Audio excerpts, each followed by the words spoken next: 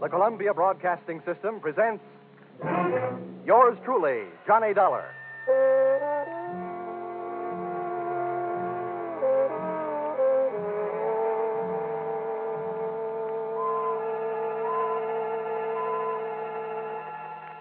The next half hour has its baggage packed to take a trip with America's fabulous freelance insurance investigator, Johnny Dollar. At insurance investigation, he is just an expert. At making out his expense account, he is an absolute genius.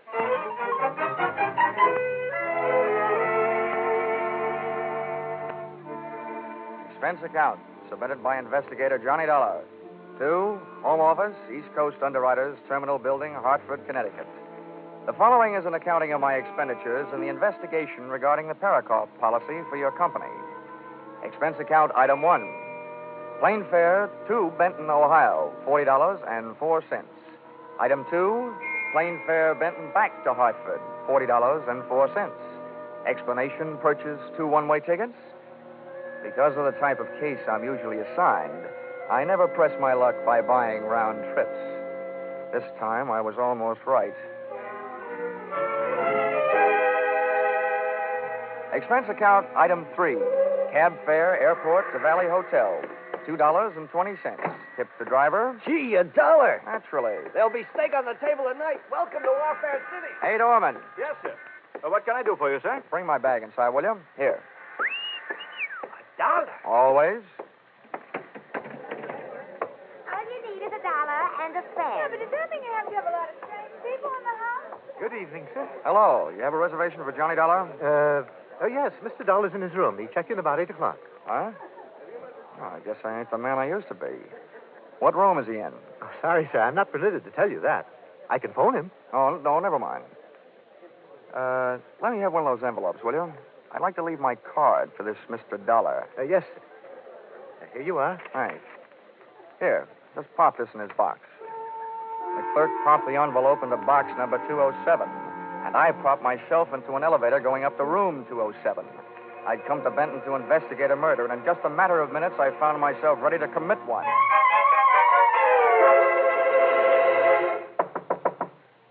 Yes? Who is it? Bellboy, sir. A package from Hartford. Just a minute. Package for me? Special delivery. Oh. Come on. Get up on your feet. Now, wait a minute. Take it easy. You must be Johnny Dollar. Sometimes strangers in a hotel room can be a lot of fun, but not when they're using my name. What's your angle? Listen, Dollar, I can explain everything. It better be good, and it better be fast. I didn't want to be seen waiting for you in the lobby, and it's important that I talk with you before anybody else does. That's why I'm here. I'm Eric Barker. Oh, the defense attorney in this Parakoff thing, huh? Well, I hope you're better at defending your client than you are at defending yourself. Whether my client goes to the chair or not, unfortunately, has nothing to do with my being a good lawyer. That's what I wanted to talk to you about. Well, I suppose this is one time when the attorney won't mind relinquishing the floor. Why don't you get up on your feet? Yeah, thanks. I will. Now, look, I'm no coward, Dollar. But if either one of us is going to get any place on this case, we'll have to work together. Now, I need your help, and I need it badly. I do a single act, sorry. Now, don't be hasty. I can help you, too. Just how much do you know about the Parakoff murder? All I know is it's one of the screwiest cases I've ever run into. All over the country, beneficiaries are knocking off insured people. But not here in Benton. Oh, no, here they tell me the insured man, Harlan Wolf, knocked off his beneficiary and partner, Parakoff. And now I've got the jolly assignment of trying to keep the state from executing the insured man. My employer, East Coast Underwriters, isn't anxious to see $100,000 of their money burn up in the electric chair. Well, at least we're both stuck with the same tough job. Now, look, I'll tell you the few things I already know, and you fill it in from there. All I know is that Parakoff was shot to death, and that his business partner, your client, Harlan Wolf, was picked up leaving town and being held for the murder. What have they got against him? Only what they found on him. That's enough. The murder weapon. Any witnesses? One. Parakoff's wife, Marcia, an eyewitness. A murder weapon and an eyewitness. Well, it seems, at least at first glance anyway, that the state of Ohio will be receiving a large electric bill one day soon. Hey, is there any chance of my seeing Wolf? No, not before he's indicted. Great. Dollar, Harlan Wolf shot Parakoff in self-defense. There was no premeditation. Well, I'm convinced that I could get him off with a second-degree manslaughter verdict if it weren't for the tactics of the prosecution. What's that? Well, they not only have intimidated my character witnesses, they've suborned their own to perjury. That's the sort of thing I'm up against. Well, as the insurance companies keep on saying, never say die. So where can I find the widow Parakoff? Well, if they aren't holding her in protective custody so nobody can question her, she may be at home. That's 1375 96th Street. That's a lot of figures. By the way, how's hers? Expense account item 4, cab fare to home of murdered man and the girl he left behind him, $2.40. I shivered all the way out to the suburbs, but not from fear or anticipation. A simple case of summer shorts in red flannel weather. The Parakoff place was obviously the product of a good income and a bad architect. It looked like a great big wedding cake, and Mother Nature had mercifully iced the confection. The front walk was white and untrammeled as if driven snow. As a matter of fact, that's what it was. 3 inches of it, which meant that Marcia hadn't had a visitor in the past couple of hours. I was playing detective, and somebody inside was playing the radio. So, I played Peeping Tom, and loved every second of it. I couldn't see her face, but she had a lovely profile. I hastened to the door.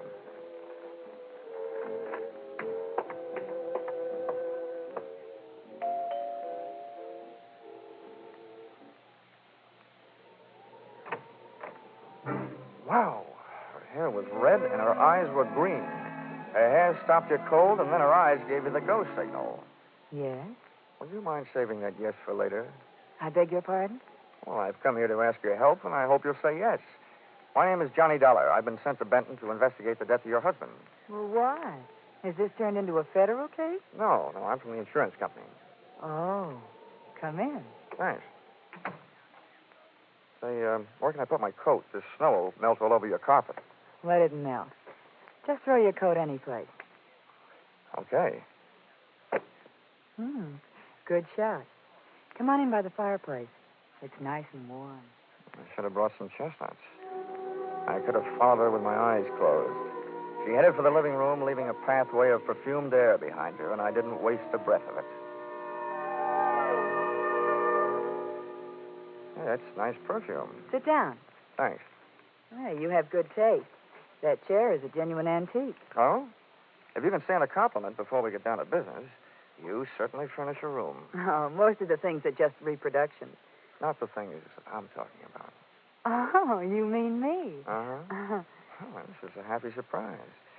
I expected to find someone fatter and 40er. My husband was. And now, what about his insurance? Oh, you got me wrong. You see, I'm working for the company that insured the man being held for the murder of your husband, Harlan Wolf. What do you want from me? Just a story of what happened. Oh, that I can't do. The district attorney had a long talk with me about it. I'm not supposed to say anything to anybody about it until the trial. Well, I'm not asking you for any state secrets. I just want you to save me a trip down to the morgue. Oh, don't be so brutal. Oh, sorry. I didn't realize you were still in mourning. That negligee confused me. Anyway, I meant the newspaper morgue. That's what they call their files. You gave them a story. Why won't you give it to me? I told you I can't. Okay. Sorry I wasted your time. Oh, wait a minute. Don't go. Well, you aren't exactly cooperating. Oh, please sit down. I'm going crazy in this house alone all the time. Can't we find something else to talk about? Sure. Later. First things first. That makes sense. All right. I don't see how it could be wrong to tell you what's already been in the newspapers, Johnny. Yeah, that's right. Go ahead. All right. Well, Harlan Wolf and I were here in this room alone. We were discussing business. Business? Business. The Highland Coal Corporation. My husband was its president. Harlan Wolf is the secretary-treasurer, and I'm the vice president. I can't resist this. But your kind of businesswoman makes this anthracite heart of mine feel very bituminous. What? I don't get it. Let it go. So, you and Wolf were sitting here talking about your coal business. Where were you sitting? Well, I was sitting over there at the desk. How about Wolf? Well, he was sitting where you are right now. And then my husband came home. And no doubt accused you and the secretary-treasurer of putting in too much overtime. Is that it? Yes. Oh, it was terrible. They fought, and Finally, Harlan ran over to the couch over there and pulled his gun out of his overcoat pocket and started pulling the trigger. Who called the police? The neighbors? No, I did. Well, that's all there is to it. Well, that's all I wanted to know. It didn't hurt, did it? No. Now, how about using those big shoulders of yours for throwing a log on the fire? Sure. I'll go outside and get one. No, there are logs in here. Mm-mm. I'd rather go outside and get one that's a little damp. They burn much slower. Oh. Well, then, while you're at it, get a big one.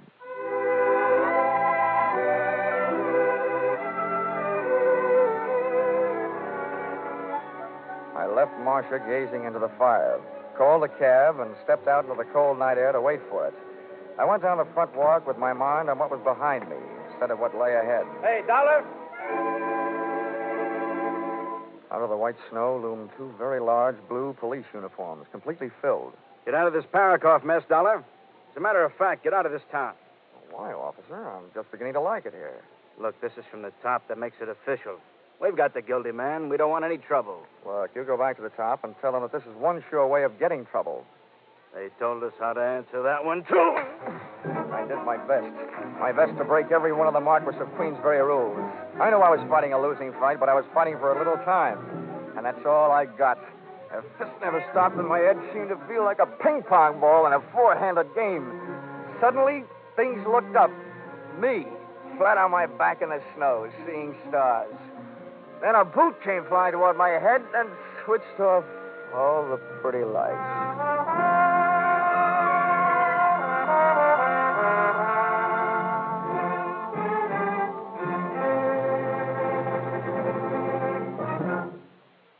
In just a minute, we'll bring you the second act of yours truly, Johnny Dollar. But first, we want to remind you that next Sunday night, CBS once more will bring you 10 great shows, filled with great stars and complete with comedy, drama, and mystery. Betty Davis will make her first appearance on The Prudential Hour, co-starring with Ray Milland in a gripping story of a woman who has to bridge a lifetime in 3 short hours. Once more, you'll hear those 90 non-stop minutes of mirth with Spike Jones, Jack Benny, and Amos and Andy in succession. There'll be more comedy, more drama following rapidly. The Adventures of Sam Spade, Lum and Abner, Helen Hayes, Eve Arden, Life with Luigi, It Pays to Be Ignorant. Staying tuned to CBS on Sunday nights guarantees you the greatest entertainment on the greatest listening night of all. These programs are regular Sunday night features on most of these same CBS stations. And, of course, Jack Benny comes to you over them all. And now, back to yours truly, Johnny Dollar.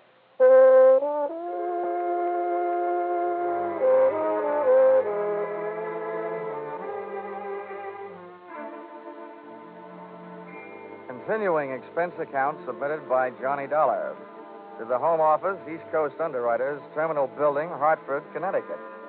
Expense account item 5, medical supplies, bonded, $7. Oh, and here's something I'll give you for free. A handy help for your regularly employed insurance investigators. When I find myself overwhelmed in a brawl with unknown assailants, cops included, I do my best to take away more than just bruises and contusions. During my career, I've picked more pockets than a rack boy in a pool room. And I added one more to the score during the brawl in front of the Parakoff house just before I went bye-bye in the snow.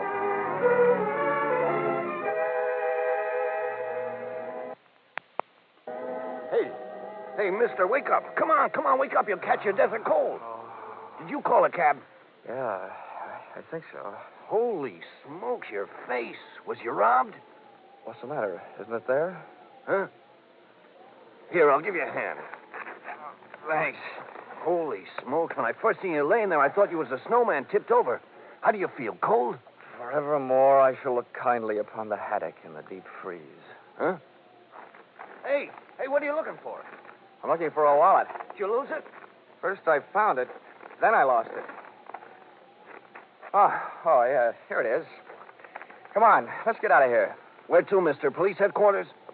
Police headquarters? Over my dead body. Expense account, item 6. Breakfast in bed, $2.40. Expense account, item 7. Photographic work, $6.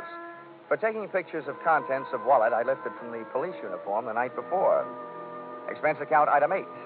70 cents cab fare to office of Edmond Byron, district attorney. Sorry to have kept you waiting, Bob. Good heavens, man, your face. Felonious assault? Yeah, but I got a flash for you. Not by person or persons unknown. Splendid. You wish to prefer charges? Yeah, you're half right again. But not for felonious assault and not against the guys who gave me this going over last night. What are you talking about? You know what I'm talking about. They were a couple of your harness bulls. I don't want you to waste any time denying it, so forget it. I don't have the slightest idea what this is all about, Dollar. I said forget it. I want to talk about something more important. You're holding Harlan Wolf for the Parakoff murder. Now, what I want to know is, when are you going to hand down your indictment and what it's going to be? First thing in the morning, first-degree murder. Anything else you want to know before I have you thrown out of here? Yeah. How do I get mixed up in these rhubarbs?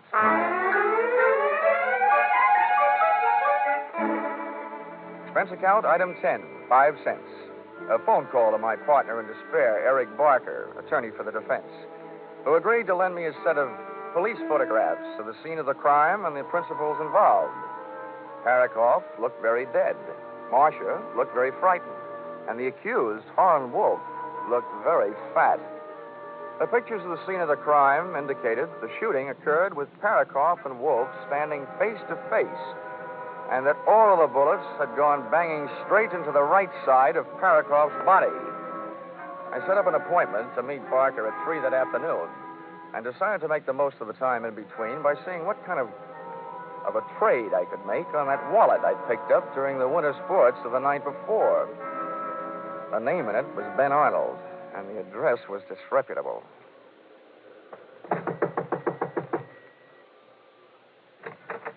I don't want any brushes. What a coincidence. I'm not selling any. What do you want? I'm looking for Ben Arnold. Who isn't? He promised me he'd be home by now. By this time, I should know better. Okay, I'll wait. Outside. Inside. Hey, wait a minute. Ben won't like this. Well, that makes it even. I don't like Ben. Look, I don't want any trouble. Okay, then don't make any trouble. Well, what do you want here anyway? Oh, let's just say I dropped by for an unfriendly visit. If Ben finds you here, it'll get real unfriendly. I'm warning you, get out of here. Ain't that face of yours marked up enough? Well, that mouse hanging under your eye isn't exactly a beauty mark. Ben really spreads his blessings, doesn't he? Hey. Ben had really spread one blessing right there close in front of me. It was a small room, about the size of a large closet, with a clothes sprawl high and low, making the whole place look like a collapsed clothesline. And there, hanging on the back of the door, was Ben Arnold's police uniform. My eyes popped out, pushed one of its shiny brass buttons, and rang the bell. There, like little brass love letters on the brass, stood the initials CPD. And CPD were never the initials of the Benton Police Department.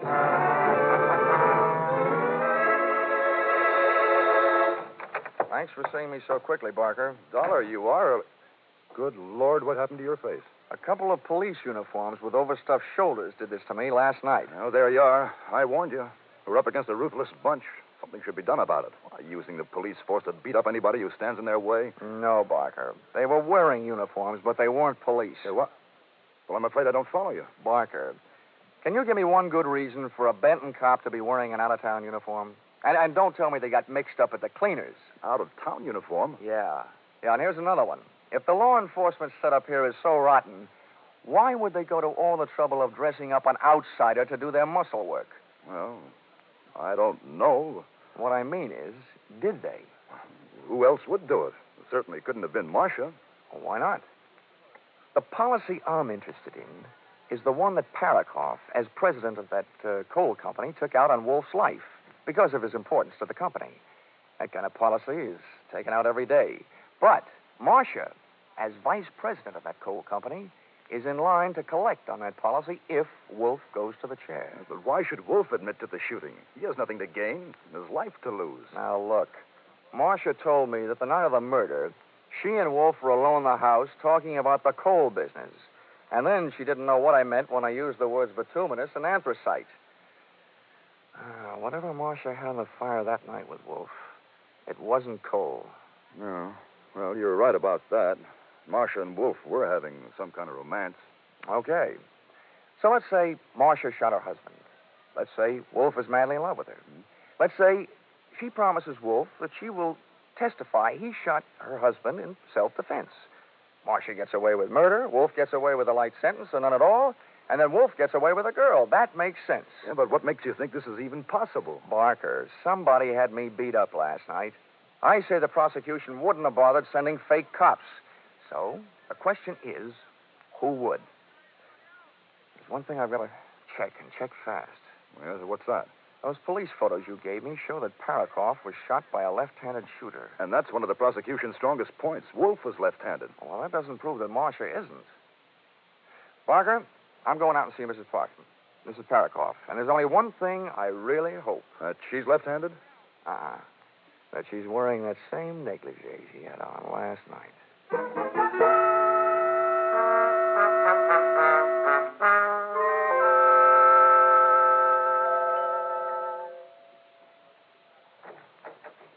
Hello, Marcia. Can I come in? Why, Johnny, what happened to your face? Oh, I didn't get down to the beauty parlor today. You look like you've been fighting. Uh-huh. Not too well, but wisely. Well, come on in the other room. And, how about throwing another log on the fire? Say, you're a real little firebug, aren't you? You should have lived back in old Nero's time. Whose time? Never mind. I'll tell you what, I'll build the fire if you light it. Well, I'd love to. Oh, you're getting a dry one from inside. Last night you went all the way outside to get one that would burn for a long time. Oh, that was last night. You got some paper? Here's some. There we are. Okay, hot point. Here's my lighter. Touch it off. Okay. There, that'll do it. Come on. Sit down over here. No, over here'll do. This chair is a perfect fit for me, which makes me think maybe the state of Ohio has a chair that's a perfect fit for you. What are you talking about? Well, if you want to play games, I'll read you the rules. You know, there's a big advantage in being on my side of investigation. Fellas in my racket have the benefit of a lot of experience. But murderers, well, almost everyone is inexperienced at that business. One moment they aren't murderers, the next moment they are. Johnny, please. Now, let's have a look at what's on my side. For instance, from the empty shells thrown off by an automatic pistol, the experts can get a better picture of a murder scene than they can from the witnesses. Your husband was killed by a gun that was held approximately 18 inches away and directly in front of him. And the bullets entered the right half of his body. That means he was killed by someone who shoots left-handed. Harlan Wolf is left-handed. You can ask him. He'll tell you. I know that. And so are you. Anybody who lights a cigarette lighter with your left hand is left-handed, which makes you a good candidate. That doesn't prove anything. No? No, I guess it doesn't. But this chair I'm sitting in does. What do you mean? Last night you told me Wolf was sitting in it when your husband came home. And that statement makes you a liar. Look, I'm trained down to the point where my belt is ready to sue my hips for non-support. And I can just get into this thing. And Wolf's picture shows that he's got a beam like the Queen Mary. He wasn't in this chair, which makes me think he wasn't even in this room when your husband was killed. All right. So I'm a liar. That doesn't mean I'm a killer. Marcia, investigators can make a lot of mistakes, but a murderer can only make one. And you've made a big one. I tell you, I'm no murderer. You've got to believe me, Johnny. I'll tell you everything. You're right. Harlan Wolf wasn't here. That's enough, Marcia. Shut up. Eric, what are we going to do? He knows. Keep quiet. Well, Barker, for a defense attorney, you're acting mighty offensive. We'll have to get rid of him, Eric. Just as soon as we get rid of something else. Dollar, you've only got one thing on me. Ben Arnold's wallet. And I want that. Now. You're welcome to it, Barker. But it might interest you to know that I've had its picture taken this morning. Your phony policeman's wallet and everything in it. And copies are in the mail right now. The insurance company won't have any trouble connecting you with the comedy cops who beat me up last night. You're bluffing. There's something else I've got on you, Barker. This morning, when I was lying in bed, counting the bumps on my head, it suddenly occurred to me that you were the only one who knew where I was going last night. So you must have been the one who had me roughed up. It also does my heart good to see you standing there with that gun in your left hand, which makes you a candidate, too. Shoot him. Shoot him, Eric. You're a lawyer, Barker. What's your legal opinion? Are you just an accessory after the fact or before the fact? Or are you the murderer? What are you waiting for? Shoot him. Kill him, I tell you. Shut up, Marcia. Dollar, stand still. If you won't, I will. Give me that gun. Marcia, look out! When Marcia made a rush to grab the gun from Barker, she got between me and the gun, and I dove in behind her, arms straight out, picked her up, and heaved. Marcia went smashing into Barker, and I went in a frantic treasure hunt through that flailing mass of snorting, angry bodies to find the head that held the gun. Believe me, it was no place for a lady, but Marcia was no lady. I grabbed deep in between them and pushed Barker's gun hand up under the go-round, and just to make sure the rest was strictly a fist fight, jammed my trigger finger in over his and pumped till all the shots went into the ceiling. The way the plaster was falling, it was like another fight in the snow. But this time, Johnny Dollar came up heads instead of tails. Eric! Come on, Barker. Up you come. And down you go. Oh, Eric. All right, Marcia. All right. When I first met you last night, I asked you please to save a yes for later. I'm going to ask you a few little questions. If I'm right, let's hear it. 1. Did you kill your husband? Okay, 2. Did Eric Barker shoot your husband? Did you kill Harlan Wolf, tell him you did it, and talk him into taking this rap for you? It was all Eric's idea. He said we'd get rid of my husband and Wolf and... And collect their insurance. Well, Marcia, there's just one more question. Are you or aren't you going to call the district attorney and invite him over here? Yes.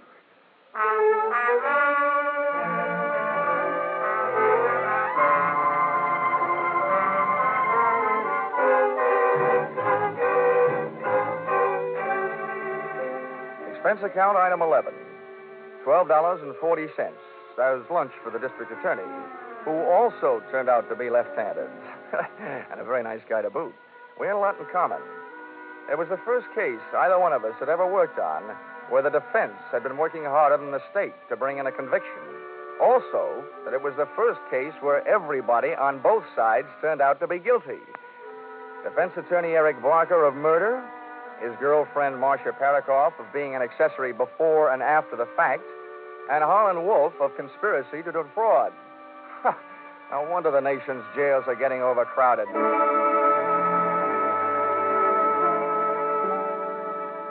Expense account item 12, $700.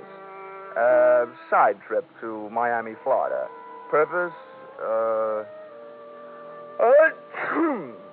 Purpose, to recover from catching 40 winks and a miserable cold in Benton, Ohio snowbank. Hey, Johnny, come on in. The water's fine. Expense account total, $1,230.20. Signed, yours truly, Johnny Dollar.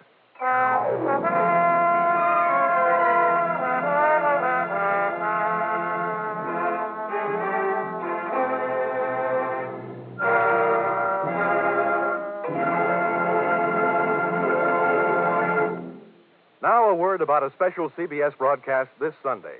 You'll find it a story that grips you for a full 60 minutes on the air. A startling drama of a young reporter who finds that his assignment comes too close to home.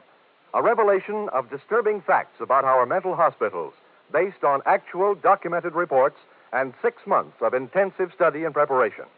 With Eddie Albert starring as the young reporter, this tale of a mind in the shadow comes to you by popular demand in a repeat performance next Sunday over most of these same CBS stations. Be sure to hear Mind in the Shadow next Sunday at 12:30 Eastern Standard Time.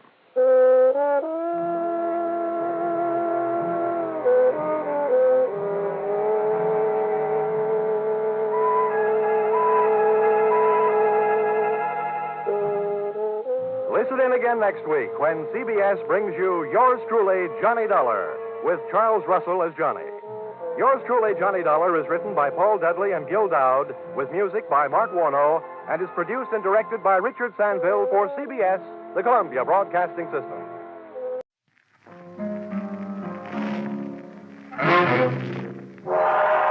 Time now for Yours Truly, Johnny Dollar.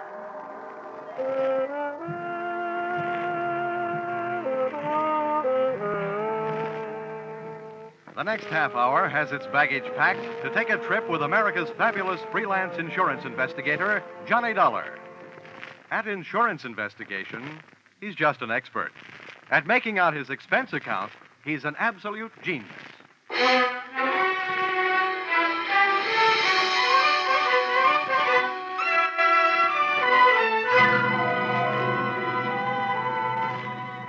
Expense account submitted by Special Investigator Johnny Dollar to Home Office, American Pioneer Life Insurance Company, Hartford, Connecticut.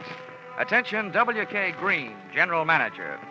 The following is an accounting of my expenditures in the case of Barton Drake, or how I played ducks and drakes with a drake who ducked. Expense account, item 1. $100 I'm charging you for 1 hour's sleep I missed answering your telephone call at 9 o'clock in the morning. Expense account, item 2. $1.50. I had to go out for breakfast. The Easter Bunny didn't leave me any eggs. Item 3, cab fare to your office, $1. Tip the driver, $1.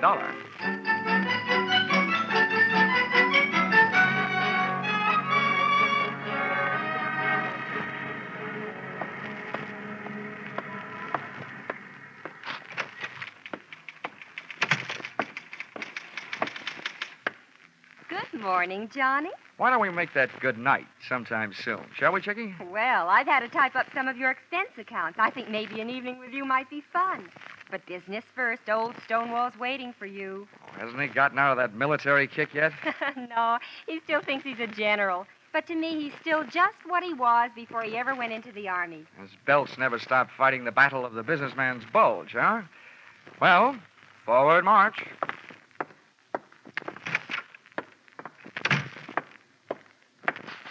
Good morning, Mr. Green, sir. Mr. Dollar reporting as ordered, sir. Addy, huh?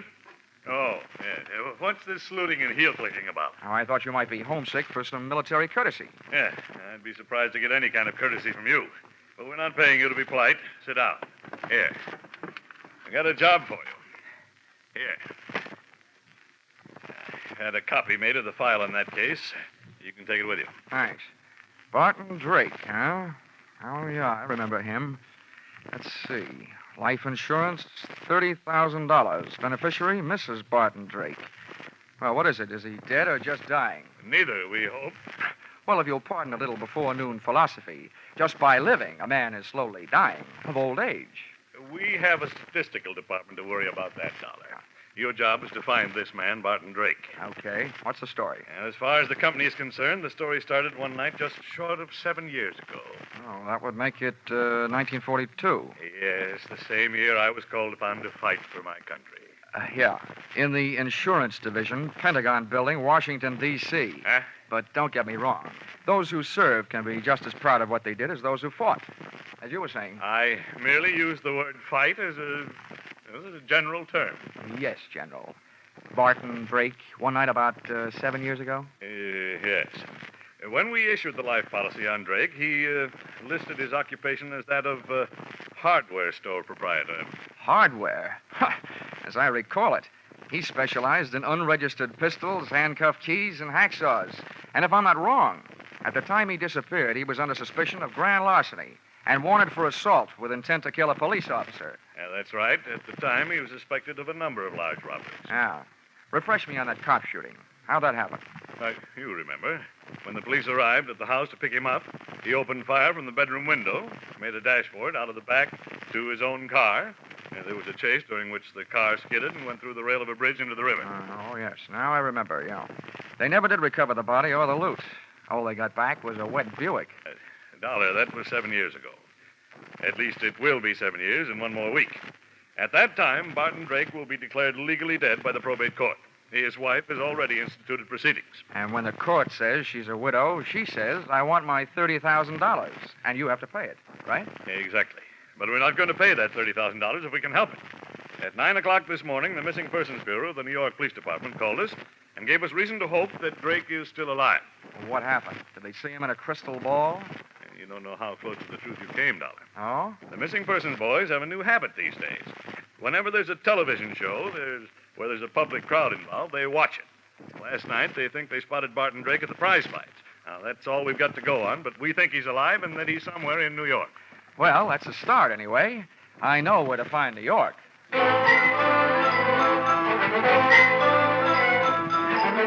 Expense account item 4, $7. Mileage, Hartford to New York. I stopped in Bridgeport to soak up a dish of coffee and whatever information there might be in the insurance file. Of the two, the coffee was the stronger. All I learned from the file was Drake's physical measurements, the birthplace of his mother, his wife's maiden name, the last known quotation on his blood pressure, and his home address in Manhasset, Long Island, to which I went.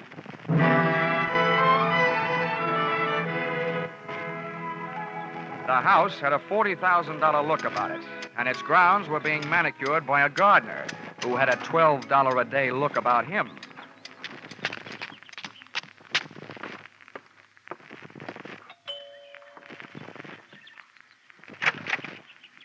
Yes, sir?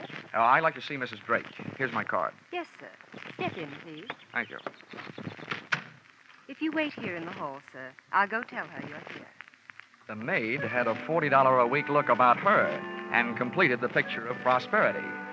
For a hardware merchant, Barton Drake had died leaving his wife living a soft life. Either that or he was still alive and not giving his wife grounds for divorce on the basis of non-support.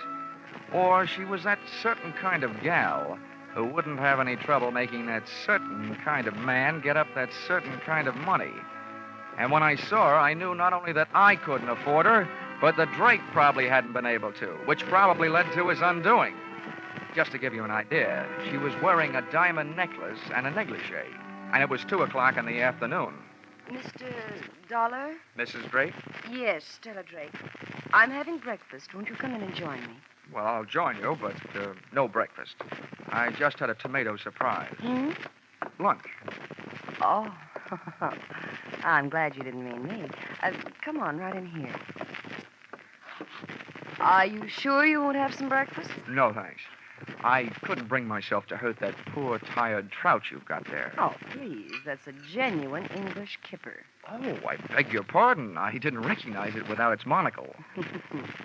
Oh, you're more fun than an eye-opener. I should have you around when I get up every day. Well, I have something to tell you that should make you really feel good.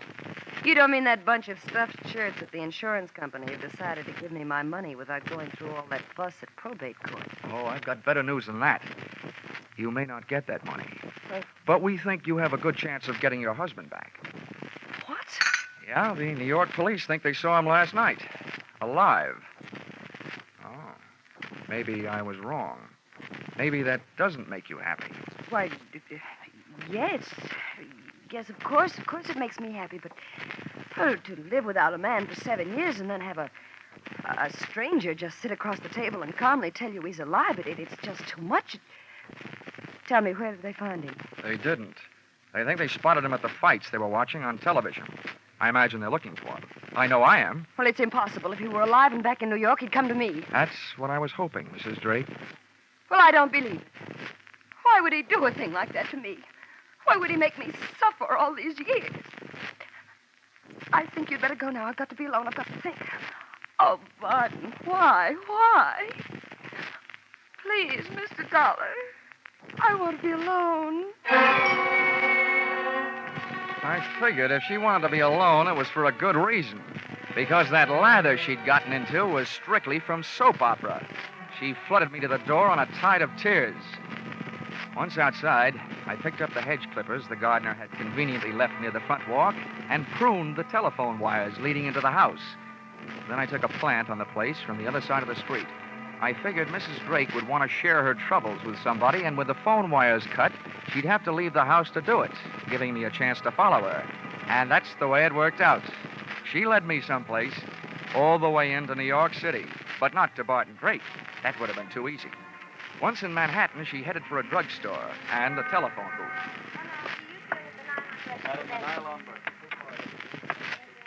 I slipped into the phone booth beside hers. I got the receiver off the hook and my nickel in the slot in time to use an old trick of mine. As she dialed, I tried to duplicate it with my phone. She dialed. And I dialed. I was just one number behind her all the way. When she was through dialing, I held off dialing the last number on my phone until she got an answer. And then I let it go.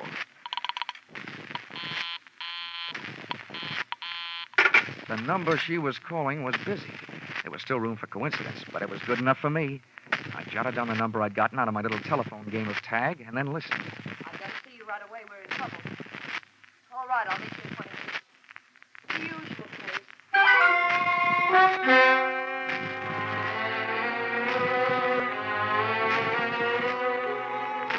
The usual place turned out to be the usual place to meet trains, Grand Central Station. But no train ever pulled into where Mrs. Drake went. As a matter of fact, no man ever did. Unless he was a plumber, maybe. That's right, where the ladies go to powder their noses and things. She came out 30 minutes later alone, but she never hit the street. Instead, she went through the tunnel into the adjoining Commodore Hotel and checked into room 407. The only room I could get was 1313. Expense account item 5, $10. Tip to hotel detective for keeping an eye on the Eiffel in 407.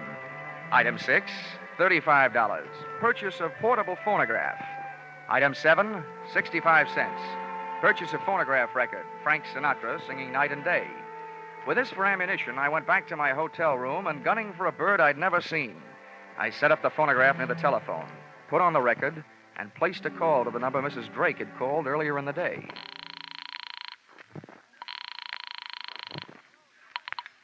Hello. Hello there. 7 p.m. again, and this is your favorite disc jockey, Happy Jack the Money Man. Yes, your favorite disc jockey, your spinner with the winners. Tell me, are you listening to our show? My radio is not on. Goodbye. Oh, hold the phone, madam. A little thing like that doesn't make any difference to Happy Jack. Here's all you have to do to win a house full of prizes. Now, you just listen closely over the phone and identify today's puzzle platter, and you'll win all these wonderful prizes. A genuine Sunbeam Mixmaster that makes those fresh little eggs just happy to get beat up. Yes, and you'll clean up with the next prize. Make a real clean sweep with a Hoover vacuum cleaner with all attachments and no strings attached. And to send you tripping happily through life, you'll also receive a handsome set of easy-to-lug luggage, a pair of Gladiator bags. Are you interested? Why, of course I am. All right, then. Here's the tune.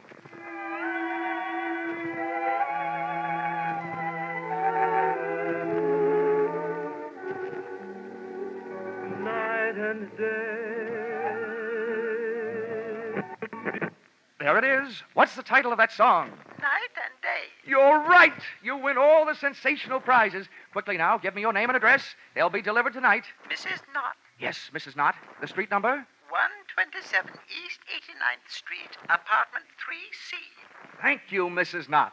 You'll get the whole works immediately.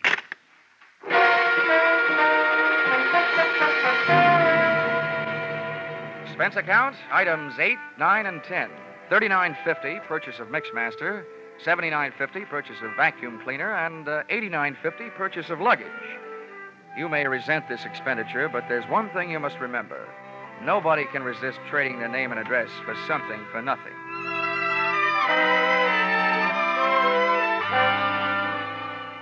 I felt like an out-of-season Santa Claus when I knocked on the door of apartment 3C at 127 East 89th Street. The frame suddenly became a picture frame encasing a live version of Whistler's grandmother, complete with wheelchair and crocheted afghan.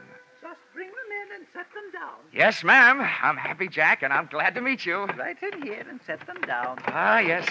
There you are, Mrs. Knott. You lucky woman, you. Is that all? Almost. Now, all we need from you is a little information. Just some background on today's winner to pass along to my radio audience. Be off with you, young man. I'll write you a letter. Oh, but come now, Mrs. Knott. Never mind. I have no time now. Just a few questions while I check you out on the Hoover. I don't need any checking out. Now go away. I must say, Mrs. Knott, you're a bad winner. So now I'm afraid I'm going to have to stick around to find out how good a loser you are. What do you mean? Come in. You. Stella, do you know this man? Do I know him? He's that insurance investigator, Johnny Dollar. Granny came flying out of the wheelchair, multiplying in height by 3. When I first saw Granny's hand flying toward me, it looked like there was an old-fashioned wedding ring on each finger. But just too late, I saw it was only a set of brass knuckles. Oh.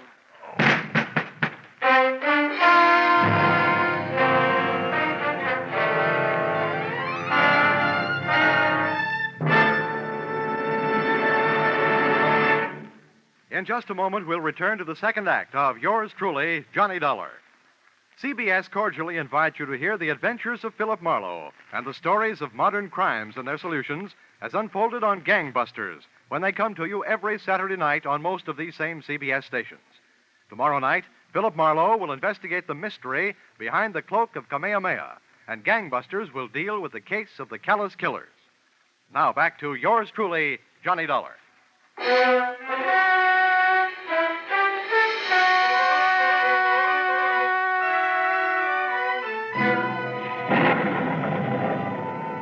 When I woke up, the thunder and lightning in my head was getting an answer from the sky. And I started getting some answers, too. You, James, give me a page. Granny's voice had changed to the bass register, and its owner was smoking a big cigar. I stayed on the floor and quiet. I didn't want those brass knuckles crooning me another lullaby. Come awful close to fouling up the whole deal. I told you I didn't want you to try to collect on that insurance. Why'd you do it? It's $30,000, that's why. To hear you talk, you'd think you were going hungry. What do you think I am, some empty milk bottle you can run down to the corner and get your nickel back on? What were you trying to do anyway, sell me out? Sell you out? You know what started this trouble. You had to go to the fights last night. Oh, a big man. Dumb cops, you call them. Don't worry about me. They haven't found me. I'll take care of myself. But not with you lousing me up, getting mixed up with dirty dealers like this guy Dollar. Oh, you're so smart. Why did you let him in here? Shut up! He wanted to give me something for free, that's why. Well, I've got something for him. A free boat ride. Wheel that chair over here. We'll take him out in that. The wheelchair ride was short, to the street. The auto ride was longer, to the ocean. And from what I could gather on the dock, the boat ride was to be even longer, to my doom. I was still playing Sleeping Beauty and listening to the supposed-to-be dead man, Barton Drake, telling his wife Stella how he was going to make my slumber permanent. Come on, get a move on. I've got his hands tied. Hurry up with his feet. I'm almost through. There. Now what? Now stand back while I heave him up on the deck. Well, aren't you going to tie him to something? For what? If they ever find this boat, they're going to find it empty. One good wave out there, and this guy goes for a swim. There. The wheel's lashed. He's got plenty of gas and plenty of ocean out there. That'll teach Mr. Happy Jack. Now I'm giving him away.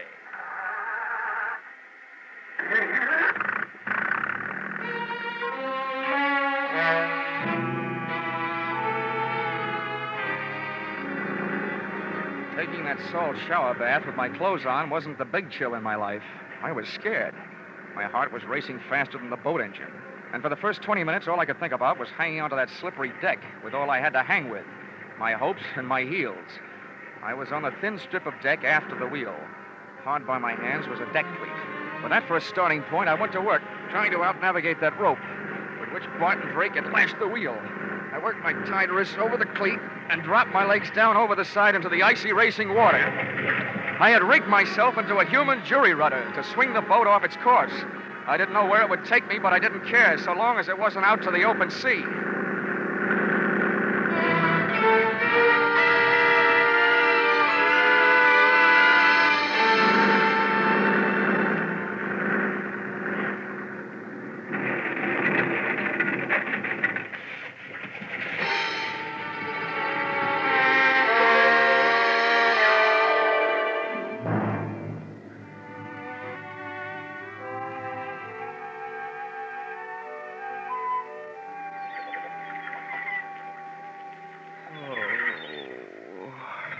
Oh, waking up, eh?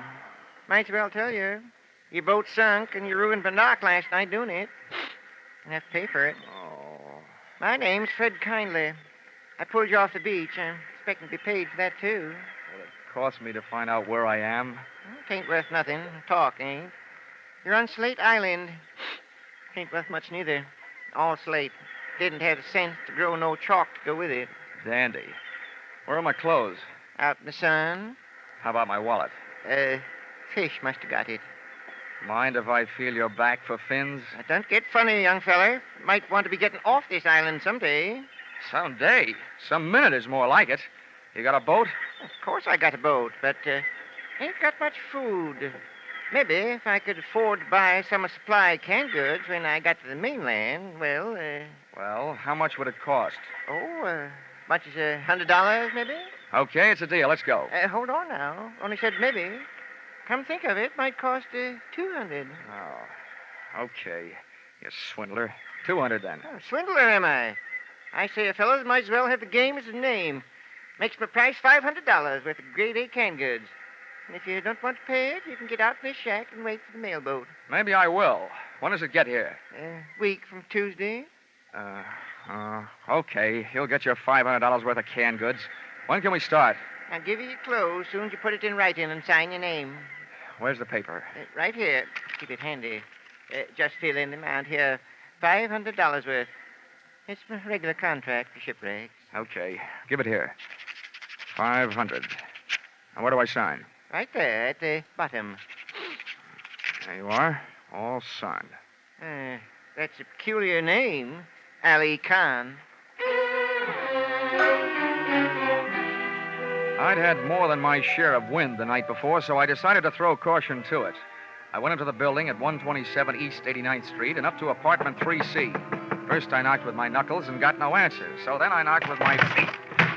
Well, what do you know? The lock broke. There was nobody home, and Barton Drake must have been out calling himself Granny at the moment because the wheelchair part of his disguise was also among the missing.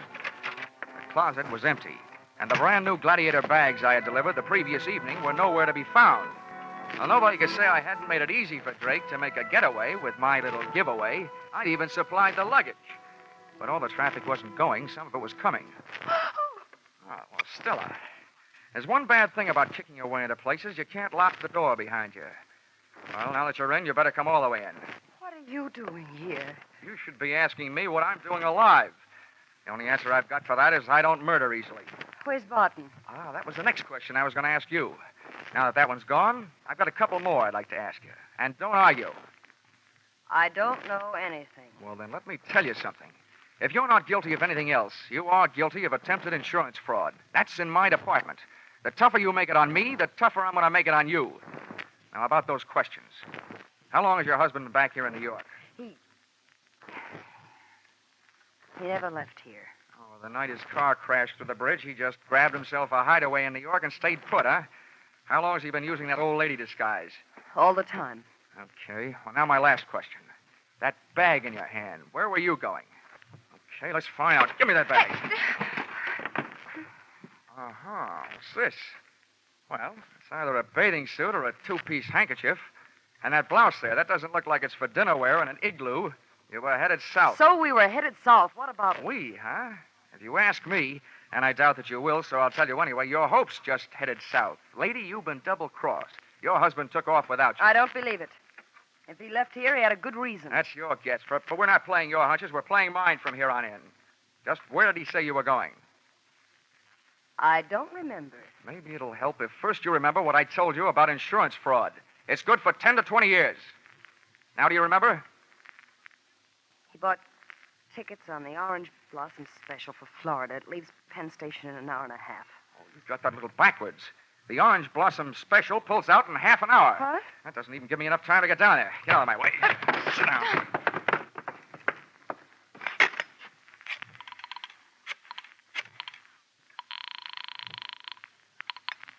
Information. Hello. Information. Look, I want the telephone number of the Penn Station branch of the Travelers' Aid Society. This was once when I didn't want the society to aid the traveler. I told them that Barton Drake was my invalid aunt and as nutty as a fruitcake. With Stella's help, I described his costume from the daisies on his hat to the buttons on his shoes.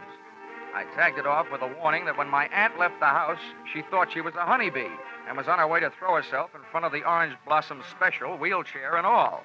The guy on the other end of the line took off to round up the railway police, and I took off to round up a taxi.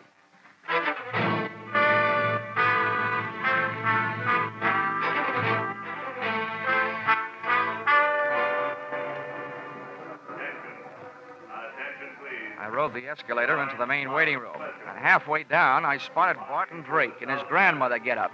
He was surrounded by police, and the police were surrounded by a small crowd. I walked over. I don't know what kind of a practical joke this is, young man, but it's not funny. You made me miss my train, and I don't even have a nephew. No, Mother, don't be upsetting yourself. Don't you now, me, young man. Just get me on a train. Any train headed south will do. Drake was getting ready for trouble. If the cops couldn't see it, I could. His hand was under his Afghan, and I knew the least it could be holding was a fistful of brass knuckles, but probably more. He was getting ready to make a run for it. I wasn't taking any chances. I edged my way through the crowd, up behind the wheelchair, and spun it around, and hit what looked like somebody's grandmother a beautiful shot in the whiskers. He hit the old lady. I got him. Now, wait a minute, officer. You don't understand. Don't understand, don't I? Hit an old lady, will you? He's not an old lady. It's trouble you want, you scoundrel. Here, maybe this'll quiet you Oh, down. officer, you don't... Oh.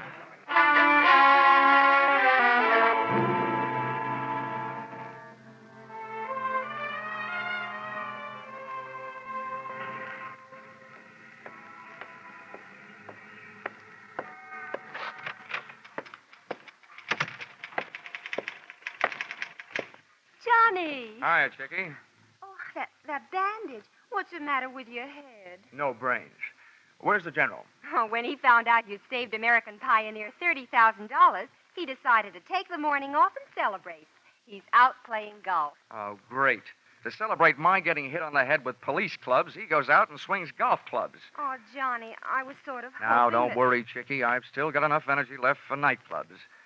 You want to help me with this expense account? I'll get it out of the way. Oh, that's all that stands between us. Uh-huh. Expense account submitted by Special Investigator Johnny Dollar to Home Office, American Pioneer Life Insurance Company,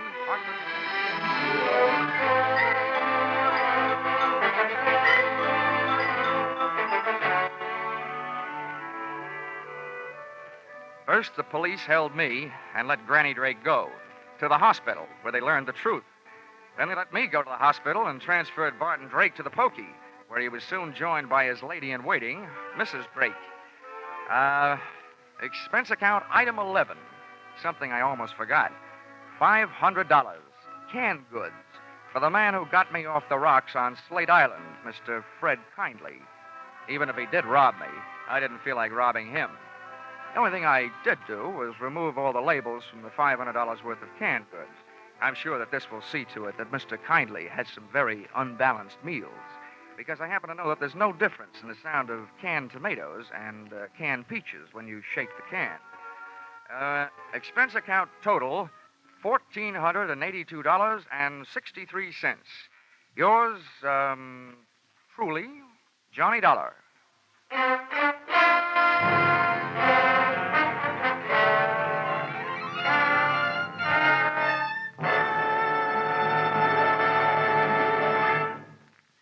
At last, mankind is facing up to one of its most feared diseases, cancer. Research scientists are working tirelessly, exploring every avenue that might lead to new treatments, new cures, and new insight into the causes of the disease. At the same time, the American Cancer Society is working to keep the public informed of all the progress that has been made, trying to reach everyone with the message that the sooner a diagnosis is made, the better the chances of cure. Together, this public education and research attack should bring great progress in the control of cancer. But both phases of this program are costly. Realizing you are giving to a fight against a disease that could menace you, give generously to the American Cancer Society's drive for funds this year.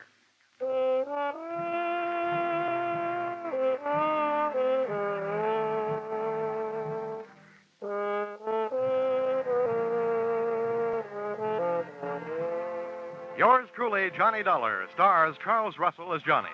Our music is composed and conducted by Leith Stevens. Yours truly, Johnny Dollar, is written by Paul Dudley and Gil Dowd and is produced and directed by Richard Sanville for CBS, where 99 million people gather every week, the Columbia Broadcasting System. From Hollywood, it's time now for John Lund as Johnny Dollar. Ken Ralston, Johnny. Oh, hi, Ken. How's Kansas City? Take my word, in Hollywood it's better. Oh? You always liked Hollywood, didn't you, Johnny? You want me to? Now, there's a man there named Phil Gardner. He's up to here in Starlets. In what? Starlets, young girls with big careers in front of them. Phil Gardner's an agent for them. So he needs me? Oh, we do, Johnny. Twin State Insurance. Gardner's been calling me every half hour. It's like this, Johnny. Gardner's insured a few of these Starlets with us, one in particular for $50,000. So? So, mostly Gardner's been babbling. He says this Starlet in particular might not live. Babbles somebody wants her dead any second. You like Hollywood, Johnny? Commission? Fat. Real fat. Hollywood. I like it.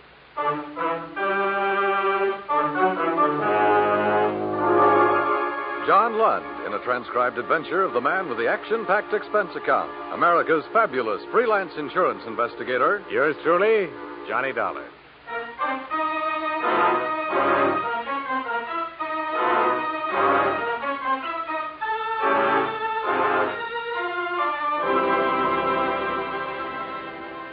Expense account submitted by Special Investigator Johnny Dollar to Twin State Insurance Company, Kansas City, Missouri.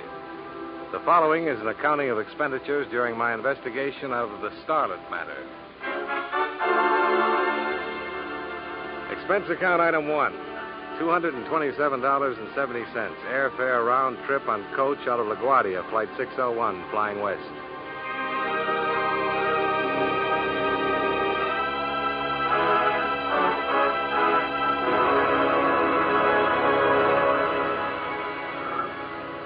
Some 3,000 bumpy miles later, the plane circled Los Angeles and a part of the Pacific Ocean and taxied down the runway at International Airport. It was 3:20 of a dirty afternoon.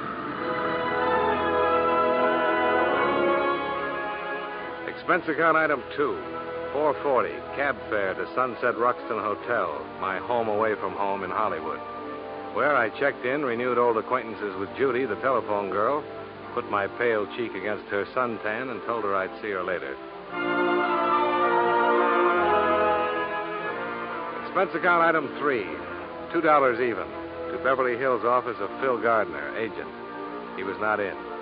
The receptionist in silver hair pointed a silver fingertip across the street and said, "That's where. Chez Scotty's restaurant."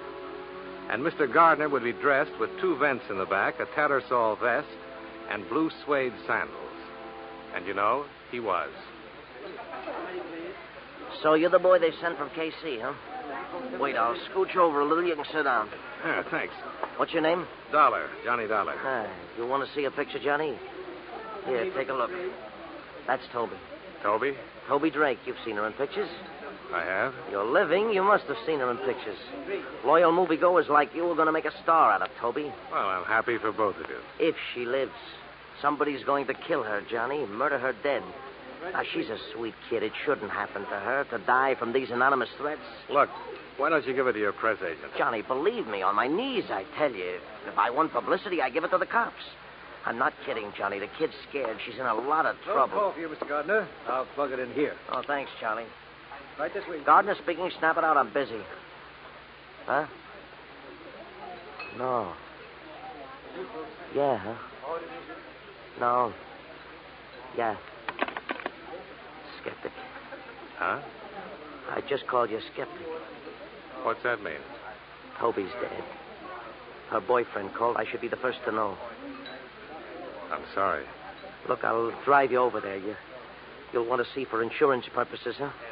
I'll use the Jag. I'll put the top down. Sure. You wouldn't go to a funeral any other way, would you, Phil?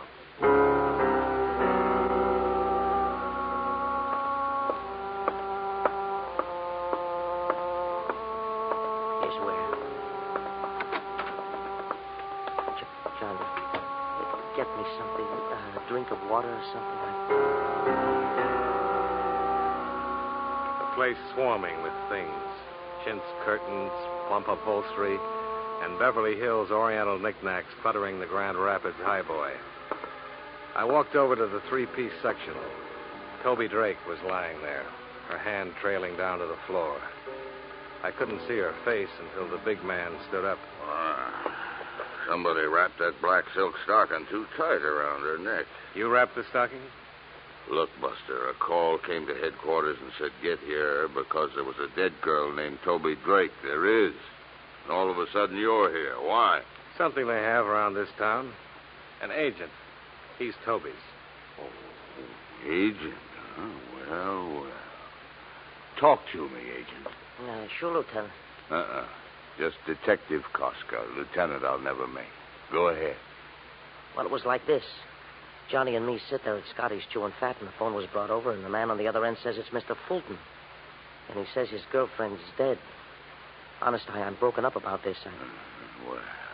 Well. You wrapped the stocking, agent? Johnny. He's Johnny Dollar. He's from the insurance. Well. You been hired, Dollar? Yeah. Twin City Insurance. And for me, too, Johnny. All the way. Find out for me who killed Toby. Hired, huh? These guys employ you, huh? Well. Little balls there. You carry a gun, too. Well. Yeah. Where's her boyfriend? In the bedroom. Name's Roy Fulton. He hardly says a word to me. Go talk to him, Dollar. Go tell him it's okay. You can talk to him.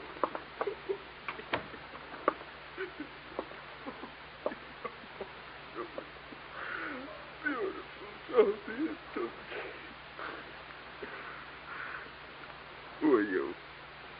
Johnny Dollar. I'm an insurance investigator. Toby's dead. She was murdered, Mr. Fulton. I'm trying to find out who did it. We had a date. I came here. I saw her.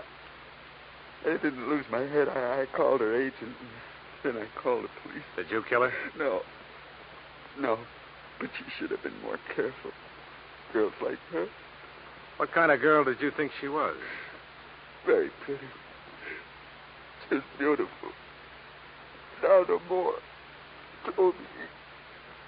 Just beautiful Toby. Mr. Fulton. Lost. Forever. Mr. Fulton. For always. Nowhere. Toby. Beautiful Toby.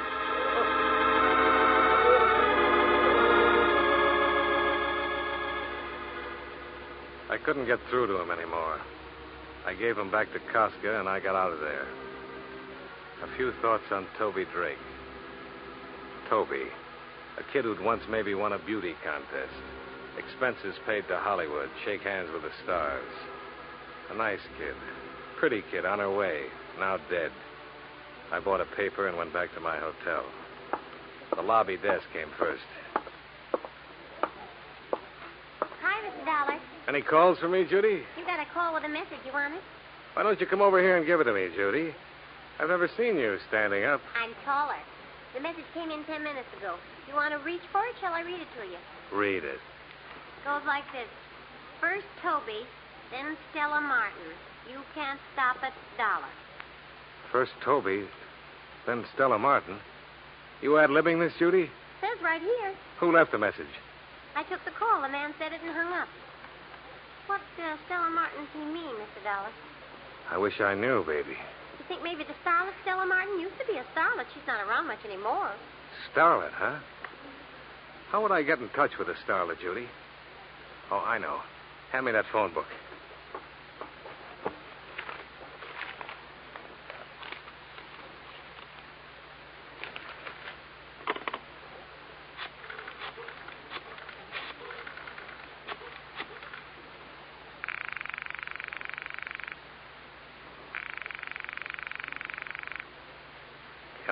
Come on. Who are you calling? A man who knows starlets past and present. Agent Phil Gardner. Oh. Not in, huh? Why don't you try Hollywood casting, Mr. Dollar? They'd know. Yeah. Thanks a lot.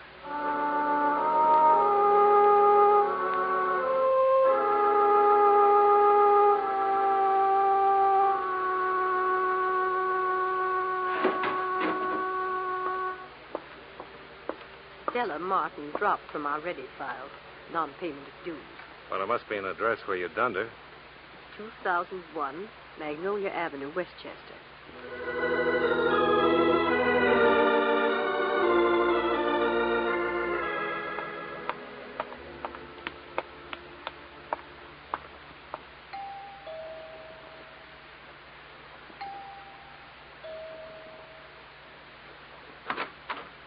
You want what, mister? Stella Martin.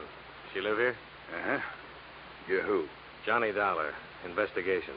You got a card that says that? Let's go inside, huh? Just you got a card, just show me. Miss Martin here? No card, huh? Suppose I say yes, she's here. Then what happens? I said inside. Glad you did that, Sonny. Now I got a reason. Now cut it out. I just want to... You're smaller than you look. Oh, try me.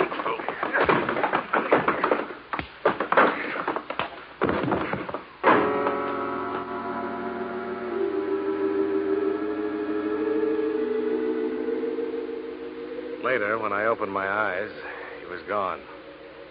I got to my feet, fell down, then finally made it over to the hallway, where there should have been a bathroom and a towel and some water. The thing that stopped me was the girl in the negligee. She was sitting on the floor against the wall. She was blonde, and her head was turned to one side as if she was wondering about me. There was a stocking tied around her throat, and she was dead.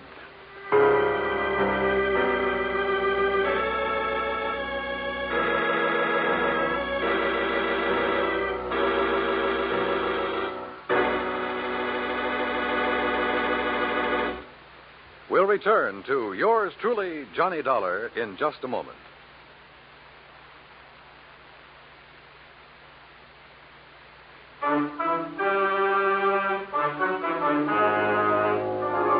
Now, with our star, John Lund, we bring you the second act of yours truly, Johnny Dollar.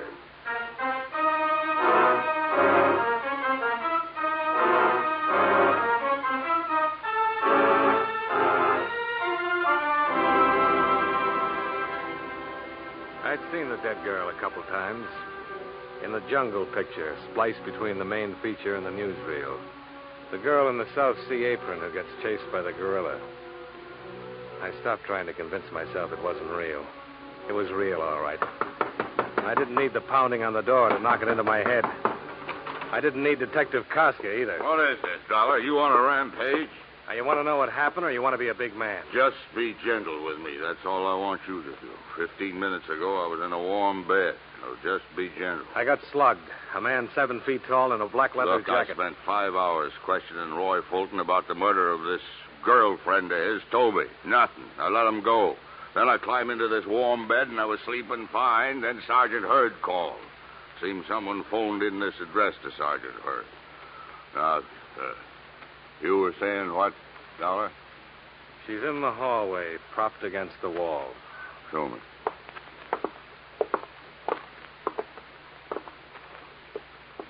Sigh a deep sigh about the warm bed, Costa. She's young and she's strangled. And her name's Stella Martin. You want to clear it up for me? I got word about her. I came here and a guy clobbered me. I woke up a few minutes ago. Nobody gives me word, Dollar. Why you? I don't know why. If I knew why, I'd know who. You want to listen about a guy in a black leather jacket? 7 feet tall, huh? Yeah, about. Brown felt hat. Find him. That oughtn't to be tough for a big man like you. Don't be sour on me, Dollar. You took some lumps. You see this, kid? What? Yeah. She's holding something in her hand. What? Well, now, well. Read it, Johnny. Read what it says. There'll be another one tomorrow, Dollar. Another one tomorrow, Dollar. Well, now. What makes me so popular, Costa? Why doesn't it say your name? Because it says Dollar. Because it says the name of a guy I stumble over when I get out of a warm bed. What am I going to do with you? Take you downtown and sweat you? Get out of here, Dollar. Get out.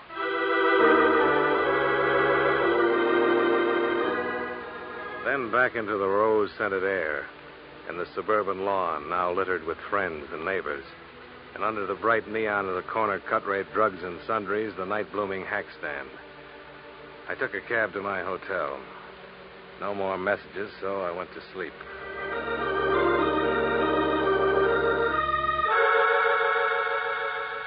And the next morning, the sound of the telephone screaming the name of Phil Gardner, agent. Get here, it said. So I got there. Girls drop like flies where you walk, Dollar. I read the papers this morning, and you were there, and another one dropped. Now, what's the matter, Phil? Only yesterday we were in love, you and I. Now, don't ask me, can't we even be friends? It's a tired line from a tired guy. I don't like tired. Let me tell you something, Phil. I'm glad you called. You were going to be my first stop. Now, look, you were hired to maybe prevent Toby Drake's dying, and this you were a flopola, a stinkeroo. Then you stay on, maybe you could come up with why Toby, a talented girl, had to die. Well, like I said, stinkeroo. On your feet, Phil. Now, keep away from me, Johnny. On your feet. Now, Now we talk. I'm talking. You killed Toby, Phil? Oh, my arm, Johnny. Toby was on her way, maybe a star soon. Also with insurance, $50,000. Beneficiary you. My arm. That why you killed her? Johnny. And all this big talk on the phone this morning. Get down here. Cover up talk, Phil. All right. And we'll try the name Stella Martin. I'll level with you. Just let go of my arm. Stella Martin, a 3 months ago pickup. From Dorcas Drive-In on Santa Monica. A guy gets lonesome for a car hop like Stella. A friendly pickup, so help me. Huh. You did lovely, Phil. Now, one thing more. You know a man who wears a leather jacket who's 7 feet tall? Somebody help me. I got a madman loose. Goodbye, Phil. You've made the morning even worse.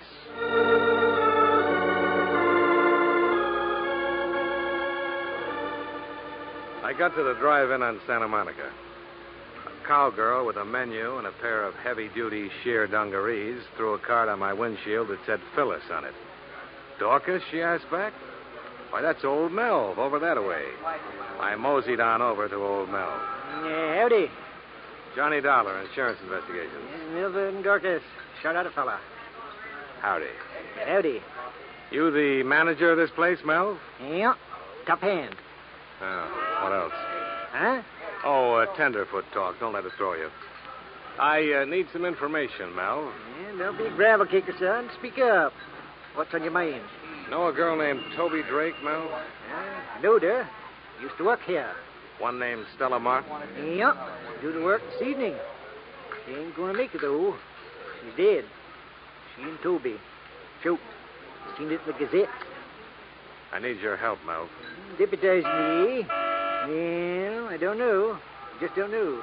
If you don't help, there's liable to be another dead girl. Peggy. Who? What's the matter, son? You got monkeys in your ears? I said Peggy. Peggy Bryan. On account of them 3 girls were thicker than the bobcat's tail. Do tell. Yeah, thicker than that even. Peggy used to work here, too. Drove to work in Toby's auto. You know where I can find Peggy? North Hollywood she lives in. Yeah, you wait a bit. I'll dig up her address. You want to wait, son, or you got to be riding on? I'll wait, Mel.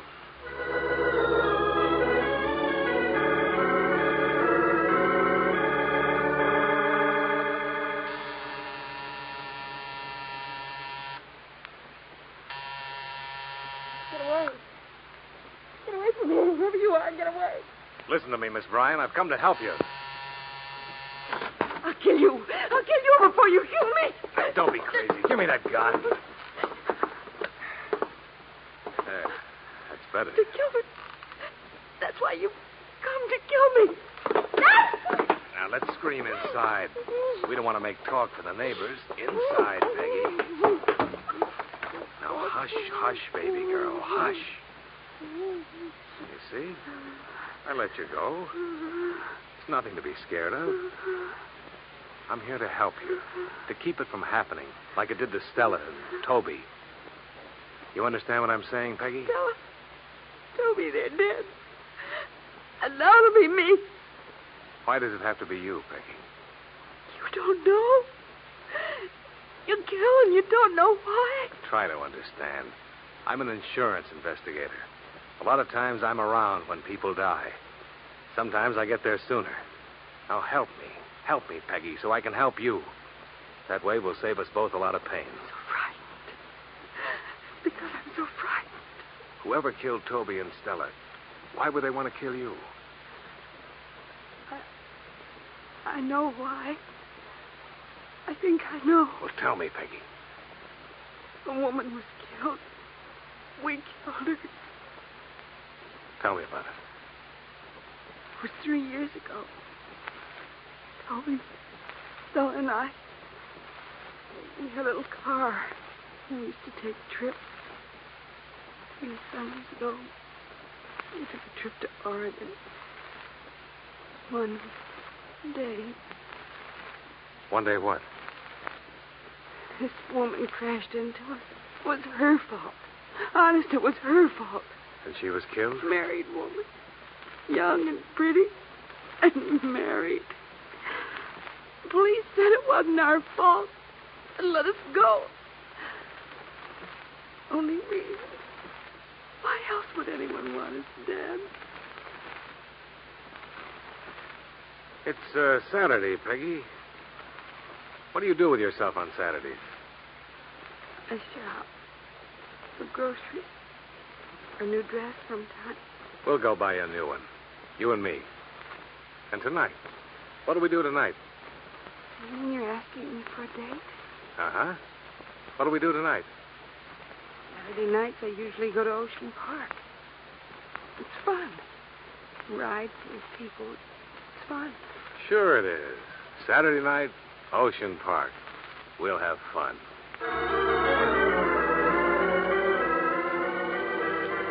So I made a lot of phone calls. To my hotel to tell Judy I was going to Ocean Park with a girl named Peggy Bryan, in case anyone inquired. Then I called Agent Phil Gardner and let him know where I was going.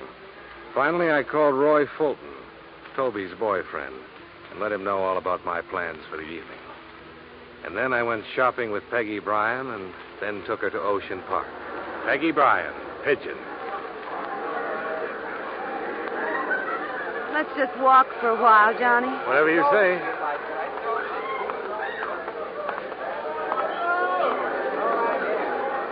You hungry, Peggy? Let's go on the roller coaster. Sure.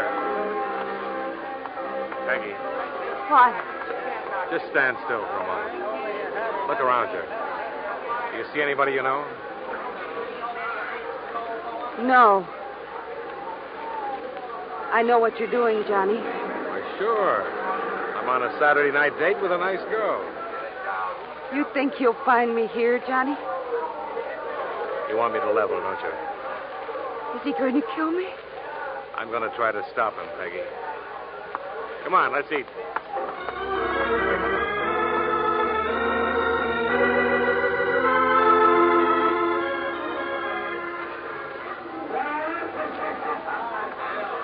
Two tickets, please. Thanks. Let's go, Peggy. Stay close to me, Johnny. A girl can get lost in the funhouse.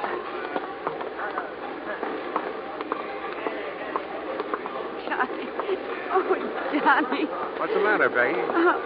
Nothing. I'm having such a good time. Ever been through that spinning barrel? Oh, I always fall down. I'll hold your hand. Johnny. What? That man over there. He watched us buy our tickets. Which man? The tall one. Yeah, I see him. Peggy, walk through that spinning barrel. Fall down if you have to, but get right up and get out on the other side. Is he the one? Go on. I'm right in back of you. He's following us. Get out of this thing fast. I'm staying. I've been tailing you, Seamus. I've been waiting.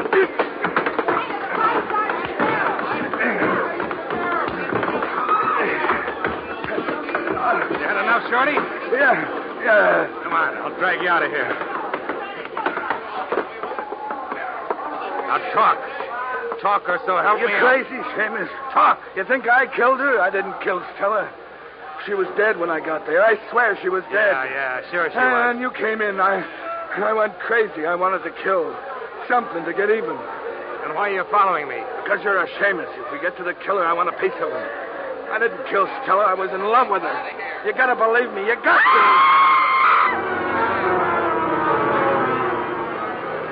Peggy, what's the matter? The mirror! Look, the mirror! He was in the mirror, all right. Roy Fulton's reflection. Boyfriend of Toby. Long and thin as if he'd been squeezed together, which included the gun he was holding. I pulled Peggy down on the floor with me and grabbed for my gun. It's her, $1. It's her. I want. Something happened to him. Something red that splintered on the front of his shirt. But he kept coming. Then the something caught up with him.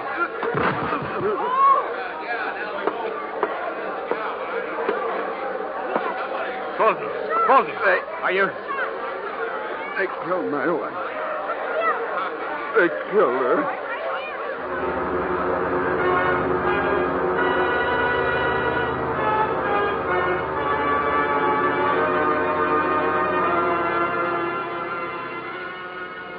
Expense account item 4, 1995. To dress a pigeon named Peggy Bryant. Item 5, $112 miscellaneous. Hotels, meals, roller coaster ride, funhouse, etc. Expense account total, $366.05. Remarks, pay Phil Gardner, agent, face value of $50,000 policy on Toby Drake. Well, all in all, from your point of view, my trip to Hollywood was a failure. From my point of view, I kept one girl out of 3 alive, and I was lucky at that. Luckier than you usually get in Hollywood. Yours truly, Johnny Dollar.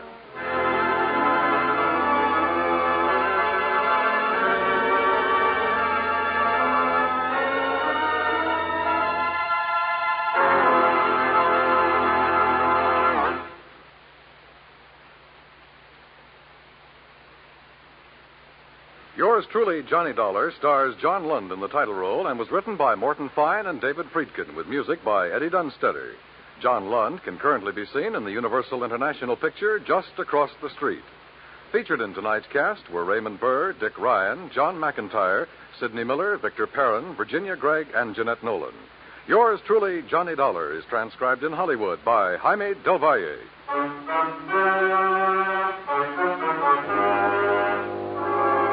This is Dan Cubberly inviting you to join us next week at this time when John Lund returns as... Yours truly, Johnny Dollar.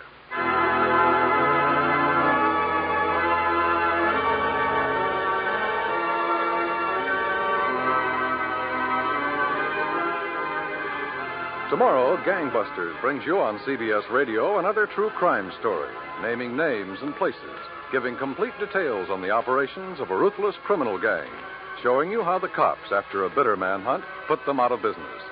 Every Saturday night on most of these same stations, hear Gangbusters, the program that gives criminals wanted descriptions that help the public enforce the law and often collect rewards for their good citizenship.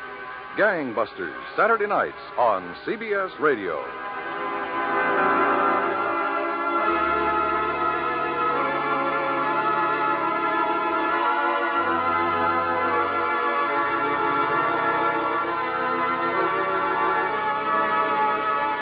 And remember, you'll find Western adventure and music with Gene Autry, Saturday evenings on the CBS Radio Network.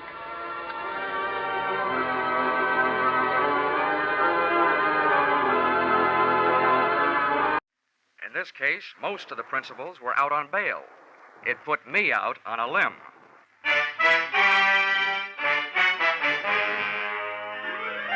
This is another in the adventures of America's fabulous freelance insurance investigator, Johnny Dollar, starring Charles Russell.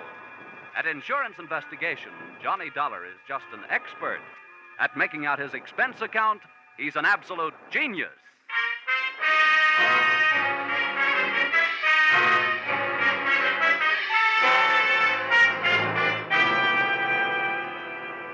Expense account submitted by Special Investigator Johnny Dollar. To Max Krause, Krause Bail Bond and Insurance Agency, New York City, New York. The following is an accounting of my expenditures during my investigation of 2 of your clients. Or witness. Who's got the witness? Or, he said, give me liberty or give me death, and got both. Expense account, item 1. $1, 1 cigar, to replace the asphyxiating stogie you were smoking when you arrived, unannounced, at my Hartford apartment door. Name's Max Krause. Here's my card. Krause Bail Bond Insurance Agency, State, Federal, and Immigration. All forms of surety bonds and insurance. Got it? Yeah, I got it. Well, I got a job for you to the tune of saving me $50,000. Okay, you can come in. But you'll have to tie up that cigar outside. Okay. Here, better yet, give it to me. Hey. Thanks. Come on in.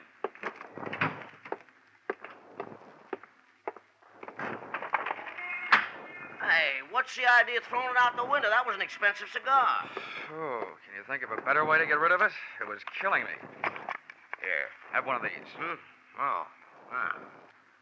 Well, not the quality I'm used to, you understand, but much obliged. Forget it. They were a gift. Maybe I won't even charge you for it. if I go to work for you. Well, shall we find out if I will or not? Sit down.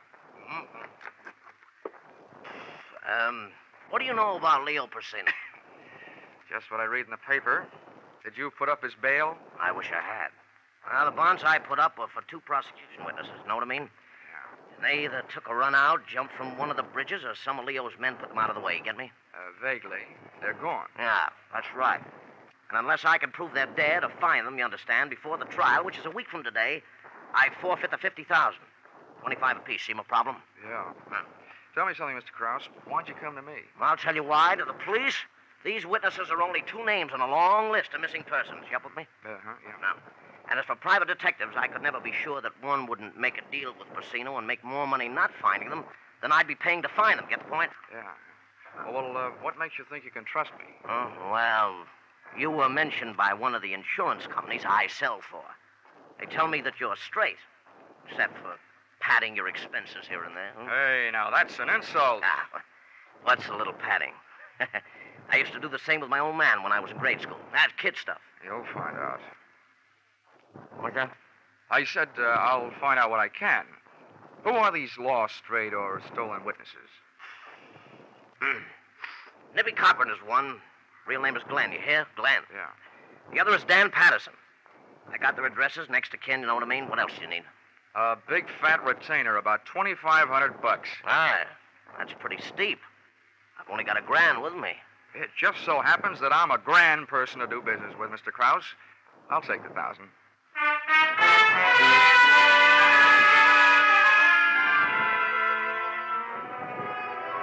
Expense account, item 2, $3.45. Train fare, Hartford to New York. A high wind and I hit the big city at the same time, 4 p.m. to be exact. So I set storm canvas and tacked crosstown toward 81st, between Madison and 5th.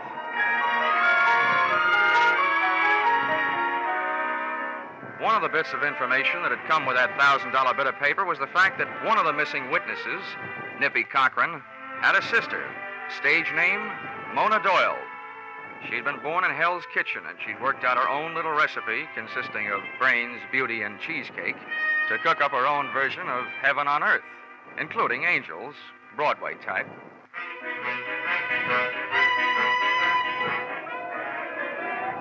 When I hove to in front of her 81st Street brownstone, a delivery boy was buzzing his way into the building.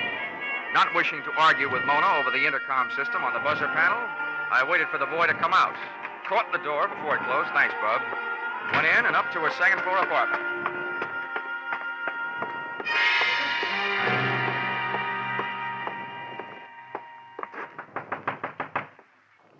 Yes? Who is it? My name is Dollar. You don't know me, but I have some news about your brother. Oh? Just a second, I'll let you in. Come in. Thanks. What's this news you have about Nippy? Oh, well, the guy who put up bail for him, Max Krause, has hired an insurance investigator to look for him. Oh? Well, what am I supposed to do about that? Ask me to sit down. I'm the investigator. Well, you're awfully clever, aren't you? No, I hire a couple of radio writers to work these things out for me. Well, please do sit down. Thank you. Why did you do it this way? Did you think I'd let you in if I knew what you were? Well, lots of people are allergic to what I am. Well, I'm not. That helps. Do you know where your brother is, Miss Doyle? No. Now, could I fix you a drink? Does that mean that this is the end of our little discussion? Mr. Dollar, I don't know where Nippy is, believe that or not. I haven't seen much of him the last few years. He doesn't approve of me, and I don't approve of him. But that doesn't make any difference. What does is that if I did know where you could find him, I wouldn't tell you. I don't hate him enough to kill him that way. That way? Are you holding out for a choice? Hey. That was a nasty thing to say. Well, that slap you handed me ought to make us even. Sorry.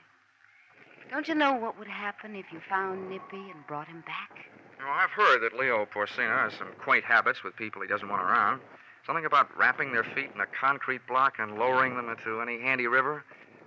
But the law will give him protection until after the trial. What difference would that make? Even if Leo were convicted, don't you think he'd leave orders behind to take care of Nippy? Well, that could probably be worked out, too. Well, look, I wasn't hired to worry about that. I was hired to find your brother so my client won't lose his money. Well... Oh, this is a lousy way for two people to meet, isn't it? I wish it were different. What's that supposed to mean? I'd like to ask you again to have a drink with me. That wind has my nerves jumping. And you haven't helped. Be a good guy, won't you? With what she had to back up that invitation, I defy any guy, good or bad, to come up with anything but an acceptance. Unless he was crowded 70, and had a car double parked outside, and was married to a suspicious wife, who was waiting in the car. So, I stayed, and we learned to know one another. 20 minutes later, we were close friends. I knew it had to end, and it did. The door buzzer sounded, and Mona bounded over to the little button that controlled the lock on the downstairs entrance. Don't be shocked, Johnny. I brush off a lot of my admirers this way. The only thing I admire about you is the act you put on. It's a good one. I'm glad you enjoyed yourself. There was one thing I forgot to tell you about my brother. I can hardly wait. I'm all ears. He gave me everything I have. Without him, I'd have none of all this. Is it Nippy who's on his way up here? That isn't what I mean. All Nippy did was introduce me to Leo Porcina. That's who's on his way up. Oh, yeah. Well, blood may be thicker than water, but where you're concerned, it isn't thicker than champagne with ermine on the side. Hi, Leo. Come on in and see what found me. Well, what do you know about this? Who's he? Johnny Dollar, an insurance investigator, hired by Krause to find Nippy. Well, it's interesting. Yes, it is. Well, boy, what are you going to say for yourself? Matter Harry there said everything there is to say, except that I'm also looking for the other missing witness, Dan Patterson. Yeah, I assume that. Very apt, Mr. Dollar, that we should meet this way. Two men interested in the same subject. The subject was more interesting before you came in. I'll ignore that. Natural, what I meant was that I, too, am quite anxious to find Nippy and Patterson. Can I mix you a drink, Leo? No, leave us alone, Mona. Go in the bedroom. All right, Leo. And close the door, please. Now, man to man, Dollar, how do you propose to go about finding Nippy and Patterson? What would you suggest, Porcina? Dragging the rivers? Now, see here, Dollar, there's no need to take such a pessimistic view. I realize that an unfriendly press has endowed me with a reputation for violence, but I don't deserve it. I hope you aren't bucking to be canonized. That's a picture, isn't it? St. Leo Porcina. Saint. Quite a sense of humor, Dollar. But my motives are honorable. I'm not afraid of the testimony of those two men. I want them back because their disappearance makes it look bad for me. It's the kind of thing that sways public opinion. I got nothing against them. I'll believe that when I see the three of you enjoying a nice friendly game of billiards. Well, have it your own way. I thought we could form a combination, you and me, to find the boys, but a combination's no good if I trust you and you don't trust me. Go ahead, Dollar. Bullet through alone. And good luck to you. Thanks, Leo. I've enjoyed your pack of lies no end.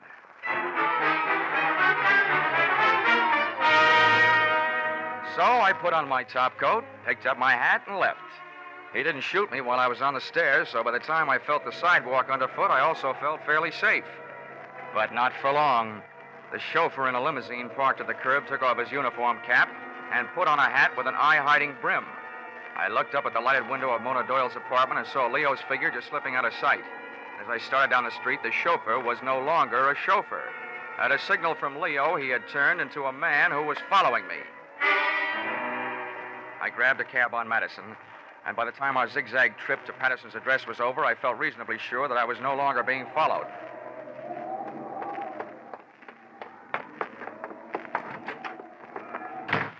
The hall was like a mine shaft and smelled worse. 4 doors down on the right, I found the number of Patterson's apartment. Come on in. The man who bid me enter was still wearing the hat with the eye-hiding brim. But something new had been added to his right hand, .45 caliber. Leo Porcina's chauffeur hadn't followed me to Patterson's address. He beat me there. Close the door. I don't like to ask foolish questions, but what are you doing here? I live here. Or I did. Patterson. Oh, great. I'm looking for you, and the way I do it is to try and get away from you. Look, take the lid off your right hand, will you? I want to talk to you. Sure, but not here.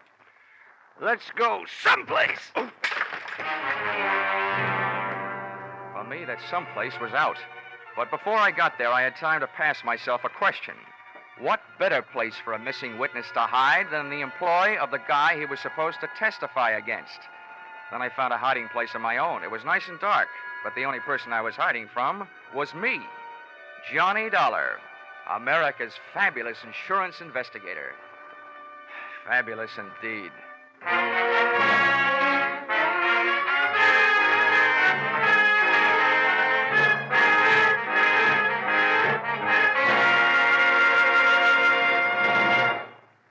In just a moment, we will return to the second act of Johnny Dollar. But first, a battle to the finish, a no-holds-barred as far as words and opinions are concerned. That's only one of the entertaining elements of People's Platform, a Sunday daytime feature on most of these same CBS stations. Attack and defense and attack again. Politicians, labor leaders, statesmen, farm leaders, men and women from all walks of life find themselves going from the frying pan into the fire many times in each Sunday half-hour session. You'll enjoy People's Platform every Sunday on CBS. Now, with our star, Charles Russell, we return to the second act of yours truly, Johnny Dollar.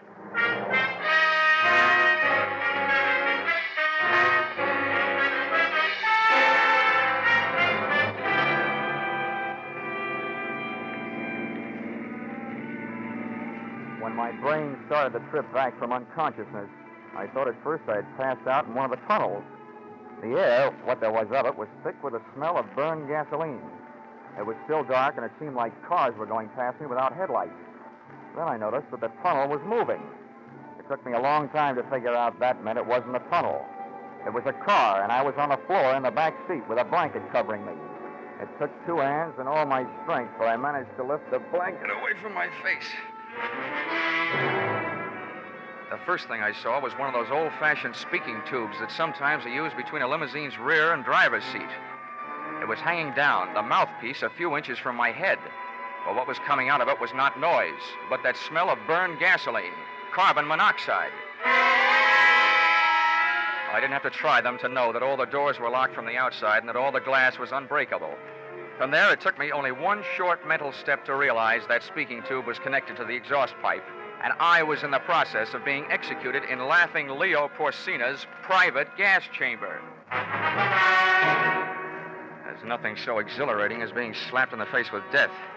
I wrestled a handkerchief out of my breast pocket, twisted it up into a stopper, jammed it into the tube, and clamped my hand over the mouthpiece. It didn't help the air any, but at least it wasn't getting any worse.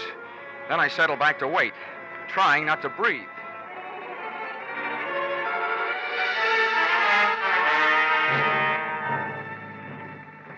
Chauffeur, leg man, executioner, Dan Patterson. Opened the rear door. When we came to a stop, waited a few seconds for the wind to clear out the fumes, then reached in, grabbed me under the shoulders, and dragged me out. I managed to stay limp until we got a few yards off the road and into the brush. Then I dug my heels in and heaved. It was surprise more than strength that toppled him, but it was no time for niceties. I picked up a handy rock and bashed him one on the head.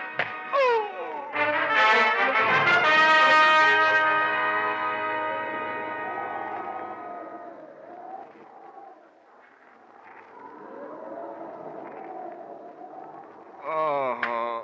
Come on, Danny boy, get with it. You'll catch your death of cold lying on this damp ground. Oh, $1. Yeah, $1, which probably makes you feel like 2 cents. Listen, I couldn't help what I did. But Leo, it's either do what he tells you to or get it done to you. Oh, save that pitch for the jury, will you? I want some answers. First, where are we? In New Jersey, about 40 minutes out from the city. Listen, give me a break. I'll help you all I can. I ought to break your head. And save your time and effort. There's nothing in that shoulder holster your hand is moving for. I've got it. Now, do I use it, or do you tell me where Nippy Cochran is? I don't know. I swear I don't. You gotta believe that.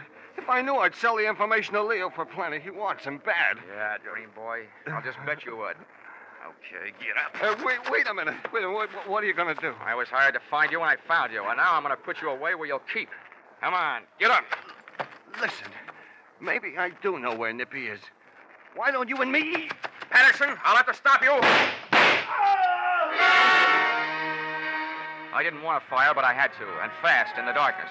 Aim was next to impossible, but I shot low. I guess it takes more lead than I threw into him to kill a guy who's so full of mental poison. Patterson was alive when I got to him, and alive and conscious when I left him in the hands of the nearest police doctor. Score, 1 up. 1 witness found and 1 still missing. Expense account, item 4, 50 cents. Toll paid to get Leo Porcina's lethal limousine across the George Washington Bridge and back into New York City. Expense account, item 5, 5 cents. Phone call soon after I got there. Yes? This is Dollar. Let me speak to Leo. Oh, Johnny. Yeah, sorry to disappoint you, but I'm alive and almost well. Johnny, I don't know what you mean, and I don't care what you think of me. You gotta help me. With what? Nailing my casket together? Nippy's in town. He killed Leo. Oh? Well, if it's true, that's a switch. All over the country, defendants are knocking off witnesses, but when I show up, the witness knocks off the defendant. I repeat, if true. It is true. I was with Leo. We went from here to his apartment. Nippy came in with a knife, and you gotta help me. I don't know what to do. Well, it's generally a good idea to call the police. Did you? Are you crazy? Probably. Where is Leo's apartment? Do you have to go over there? Well, why not? All right. Pick me up here. I'll take you over. Goodbye. Whether she was asking me or telling me, she was right. I must be crazy. I gave myself 10 to 1 odds that my journey would end in a trap. But I've been wrong before. Leo Porcina was in his apartment, all right, ungracefully spread out on the floor in front of a not quite clean white leather chair. There he is. What are you going to do? Knife wound, left side of chest. No signs of struggle. Where were you? I was in the other room. You didn't see it happen? No, I hardly heard anything. I didn't even hear Nippy come in. The radio was on. I heard a mumble of voices that didn't mean anything. And then Leo screamed, Nippy. I ran in then, and Leo was just falling, and Nippy was watching him go down. I wish I knew whether you were bawling because you're grief-stricken or because you're scared. I wish I knew a lot of things about you. Now, come on. Let's go back to your place. And maybe I can find out.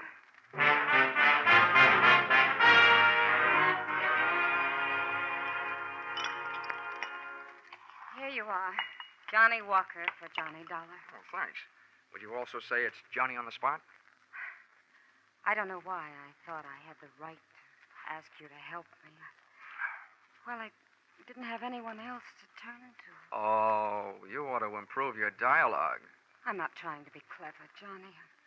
I'm petrified. Nippy knows I saw him. I'm the only one that saw him. If you could just stay with me until I could get out of town or until this is cleared out. If I could keep my eyes closed, I'd say you weren't worth it. What you're trying to tell me is that you're afraid Nippy will show up with his dandy little carving set and go to work on you. Is that it? It's an awful thing to say about my own brother, but that's right. I'm afraid he'll kill me. He hates me. He blamed me when Leo kicked him out of the combination. Was he right? Of course not. But I couldn't make him believe me. He swore he'd pay us off, and he did. He sold the information that got Leo indicted, and now he's killed him. You know, that's an interesting point. That he'd go to all the trouble to turn state's witness against Leo and then kill him. Why would he do that? I don't know. What you started to say was to make it look as though you killed him, wasn't it? Yes. He'd do anything to hurt me. Johnny, if you only knew. Hold it. Never mind the dust in my eyes, gorgeous. To frame you, Nippy would have to supply you with a motive. Unless you already had one kicking around someplace. And your silence says you probably have. Johnny. Leo was nailed on tax evasion because it turned out that he had undeclared income deposited in various banks under various people's names. How much is in your account? You're smart. Not very. Doesn't take a wizard to add 2 and 2 and come up with a motive. With Leo out of the way, there's very little chance that you will be dragged into court as an accomplice. And I'll mention in passing the bank balance you didn't deny having. I know it looks bad, Johnny. Please put your drink down. Well, why not? It's empty. I know it looks bad. I'd be in big trouble if the police found out about the account. But do they have to? Johnny? According to all the rules, yeah. I didn't kill him, Johnny. You've got to believe that. I'd like to. You've got to, darling. Don't you think it'd be worth it? There's the money. And there's me. Darling. Oh, Johnny. Get away from me! Johnny, what's wrong? In this case, everything. I've been slugged and gassed. I had to shoot a man. I missed my dinner. But the worst of all is you. You think because you've got your kind of hair and your kind of eyes and mouth and the rest of it, you're going to hide all your lies and greedy ideas behind them and put a leash on any man you see.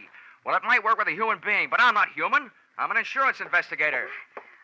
What are you going to do? I'm going to turn you in for murder. That's what I'm going to do. Operator, get on this thing before I change my mind.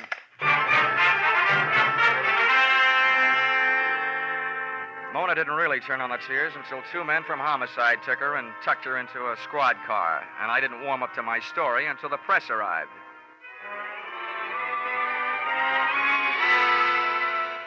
In print, in a very early morning edition that hit the stands at 12:01 a.m., it looked even better than it had sounded. Headline: Insurance investigator records confession of murderess. Lead: police, late last night, booked Mona Doyle for the murder of Leo Porcina, racket boss.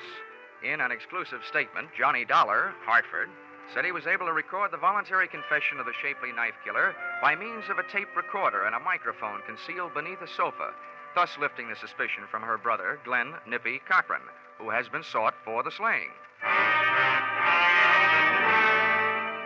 The wind was dying, and so was I by the time I got back to my hotel, after making one stop at an all-night drugstore for expense account item 7, $1.79, adhesive tape, which might be classified as an odd item, since I didn't, as yet, have any broken bones.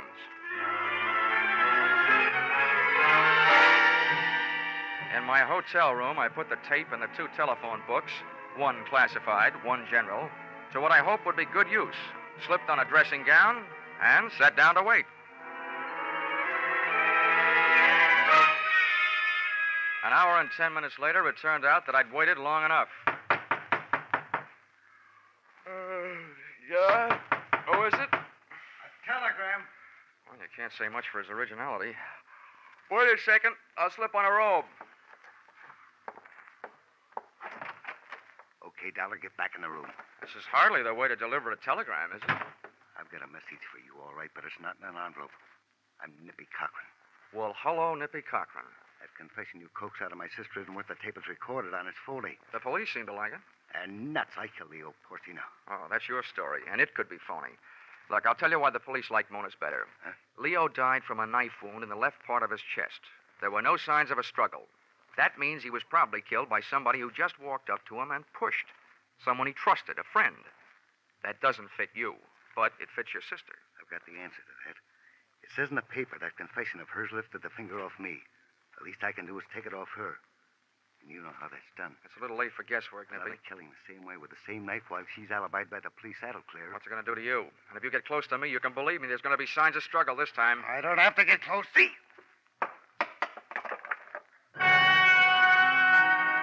The knife came from the usual place in his collar behind his head. His aim was perfect. I felt the shock just over my heart. But the telephone books I'd taped to my chest called his number. The knife bounced off, and Nippy stood there with his mouth hanging open. Then I found something to throw. Something I could aim just generally. A chair. He stumbled back from the impact, and before he could collect his wits or his balance, I let him have a barrage.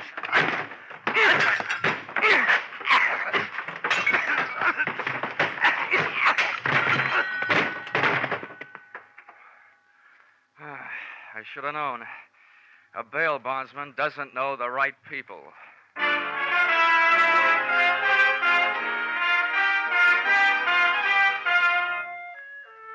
Expense account item 8. $15, doctor fee. If it wasn't worth it to you, it was worth it to me to get that adhesive tape off by using alcohol instead of violence. Expense account item 9, $28.50. Replacement of hotel room furniture broken in final brawl. And expense account item 10, if you don't mind, $367.25. See enclosed bar, cafe, and theater receipts. Buying my way back into the favor of the magnificent Mona. Oh, and you may ask me how I was clever enough to know that she was innocent all that time. I didn't. But I could hope, couldn't I? Expense account total, original retainer not returnable, $500.71. Signed, yours, truly, Johnny Walker. Dollar.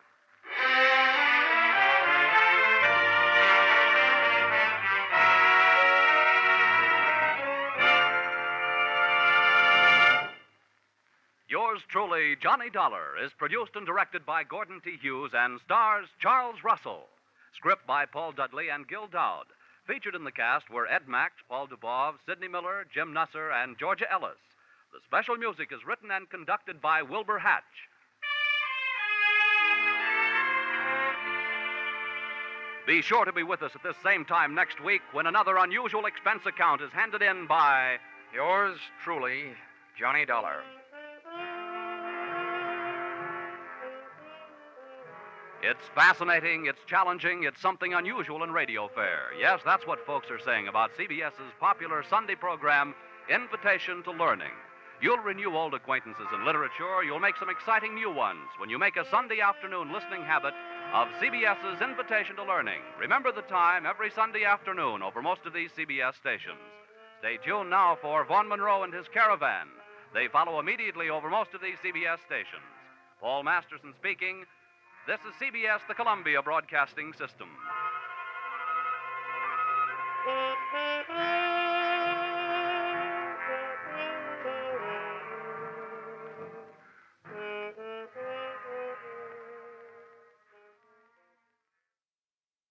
For your listening enjoyment, John Lund as Johnny Dollar. King, Johnny. Consolidated Indemnity. Oh, hello, Mr. King. Gotta do this for us, Johnny. I can't take no for an answer. Oh, wait a minute, Mr. King. Do what?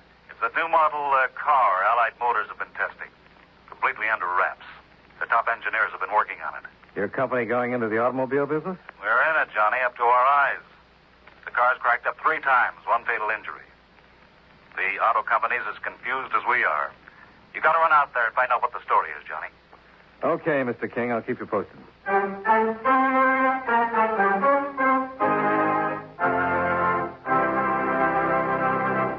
Mind if I break in a few seconds to discuss games with you? How many of you, when you were youngsters, ever tried to escape from the world of reality by playing cowboys and Indians or cops and robbers? Today's youngsters have added 2 more professions to the world of make-believe: spacemen and G-men. And speaking of G-men, do you know where that name came from? Actually, it was used about 20 years ago by gangsters to describe members of our Federal Bureau of Investigation, and the name stuck. It's easy to see why youngsters have added G-men as heroes to their play world, since they are a most important part of our country's protective forces. Actually, the Federal Bureau of Investigation is part of the Department of Justice and acts as a kind of detective agency whose duty it is to track down those who break our federal laws. The FBI also does counterintelligence work in ferreting out spies and saboteurs. And here's an amazing fact about our FBI men. Despite the extreme dangers of their work, it wasn't until some 20 years ago that they were given the authority to carry guns. With no other weapons than courage, resourcefulness, and determination, they had to track down and apprehend dangerous racketeers and spies. Today, however, you will find that the typical FBI agent may be a lawyer, accountant, or specialist in some other profession, but thoroughly trained in scientific police methods and handy with any type of weapon.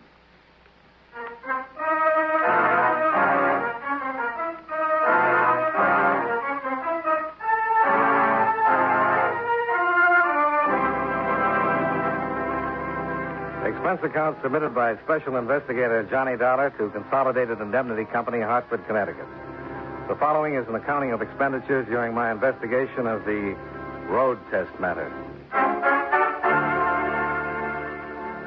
Expense account items 1, 2, and 3. Taxi to airport, $3.50.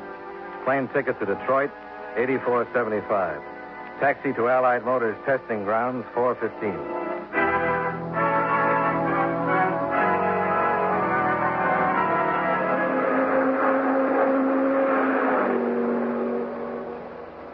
I got there before noon.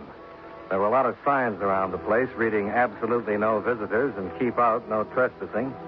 So it took me about 10 minutes to persuade the guard at the gate to let me through.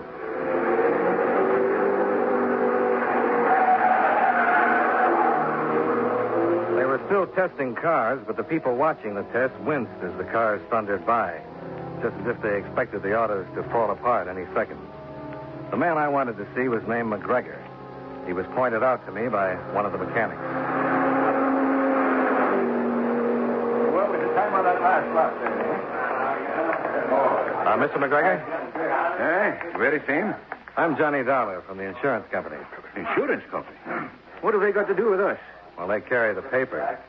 I'm only here to help you, Mr. McGregor. Of course. Sorry you thought me cut, Mr. Dollar. We've been having a time around here. Yeah, I've heard. You have? Well, come along to the pits. I'll show you what's what. This is the company's model 3 years hence we're testing. Oh, you worked that far ahead? Aye. We're planning a radically redesigned automobile. It's a big gamble. And you're in charge of the whole thing.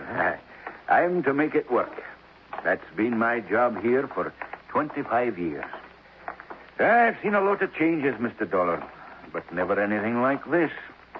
New materials, new suspension, new steering. Mm-hmm. What about these accidents? You tell me. 3 so far. And we've got the best engineers in the world. You expect 1 failure, 2 maybe, but 3. A fiasco like this can cost the company dear. It's been kept pretty quiet. Aye, but for how long? It can ruin the company. Well, come on in. I'll show you the baby the men are driving.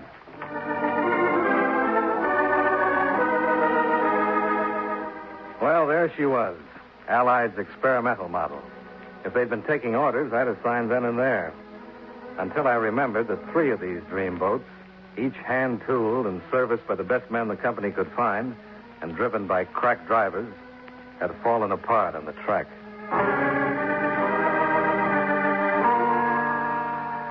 The drivers? Well, the orders were to give the car every beating it could take. And the drivers knew this car couldn't take it. McGregor led me into his office on the field. Sit down, please. Thanks. What do you make of it, Mr. Dollar? Well, it might be an inside job, of course. Someone's got a grudge against someone else, and they're working it out through the car. So, we strip down every wreck. I do it myself personally. And do you think there's a sign of sabotage? No, it's not that easy, Mr. Dollar. One of the drivers, maybe. Oh, they've all been with the company for years. Maybe some of the designers. They're new boys. But our drivers, they're very experienced. I'm not talking about their experience. I'm talking about their motives. I'm an automobile engineer, and I wouldn't know about motives. I'll have to leave that to you. Thanks. Oh, I'd like the name of the man who was killed and his widow's address. Oh, of course. I'll write it down for you.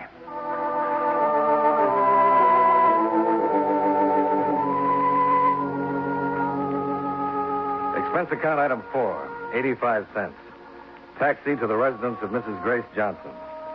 She lived in a nice house not far from the track. A for sale sign was posted on the lawn. I wish you'd have called first, Mr. Dollar. Well, I'm sorry. I just got in town. The place is a mess. You're going somewhere? Well, you know how it is. After a horrible thing like this, you want to get away. Throw that stuff off the chair and sit down. Don't bother being polite to me, Mrs. Johnson. I'm just doing my job. You have to make it sound so clinical. Well, maybe that's the best way, Mrs. Johnson. I'll try to help you. Thanks. Who do you think might have wanted your husband killed? You think someone did? You knew your husband. Is there anybody who might have wanted him out of the way? Yes, but I can't be sure. I'm not asking you to be sure. I'm just looking for leads. Steve and I, that's my husband, hadn't been getting along. Seems we couldn't live with each other or without each other. I didn't know where to turn. These things happen, Mrs. Johnson. I turned to a friend of Steve's. One thing led to another, and pretty soon, well, we were thinking that if only Steve was out of the way. But I didn't think he would do it. I didn't.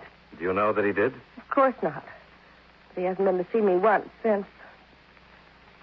I'm getting out of this place. It's like a bad dream. What's your friend's name? It's Simmons.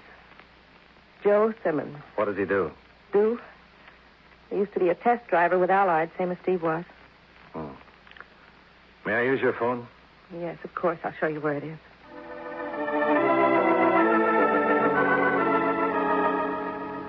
Simmons had worked for Allied, all right. One of their best men. He'd quit after the Johnson accident.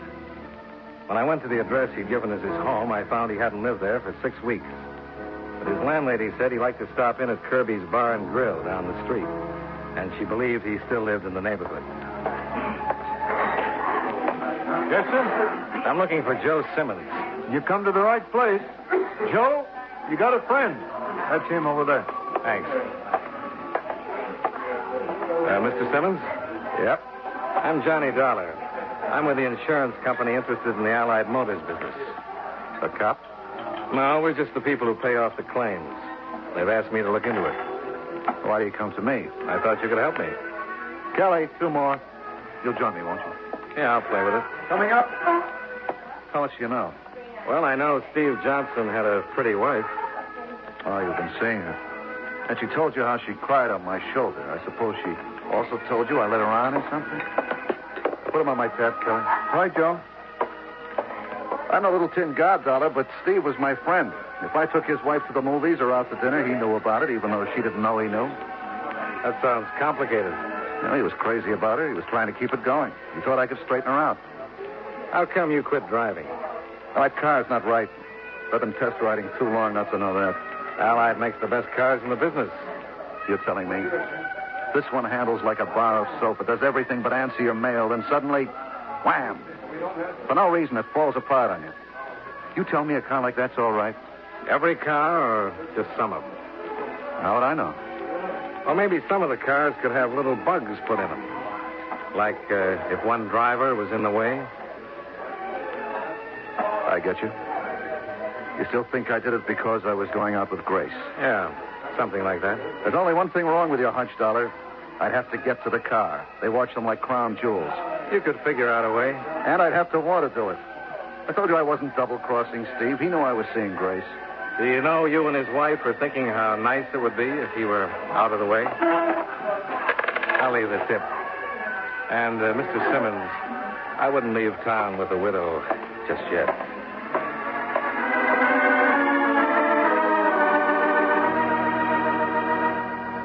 Expense account item 5, $2.60. Cab fare to my hotel, where I put in a call to Mr. McGregor. He wasn't available, but they promised me he'd call me back. I left word with the desk to be sure and page me, and I went down to the dining room where I told the head waiter I was expecting a call. I hadn't got around to my coffee when I was paged and told that someone was waiting for me in the lobby. Dollar? Yeah. Sergeant Ferris, Police Department. I hear you're digging into the Allied crack-ups. Our company's paying for them. Got any ideas? No, nothing startling. Open and shut. Let's get off our feet. I was hoping an outsider would turn up a fresh approach. Oh, I like the old one, Sergeant. It's neater. Show me how. Well, you'll have to bear with me if it sounds familiar. Husband and wife fight. Husband's best friend has a broad shoulder and a narrow conscience. problem. How to get rid of husband and maybe pick up a piece of insurance on the way. All that remains, Sergeant, is to figure what was done to wreck husband's car and how friend tried to get away with it. Well, it's neat. I'll say that for your theory. But it won't work. Why not? It's worked before. I'll give you one small reason. Joe Simmons doesn't work for Starlet any longer, right? Right. And they just had another crack up out there. Ouch. What happens now? Well, I've made my little spiel. You tell me. Here's a rich company with all the know-how and talent in the world. And they can't make a car safer than that. Something's got to be wrong. Well, that's not a conclusion, Sergeant. That's a beginning. I'm coming to that. The police department hasn't got enough to go on, so I kind of figure it's your baby. Meaning what? Hang on. The insurance company's got to find some evidence of at least criminal negligence before we get interested. Officially, that is. We want you to go to work out there. Work? Driving. Driving? Well, they're cracking up on And if you're lucky, one will crack up with you in it. Then we'll know something. If I live through it, that is. We want you to do that for us, Dollar. It's important. Will you? Ah, the things I get involved in. All right. Good luck, Johnny. Yeah.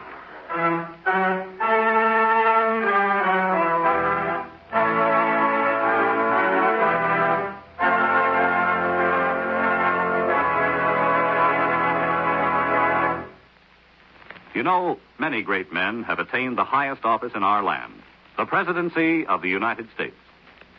Can you guess the name of this man?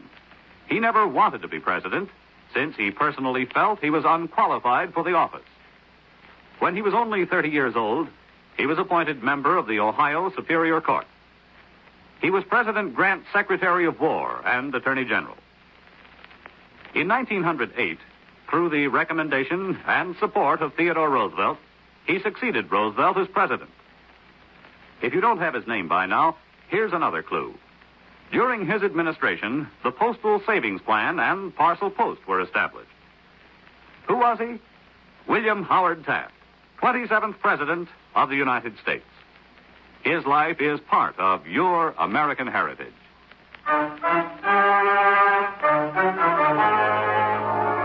And now, with our star, John Lund, we bring you the second act of Yours Truly, Johnny Dollar.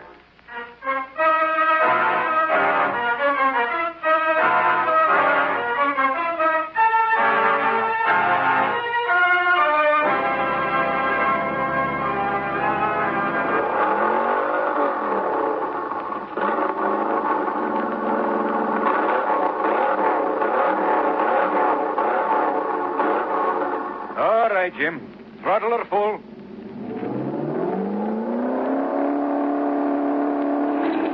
All right, Jim. Get it! Get it! Come on. All right, everybody. Back to work. Back to work. Have her towed to the shop and take her down. Couldn't we just smell her for scrap and save the trouble? Come on. What made it go to pieces, Mr. McGregor? Ask the engineer who designed it. I got a better idea. And what's that? Put me to work, driving. There are some things you can't learn at second hand. Oh, you're kidding, of course. No, Mr. McGregor, I'm not. Very well. You got a minute, Dollar? Do I get the driving job or I've not? got something in my office. It ought to give you an idea or two. After you. Care for a wee drop of the stuff? Not elegant, but paper cups will serve. There you are. Cheers.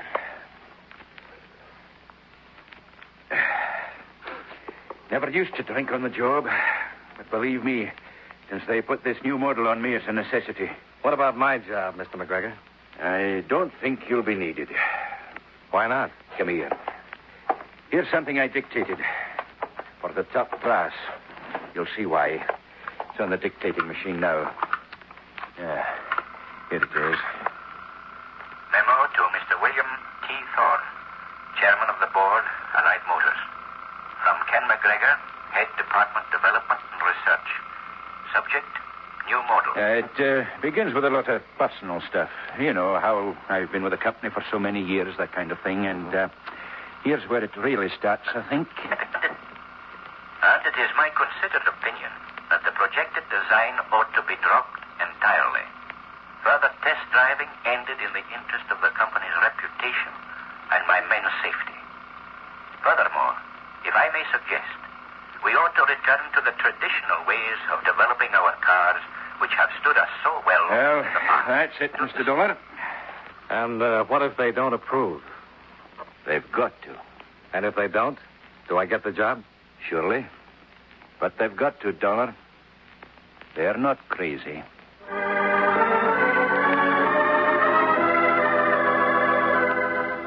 They'd read the memo in the executive offices by the time I got to them. They were inclined to agree with McGregor, and it took some fast talking on my part to convince them they should keep the experimental models testing. The insurance company had a lot of money invested in those accidents, if they were accidents, and I didn't see folding up my tent and stealing into the night without some explanation. They gave the test 1 week more. Meanwhile, I went to see the man responsible for the car's design. Come in, please. I'm Johnny Dollar from the insurance company. Is your chief, Ted Brand, in? I'm Ted Brand. Then I'm supposed to talk to you? Sure. What do you say we do it over something to drink? Yeah. When he said something to drink, he meant coffee. He was no more than 22 or 3. And that's what threw me when he told me he was the man responsible for the radically redesigned car of the future. So there you are, a new car from top to bottom.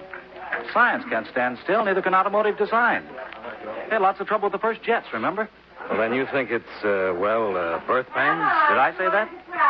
No, Mr. Dollar. That motor, that car is as perfect as anything can be. On paper, it should handle like a dream, and it can. I know it can. Oh, you'll find a lot of old guys who are against anything just because it isn't the way it always was.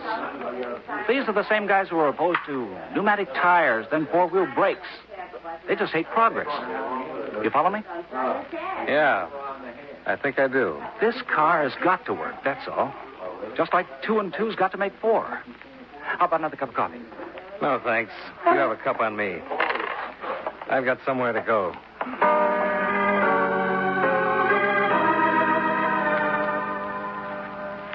Expense account item 6. Taxi to the residence of Mr. Kenneth McGregor, $1.60. I waited till well after dinner before dropping in.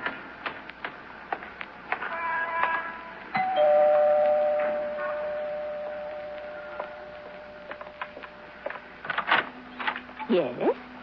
My name is Dollar. Is Mr. McGregor in? No. Well, do you expect him soon? Well, if he's not here by this time, I can figure he won't be home at all. Can I help you? I'm Mrs. McGregor. Well, I don't... They're working him awfully hard at the plant these days. He's been staying there nights a lot recently. Oh? Maybe I can talk to you. Won't you come in? I'm so glad for the company, Mr. Dollar. With Mr. McGregor away so much, I tell you, I just pine for someone to talk to. Can I fix you a cup of coffee? No, thanks. Nice place you have here. Thank you. We like it. The company's been very good to Ken. He's been with them a long time, you know. I guess he must like his work. Oh, he loves it. They wanted him to retire several times, but not Ken. Offered him a pension, too. But I guess they realize he knows more about cars than anyone in the whole world, I do believe. He seems to work hard, staying away so late, missing dinner. Oh, he wasn't always like that. He works hard, but he's also a family man, do you know what I mean? But lately, he's had so much on his mind. The way I see it, he wants to make one more showing before he does quit. Yes, I see what you mean. Now, if you'll excuse me, I have to go. Oh, do you have to? I was enjoying our talk so much. So was I. Oh, Mrs. McGregor, I wonder if I could ask something of you. Of course. Don't tell Mr. McGregor about this visit. I mean, it's nothing to worry about, but... I understand, young man. In years past, before they pushed him aside, lots of you boys used to come out and see us. I won't say a word. Thanks a lot. Good night. Good night.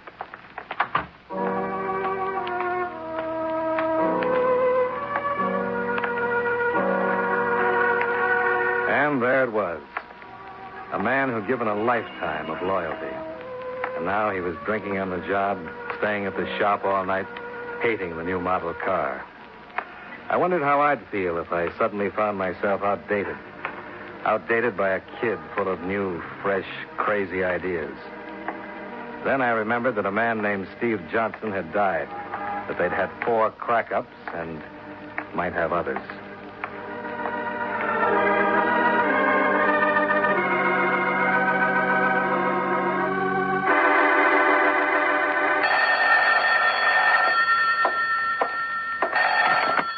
Johnny Dollar. Sergeant Ferris, Johnny.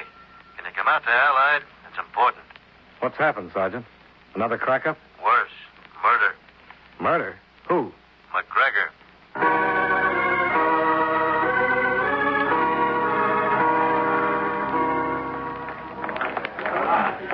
Excuse us, please. Excuse us, please. Let us through.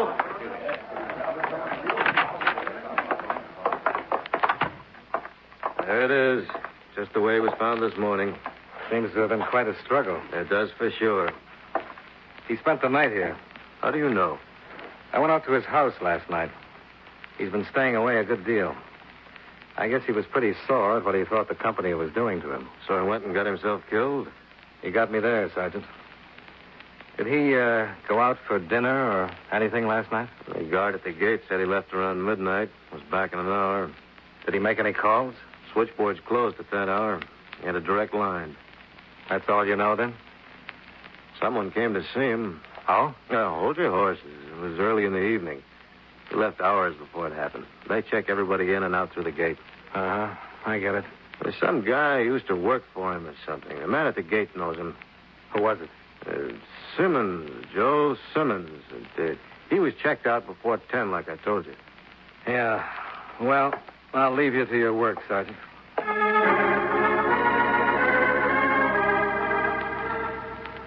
I went to Kirby's Bar and Grill, but Joe Simmons wasn't around. He'd been around last night, but they hadn't seen him today. Well, there wasn't much I could do. It was a police case now, all right. So I grabbed a cab and went back to the hotel.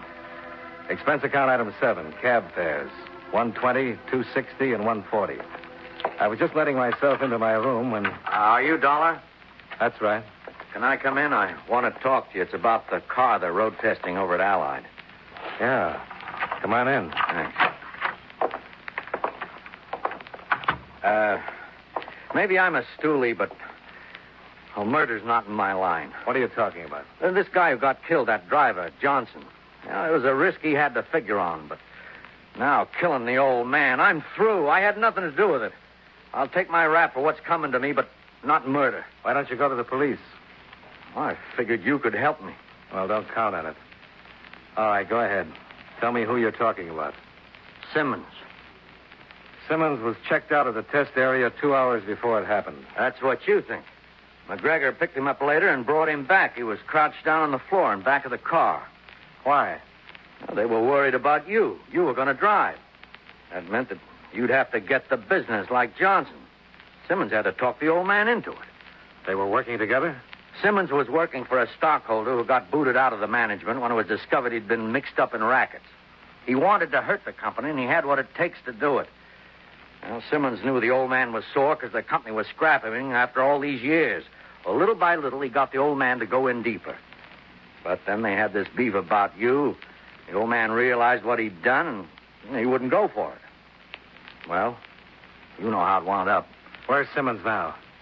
Waiting for me at the Kearns Hotel. Will you take me there? Yeah, sure. Wait till I call a friend and tell him where to meet us.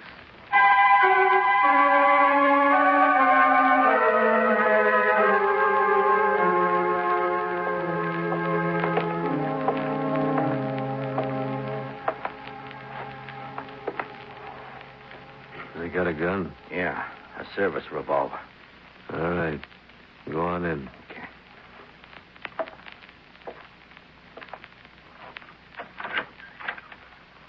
I'm back, Joe. What took you so long? Did you get the tickets? You're not going to need any tickets. Wait, you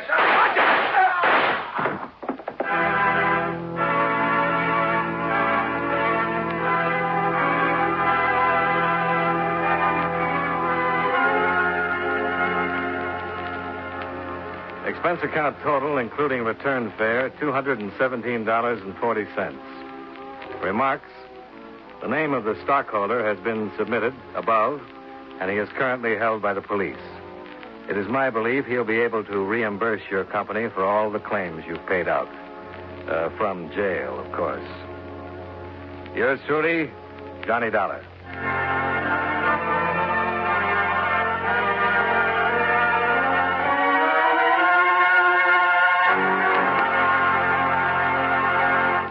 Yours truly, Johnny Dollar, stars John Lund in the title role and was written by David Chandler with music by Eddie Dunstetter. Featured in tonight's cast were Fred Mackay, Bill Johnstone, Virginia Gregg, Ted Bliss, Clayton Post, Hy Everback, Eleanor Audley, and Joe Kearns. Yours truly, Johnny Dollar, is produced and directed by Jaime Del Valle. This is Charles Lyon, inviting you to join us again next week at the same time when, from Hollywood, John Lund returns as Yours truly, John.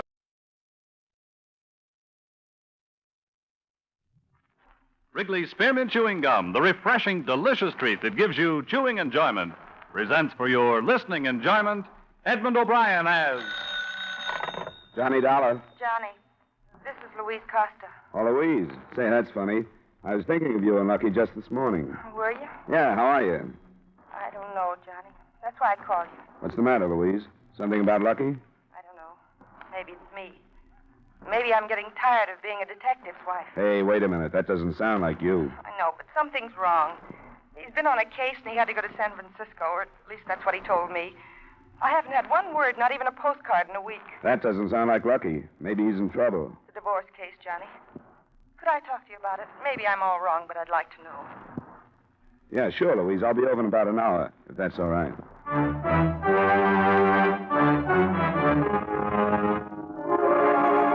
The makers of Wrigley's Spearmint Chewing Gum bring you Edmond O'Brien in another adventure of the man with the action-packed expense account, America's fabulous freelance insurance investigator. Yours truly, Johnny Dollar.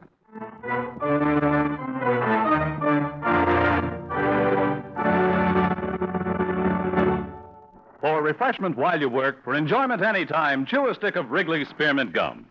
The delicious, long-lasting, real mint flavor of Wrigley's Spearmint cools your mouth and freshens your taste.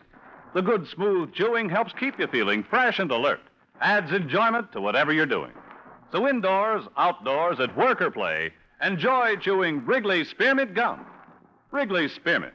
Refreshing, delicious.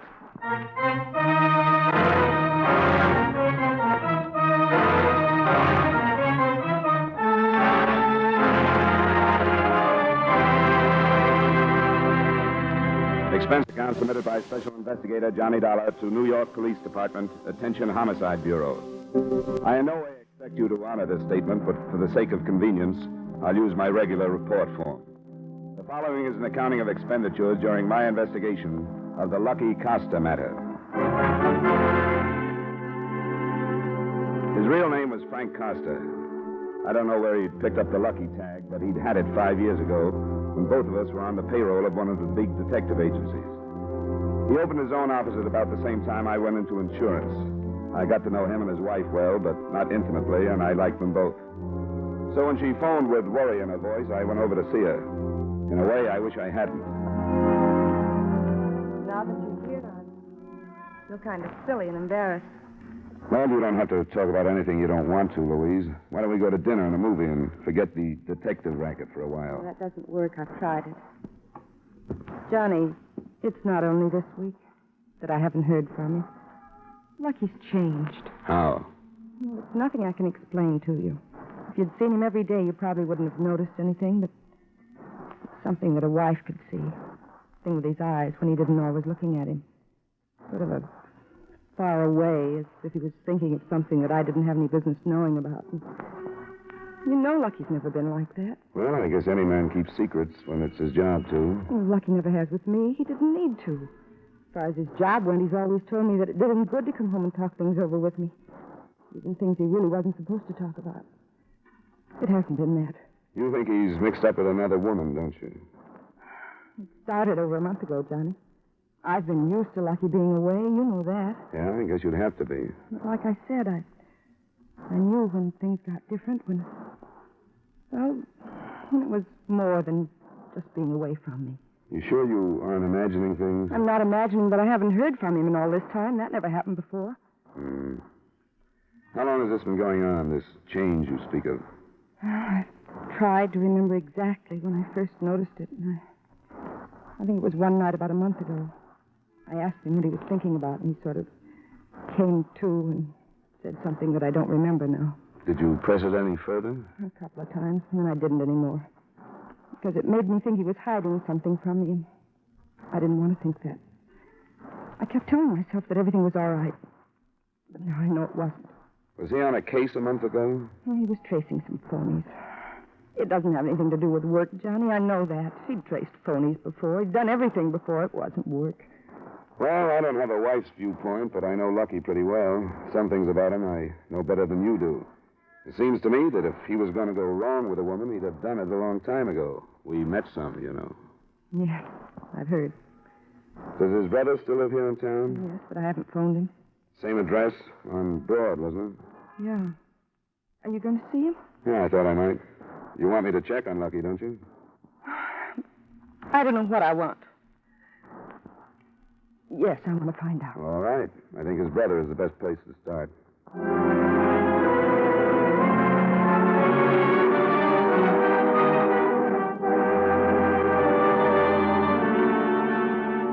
The last time I'd been at the Broad Street address had been for the funeral of the Costa's mother.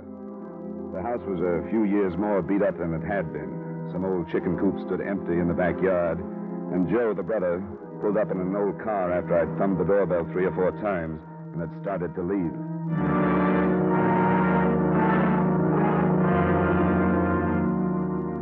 I took the wife and kids over to the park so I could have some peace for an hour or so. Yeah, I almost missed you. I'm glad you didn't, Johnny. It's been a long time. How've things been going with you? Fair, Joe. You? A guy can make a living. But making it go far enough is another story. Hey, come in the house. Sure, thanks. I'm working over at Bricker's now. It's a better spot than the old job. Had one raise already and got another one coming up. Yeah, that sounds good, Joe. You still doing the same thing? Yeah, still following people. You, see much of Lucky anymore? No, not for 6 months anyway. As a matter of fact, I came here to talk to you about him. Yeah? What about him? Well, I wondered if you'd spoken to him before he left for San Francisco last week. No. I talked to Lucky for the last time, as far as I'm concerned. That was about a month ago. What's the matter? Thought you two were okay, that you got along all right. You're a pretty good friend of his, aren't you, Johnny? Well, you know how it was. He and I just fell together when we were with the agency. Yeah, we're good friends. Maybe I see him only twice a year, but he's almost the only guy I've held on to. Did he ever tell you about his first wife? He was married before? Yeah. Did he ever tell you about the year and 6 he spent in prison? Joe, are you serious? Yeah. That's the way Lucky is. He don't let his friends know anything about him that he don't want them to know. He's always been like that. There's always been 2 sides to Joe. One that you know about and one that you don't. What about this prison term? It was grand theft. It was over this girl that he married, his first wife. He stole some furs for her. How long ago? 12, 15 years, I guess. Well, we're still living in Brooklyn. Lucky was a wild kid when he was 18 or so, and he still got some of it in him. Who was this woman he married? Her name was Hazel Mackey, and she called me about getting in touch with Lucky. Oh? When? That was about a month ago. That's when him and me had our showdown. I told him he was a dumb cluck if he saw Hazel again. I said, you got a new life now. You're amounting to something. You're married to a nice kid. But I could tell I wasn't getting to him. He was going to see her. I knew that. So I told him if he did, it was the end of him and me, brother or no brother. You're sure he saw her? Well, before he left that he would. She had some kind of hold on him back when they were married. And she still got it. What do you want with Lucky, Johnny? Louise called me. She hasn't heard from him in a week, and she wants to know what goes. He's dropped out of sight. Sure he has. I knew he would. Where can I find this Hazel? New York. She's got an apartment on 82nd. You got the number? Yeah. Come on in the other room. I'll get it for you.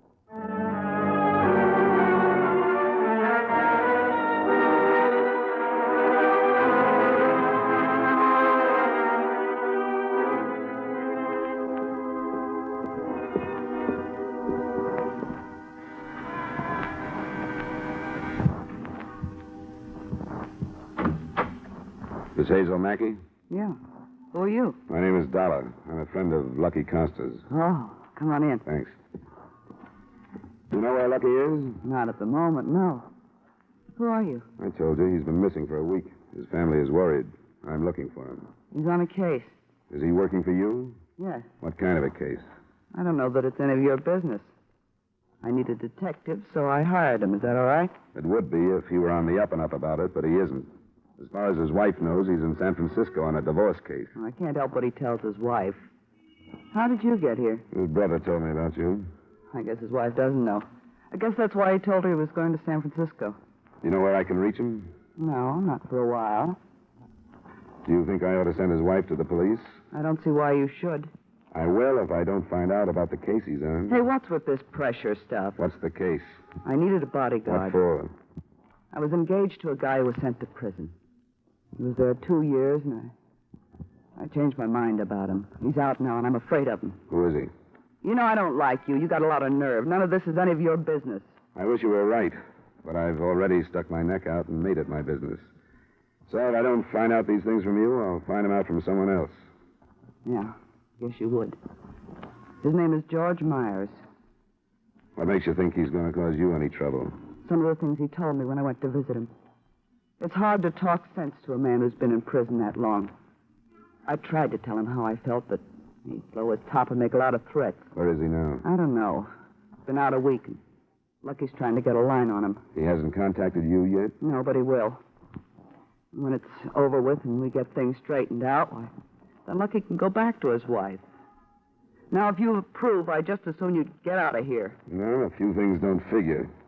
You answered the door buzzer not like a dame that's afraid of someone coming, but I suppose you're right. It's Lucky's business how he earns his money. I'll tell him you dropped in. It's up to you. Good night. So long.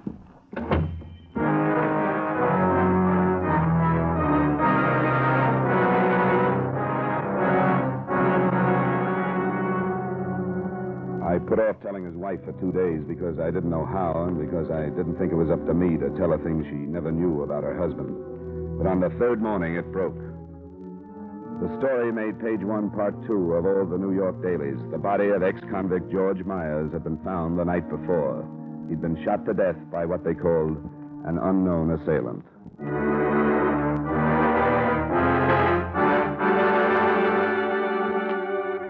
I phoned the brother, Joe Costa, and met him outside Bricker's during his lunch hour. Hi, Johnny. What's up? Well, maybe the local papers didn't carry it here. This one. What about it? Who's this Myers? Friend of Hazel Mackey's. She told me she hired Lucky to bodyguard her against this Myers. Holy. You mean Lucky killed him? I don't know, Joe. It looks bad. Here, read this last paragraph. Myers went to prison on a robbery rap, but the money was never recovered. There's $200,000 floating around, Joe. I can't help wondering if this Mackey woman hadn't her finger on it. Why do you have to tell me this, Johnny? Because I couldn't carry it myself. I talked to Hazel. What she tells me puts the finger on Lucky. I wanted you to know because I'm going to have to go to the police with it. This is going to kill Louise. You know that. What can I do, Joe? Well, it seems to me you could stop playing hero. Now, wait, Joe. You don't have to run to the police. If Lucky did it, let them find out. You don't have to tell them. Not for that no-good Lucky, but for me. Joe, listen to me. If they get to Hazel Mackey and she tells them about talking to me, then what happens? Then I'm in trouble. I can't afford that, Joe. I've got to stay clean with the police. Sure, stay clean, no matter what it does to Louise. That's the way it is, then, huh? I didn't ask to get mixed up in it. I didn't tell Louise what I found out about him, but it's out of hand now, Joe, and there's nothing I can do. Go ahead, then. Go ahead. Maybe some nice fat cop will pat you on the back. Joe! It's a sour racket.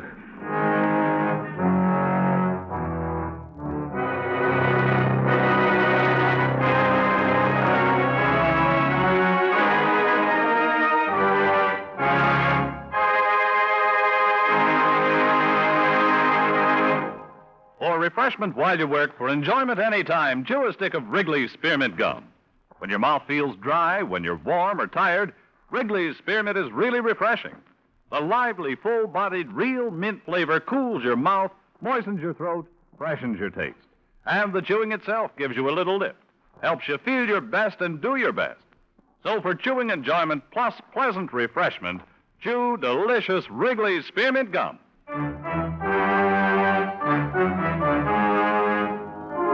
And now with our star, Edmond O'Brien, we bring you the second act of yours truly, Johnny Dollar.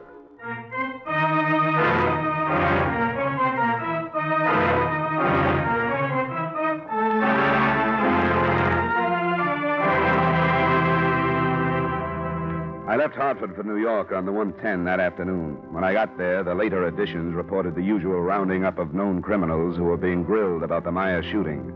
And the closer I got to the apartment on 82nd Street, the rottener the whole thing looked to me.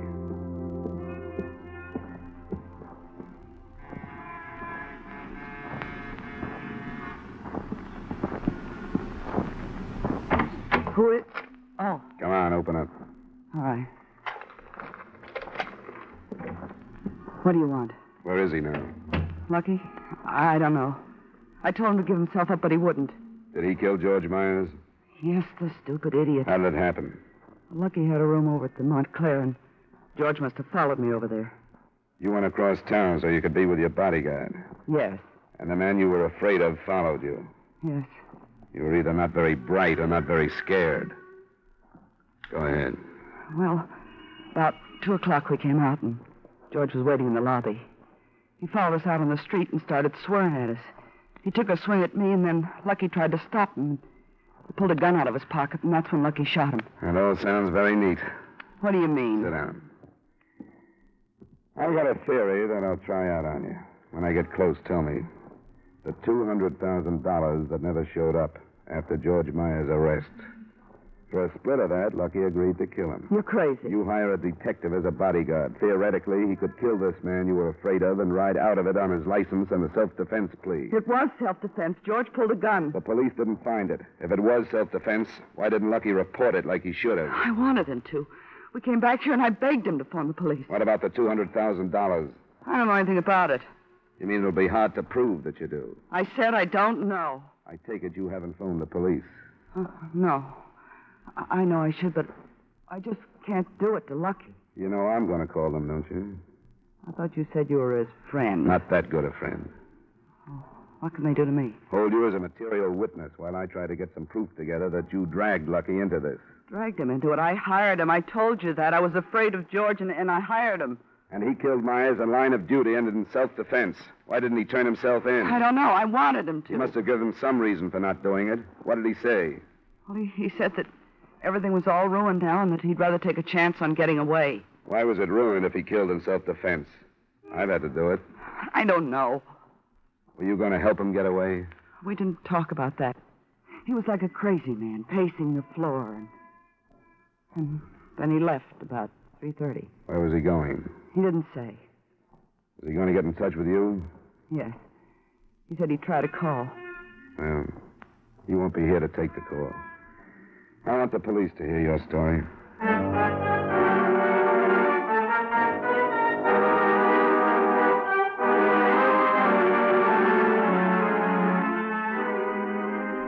The officer who answered my call was Lieutenant Carl Belder. 2 uniformed men who were with him took Hazel Mackey back to headquarters, and he listened to my theory. We searched the apartment without finding proof of her holding any amount like $200,000. She had a small savings account, a small checking account, and a stub showed that she had paid Lucky Costa a week in advance. We waited the rest of the afternoon for Lucky to call, and he finally did an hour or so after dark.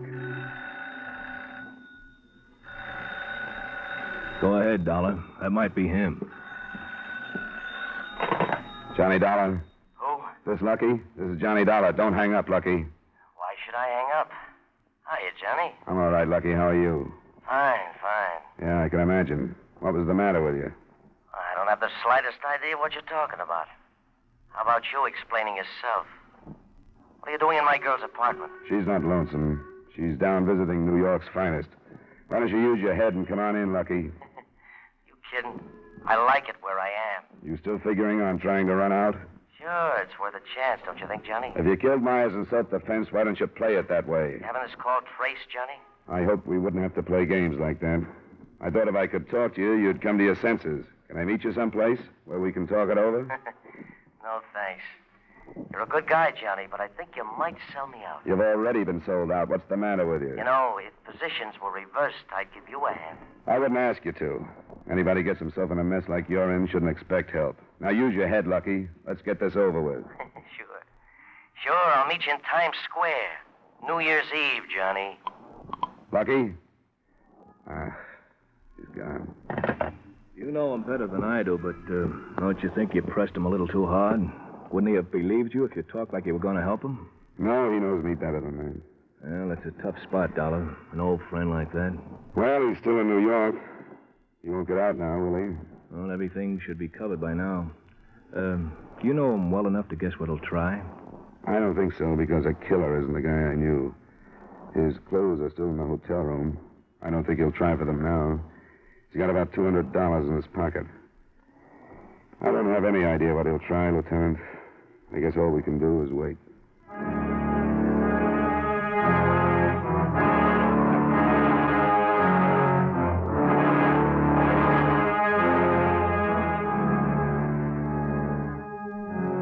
An officer was posted at the apartment, and Lieutenant Belder and I went down to headquarters. Under steady questioning, Hazel Mackey held to her story that she knew nothing about any $200,000, that she'd been afraid of George Myers, that she'd hired a detective in good faith to protect her, and that after Myers had been killed, she had pleaded with Costa to give himself up. It seemed apparent to me then, after having talked with him, that she had her statement well rehearsed and felt that if she stuck to it, there was no way for us to prove anything else.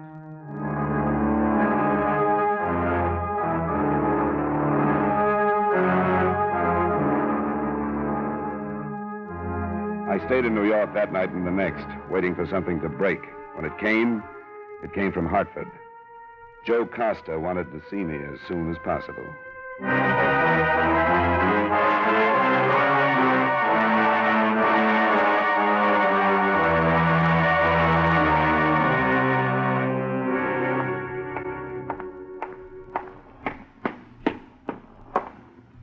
Johnny? Yeah, Joe. Come on in. Oh, I got here as fast as I could. How's Louise? Not very good. Sit down. I'm sorry about blowing up the other day, It's Johnny. all right. I didn't blame you. It was a bad time for both of us. You're right, Johnny. All I could think of then was he's my brother. But now it don't make any difference. He's no better than a rat that you got to trap. There's nothing to do but stop him. You're right, Joe. I had to quit my job over him. I couldn't take it the way the boys were looking at me. They wouldn't talk to me. It'll smooth over. What do you want to talk to me about, Joe? Has he contacted you? Yeah, he phoned me. He wants for me to give him some money so he can get away. He needs more than money now. He'll never get out. What'd you tell him? Well, I told him I didn't have any to give him. And that was the time I knew for sure that you were right about him. So when he asked me again, I told him I'd see what I could do about raising some. I told him to call back tonight. I did that so I could sell him out to you. It was the right thing to do, no matter what you think. He wouldn't think twice about pulling you into this mess, Joe. And that's what he did. He asked you to be a party to the killing. Yeah, I know that. When is he going to call? Sometime after 7 o'clock. Does he want you to meet him? Yeah, that's right. With $200. He's going to tell me where when he calls. He's still in New York, isn't he? Yeah, in Manhattan. You want me to talk to him? Yeah, if he gives himself up, I kind of figure they might take it easier on him. It could be. That's a deal, Joe. I'll talk to him. I'd like to see him go in by himself. Well, you want a glass of wine while we wait, Johnny? Yeah, that'd be fine. This is some new stuff for my wife's folks. I took her and the kids up to their house to stay till this blows over. You'd think we were all criminals the way people treat us in this town.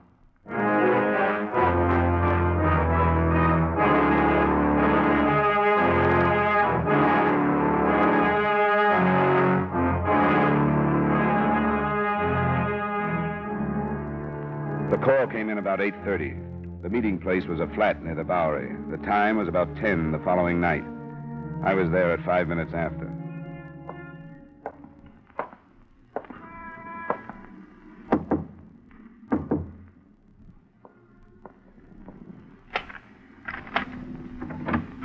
Hi, Lucky.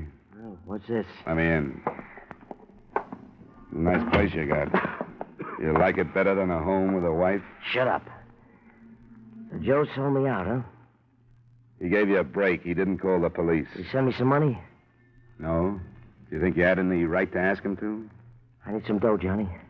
I'm running short. What about your girlfriend? You can shut up about that, too. A double cross, Lucky, huh? Yeah. Yeah, double cross. A real good one. I got no beef coming.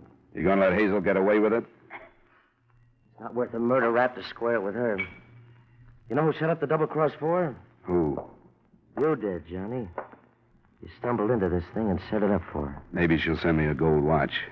I saw her 3 days before you killed him, Lucky. If you knew I stumbled in, why didn't you pull out? She didn't tell me about you until after I killed him. Oh, that's the way it went. Yeah.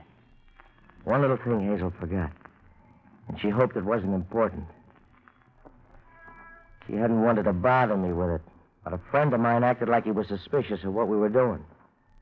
All it did was blow the whole thing sky high. I was going to cop a self-defense plea, but with you around, sniffing out the premeditation, I didn't have a chance. That's tough, Lucky. I'm sorry it didn't work out for you. Get off, will you? I came into this with my eyes open. I know what kind of an operator she was. I'm not beefing. There was a chance to make $100,000, so I took the jump, so I lost. What now, Lucky? I was going to ask you. You want a drink? No, thanks. You won't drink with me, huh? Not right now, Lucky. Afraid I'll slip you a Mickey? I wouldn't put it past you if I was in your way. You are in my way. Aren't you, John? Everybody's in your way now, the whole world. You can't make it, Lucky. You won't get out of town. How much you got says I won't. Start making sense. You've been on the right side of enough of these things to know you're finished right now. No, I'm not. I want you to get a shirt and tie on, make yourself look halfway human, and go to headquarters with me. They may give you a break if you give yourself up. Save it. Quit talking about it. What are you going to do? I'm not sure now that Joe sold me out. I'm in a bad spot, Johnny. I know that. I'm not ready to quit yet. Joe didn't sell you out. He wanted to give you a chance to give yourself up just like I do. We're still your friends, Lucky. We can't stand by you if you won't do the right thing. Then I'll go it alone. When? What do you mean by that? What do you think I'm going to do, Lucky? Sit here with you until you get ready to leave? I sort of hope you would. It'd make it easier if you did. Well, I can't. I came here to give you a break. I've made my offer. Come with me. Give yourself up. Oh, I can't do that. Well, then I'm leaving. I'm telling the first cop I see to come and get you. You're going to put a gun on me, Lucky? Yeah. I can't let you leave. Then you'll have to use it. You want me to come up a coward in front of an old friend like you? I'm sorry, Johnny. You got nothing to lose? You won't get blamed if I get out of here. I can't let you, Lucky. I'm not bluffing. I'll have to see. I'm leaving. I'll ask you once more to go with me. Don't try it, Johnny. I'll kill you if you start for the door. That's your privilege, Lucky, because you're already a killer. Johnny. Yeah? I'm telling you, don't. Johnny, I'm telling you. Johnny, I told you.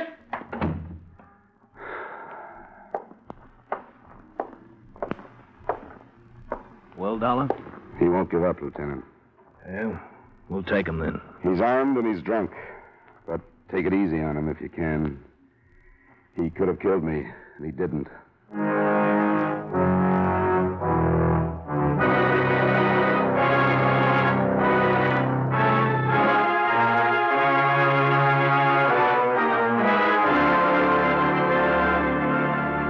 I realize that the confession as set down in this report is worthless as evidence, and as far as proof goes, you are still unable to charge Hazel Mackey for her part of the conspiracy. But after Frank Costa died trying to fight his way out of the flat, I want to suggest that she be picked up again and grilled until she breaks. She's as guilty as he was. Yours truly, Johnny Dollar.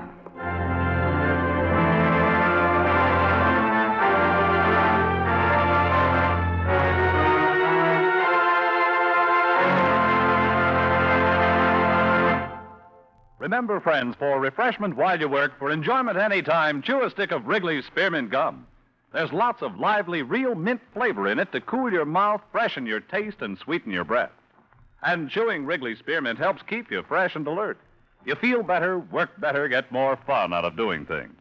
So indoors, outdoors, at work or play, always keep delicious Wrigley's Spearmint Chewing Gum handy.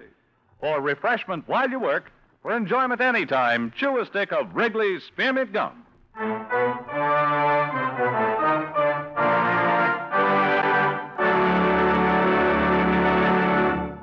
Yours truly, Johnny Dollar, brought to you by Wrigley's Spearmint Gum, stars Edmond O'Brien in the title role and is written by Gil Dowd with music by Eddie Dunstetter. Edmond O'Brien can now be seen starring in the Paramount Pictures production, Warpath. Featured in tonight's cast were Virginia Gregg, Gloria Blondell, Hy Averback, Peter Leeds, and Sidney Miller. Yours truly, Johnny Dollar, is produced and directed by Jaime Del Valle.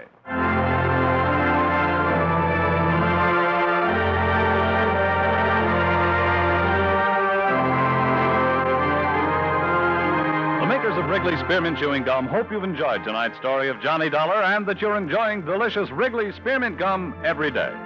We invite you to join us next week at this same time when, from Hollywood, Edmond O'Brien returns in another adventure of... Yours truly, Johnny Dollar. Bob Stevenson speaking.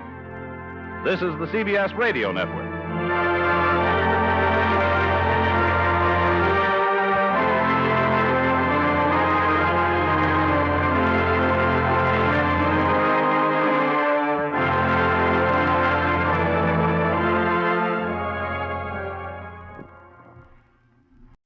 If you're looking for murder, I know a guy who can get it for you wholesale.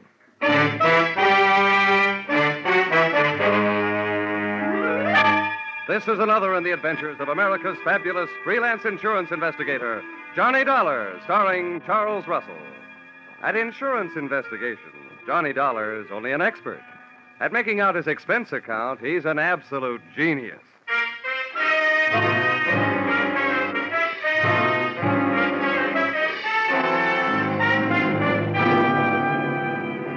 Expense account submitted by Special Investigator Johnny Dollar. To West Coast Underwriters, San Francisco Branch. Attention, Bradford L. Coates, General Manager. The following is an accounting of my expenditures during my investigation of the little man who wasn't all there, or in most cases, there at all, or the unpaid premium payoff. Expense account, item 1. 3 cents postage due on your airmail special delivery letter containing said assignment. I can just hear you dictating it. Take a letter. To Johnny Dollar, you'll find his address in the files. Dear Sir, better make that Dear Dollar. Enclosed find copies of letters received by us from one Mr. James Yarbo, period. This man's wife was insured with our company until recently. One day before her death, her period of grace on an unpaid premium ran out. We canceled her policy in the amount of $20,000.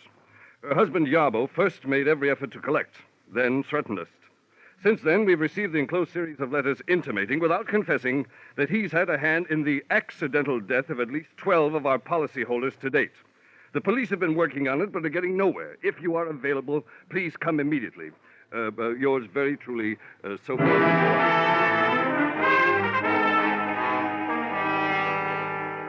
Expense account, item 2, $176.87. Airfare, Hartford to San Francisco. Item 3, $5.40. Cab fare, airport to your office. Dollar, glad you got here. You've no idea what a mess this whole thing... Okay, Mr. Coates, okay, don't get excited. We'll nail this guy before you run out of policyholders. Well, the dozen he's apparently done away with already have cost us darn near $250,000. You've got to move fast, Dollar. The man is a homicidal maniac. Yeah, but a smart one, though. He's put just enough in those letters he sent you to let you know that he's working on a grand-scale revenge against your company. But he leaves out just enough so the law can't lock him up. He's had perfect alibis in every case. Look, Mr. Coates, tell me, have all these deaths been local, right around here? No, they've been all over California. Mm-hmm. Well, one other thing, the method. From this list you gave me, Mr. Yarbo seems to have a preference for killing people through the noisy and gory method of fake automobile accidents. Yes, very true. But what about this last one? Airplane crash. That was a $30,000 loss to us. Just think. Our poor innocent policyholder flying around and then his engine quit. Thanks to a man he's never even seen. Tell me, Mr. Coates, just how difficult would it be to get a list of your California policyholders? Names and addresses, you know. Why, that would take days. But goodness gracious, man, you can't hope to keep an eye on them all. Besides, the minute you went off the job, he'd strike again. That's a preposterous idea. Cut. Time. Look, I don't want the list. I was just wondering how Yarbo got it. Oh. Now, so far you've given me nothing to go on. I'd like you to add 2 things to that. Yarbo's home address and a $50,000 life insurance policy made out to me. What on earth's that for? Well, look, in the first place, if we're going fishing for Mr. Yarbo, I might as well be the worm. In the second place, if I should get gobbled up in the line of duty, that $50,000 life insurance would make several attractive young ladies of my acquaintance very happy. Not, mind you, as happy as I can make them by remaining alive.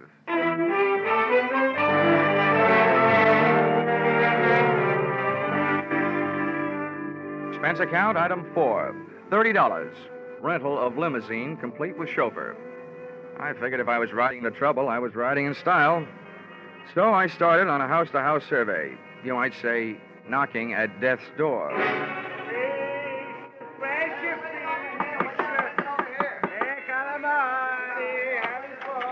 Yes. What is it, please? I'm sorry to bother you, Mrs. Cianelli, but I'm from the insurance company. Oh, yes. It'll only take a moment. One question about your son. Oh, poor Angelo. What do you want to know about my poor son? He drive away in his automobile, that's all. I'll never see him in life again. Yes, I know. Tell me, Mrs. Cianelli, did you ever hear your son mention a man named Yarbo? Yarbo? Yeah. Yarbo. I don't know about no such Yarbo. Now, please. Please leave me. There was so much sadness in my house.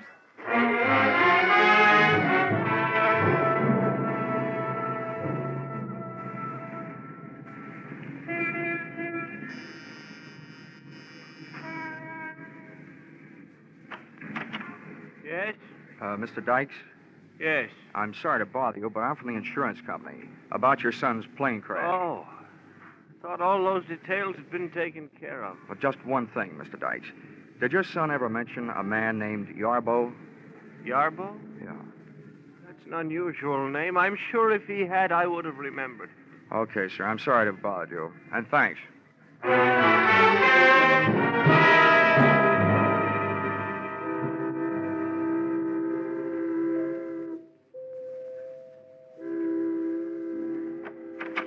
Yes, sir. May I help you? Yes, I'd like to have a word with Mrs. Weatherly. I'm from the insurance company. Well, sir, Mrs. Weatherly has been indisposed, not receiving visitors. What is it, Brian? How do you do, Mrs. Weatherly? My name is Johnny Dollar. Oh, dear. You may go, Brian. Oh, I'm ashamed to let you see me in this condition, Mr. Dollar. I'm just ashamed. But you understand. I do indeed. Oh, it was bad enough. The accident, I mean. But the scandal! Oh, I'll never be able to hold my head up again. Yes. No. If Harvey had to get himself in an automobile accident, why, I ask you, did he have to have that awful Mrs. Barclay in the car? Oh, yes. Yes, it was very unthoughtful of him, Mrs. Weatherly. Would you mind answering one question? Well, if I can. Did your husband ever mention a man named Yarbo? Well, no. No, he never mentioned a man named Yarbo. But neither did he ever mention Mrs. Barclay. I tried a half a dozen of the other beneficiaries left behind by Mr. Yarbo's list of victims. All I got out of it was a very watery afternoon. The tears were falling like monsoon time in Burma. But of information, I got none. This brought me right smack up to a point I didn't want to have to reach. The point of contacting Mr. Yarbo in person.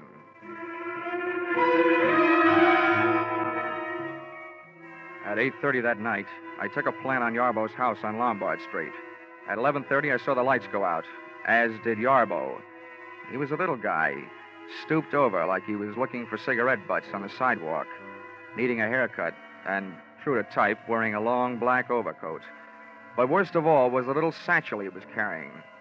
Items like this always set off a chain reaction in my imagination, and I could just see him on his way to atomizing the Oakland Bay Bridge, thus causing the biggest automobile accident in history. I very cleverly forced my way into the house by breaking a first-floor window, reaching in and opening same. The cyclops eye of my flashlight started picking up information on the subject of Mr. Yarbo immediately. The room I had entered looked like the Hobby Lobby of an English bobby, a crime museum if I ever saw one. On one wall, a gun case. On another, a crime library. And scattered around the room, a grisly collection, ranging from blood-stained hatchets to shrunken heads. But the most surprising criminal curio of all stood right behind me. Mr. Yarbo, complete with little black bag. Well, I must say the current second-story man dresses well, but I must also say you, my man, must have the old masters of the art turning in their graves. For you, young man, are a heavy-fingered bungler. Sure, let's have a better look at you. Now, that flashlight, I'll feel better after you've dropped it. Hey, what am I doing? You're not even pointing a gun at me. Don't feel too comfortable. You are well covered from many points. A step from you in any direction may detonate any number of explosive devices. Why'd I have to pick this joint to burgle? I feel like a city councilman playing a call in the White House. You seem more the kind of a guy I should be working for instead of on. What's your racket? Racket? Yeah. You were in a racket, my little friend. My pastime is a science. Yes, I take it you are impressed with my collection. Who wouldn't be?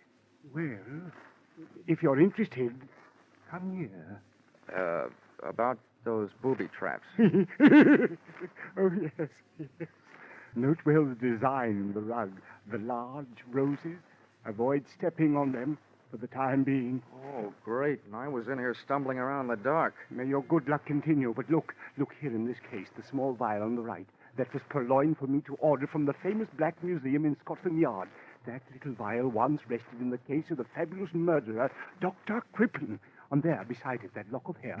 That is from the head of the second victim of the noted mass murderer, Neil Cream.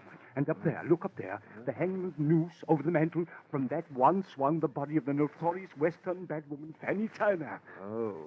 How's chances for running this place for Halloween? Well, all right then, since you no longer seem interested in playing the part of a bungling burglar, then I assume that I am also free to discontinue my pose as a victim of your disguise, Mr. Johnny Dollar. Oh? Looks like the chips are down and I'm the fish. Yes, and there are a lot of other fish in your sea, Mr. Dollar. Poison eels, that's what you are, the lot of you. Parasites, gambling on death, and then not paying when you lose. Listen, Mr. Yarbo, you're placing a big hunk of blame where it doesn't belong. You're confused about things. Confused? Yes. When your wife's insurance premium was overdue, you were allowed a 30-day period of grace. And when that went by, the policy was canceled. Now, that's not the insurance company's fault. It was your fault. But it wasn't. I gave her the money. She spent it on herself. I'd have made it up. I told them so after she died. I told them, but they wouldn't listen. I'll show you. I'll show you.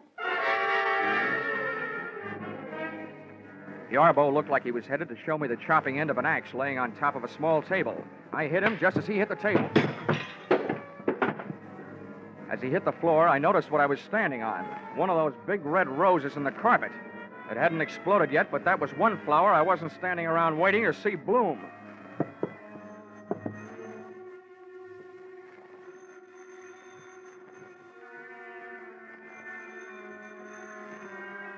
It took a lot of nerve picking up a telephone in that room. But I finally got a good hold on my nerves and a fair hold on an imitation of Yarbo's voice. Took one deep breath and picked up the phone. Yes? Hello, James. This is Martha. I'm at the office. I have good news. 2 more. Mr. and Mrs. Granville Morse, killed tonight on the Great Highway, 2 miles south of Seal Rock. 8:45 tonight. Ran into a post, both killed. Insured for a total of $80,000. I gotta go now. Goodbye, James. Well, congratulations, Brother Yarbo. 2 more at 8:45 tonight. And who's your new alibi? Me.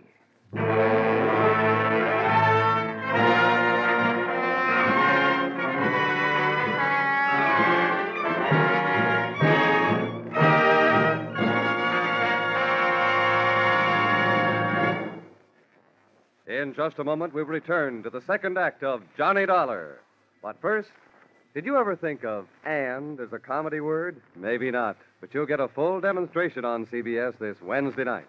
There'll be Groucho Marx and his guest on that hilarious quiz, You Bet Your Life. For it's the guests who sometimes floor Groucho with their wisecracks. There'll be Bing Crosby in his regular Wednesday night CBS show and his special guest, Bob Hope. There'll be George Burns and Gracie Allen and Bill Goodwin. And becomes more filled with comedy when you learn that Lum and Abner will have their premiere as Wednesday night regulars on most of these same CBS stations. Yes, this fall you hear them all on C and B and S. Now, with our star, Charles Russell, we return to the second act of Yours Truly, Johnny Dollar.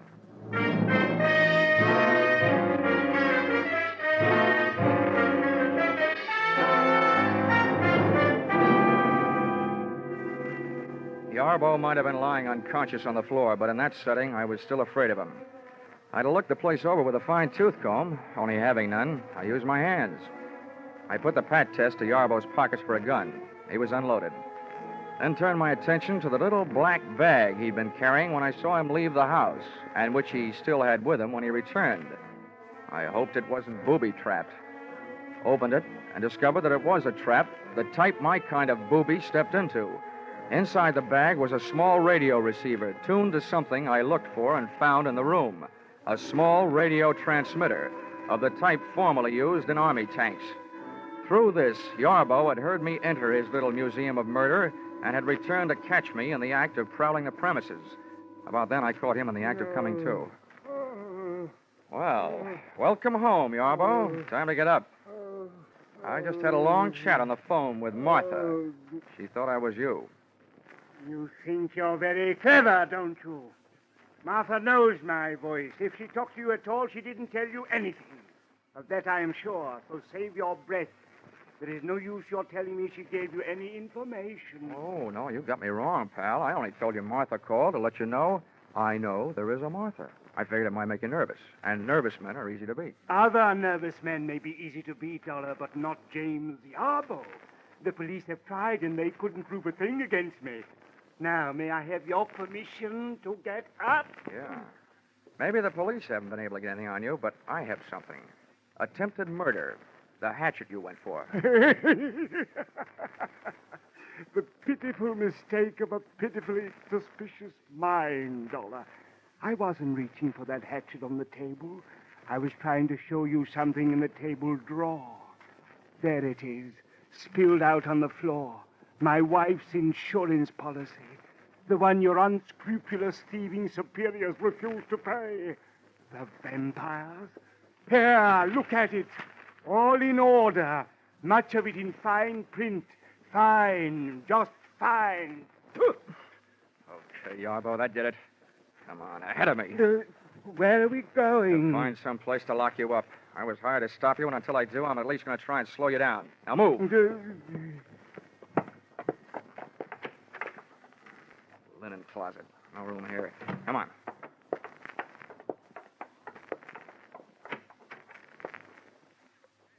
Bathroom. No window. Yeah, this'll do. Go on, get in there. No, not in here. Anywhere but in here. It's a good place. You may get thirsty. No. This is where my wife died. Not in here. No.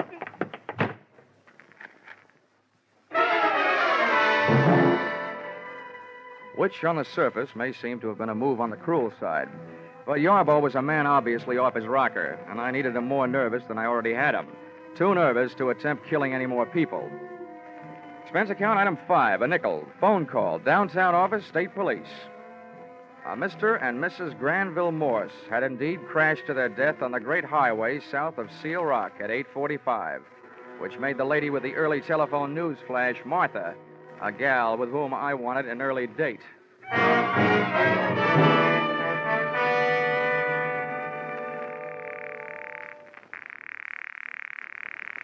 Come on, answer the phone.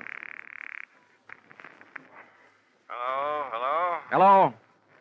What is it? Hello, Mr. Coates. This is Dollar. Oh, yes, Dollar. What do you want? Well, first I want to tell you that you just lost 2 more policy holders. List price, $80,000. Oh, good Lord. This is terrible. Who? How? What? Never mind that. I've also got something else. On the good side. I need your help tonight. Of course. Anything. What can I do? Meet me at your office. You and I are going to go looking for a dame named Martha. Martha?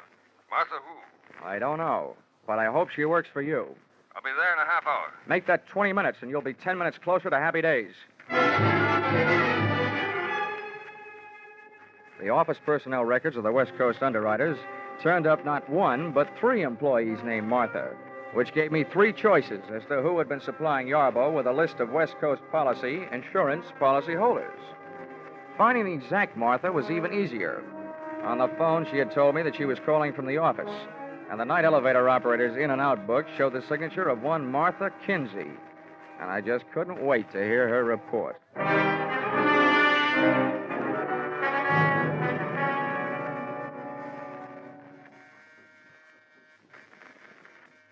is it? I've got a message from Mr. Yarbo. Oh, just a minute. Message from James. Oh, what does he want? Well, what he really wants is to get out of the bathroom. That's where I've got him locked up. Who are you? You ought to know who I am. I assume you're the one that told Yarbo he could be expecting a call from an insurance investigator named Dollar. Well, that's me. Well, I don't care. James told me girls give out lists of names all the time, sell them for mailing lists, 10 cents apiece. May not be ethical, but it's not against the law. James told me, and I believe James. Oh, he's the smartest man I ever knew. He may be the smartest, but he's right in line to be numbered among the deadest. One of these fine mornings, the state is going to give him a cyanide egg for breakfast. What do you mean? You should know. Murder, execution, gas chamber. Well, you can't prove a thing. James told me so, and he knows. Well, he's smart. I hope he's not smart enough to pick a lock with a bath mat. Now, come on, sit down. You and I are going to have a nice, long talk. We are not. I won't say a thing. I don't have to, unless you have a warrant, an indictment, and a court reporter. James told me so. Yeah, I know. He's smart. But no matter what he told you, you're going to tell me a few things. Oh, no, I'm not. Oh, yes, you are. Oh, no, I'm not. Oh, yes, you are.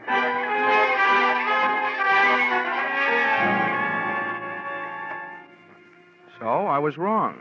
Martha didn't tell me anything. But her stubborn attitude did. She was in love with Mr. Yarbo, a stupid, middle-aged woman having her last fling at romance, doing her best to keep her last chance alive in the person of the man who had made her his partner in crime.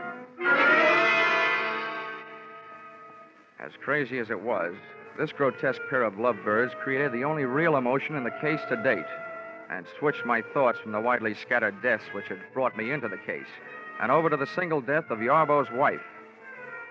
Enclosed, find a transcript of statement made to me at 2 o'clock in the morning by the doctor who signed Mrs. Yarbo's death certificate. Cause of death, cerebral hemorrhage. Result of severe fracture of skull. Region, medulla oblongata. Contributing factors, woman bathing in bathtub at home. Slipped and fell, striking head on shower spigot. Coroner's finding death due to misadventure. Accidental. It took the doctor 2 minutes to get around to making that statement. I figured it would take Martha at least 30 minutes to get her hair out of her curlers and make herself presentable enough to risk being seen on the street. That left me 28 minutes to get back to Yarbo's house before she did, and I didn't need half that long. In the cab on my way over, I took inventory. 1, to date, Yarbo's alibis covering him on all the so-called revenge murders had been perfect. Too perfect. 2nd, when I first faced Yarbo, he screamed about his wife's death, not in the light of having lost his lady love, but in the light of having lost her insurance money. Just as my third and most important conclusion came upon me, the taxi came upon our destination, and I had to go to work.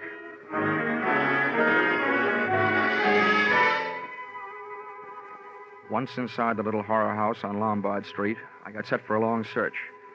But it turned out to be a short one, and it proved 2 things. Yarbo was not only a murderer, he was as crazy as he'd acted in having kept the evidence around.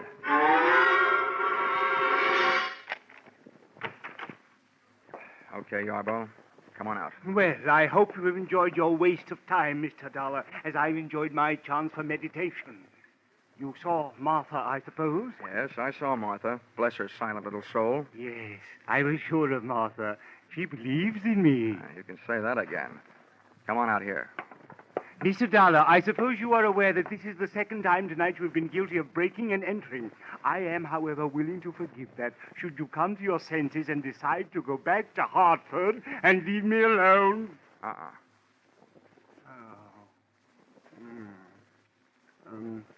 Mind treading on the roses in the rug, Mr. Dollar? Sorry, Yarbo. I fell for that gag earlier tonight. People who smile at that joke give me the last laugh. Now, look, Yarbo, I know exactly what you've been up to, and I know why you've done it. But your little war of nerves has got to stop. It will never stop. No one can prove anything against me. I can. I can prove that you haven't done a thing to bring about those accidental deaths you've been taking credit for. Martha has sat down that insurance office and notified you every time there's been an accidental death of a policyholder in this part of the country. Then you've written the company your little letters and gotten your little kicks out of it, right? That's a lie, lie. This is a switch, a guy yelling that loud that he's guilty. You'll have to prove it.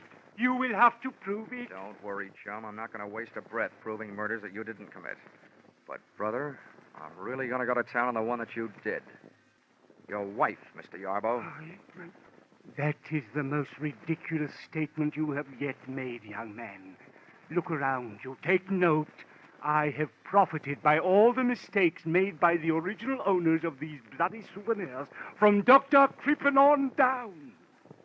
You see in me the living composite of them all. And I intend to stay that way, alive. I'm afraid you will, but it's going to be inside an upholstered room. And this is what will put you there. Yeah, Mr. Yarbo, you carried your little hobby of crime souvenirs too far when you saved this hunk of pipe and the faucet with which you clubbed your wife to death. She slipped and fell. She was in the tub. I'm sure the police microscopes can give you a strong argument on that one. Now, come on. And let's make it easy on each other, shall we? No, I didn't do it. I didn't do it. Let go. Whoa. Let go of me. You have to prove it. James, what's he doing? Help me, Martha. Help me. Hit him with something. I'd have bet on myself against the two of them if I didn't have to fight while playing hopscotch over those roses in the carpet, about which I still wasn't quite sure. It was touch and go. Martha would try to touch the back of my head with something, and I'd go. Do something, Martha. Do something. I'll fix him. The something Martha tried to do was pick up a heavy-based urn and aim it at me. She missed. It started to roll across the rosy carpet. When Yarbo saw where it was headed, he wrenched himself loose and dove to stop it.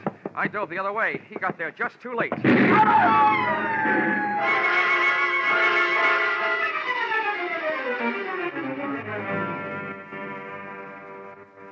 I didn't have to look twice to know he was dead. Fate had called James Yarbo up on his own carpet. When Martha threw that urn at me, it had rolled straight for the only rose in the rug that had been booby-trapped. Which only goes to prove that sometimes a rose by any other name can be anything but sweet.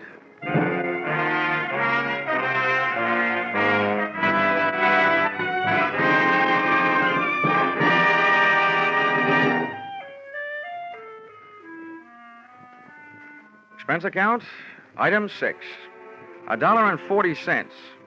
3-month subscription, Love Life magazine. Sent to accessory to murder, Martha Kinsey, Tehachapi State Prison. I figured 3 months was about all she had, the judges and juries in California being rather efficient that way. Expense account, item 7, $6. Dinner and diving for pearls in a barrel of Blue Points at Fisherman's Wharf. Diving for Pearl's earring, which she lost while bending over the barrel trying to see what oysters look like. Item 8, $176.87. Airfare, San Francisco to Hartford. Expense account total, $942.08. Not including defense lawyer fees if you decide to sue me for not being able to add correctly. Signed, yours, truly, Johnny Dollar.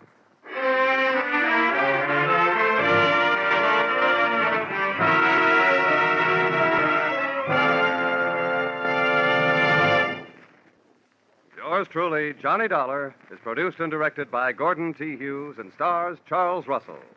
Script by Paul Dudley and Gil Dowd. Featured in the cast were Jay Novello, Martha Wentworth, Paul Dubois, Gigi Pearson, and Larry Dobkin. The special music is written and conducted by Wilbur Hatch.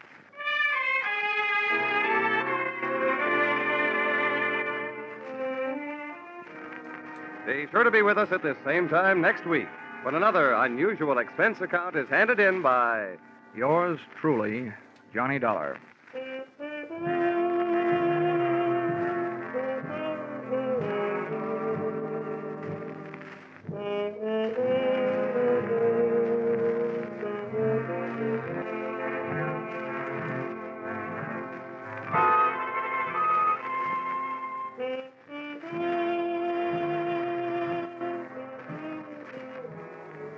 Everyone is concerned about world affairs these days.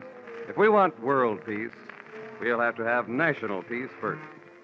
In order to keep America's strength and prestige, in order to preserve her freedom, we must do away with group prejudice. Let's stop judging people by the color of their skin or the place where they worship and start considering them for what they do. We'll be sure to have a happier world.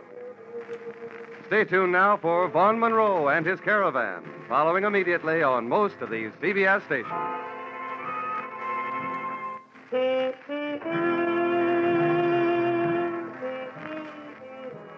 This is CBS, the Columbia Broadcasting System.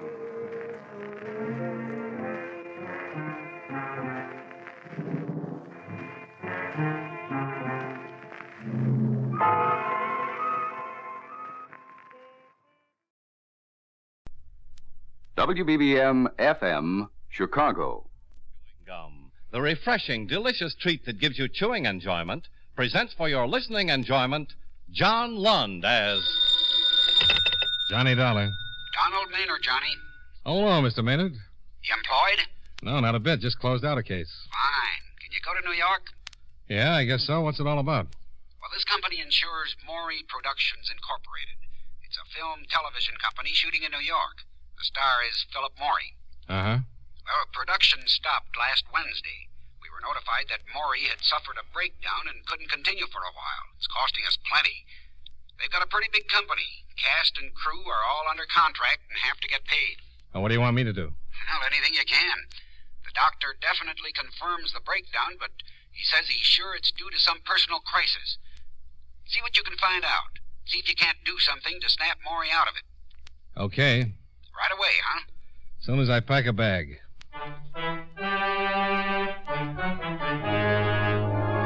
the makers of Wrigley's Spearmint Chewing Gum bring you John Lund and another adventure of the man with the action-packed expense account, America's fabulous freelance insurance investigator. Yours truly, Johnny Dollar.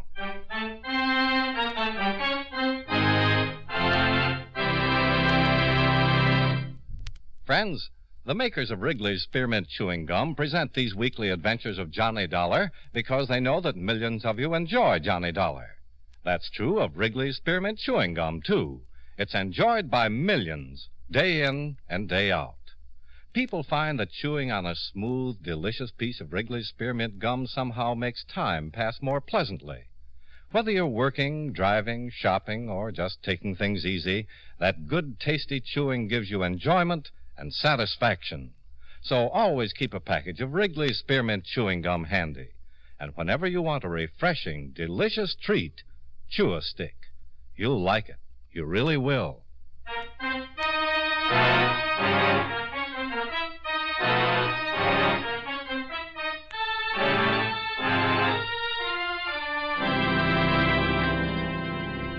Expense account submitted by Special Investigator Johnny Dollar to Home Office, National Life and Casualty Insurance Company, Hartford, Connecticut.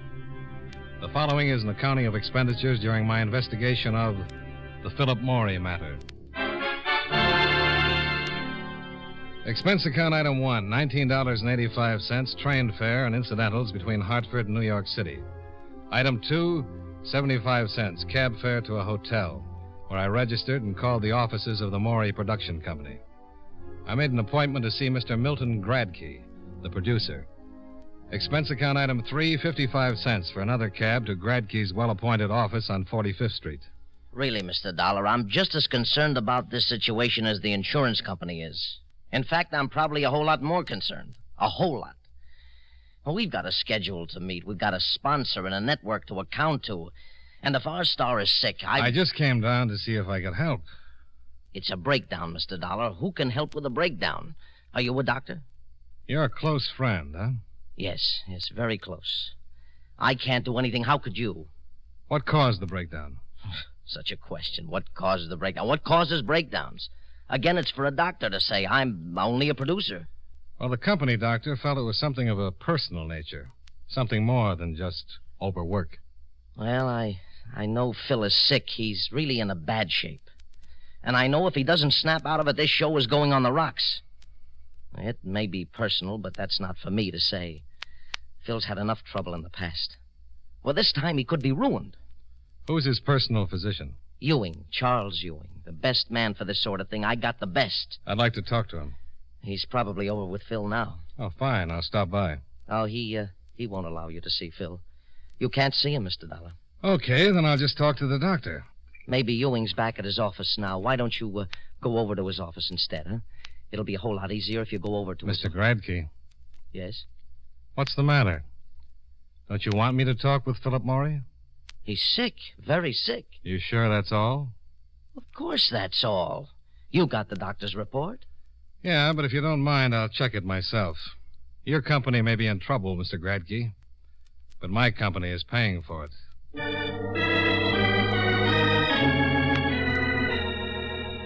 Expense account item 4, $1.25 for still another cab. Philip Morey was residing in an apartment on Park Avenue. I had trouble getting by the doorman, the receptionist at the switchboard, and the elevator operator, but I got by them. I walked down the 3rd floor of the building and knocked on the door to Philip Morey's apartment. Yes? Dr. Ewing? No, he just left. My name is Dollar.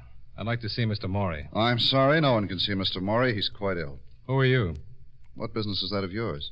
I'm a special agent for National Life and Casualty. I was sent here to make a report on Mr. Morey's condition. Then I suggest you talk to Dr. Ewing. Now, wait a minute. Look, I told you to... Hey, Richard. What's the beef? What's going on? Mr. Morey? Yeah? Phil, you better go on back in your room. Why?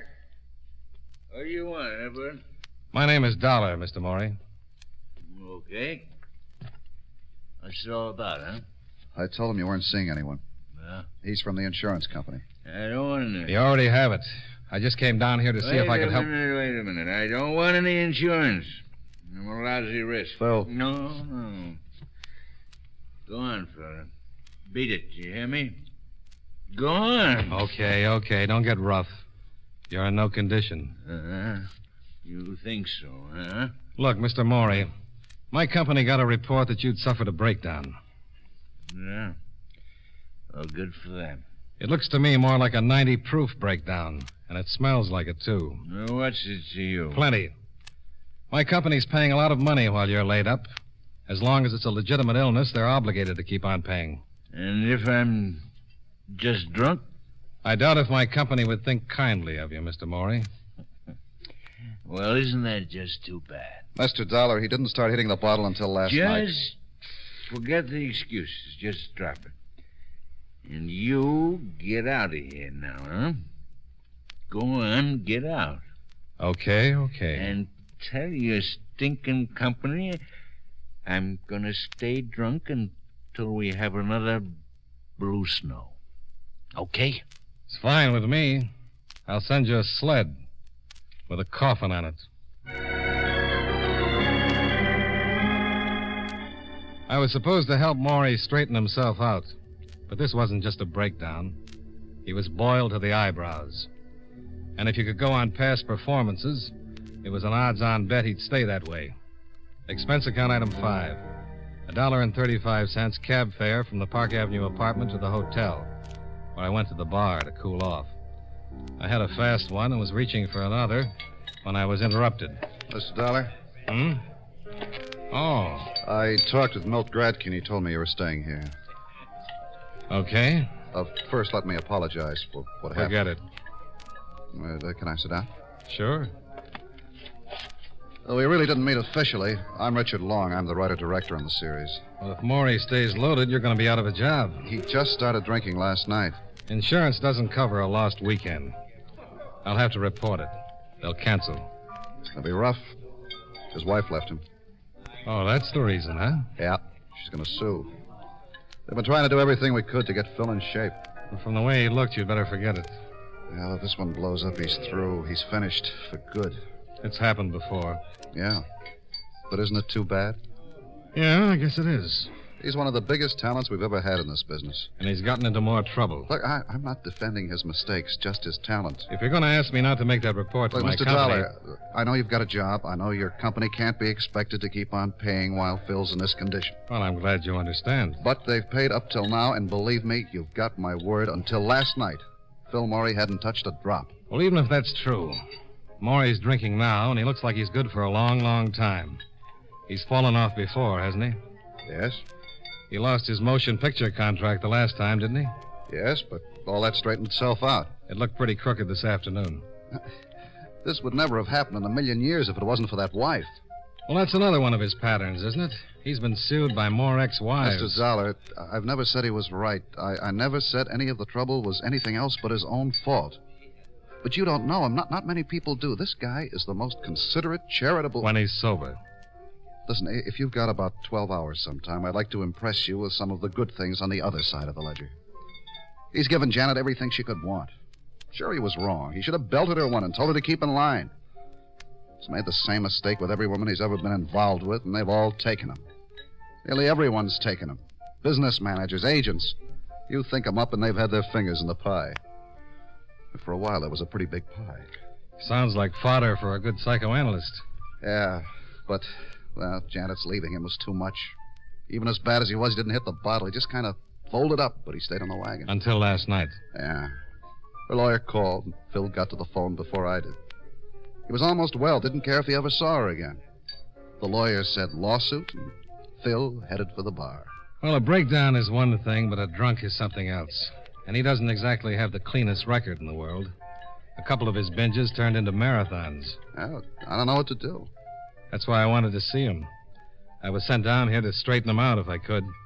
Get that dame to lay off the lawsuit, and you can. Well, maybe she thinks she's got a case. The other wives did all right. Well, that's why he flipped. He just can't afford it. You got any idea how much alimony he's paying right now? Yeah, I've heard. And it's more than just the dough. This one's taking him. He's played it straight all the way. Gave her everything she wanted. Laid off the booze. Really, I know. He tried to make this one work. And why did she leave him? She figured it was the right time. He's going good. Still got a lot of money. She's a tramp. Does he think so? Well, he does now. I never said anything to him while they were together, and there was a lot I could have said, but, you know, you just don't do those things. No, it never helps. After she left him, I finally sat him down and gave it to him straight. He got sore, but he listened, and he started putting things together. She played around all over the place while she was with him, but she did it smart. It's the old story about the husband being the last one to know. And he took it? Yeah, and it helped. I really gave it to him, everything I knew. He must have made quite a study. Well, she threw a few pitches my way. Well, if you know all these things, why not let her take it to court? Sounds like you've got enough honor to stop any kind of a suit. No. I said she played it smart. It's all hearsay. She'd just deny it, and who's going to call her a liar? The guys she was mixed up with? Maybe. Not these guys. They were hand-picked. You said she threw a few pitches your way. Look, Dollar, Morey's my closest friend. What do you think I'm going to do? Well, I came down here to see if I could help. But it looks pretty hopeless. I don't know. He looked like he was headed for a wet evening. Anyone holding his hand? Yeah, I left Milt with him. We've been working in shifts. His wife's name is Janet, isn't it? Yeah. Where does she live? 55 West 125th Street. Okay. Why don't you wait for me here? You going over to see her? I'm supposed to save my company money, Mr. Long. Maybe Mrs. Morey can suggest something. Are you kidding? Yeah. But have you got a better idea? Good luck.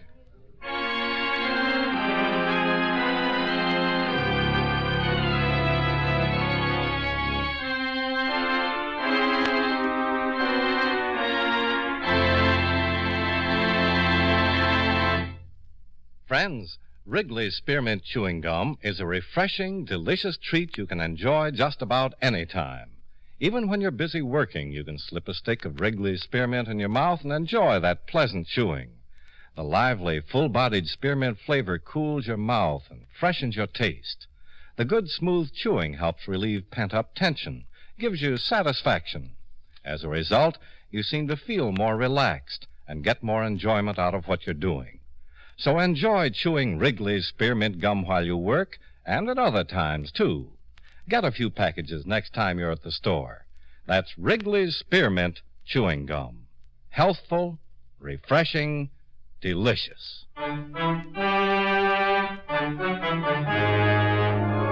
And now, with our star, John Lund, we bring you the second act of Yours Truly, Johnny Dollar.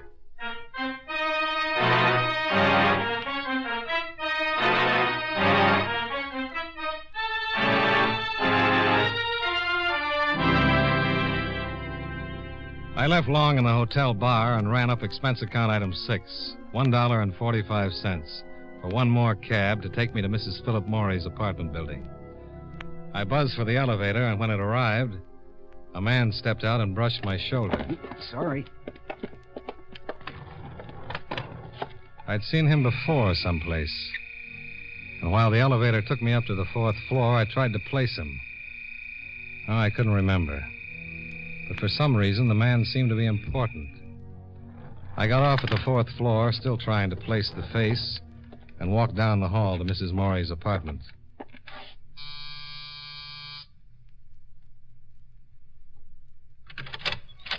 Yes. Mrs. Morey? Yes. My name is Dollar. I'm a special investigator for National Life and Casualty. Insurance? Yes. Well, I'm sorry, but I... My company insures your husband's television production. Oh, You mind if I come in and talk to you? no. Come on in. I don't quite understand, Mr. Dollar. Mr. Dollar. Sit down, please. Oh, thanks. My husband's production company is insured? That's right. Insured for what? Oh, accidents, illness. Oh. Well, how'd you find me? Mr. Long. I see. I have to make a complete investigation, Mrs. Morey. You see, when your husband was taken ill... Taken ill? Well, that's the report that was turned into the company.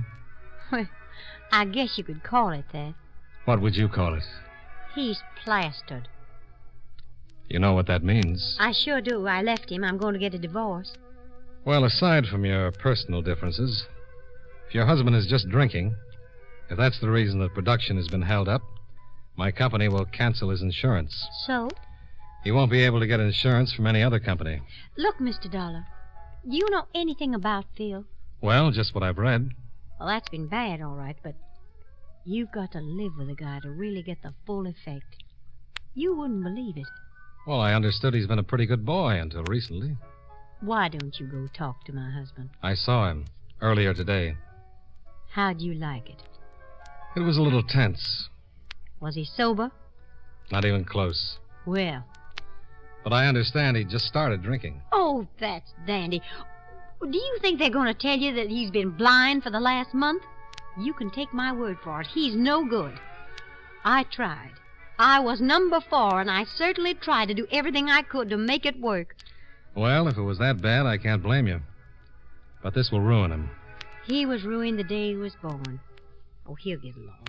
He's still got a lot of money. After all the alimony he's been paying out? Mr. Dollar, Phil has made over $6 million since he started in the business. He could still afford a dozen more wives if anyone will have him. Well, I'm glad to hear that you'll be taken care of. You bet your life I'll be taken care of. After all I put up with, I deserve to be taken care of. Taken care of good. Uh-huh. Well... Oh, you don't have to go. Let me buy you a drink. Well, sure. What's your poison? Anything that's handy. Just water it. Bourbon? Fine. I suppose Richard Long told you what a terrible woman I am. He mentioned something about it. Yeah, he would. He's a jealous little fellow. There you are. Oh, thanks. Cheers. Sure. Richard tried everything he could to break us up. And what a heel. After we'd been married for only a couple of months, Richard started making the old pitch.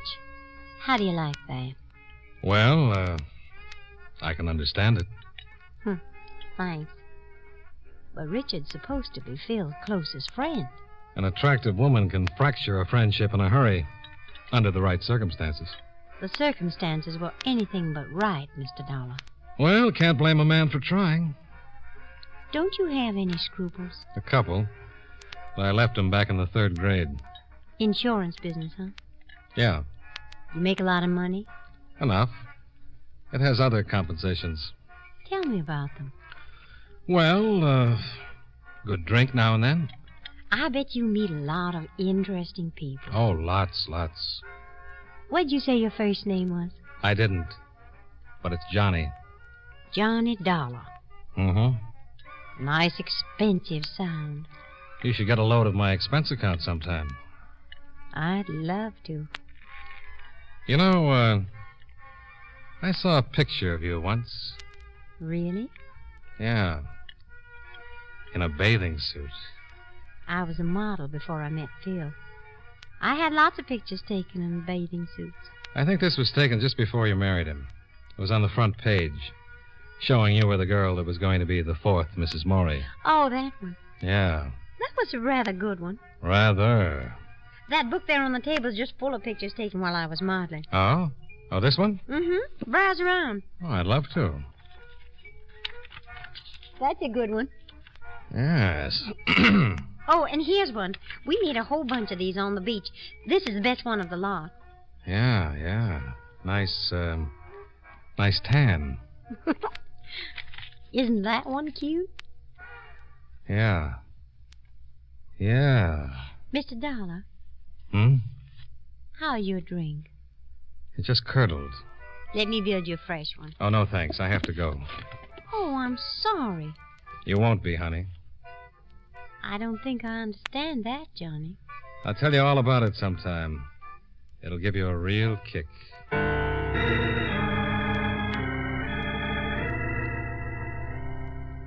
I left Mrs. Morey looking a little worried. And whether she knew it or not, she had a right to be. In one of the pictures she's shown me, I'd spotted the man I'd bumped into coming out of the elevator. And I remembered who he was. Expense account item 7, $1.45. Cab fare back to the hotel, where I told Richard Long about the man in the picture. Eugene's Sweet. Ever heard of him? No. I couldn't remember until I saw that picture. There was a big case in L.A. He was convicted and sentenced. Did 3 years for forgery.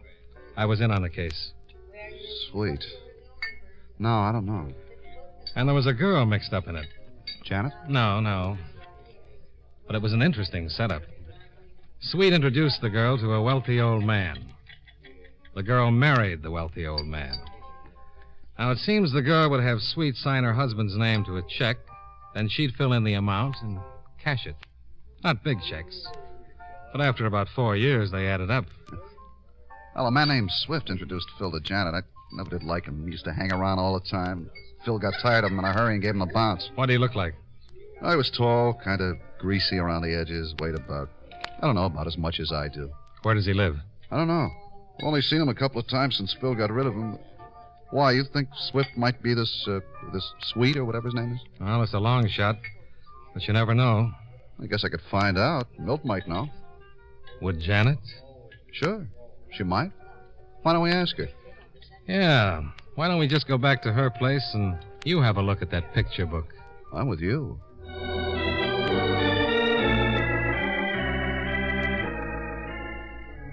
Long's car was parked outside the hotel. We piled in and drove back to Mrs. Morey's apartment building. We parked just in time to see a man enter by the front door. That's him, Swift. He just went into Janet's building. And he came out about an hour ago. You mean Swift's the guy you were talking... Eugene Sweet, arrested in Los Angeles in 1949. Well, come on. Well, it might be perfectly innocent. In a pig's eye. I bet that dame has been working the same kind of setup you told me Sweet worked with the other one. He doesn't do anything. How does he support himself? Well, if he's with Mrs. Morey, we can always ask him.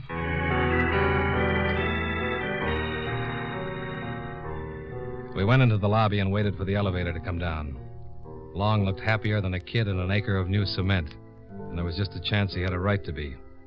The elevator arrived, and so did Milt Gradke, the producer, who came busting into the lobby from the street. Milt? Richard, I've been calling you all over the place. What's the matter? Phil, he's loose. I couldn't keep him in the apartment. Oh, no. I tried, but he got rough. He tried calling Janet, but she hung up on him. Then he went wild. You think he's here with Janet? Yes, and that's not the half of it. Come on, we better get up there. There's no telling what he might do. You know about it? What do you mean about Sweet? Who? Sweet. I'll tell you later. I thought you meant the gun. Gun? Yes, Phil's got a gun with him. On the way up, Long explained as much as he could to Gradke, and Gradke continued to apologize for not being able to restrain Morey. We left the elevator on the 4th floor and hurried down to Mrs. Morey's apartment. The door was ajar. Sounds like they're all in there. Well, what are we going to do? Well, if he's got a gun... He sure has. I'm going in. Get back! Get back. He's crazy. Do something. Put down the gun, Morey. Don't come near me. Get back. I warn you. Don't anybody get near me. I swear I'll shoot. Phil. Not even you, Dick, no. You too, Milk. Get back. Miss Dane. Miss Dane thought she was going to take me. Well, she's not going to get away with it. Phil, No, please. no. I am through. Nothing's left. So I'm going to do it up brown. What do you think of this dame, Dick? Look who comes to see you. His real name's Sweet, Eugene Sweet. Huh? What? That's right, Morey. He's done time. Yeah? Morey, put down the gun. It's a better than even bet that your wife's been pulling a fancy bit of hijacking, Miss Sweet. Huh? That's right. Tell him about it, you little tramp. Yeah. Tell me about it. Look, Phil. I want the whole thing. How did you take me? Come on. He introduced you to Janet, didn't he? Yeah, he did. They had it all settled. She marries you, sticks around for a while, and Sweet, being a good forger, signs your name to some checks. Tell him, Janet. Phil, look, you didn't do wrong. You did everything right. For goodness sakes, Phil, nobody's going to blame you now.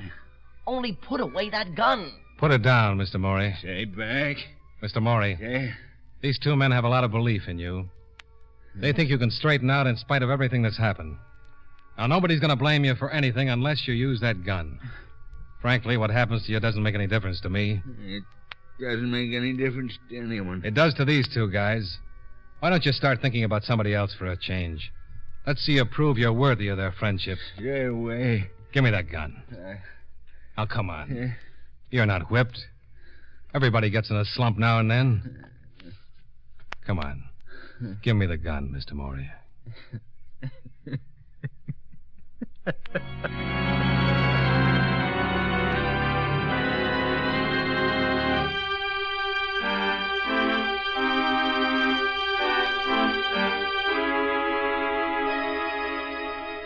By the time the cops got there, Janet and Sweet had told me the whole story. They admitted cashing forged checks to the tune of $300,000.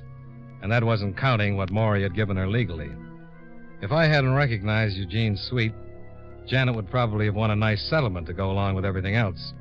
Morey had written so many checks he never would have noticed the extra ones. Oh, he was a setup. He spent money hand over fist, and his business manager would never think a dozen small checks a week were forged.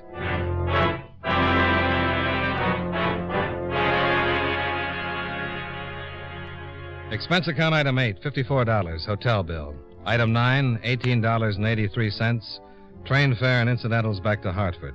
Expense account total, $99.38. Yours truly, Johnny Dollar.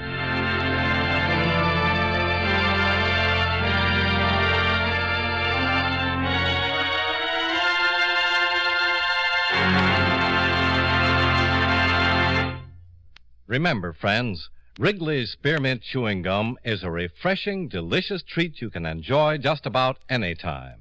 Chew a few sticks of Wrigley's Spearmint during the day and see how the good chewing helps you keep feeling fresh and alert. The lively, full-bodied flavor of Wrigley's Spearmint cools your mouth, freshens your taste, and sweetens your breath. The chewing itself gives you a nice little boost, helps you keep going at your best. Millions of people get real chewing enjoyment out of Wrigley's Spearmint Gum every day. And we know that you'll enjoy it, too. Get a few packages and always keep some handy. That's Wrigley's Spearmint Chewing Gum. Healthful, refreshing, delicious.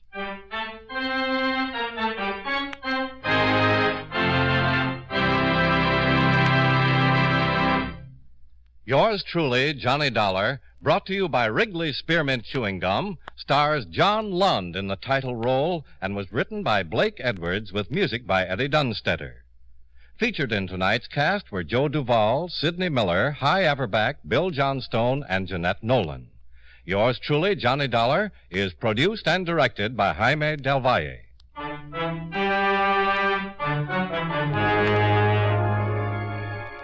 The makers of Wrigley's Spearmint Chewing Gum hope you enjoyed tonight's story of Johnny Dollar and that you're enjoying delicious Wrigley's Spearmint Gum every day. This is Charles Lyon, inviting you to join us again next week at this same time when from Hollywood, John Lund returns as... Yours truly, Johnny Dollar.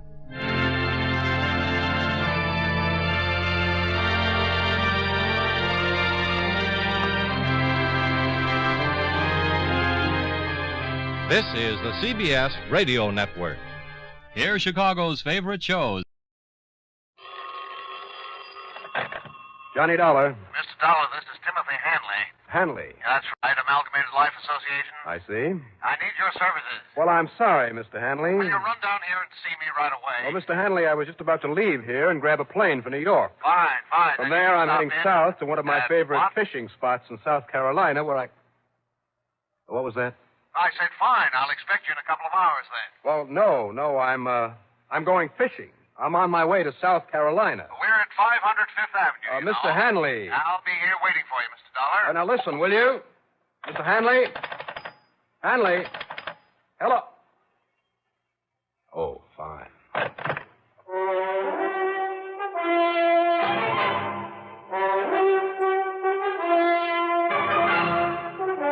The CBS Radio Network brings you Bob Reddick in the exciting adventures of the man with the action-packed expense account, America's fabulous freelance insurance investigator. Yours truly, Johnny Dollar.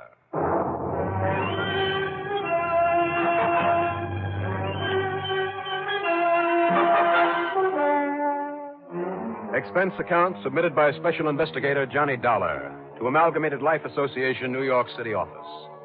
Following is an account of expenses incurred during my investigation of the morning after matter.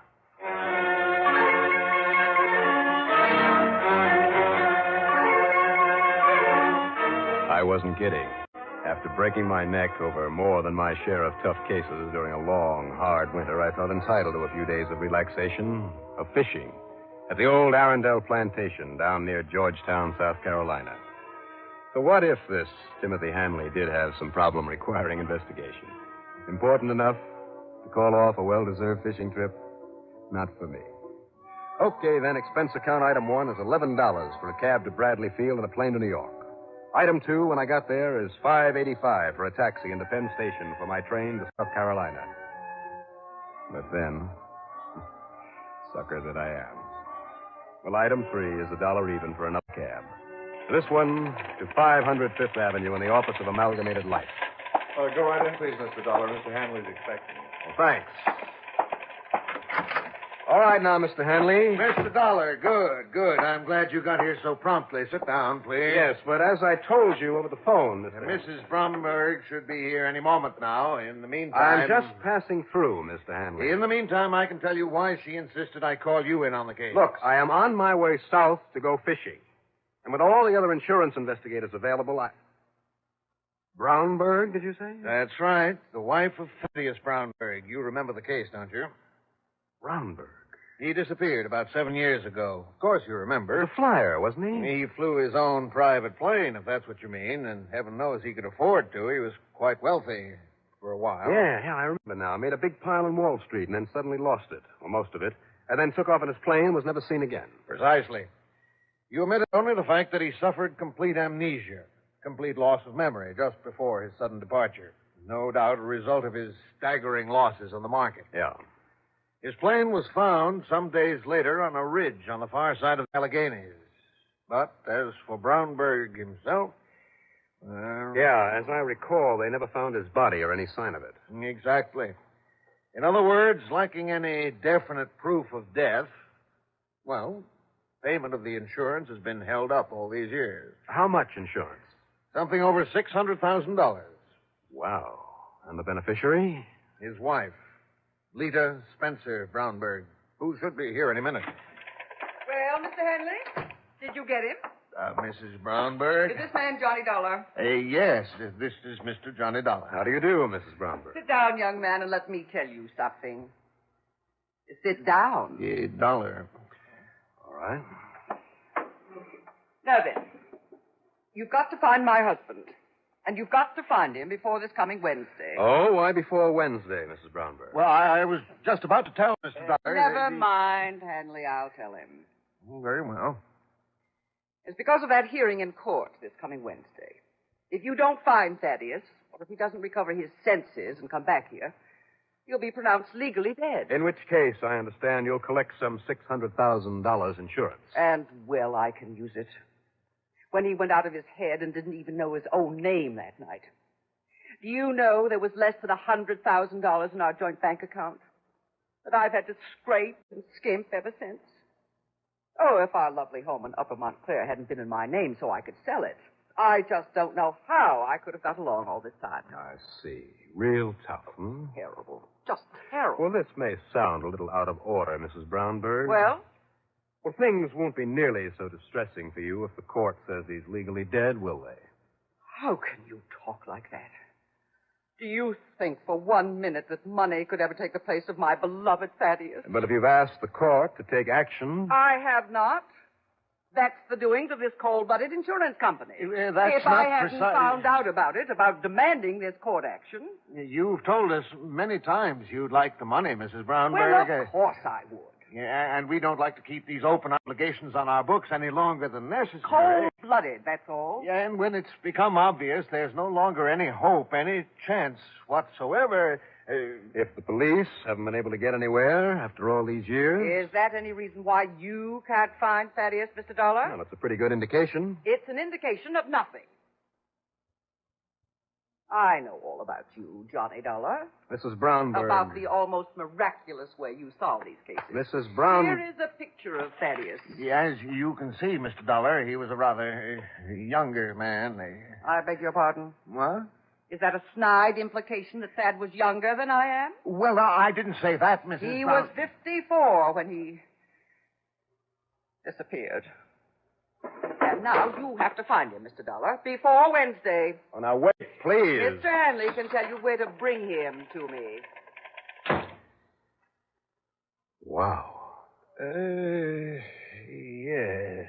And yet, Mr. Dollar, if there's anything you can do, that is... You mean to save your company from having to pay out all that money?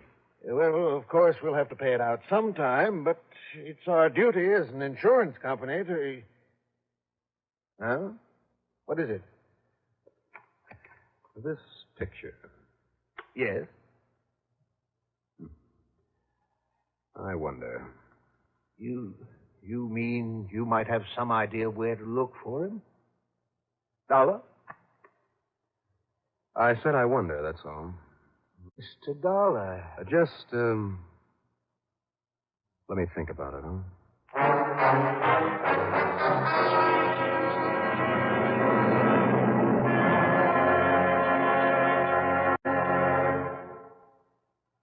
Repeat after me, please. What do you want when you need brand? What do you want when you need brand? Reliability. Reliability. Now, what do you get in Kellogg's All Brand? What do you get in Kellogg's All Brand? Reliability. Right. Hi, this is Dennis James to explain why Kellogg's Way is the reliable way to get the effectiveness you want from brand with just half a cup a day. See, Kellogg's All Brand is the real Battle Creek formula, the one that millions of people depend on. And they depend on it because Kellogg's All Brand contains more vital brand bulk to help you keep regular. It's low in calories, and it's mighty pleasant eating, too. Kellogg's All Brand comes in crisp, toasted shreds that have a wholesome brand muffin taste. I think you'll like it. So be sure you remember, for the effectiveness you want from brand, get reliable Kellogg's All Brand. That's what you get in Kellogg's All Brand. Reliability.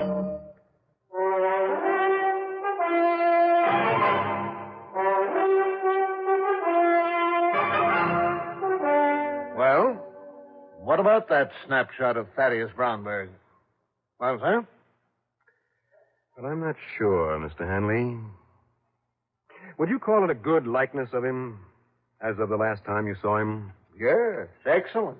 Despite the costume, the surroundings. I wish that background looked familiar. But the face. Well, you've seen it somewhere? Recently? Well, there's something very familiar about it. At least, well, I don't know. After all, Mr. Hanley, with all the traveling I do from one end of the country to the other, all the people I meet, and if this was taken over 7 years ago... Look, where does Mrs. Brownberg live now? 533 East 52nd Street. All right. Call and tell her to stay there. Then I'll be able to see her in a little while. Meantime, if you need to get in touch with me, I'll be at police headquarters, 18th Precinct. Hey, now wait, Mr. Dollar. Hey, what for? The police who'll know the most about this case are those over in New Jersey, in Upper Montclair. They're the ones to go to for help. Not the kind of help I want. Item 4, a buck. For a cab, the 18th Precinct. As usual, my old pal, Lieutenant Randy Singer, was ready and willing to give me a hand, regardless of what my problem might be. And as usual, I told him it was none of his business. But I only wanted one of his men in photo identification, a fellow named Billy Cross. I had him make some blow-ups of the face on the picture I had. I had him touch up that face to make it look the way it might look if it were 7 years older. Add a beard or a mustache or both, make the hair look gray instead of brown, make it longer, shorter, parted differently, worn in every conceivable way that it could be worn. Well, hours later, we were bushed. And I'm afraid I stared a little stupidly at the pile of over 50 variations on the face of Mr. Thaddeus Brownberg. Not one of them, Johnny? No, Billy, I'm afraid not. Except maybe for one of these with a beard, like this one, for instance. I'd almost swear that I've seen a man like this somewhere in my travels. Where? I wish I knew. Oh, Johnny, why don't you give up? Nobody else thinks that Brownberg is still alive, or if he is, he's still suffering from that loss of memory, so he's not the same man he was. What good would it be if you did find him? When the case comes up in court day after tomorrow, they'll call him dead, the case will be closed, and that'll be that. Why don't you give up? Because I'm stubborn, I guess. Don't you see? The cops over in New Jersey, all over the country for that matter, did all they could to find him after his plane cracked up. I promised the insurance company and his wife. What? Did you perform a miracle? Forget it, Johnny. Run along on your fishing trip. Speaking of his wife, what time is it? It's nearly midnight. Holy smoke, I've got to get over there and see her. Johnny. Thanks, Billy. Thanks a lot. Even if it didn't get us anywhere.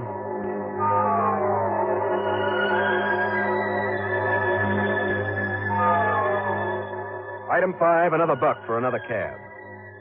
Well, poor Mrs. Brownberg.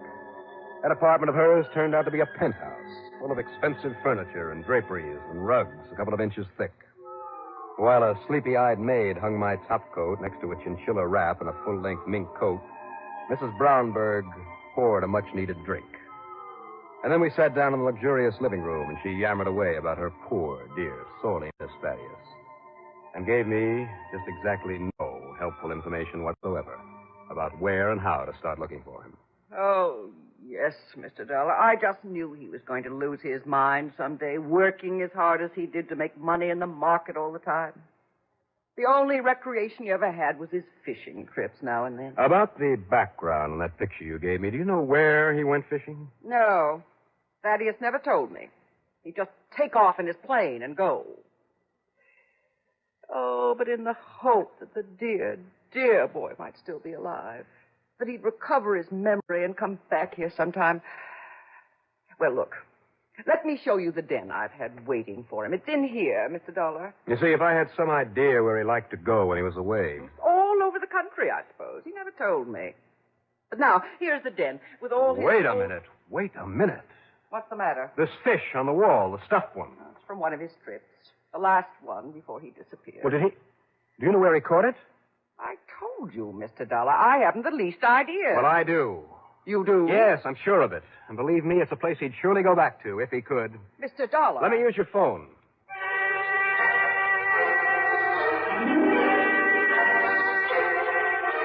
My call got Tim Hanley out of bed, and I'm still not quite sure that he really understood me. What did you say? Do I have to spell it out for you, Mr. Hanley? No, not at all.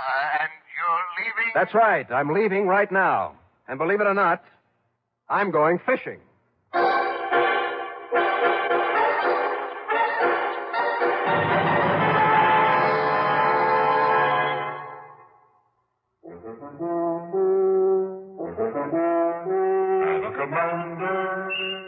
Welcome aboard. Try new king-size Philip Morris Commanders. New because the tobacco in them is vacuum cleaned. And the cleaner the tobacco, the better it tastes. Yes, the cleaner the tobacco, the better it tastes. Philip Morris Commanders are made by a new kind of machine, the Mark 8, that takes rich, full-flavored tobacco and first gently vacuum cleans it, then rolls the cigarette fully, evenly, cuts the ends clean and firm. The result is new Philip Morris Commanders with the cleanest tobacco ever rolled in a cigarette. Try a pack. You'll get a full, round, king size of solid smoking pleasure because the cleaner the tobacco, the better it tastes. Noticeably better. And Commander, welcome aboard.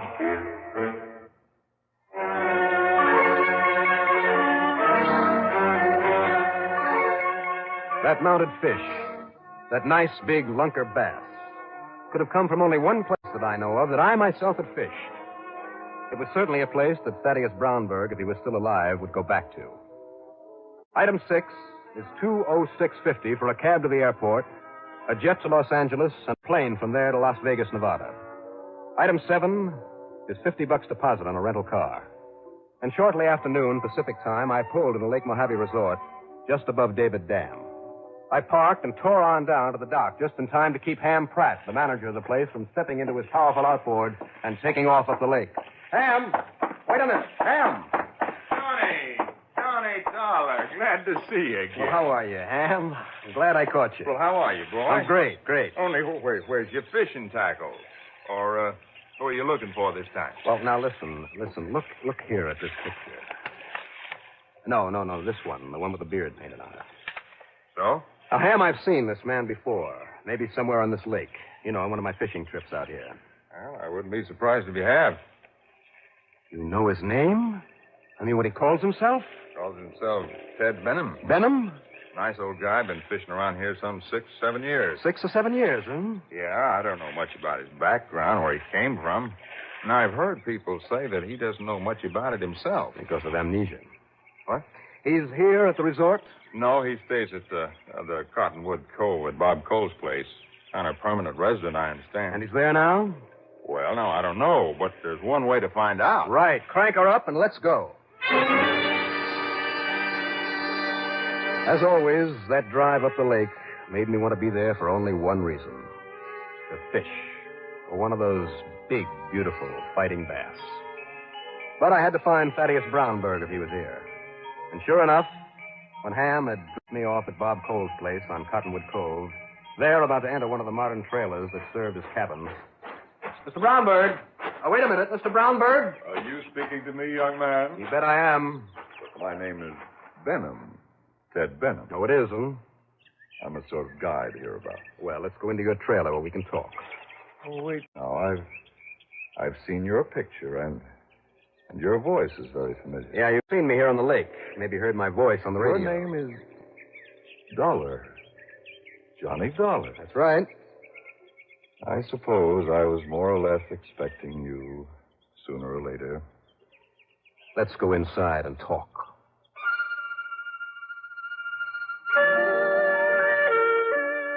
He poured us a drink, and we talked. He was a real decent sort, the kind of a man I like. And far too good for that shrew of a wife. But he stubbornly maintained that he was Ted Benham. He also claimed he remembered nothing of his life before he came to Lake Mojave.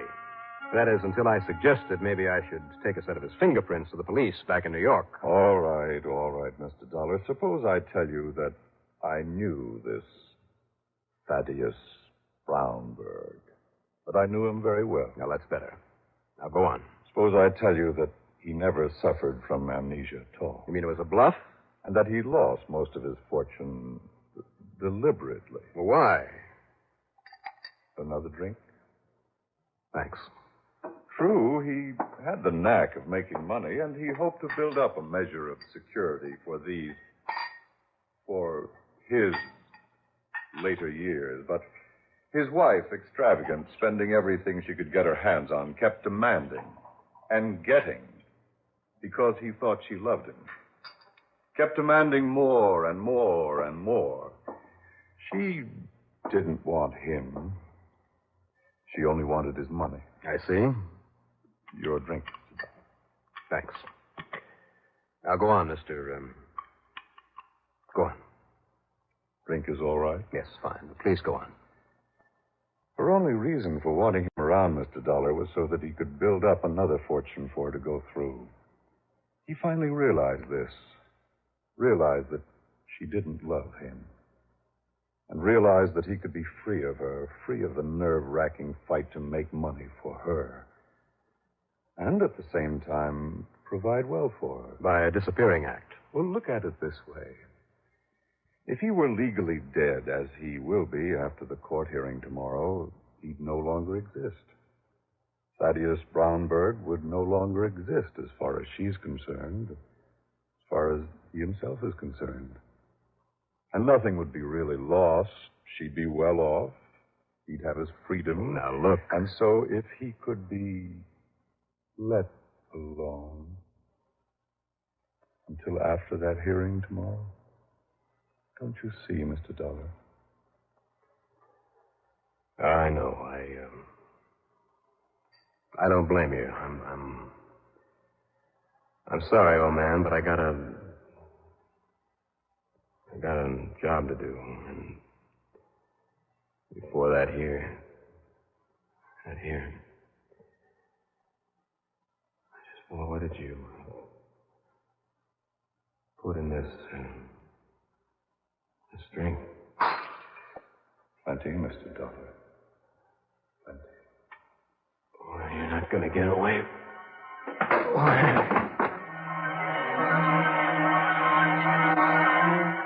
I remember waking once, my throat burning with thirst. I remember his giving me another drink and passing out again. And then, years later it seemed, the smell and taste of hot, strong coffee that I came to slowly but completely. A little more coffee, Dollar, and how about some food now? After all, it's breakfast time. Breakfast time? It's also Thursday. Oh, my head. I'm sorry, but that was necessary. Now, look. Listen, Mr. Brownberg. Only it is Benham now. Ted Benham. Yes, will you call yourself whatever you like?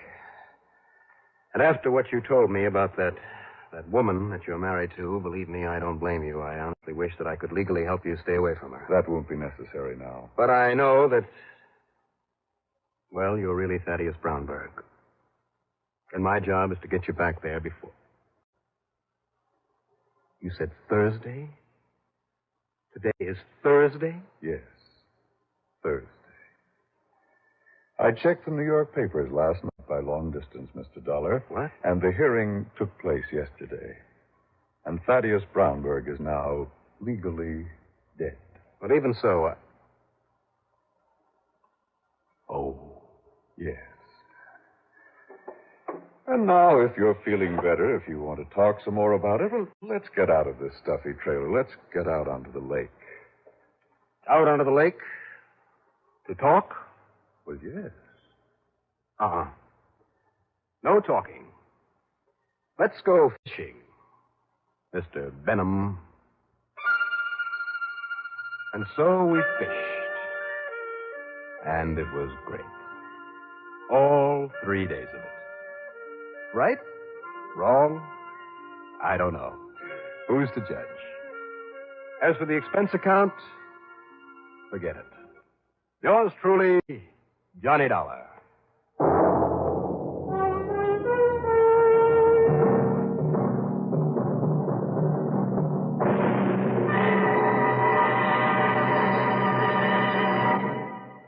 Now, here's our star to tell you about next week's story. Next week, a case involving a prize fight, in which the only prize to be won is death.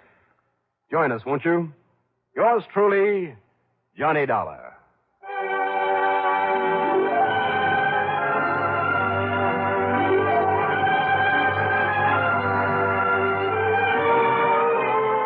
Yours truly, Johnny Dollar, starring Bob Reddick, is written by Jack Johnstone. Produced and directed by Bruno Zerato Jr. Musical supervision by Ethel Huber. Fit in our cast were Gertrude Warner as Lita Brownberg, Carl Frank as Thaddeus Brownberg, Robert Dryden as Timothy Hanley, Bill Sterling as Billy Cross, and Jim Bowles as Ham Pratt.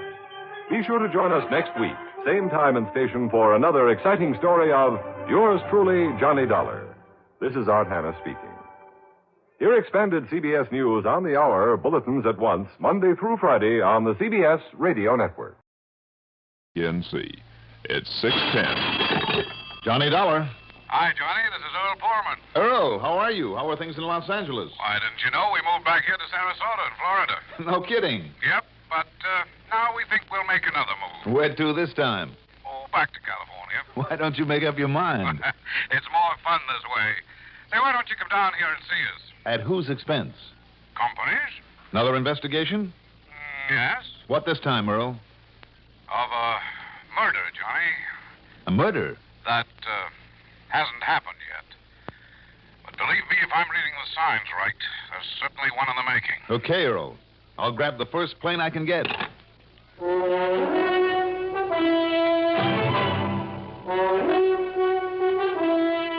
The CBS Radio Network brings you Mandel Kramer in the exciting adventures of the man with the action-packed expense account. America's fabulous freelance insurance investigator, yours truly, Johnny Dollar. It never fails. Whether it's a party evening or an ordinary weekday, people always drink more light, bracing, clean-tasting Pepsi-Cola than you expect.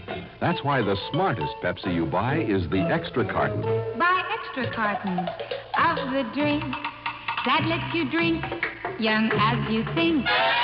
Yes, get the right one, the modern light one. Now it's Pepsi for those who think young.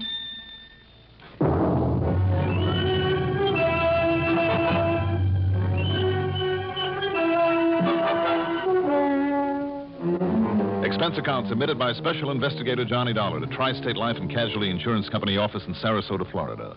Following is an account of expenses incurred during my investigation of the whether or not matter.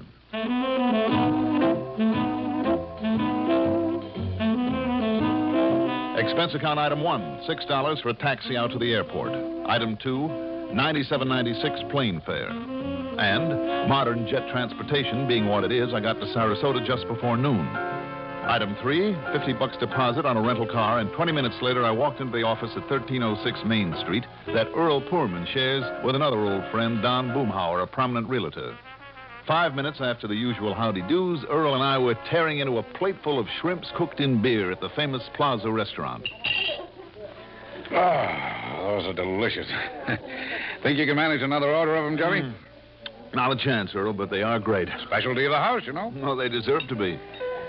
Well, while you're making a pig of yourself, let me tell you why I called you. Oh, go ahead.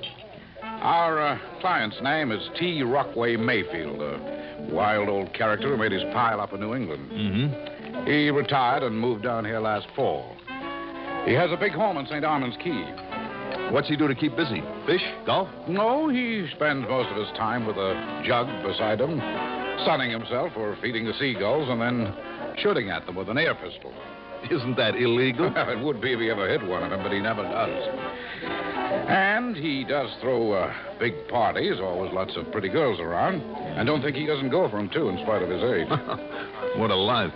The point is, he tells me that he came down here to retire to get as far away as he could from his wife's kids. You know, stepdaughter and stepson. Names are Betty and Frank Merritt. How come, Earl?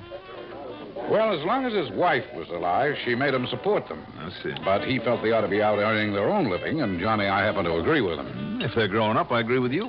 Anyhow, when his wife died and he retired, he left them flat. They're on their own until he goes, of course. So, what's happened? Well, tomorrow is old Mayfield's birthday, and that means another big party. Mm-hmm. And Johnny, the kids have told him that they're coming down here to celebrate. Told him that he can't refuse them now because they're standing on their own feet. You think that's true? No, sir. I think they're coming for something else. Like what, Earl? That nasty word I mentioned to you on the phone. Murder? Murder. Now, let me pay the check and I'll drive you over to see him, okay? By all means.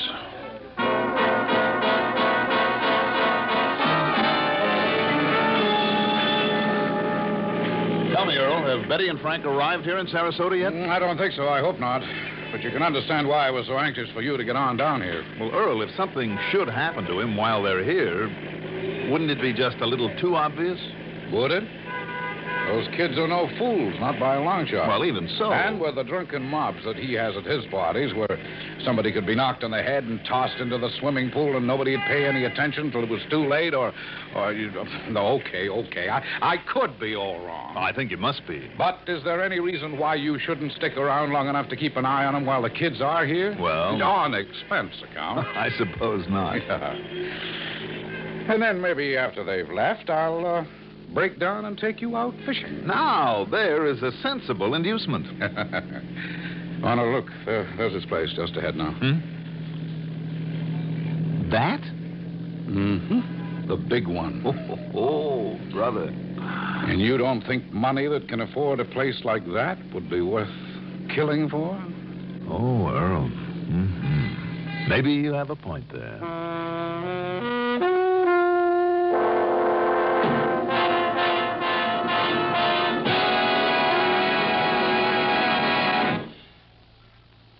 This ever happened to you?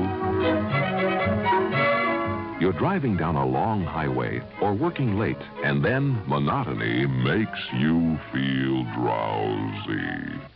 Perk up with No-Dose. No-Dose keeps you alert with the same safe refresher found in coffee. Yet No-Dose is faster, handier, more reliable. Absolutely not habit-forming. The safe way to stay alert without harmful stimulants.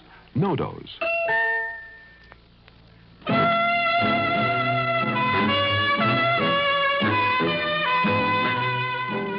Old Mayfield's home there on the Gulf of Mexico side of fashionable St. Armand's Key was quite a place.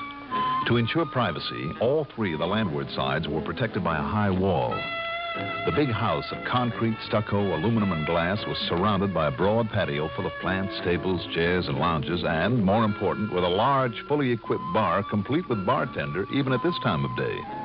Beyond the patio, a swimming pool, and then a clean, white stretch of beach.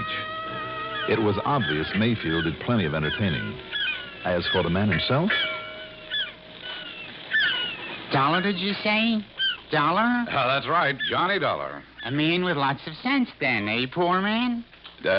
What? What do you mean, what? What's the matter with you? It's a joke. 100 cents to the dollar, aren't there? Oh. So if he's a dollar, he's got lots of sense, hasn't he? Get it? Yeah, sure. Sure. Besides, I know all about you, Dollar. Oh? Been listening to you on the radio for years. So I'm glad to know you, Johnny. Thank you. Now, let's celebrate by having ourselves a little drink. Well, it's a little early in the day, Mr. Mayfield. I don't think... Nonsense. It's never too early for a drink. Samantha, where are you? Yes, Mr. Mayfield, right here, sir. Bring a scotch and soda for Mr. Dollar. And Mr. Poorman will have a gin and tonic. Yes, Mr. Mayfield.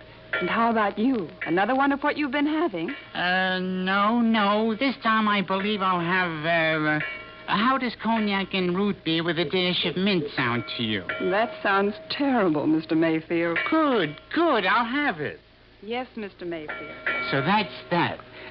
By the way, poor man, you're bringing Johnny to my party tomorrow night, aren't you? Well, now, I'll tell you, Good. And Johnny, my boy, you'll have the time of your life. There'll be more good-looking girls around here tomorrow night than you ever saw. I really know how to pick 'em, boy. Really know how to pick 'em. Wow, good for you. Yeah, but, oh, me. Do you know why they always come? The real reason? And why they always turn on their charm for me? Why, sir? Hate to admit it. Yeah, I really do. But all they want is to get their pretty little grasping fingers on my money, that's all. But they won't. Don't you worry about that. Nobody will, not until I'm dead and gone. Did poor man tell you about those lazy, shiftless, worthless stepchildren of mine? Well, he mentioned them. And you'll see them, too. They get in here tomorrow afternoon on the 4:30 plane. Oh, well, then perhaps I... that reminds me. I better arrange for Samantha or Charles or somebody to meet them. Why don't you let me pick them up for you? Oh, yes, Mr. Mayfield, that's a good idea. Eh? Well, of course. Fine. Pick them up at the airport, bring them here if you can't lose them, and then stay on for the party. All right. And now, Johnny, now let me show you my pride and joy. You see it there on the far side of the swimming pool? That sort of pool house with all the gadgets on the roof? Pool house? Yes, well, it's a bathhouse with a swimming pool, isn't it? Ridiculous, poor man. Utterly ridiculous. If that's all you think of it... Well, what is inside that little building, then? You'll see. You'll see. Now, come along.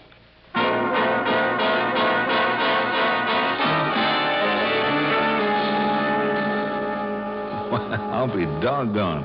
Yes, sir, a weather station. How about that? Certainly fooled me. Complete one, too. You see, Johnny?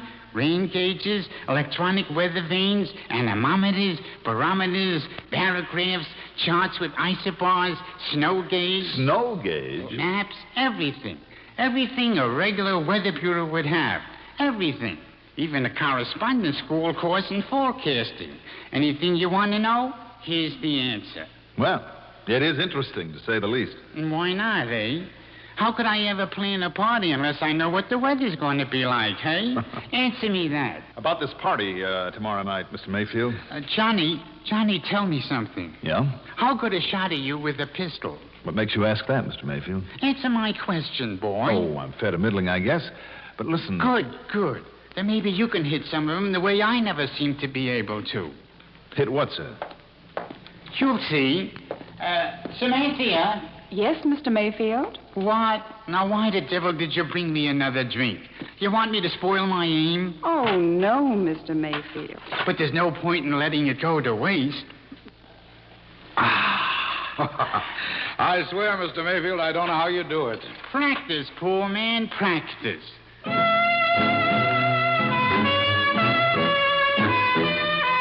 So, for the next hour, in spite of a very uneasy feeling I was beginning to have about this whole assignment, Mayfield and I tossed chunks of bread to the seagulls, then blasted away in a general direction with a couple of air pistols. Knowing the law about such things, I deliberately avoided making any hits. And old Mayfield, although he handled that little gun like a pro, didn't make any hits either. Then, just as abruptly as he dragged me into it... That's all, gentlemen. That is all. Oh. Have to get to work now in my weather lab and make out the latest report for myself. Can't be disturbed. So off you go. Oh, yeah, sure. Anything you say. Come on, Johnny. Right, Earl. I'll see you tomorrow night, poor man. And, Johnny, I'll see you when you bring my stepchildren, Betty and Frankie Merrill here. And you ought to stay when they get here. I want you to get to know them. I want very much to. Now, go on with you. Go on. I got work to do.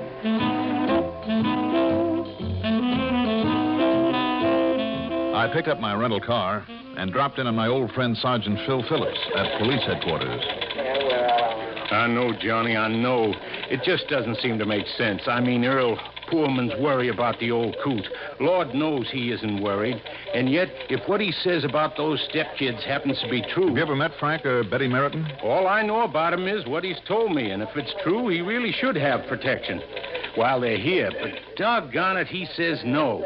If we so much as show ourselves, he'll not only throw us out, but stop the party and get everybody down on us. I'll tell you what you better do then, just in case. Yeah? If you were to sneak a prowl car up to the outside of the wall around this place, you'd have no trouble getting over the wall if need be. Good. In the meantime, you'd be looking after him inside. Right. Well, Johnny, he is just a crazy old coot, all at loose ends. Does a lot of crazy things. I know, Phil. I know what you mean. That's why I'm really concerned about this case. On the surface, it looks like a waste of time, my coming all the way down here just to attend a party. And yet... Yeah. Yeah.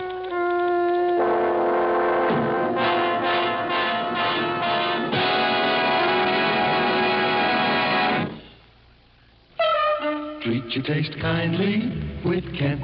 Treat your taste kindly with Kent. Treat your taste kindly with Kent. Smoke Kent, the micronite filter cigarette. Yes, people who want to get away from harsh, rough-tasting cigarettes know that the one to switch to is Kent. And there's a very good reason why. Kent, with the micronite filter, refines away harsh flavor, refines away rough taste for the mildest taste of all. Yes, that's your reward for smoking Kent, the cigarette that made the filter famous. So when you want to get away from harsh, rough-tasting cigarettes, remember, the finer the filter, the milder the taste. And you'll decide to treat your taste kindly with Kent. Treat your taste kindly with Kent. Smoke Kent, the micronite filter cigarette.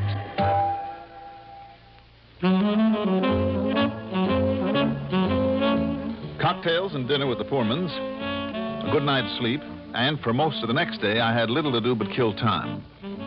I went out and hit some golf balls at a nearby driving range, paid a visit to the colorful Jungle Gardens, saw the famous Ringling Circus Museum, and ended up chewing the fat with some of the boys at station WSPB. Then I met the plane, picked up Frank and Betty Meriton, piled them into my rental car, and started back to St. Armand's Key. The differences between the two of them were pretty striking. Betty was a beautiful girl with a head on her shoulders. Frank was a weak, wishy-washy, well-spoken nothing with a capital N. Don't tell me, dear girl. I think it's utterly ridiculous that he should expect me to sweat and slave and work my fingers to the bone when he has all that money that he doesn't know what to do with. I mean that. Utterly ridiculous. And I tell you that when Daddy finds out that you lied to him, Frank, that you don't have a job, that you've been chiseling off your friends and for me all these months, he'll probably throw you out. Well, he won't find out. Not unless you tell him. And if you do, dear girl, I shall be very angry with you. Just because you choose to work 8 hours a day in a stuffy library 5 days a week. Well, why not? I like it. Well, that doesn't mean that I have to. Frankie, all I hope is he gives you enough to get you off my back. Oh, he will, my dear. He will. I've figured out a sob story that would melt the heart of a statue. Good luck. You'll need it. Will I? You'll see. Just don't you interfere. I'm sorry, Johnny. Oh, that's all right, Betty. This silly squabble has been going on ever since we left the Boston airport. That's okay. I understand that some of the parties Daddy throws down here are Lulu's. So I've heard. There'll be a big one tonight, you know. Good. I love parties. But, well, come to think of it, I won't know a soul who'll be there. But don't you worry, Betty. You'll have no problem in that department. Well, I hope not. But, Johnny. Yes? Will you dance with me now and then? Just in case. Are you kidding?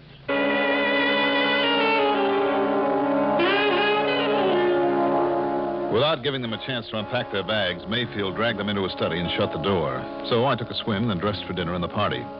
At dinner, incidentally, Mayfield and Betty yacked away at each other like a couple of happy kids. But not a solitary word passed between Mayfield and Frankie. Frankie sat there and pouted, hardly touching his food. Then, the party. So help me, I never saw so many good-looking girls gathered together in one spot in my life.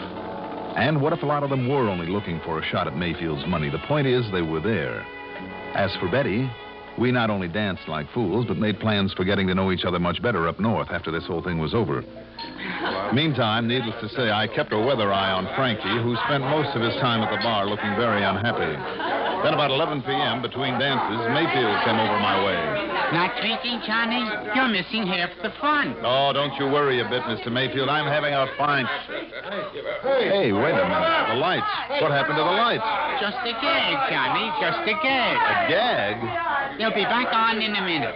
I have a timer on the main switch that does it. Well, why? Why the blackout? What's the matter with you, boy? Now, the next time they go out, and they will. Not if I can find that switch box. Now, when they do, you just grab the nearest, the prettiest girl you can find. Oh, come and on. if you don't know what to do then, well, you're not half the... Oh, now that's too bad. They came on again too soon. Now, listen, Mr. Mayfield. But have fun, Johnny, have fun. Mr. Mayfield, wait a minute. Johnny? Betty, what happened to you? Well, don't you worry. I slapped his face, and hard. Only I still don't know who it was there in the darkness. Look, that lights out gag has got to go. Come on, let's find the main switch box so it won't happen again. You mean the lights were supposed to? Oh, no. Oh, not again. Doggone it. Where did Mr. Mayfield go? Well, I thought he was going over to... Johnny! Come on, Betty. That was over near his weather station. By the time we fought our way over there through the crowd, the lights came on again. And there, just in front of the door of the little weather station, lay a body. Johnny? Is he... Yes, Betty. Let me through. What is it? What happened? I was over there getting a drink, and I heard a couple of... It's Frankie. That's right, Mr. Mayfield. Is he dead? Yes, sir. Couple of 38s through the chest. Well, I can't say that I'm sorry, Johnny. But who? Who did this? Call the police. Somebody call the police. Sergeant Phillips and his men were already over the wall, and they really did a job. In the next 2 hours, they, plus a dozen more he called in, made as thorough a search of that place as I've seen. But the result?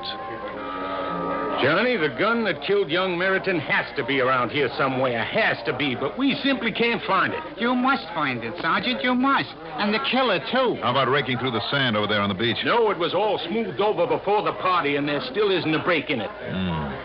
To haul every one of this mob down to headquarters so the boys in the lab... Wait. Yeah? Wait a minute.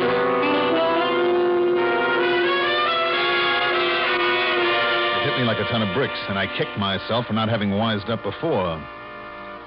Well, if what Mayfield told me about them is true, Johnny. What Mayfield told him. Yeah, Johnny. If what he says about those stepkids is true. Mayfield, of course.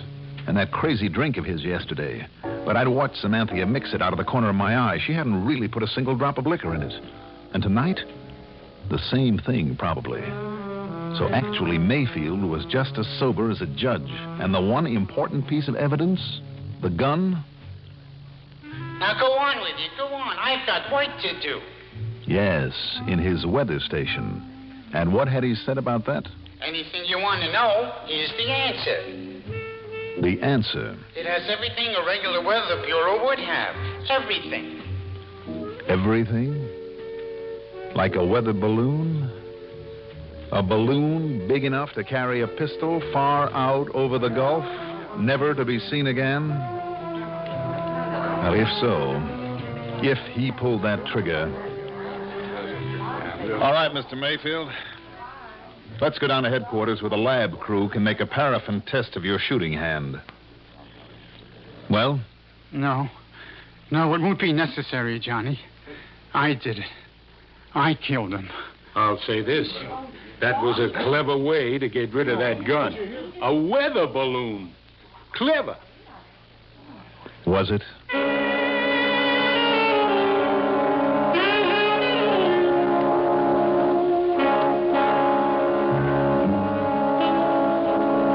So, the Mayfield fortune will go to Betty. And I can't think of a more deserving girl. Or, come to think of it, a prettier one. Expense account total, including the trip back to Hartford, $247.92. Yours truly, Johnny Dollar.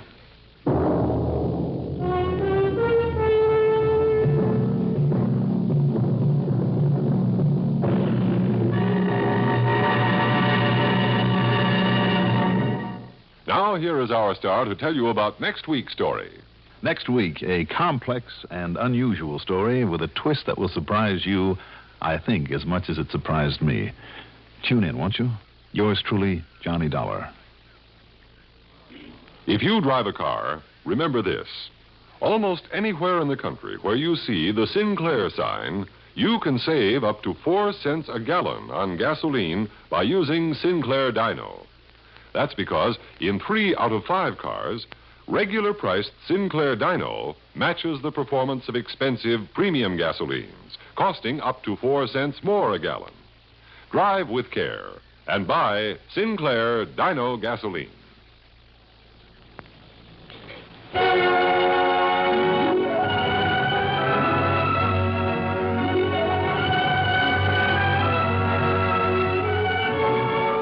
Yours truly, Johnny Dollar, is written by Jack Johnstone.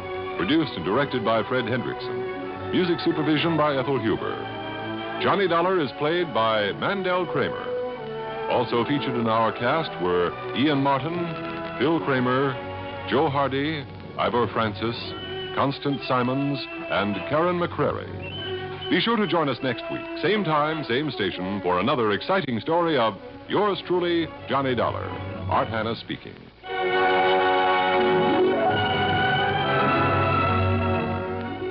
Worldwide Sports with Chris Schenkel is heard weeknights on the CBS. From Hollywood, it's time now for Edmond O'Brien as... Johnny Dollar. Ralph waiting again, Johnny. I'm glad I caught you before you left. Well, it's almost 2 hours before my plane leaves. What's on your mind? Another cable just came in from Manila. The amount taken in the burglary is roughly $75,000. That's dollars and not pesos. Dollars, yeah. They mentioned that a clerk has dropped out of sight. Native? An American. Name's Blake, Daniel Blake. Blake, all right. That's all so far. What's your hotel in Manila? Do you know yet? Yeah, the Hotel Tondo. Tondo. Good. I'll get word to you there if I learn anything you can use. Well, good luck on the trip.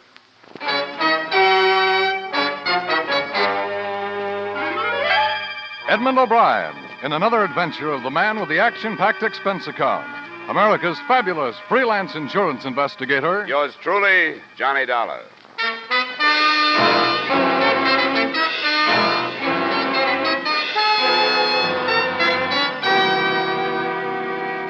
Expense account submitted by Special Investigator Johnny Dollar to Home Office, Columbia All Risk Insurance Company, Hartford, Connecticut. The following is an accounting of expenditures during my investigation of the Woodward, Manila matter. Expense account item 1, $1,850 airfare and incidentals between Hartford and Manila.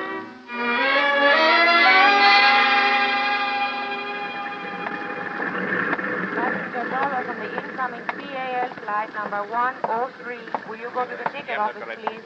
Passenger dollar from incoming PAL flight. My name is Dollar. I was being paged. Oh, yes. These gentlemen are waiting for you.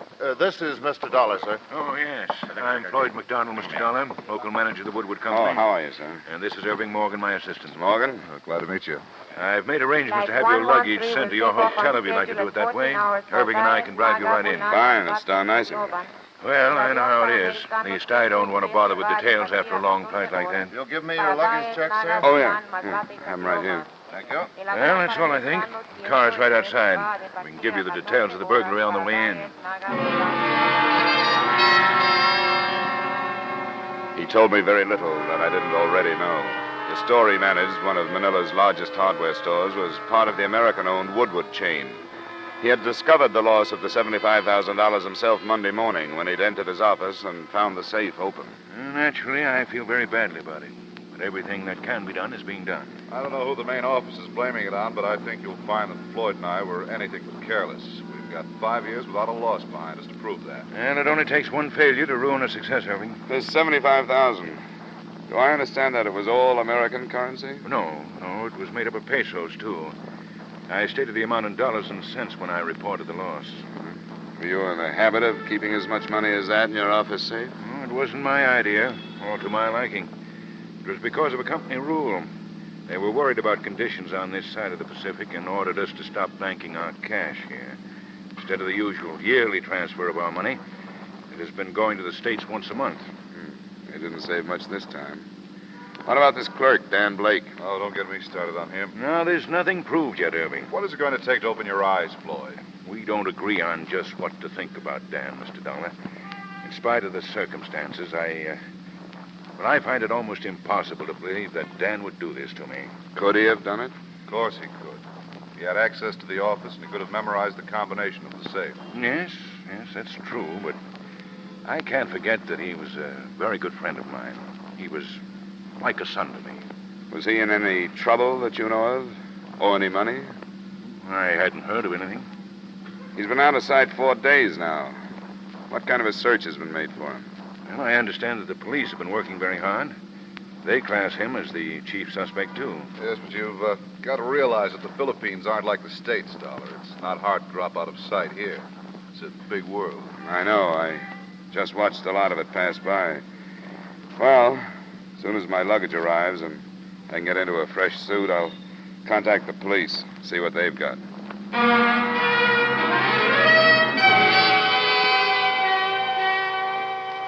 Expense account item 2, $350, including tip, a pitcher of gimlets delivered to my room. While I waited for my baggage to arrive, I relaxed in front of a window.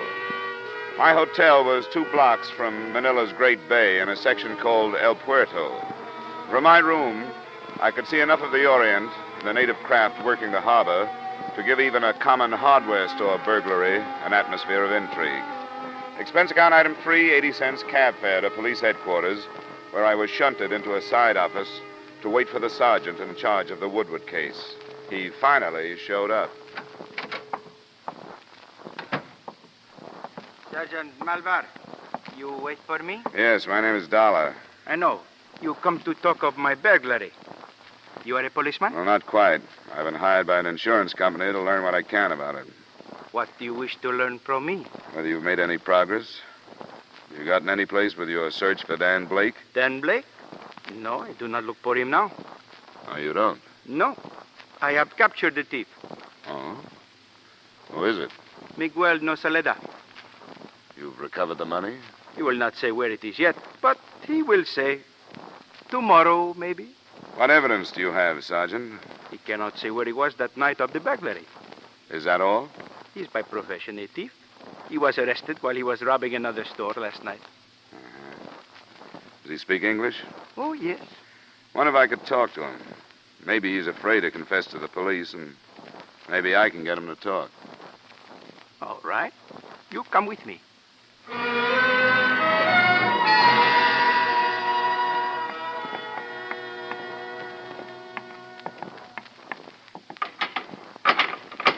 You do not stay long, only 5 minutes. That's good enough. Miguel? Who are you? Why you come here? How old are you, Miguel? 50. Where do you work? No work. Get hurt in bombing, no work. You have any children? See, 2 daughters. Where do they work? Does either one work at the Woodward hardware store? Work in prison. Both work in prison. Sergeant Malvar says you stole some money from the Woodward store. No, Well, you'll make it easier for yourself if you tell the truth and give up the money. I don't got money. If I got money, then why I steal 5 pesos from other place? Why? You tell police why. If I got lots of money, why steal a little more? Why? Because I don't got lots of money. It's good enough for me, Miguel. Sorry I took up your time. You do not stay long? I think he wants to sleep. What would he say to you? That he didn't do it. That if he had, you wouldn't have caught him stealing 5 pesos because he wouldn't have needed it. He need a kick in the head for his lying. Do you have any connection between him and the Woodward place? He tell you he got 2 daughters in prison? Yeah. He lies. They come out, but they do not go back to him because he steal their money. Oh? The daughters have connection with Woodward's? Connection? If we need connection, we find one all right. Tomorrow, maybe?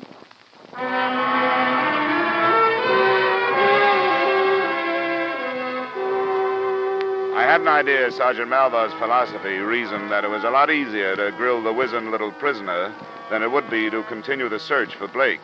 But I left him to his own devices and cabbed to the Woodward store. I was told that neither Floyd McDonald nor Morgan were in, but that a secretary would help me. Oh, how do you do, Mr. Dollar? I knew that you were coming out.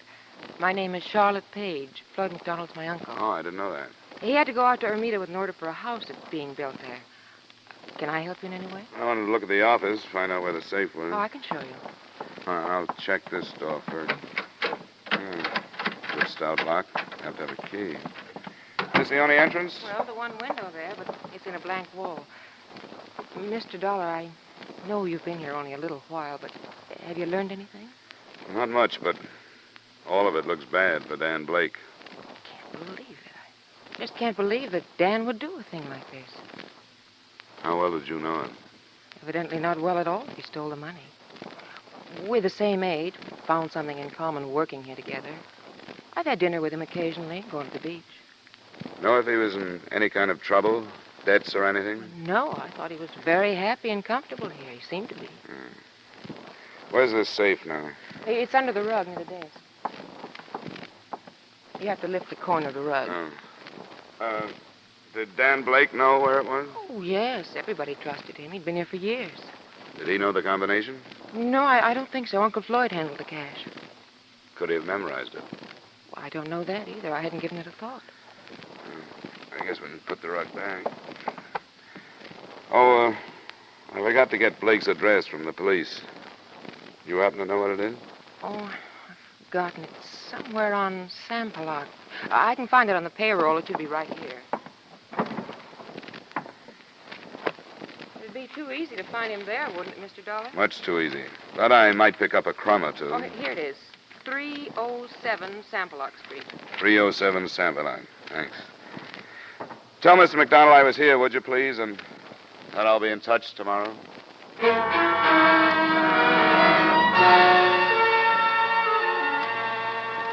There was a fair biography of Dan Blake in his rooms. I learned that he was born in Duluth, Minnesota, 26 years ago, that his father wrote him occasionally, that he had sailed with the Merchant Marine during the war and had made a few inter-island trips after that. Floyd McDonald had said he was a student of the Philippines, and that was borne out by photographs and receipts from steamer and airlines.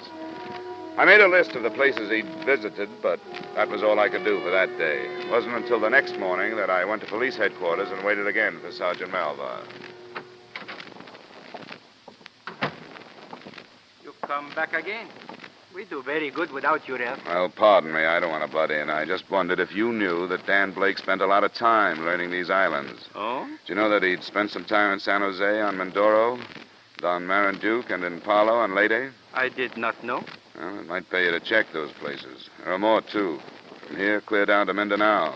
The search is finished. Huh? What do you mean? Dan Blake has been found. He was adrift in a dugout on Tayabas Bay. He was taken aboard a ship, and then he died. What killed him? He was shot many times. What about the money? It has not been found. Not yet. Sure, but maybe tomorrow.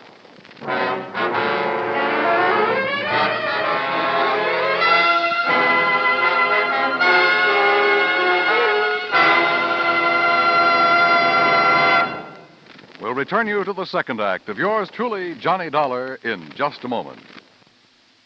With winter in the wind, driving becomes more hazardous every day.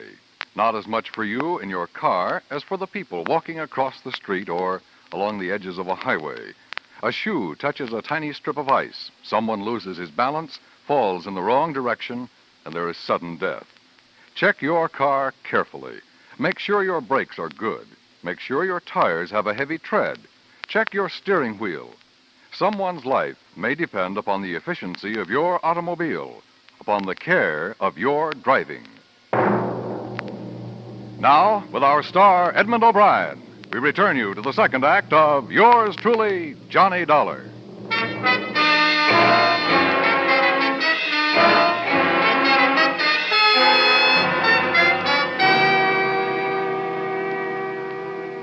Sergeant Malvar, Manila Police, was again taking his inimitable approach to a subject, believing what he wanted to believe. When I asked him how he knew the body was that of Dan Blake, he told me the ship captain who had picked him up said so. How did he know? The man had mentioned the name before he died. That was all, and it wasn't enough for me. I put in a call for Floyd McDonald, the Woodward company manager.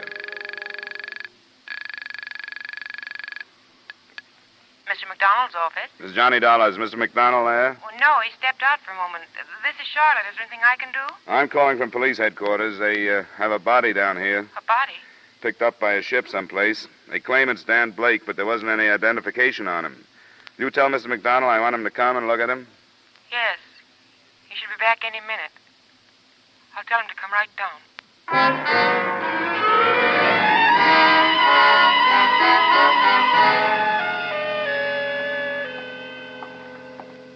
When did this develop, Dollar? And why wasn't I notified? Nobody was notified, Mr. McDonald. Sergeant Malvar was playing it close to his chest. And where is Sergeant Malvar? Didn't tell me where he was going. He left word that we could look at the body, and he left. My name is Dollar, Corporal. See, you go in. Thanks. I know this is unpleasant, but we have to find out. Good Lord. Is this Dan Blake? Yes. Yes, it's Dan. Cover him up, please. Where did they find him? In a dugout canoe. Someplace called Tayabas Bay, I think. Yes. Tayabas Bay, southwest of here. Who found him? A man by the name of Kovar. He's the captain of an inter-island schooner. Could we leave here? Yeah, sure. What happened, do you know? Well, not firsthand. He'd been shot in the back 4 times. He was alive for a short time after Captain Kovar picked him up. The money has not been found. I see. Then there's no explanation yet. Not that I know of. The schooner is anchored offshore just south of the Pasig River. You know where that is? Yes. I'd like to talk to this Kovar. I guess I can hire a boat to take me out there, huh? I'll drive you down to the docks. As a matter of fact, I'd like to go with you. Well, it's a good idea if you have the time. Well, I'll take the time. That's my car there.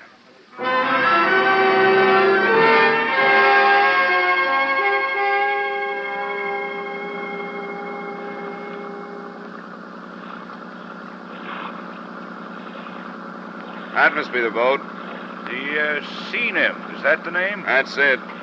Skipper, that's the one there. The Sea Nymph. That's a little precious for a wreck like that, isn't it? Some are even worse. I don't know how they stay afloat. There's somebody on deck. What do you want? You Captain Kovar? Yeah, that's right. I want to talk to you about the body you brought in. You the police? No, this man is McDonald. Dan Blake worked for him. Hey, Corporal, get a line on the shoreboat. Okay, come on board. I'll put the ladder over for you. Watch it now. She's got quite a pitch today. Go ahead. Right. Have you got it? Yep. My name is Dollar, Captain. I'm working on the burglary for an insurance company. Come on in the cabin. I'd like to learn about that burglary. All that police sergeant would tell me is that I got the money and I better give it to him. Well, that'll take some doing. Take the chairs, you two. I'll take the bunk here. Well, now, what's this all about? There's a little over $75,000 missing. He didn't have anything when I picked him up. He was in a dugout canoe? That's right. Looked like a Moro craft to me. Oh, I see what you mean. No, it was empty. I looked it over. How long did he live? Oh, 15, 20 minutes. Maybe not that long. I don't think taking him aboard did any good for him, but I didn't know. Did he say anything about the shooting? Nothing that I could understand. What did he say? I told you I couldn't understand. Just some noise. But you were able to understand his name. You're beginning to sound like that police sergeant, mister, and I don't like it. I thought I was doing right when I brought that boy Now, in. wait a minute, Captain. I wish I'd left him there. Police right now are getting papers to search my ship, and now you stop. I'm not making any accusations, but you were the last person to see him alive. I'm interested in what he said. Well, he said Blake. Blake. That's all I can understand. Tell you the truth, I wish I'd left him there. But you know what I think? What's that?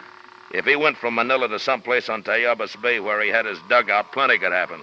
It's about 60 miles. You heard about our Hucks, our rebels? Yeah, I've read about them. They're a bunch of cutthroat scum, and they don't think twice when they get the chance to kill an American. $75,000, so much the better. What do you think, Mr. McDonald? Well, certainly a possibility. The Hucks are active. I guess there's not a chance of putting our finger on it if that's what happened. Not a chance. All right. Then let's leave that possibility until the last.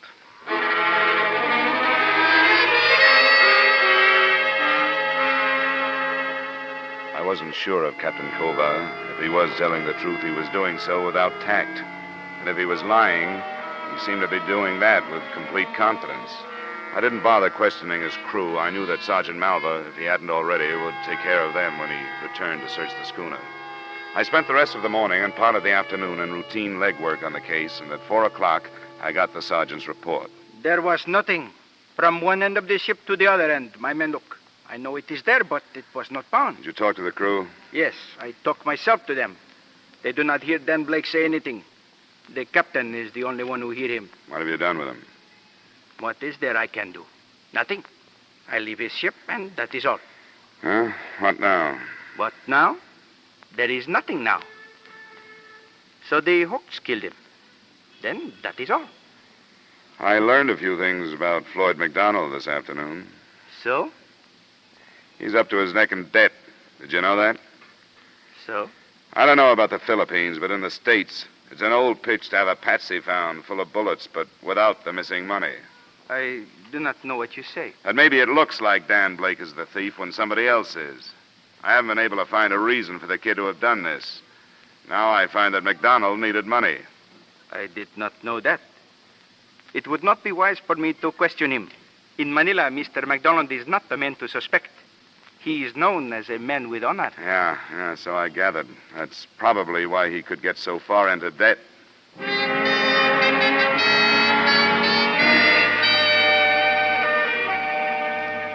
I didn't think it would be wise at that point for me to question Floyd McDonald either. I waited until his store closed that evening and until his assistant, Irving Morgan, had gotten to his home.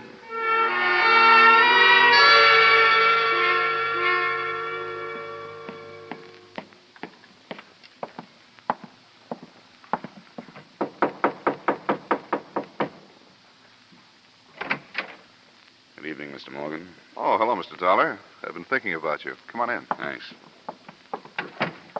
Well, how's it going? It's hard to tell. From what I hear, the money is gone. For good. Did McDonald tell you that?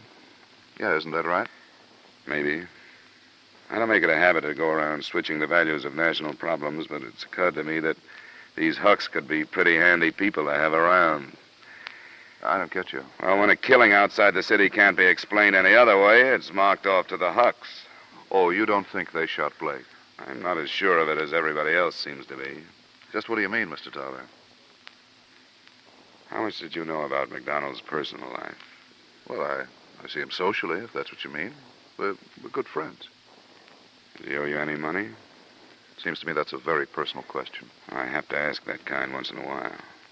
I've learned that McDonald owes a lot of money to a lot of people. 1,000 here, 1,500 there. Loans, gambling debts.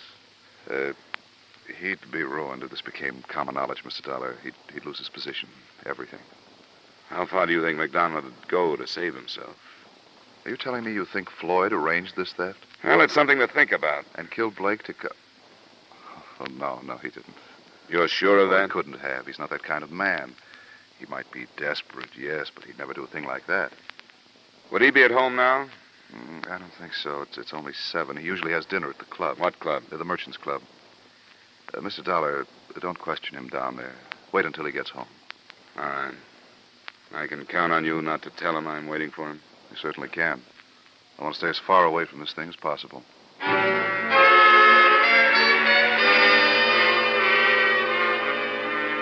An hour and a half later, a cab dropped me in front of Floyd McDonald's home.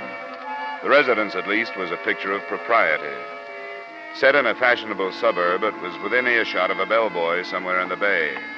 I followed a sidewalk across a neatly hedged lawn, and halfway to the house, I stopped to watch a man come out of the front door.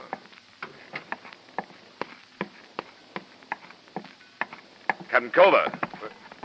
Who is it? What do you want? What are you doing here? Forget it.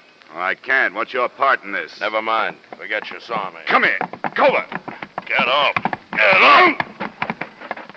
Cover. Cover.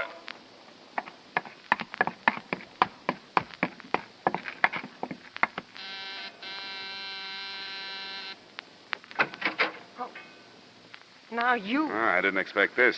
You live here? Yes. I came to talk to your uncle. Is he here? No. And Captain Culver was with you. Yes, Captain Culver was with me. You're hurt. What did he do to you? He hit me. Why? Because he's insane. He thought he had to hit me. He wanted the money. Gave it to him. You gave him the money? Yes, all of it. Every penny of it. I didn't want it anymore. That's not what I mean. You were holding the money for Dan Blake. For us. We were in it together. Culver learned it from Dan before he died. Yes. Dan kept calling for me while he was dying. So this Culver thought he could blackmail me. He thought I gave him the money to keep him quiet. Dan and I were trying to get away from this place. Have a life of our own. We tried. Now I don't care what happens to me. Where's the telephone? Through that door, but you don't have to call. I'll go to the police by myself. I just wanted to wait till Uncle Floyd got home. I'm not worried about your personal problems, Charlotte. That's not my job. Culver and that $75,000 is all I want.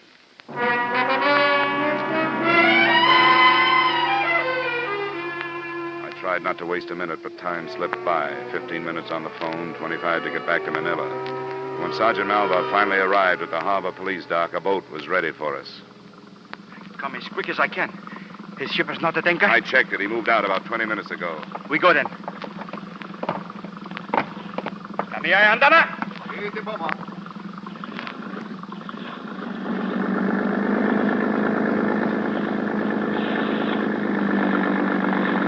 It's a dark night. Why do we don't find him? He do not get out of the bay. The boats near Corregidor are right now waiting. The girl, she was an accomplice? She held the money, so if he was picked up, you couldn't prove possession. She was going to meet him later. The hooks shot him? That's what Culver told her. So? But the hooks do not kill him. What's that? Police doctor. He say bullets do not kill Blake. Blake choked to death. Cova choked him to learn the secret. I think we could prove that, Sergeant. We get any more speed out of this thing? Come on, let's get inside out of the spray.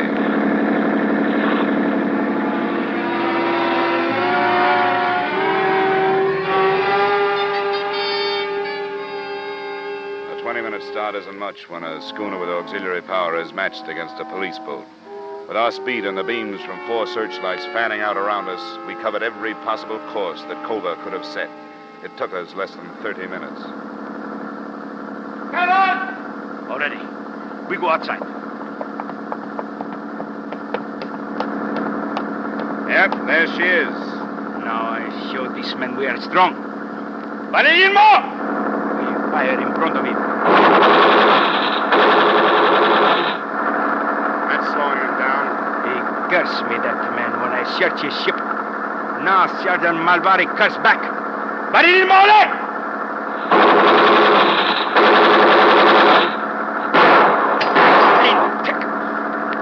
Crazy? Got one of our lights. You'd better douse the others before he smashes them. More! Anguila! It's crazy. That depends on whether the darkness works for him or not. All I can see is his weight now. Do not get away. Tayo pumanik sa barko nila! We move in right now. Go on board. Captain Starlet. He's shouting something. Captain, come on! There is no use to fight. We come aboard. Barbara, get that engine started. Get it started. The crew's turning on him. You won't, won't you? All right, you won't.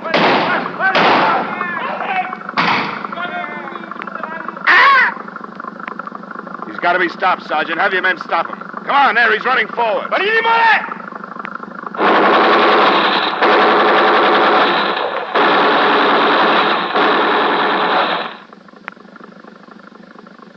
You are my witness. The officials do not like the killing of accidentals. I'm your witness. Now, if you'll put me aboard, I'd like to find that stolen money.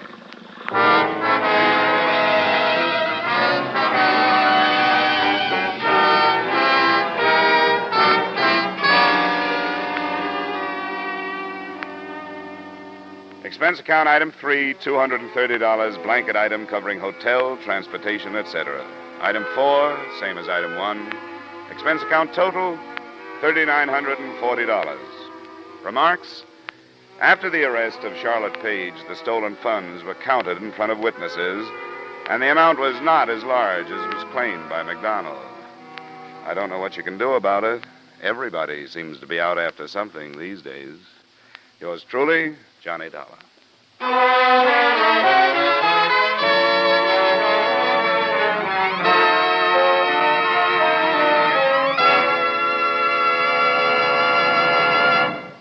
Yours truly, Johnny Dollar, stars Edmond O'Brien in the title role and is written by Gil Dowd with music by Wilbur Hatch.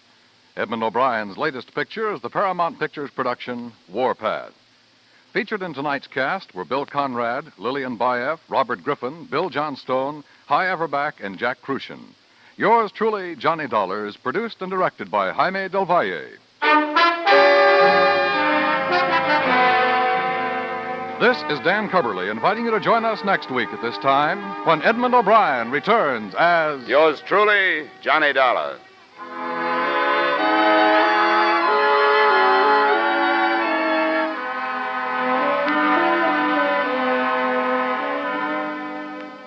You can sing it again on CBS tonight for a whole hour of fun-packed, music-packed entertainment.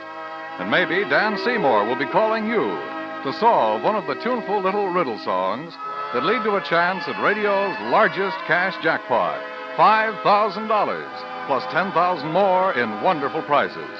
Alan Dale, Judy Lynn, Bob Howard, the Riddlers, and Ray Bloch's orchestra are on hand to sing and play the riddle tunes leading up to Dan Seymour's coast-to-coast calls. Be listening again later tonight when Sing It Again comes along on most of these same CBS stations. Now stay tuned for Von Monroe's Caravan, which follows immediately on most of these same CBS stations.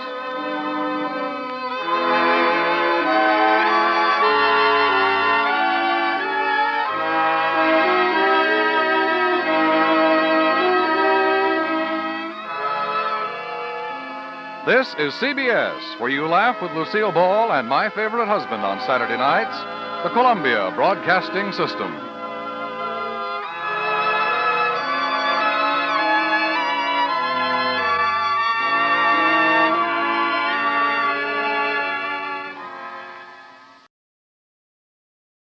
From Hollywood, it's time now for Edmond O'Brien as... Johnny Dollar? This is Lieutenant Reese down at Homicide. Oh, good morning, Lieutenant. Did you hire a private detective named Douglas Taylor? Yeah, I did. Why? He was found dead this morning. Dead? Yeah, shot to dead. I want you to come down and answer a few questions.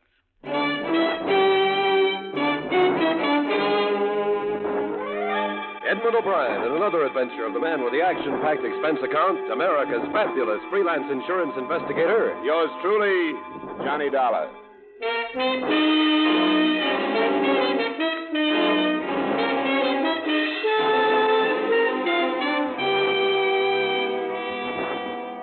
Expense account submitted by Special Investigator Johnny Dollar to Home Office, Great Eastern Insurance Company, Hartford. I don't know how much responsibility you will want to take for these expenses, but I hope you realize that a large share of them were incurred in an effort to protect the company. The following is an accounting of expenditures during my investigation of the Douglas Taylor matter.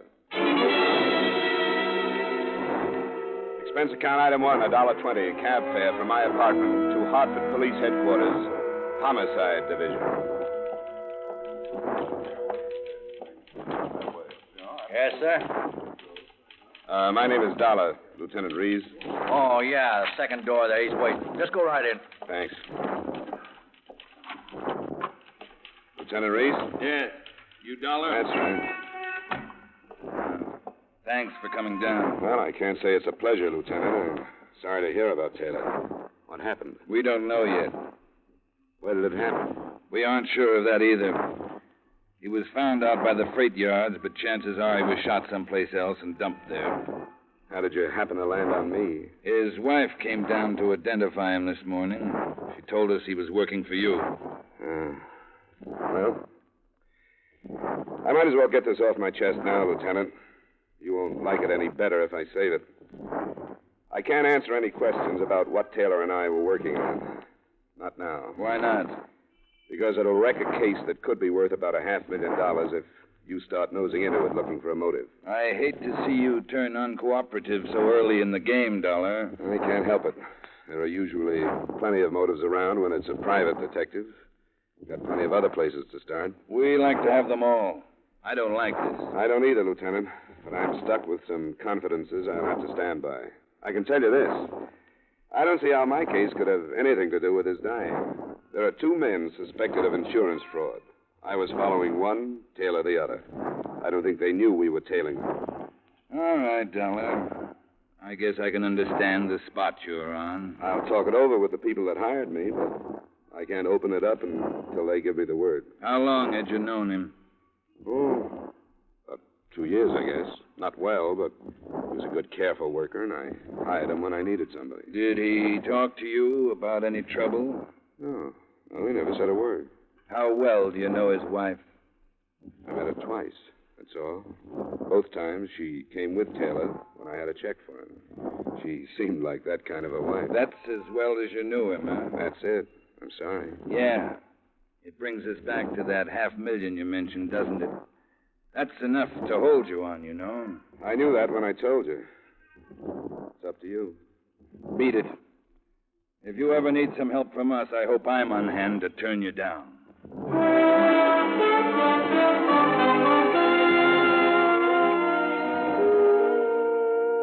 I didn't need to see him to know that Lieutenant Reese had put a plainclothesman on me as soon as I left the building, because I would have done the same in his place. So I went back to my apartment and phoned the news to the company. I hope you've done the right thing, Johnny. I think you have. Well, I can always change it, Mr. Nibley, but I know one thing. If I stay on the arson case, the police are going to get on it and mess it up. Yeah, I suppose our problem is nothing to them. Are you positive there's no connection with Taylor's death? Well, not positive, but fairly sure. Anyway, I think I'd better drop it for a while.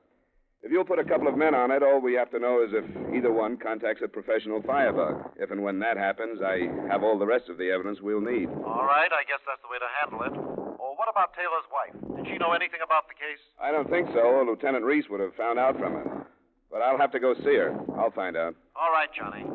I want to thank you for this. You can be sure the company appreciates it, and I feel awful about what happened. Yeah, so do I. I hired him.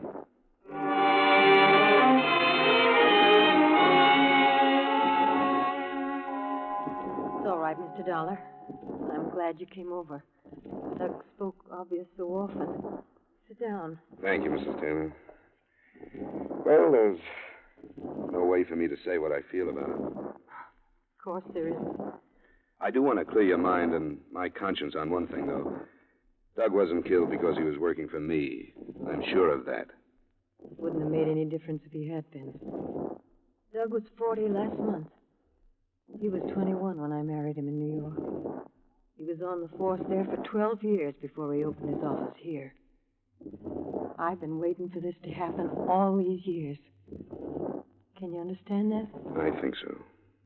I tried not to think of it, but not a day passed that I didn't. Now that it's happened, it's like so many things are supposed to be. The anticipation was so bad, I thought that another detective might understand. I think I do. Mrs. Taylor, did Doug talk his cases over with you? No, not for a long time. You knew he was working for me. Yes, he mentioned it, but that's all. He liked you a great deal. He didn't speak of any trouble or the chance of any? No. I suppose it's my fault that he didn't. He knew I worried too much as it was, and he never told me anything. Do you know if there would be any specific reason for his being killed? I mean, outside of his work. What do you mean? Well, it'll sound like a rotten thing to ask, but was there anyone else in his life? You mean a woman? Yeah. I don't think so. If there was, I didn't know about it. You don't sound quite sure. I'm not. I did suspect him. That was one of the things that kept gnawing at me all those years. But I never found out anything. I hope you're telling me everything, Mrs. Taylor. I am. That's the way it was, being married to him. I was alone so much, I know I thought about things too much, but I couldn't help it. Yeah. Who were some of his friends, Mrs. Taylor? I don't remember that he ever mentioned any to me. We had a few friends here in the neighborhood. And there's the man who was his partner for a while, Henry Varner. Never heard of him. Where is he? He's a house detective at the Hotel Millard. How close were they? Well, they were good friends. They hunted and fished. Oh. Have the police been here? No, do I have to talk to them? I don't think it'd be wise to try not to. You want me to let him in? No. No, I'll let him in. Hello, Mrs. Taylor. Do you feel up to answering some questions now? Yes. Yes, I'm all right. Thanks. I'll try not to take any more of it. Lieutenant Reese? Got everything taken care of? What does that mean? Did you get her story rehearsed? Climb off, Lieutenant. I don't play that way. What's this man doing here, Mrs. Taylor? Why, my husband was working for Mr. Dollar when he was killed, so he came to see me. Has he been asking you questions? Yes. What kind? Look, Lieutenant, Never mind, Dollar. What kind of questions, Mrs. Taylor? About Doug being killed. Did he tell you how to answer police questions? No. That never came up. Dollar, how much information on this insurance case did Taylor have in his office? No reason for him to have any. Why? The office had been torn to pieces by the time we got to it this morning. All or part of the motive was there, and somebody came back after it. You'd better clear yourself of this mess, Dollar, or I'm going to see to it that you're put right out of business.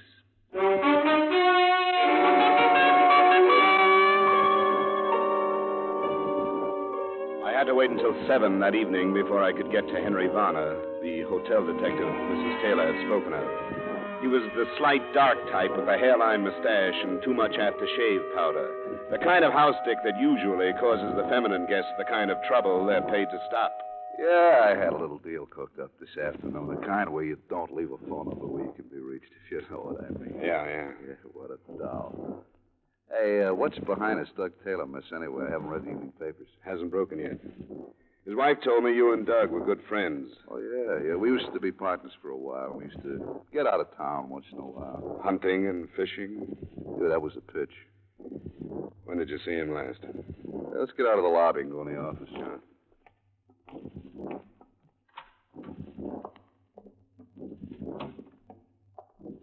It seems to me the last time I saw Doug was around the middle of last week. He stopped by here on the way home. Was he on a case? I don't remember him saying. You know, it was one of those things. I asked him how it was going. He said the same old stuff. He get killed over one of his cases? Looks like it. His office was broken into. Somebody after one of his reports or something, the police say. Seems to me he was awful fed up the last few nights we got together. A couple of times he mentioned there was going to be a change. He was going to go back to New York or to Florida or out west someplace. With or without his wife? Without, I think. She's a creep. You know, jealous and all that stuff. The poor guy had to sneak the money to spend when we got together. What about the money for this change he mentioned? I don't have any idea. Never followed it up because I thought he was just dreaming. Hey, who's paying you for this? Not his wife. Nobody. I'm trying to clear myself with the police. They think I'm holding out information on them. Oh, how come? He was working with me when he was killed. What made you think his wife might have hired me? I was wondering if she hired you before. Put a tail on. Say, just for the four walls and me, do you think she'd be capable of killing him? Oh, yeah. One of those fits of hers. I really think she's a little off. Sure. If she got wind he was really leaving, if she figured he had some dough hidden in the office, yeah. That's what I meant. Sure, it could all fit. Maybe he got something. He owned a car, didn't he? Police say the body was driven to the freight yard and dumped. Yeah, it was a sedan. You might have some. Well, I'll go see. Thanks for the time, Varner.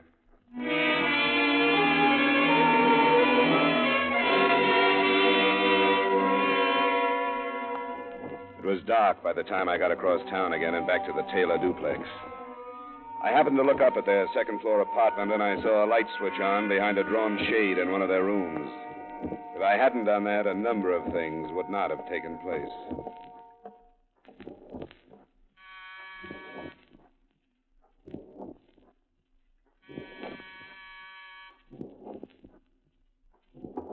Mrs. Taylor? Mrs. Taylor, it's Johnny Dollar. Come on, I know you're in there. Let me in. All right. Hey, what's this? Come in here, I'll kill you. Yeah, sure. Don't get close to me. I'll move right across the room. Where's Mrs. Taylor? She's in the bedroom. Maybe she's dead. I don't know. I hit her. She wouldn't be quiet, and I hit her with a gun. And I'll kill you, too, if I have to. I don't care how many anymore. Why'd you kill Taylor? Because he was too filthy to stay alive, too dirty, rotten to live. Don't you try to follow me, or I'll kill you, too, and I mean it. Nothing means anything anymore. What are you fighting? What'd you come after? Don't you try to follow me. Hey, come here. Hey, come here. I had no intention of stepping out into the hall right then. He was young and obviously out of his head from fear. I hoped the shots he fired would alert the plainclothesman that I thought was still sticking to me, but he wasn't there. If I tried to lose him, it probably would have taken a week. But as I learned later, a split-second set of circumstances caused him to miss me when I left the hotel. And Douglas Taylor's killer simply disappeared into the night.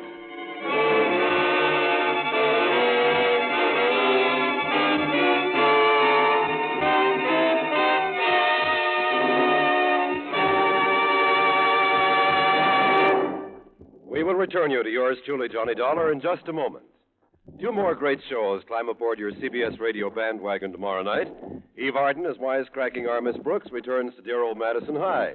And the Edgar Bergen, Charlie McCarthy show resumes its pot shots at your sense of humor. Listen for Our Miss Brooks, starring Eve Arden, and Edgar Bergen and Charlie McCarthy back in business on most of these stations tomorrow night. Now with our star, Edmond O'Brien, we bring you the second act of yours truly, Johnny Dollar.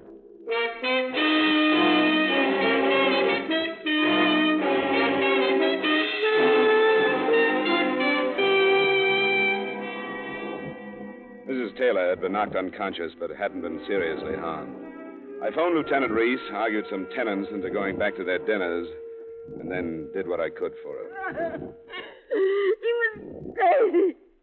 He said he'd kill me. Yeah, it's all right. It's all right now. When I screamed, he came at me. I knew he was going to kill me. I knew it.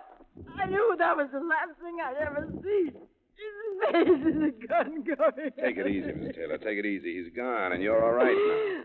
Oh, I can't explain. I knew I was dying. And I tried to hang on, and I couldn't. Here. Can you drink some more of this? Yes. I'll try. You saw him, didn't you? Yeah, I saw it. Who was he? Hadn't you ever seen him before? No, never. He was crazy. He told me that he killed Doug, and he killed me, too. What else did he say? I couldn't understand. Something about how Doug had ruined 2 lives, and I wished he could kill him again. Then I screamed, and he gave it. What he said mean anything to you? No. I didn't understand any of it. I wanted to ask him why he came here. Yeah, he was looking for something. Tore the place to pieces. Must be the same one that broke into Doug's office. I don't understand any of it. Oh, I'm so scared. He was going to kill me. Please, Mrs. Smith. Come on. Try to relax. Get hold of yourself. Police are on their way in. They'll want to talk to you. I'll wait for them in the living room.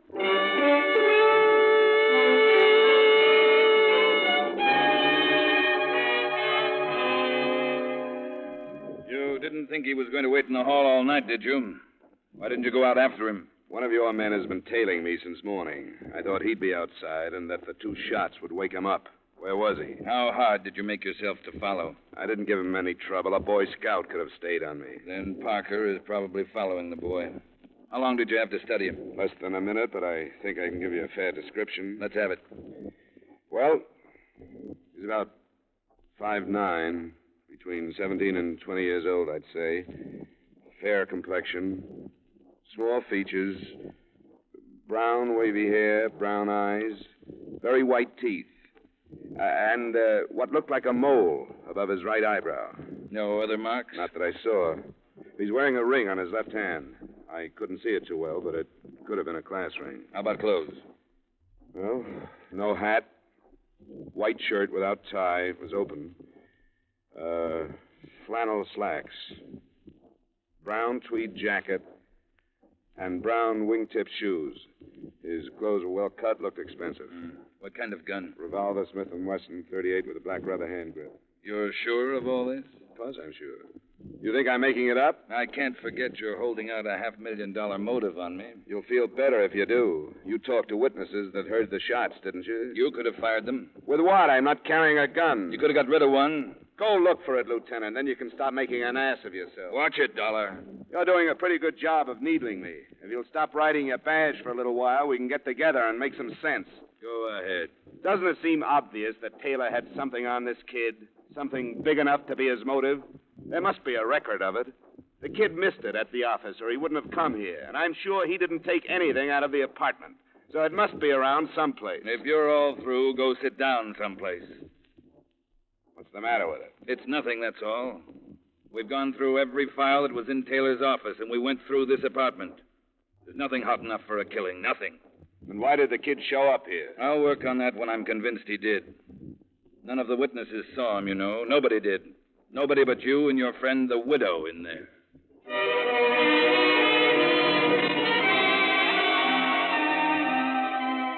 It turned out to be a long night. Looking back at it now, I can see how the lieutenant felt justified in pushing around somebody who wouldn't cooperate. But that night it was tough, including a paraffin test that he called inconclusive because I could have been wearing a glove when I fired the 2 shots and then gotten rid of it. But finally, at about 1:15 in the morning, he got tired of it and he let me go home.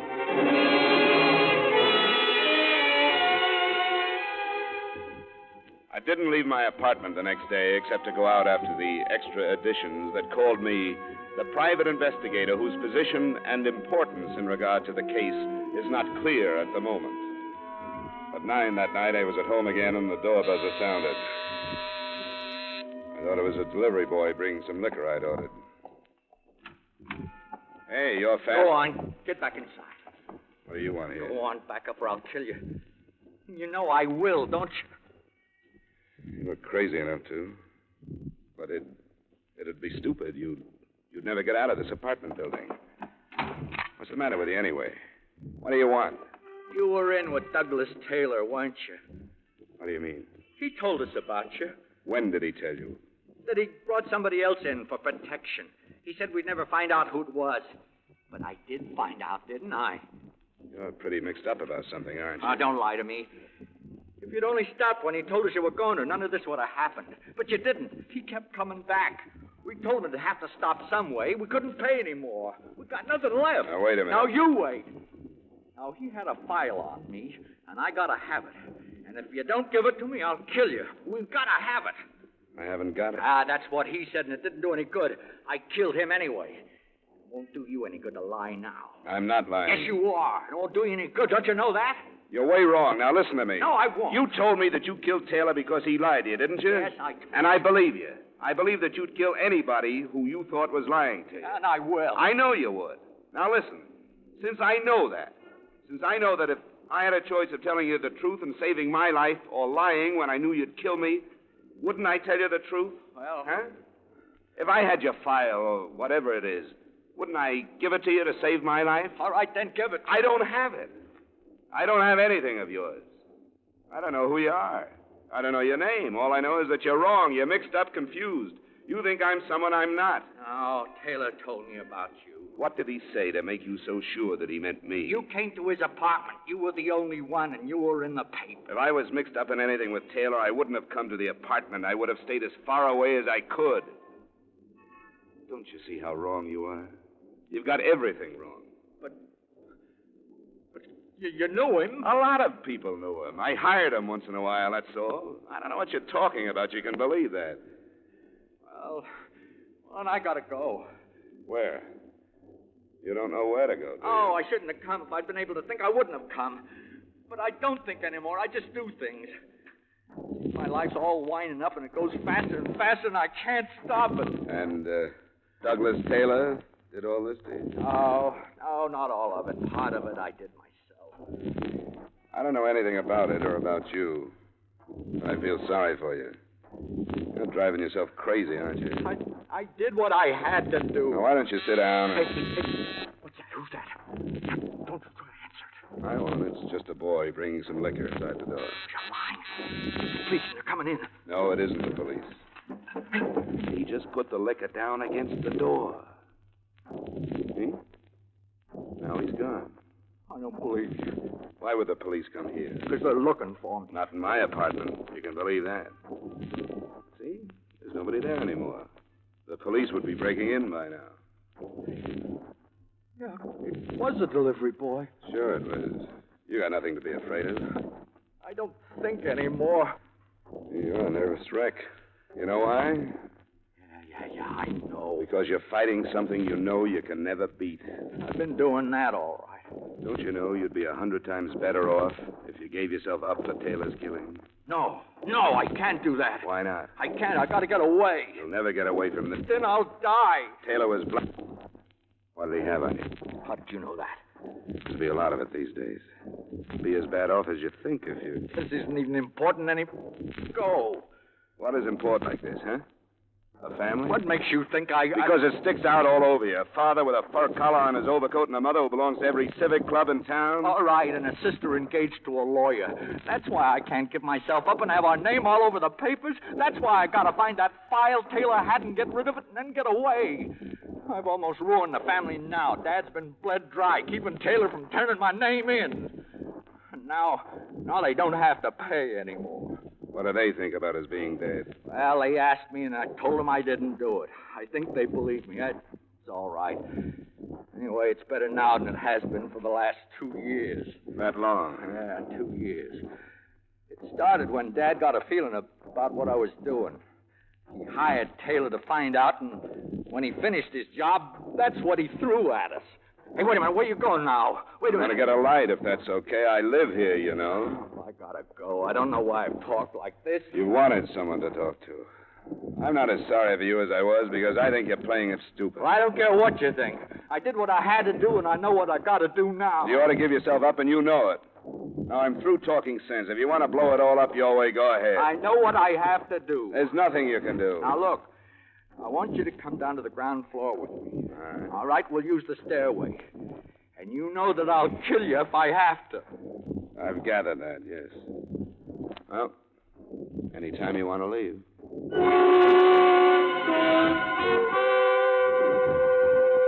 There were enough people on the sidewalk to stop him, but I didn't start anything because I knew that he would open up with his .38 without thinking about who might get hit. He had the fear-crazed look in his eyes again as he left me just outside the entrance and started across the street. I realized what was going to happen before he did.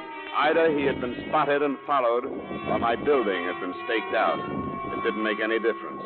When the police officers saw us together, it was all they needed. Hey, you! Stay where you are! What do you want? We're police. We want to talk to you. What about? Make it a break! Hold it! Hold it! All right, Parker! Marlin! Stop him!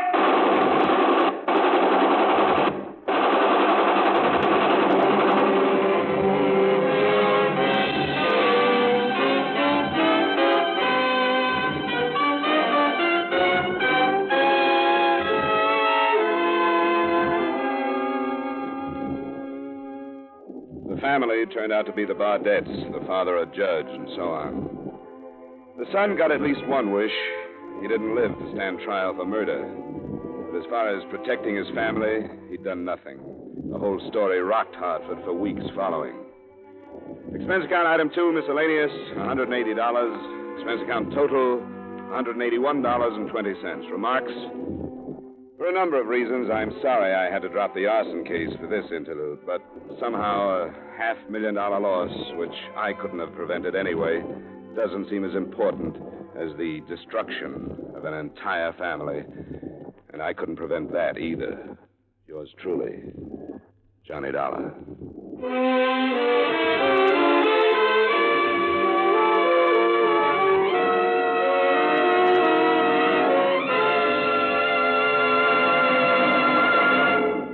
Yours truly, Johnny Dollar, stars Edmond O'Brien in the title role and is written by Gil Dowd with music by Wilbur Hatch.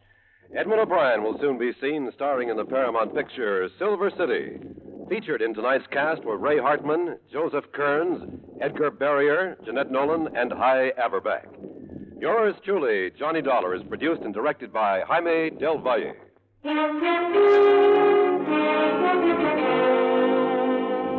This is Dick Cutting, inviting you to join us next week at this time when Edmond O'Brien returns as... Yours truly, Johnny Dollar.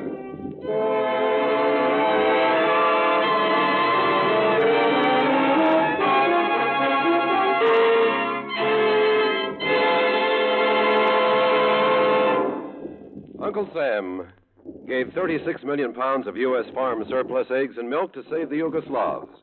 But somebody had to pay the freight.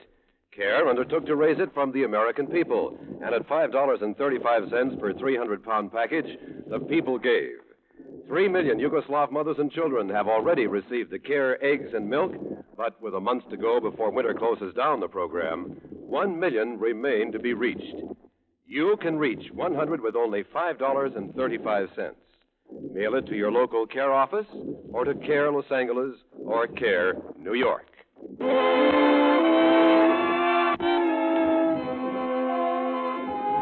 The Vaughn Monroe Show is back from vacation. Vaughn, the Moon Maids, the Moon Men, Ziggy Talent, and their singing guest stars will again be heard every Saturday beginning tonight. In fact, on most of these same CBS radio stations, Vaughn returns to action, takes place immediately following station identification.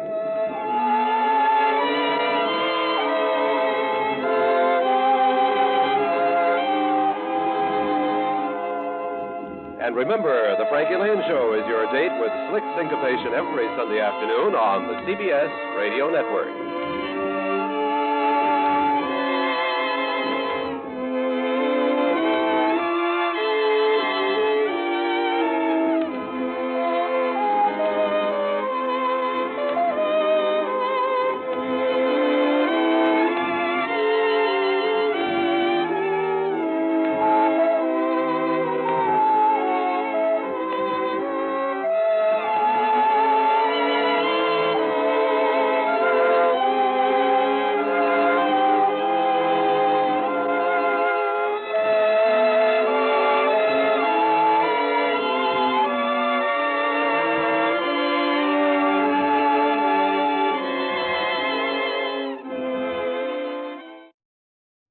From Hollywood, it's time now for Edmond O'Brien as...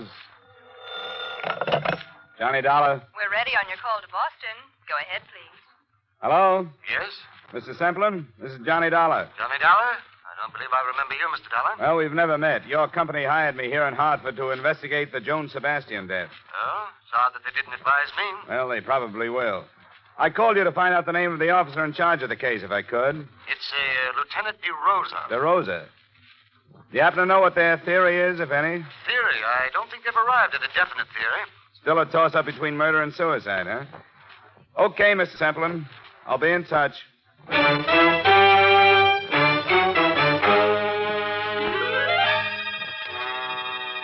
Edmond O'Brien in a transcribed adventure of the man with the action-packed expense account. America's fabulous freelance insurance investigator. Yours truly, Johnny Dollar.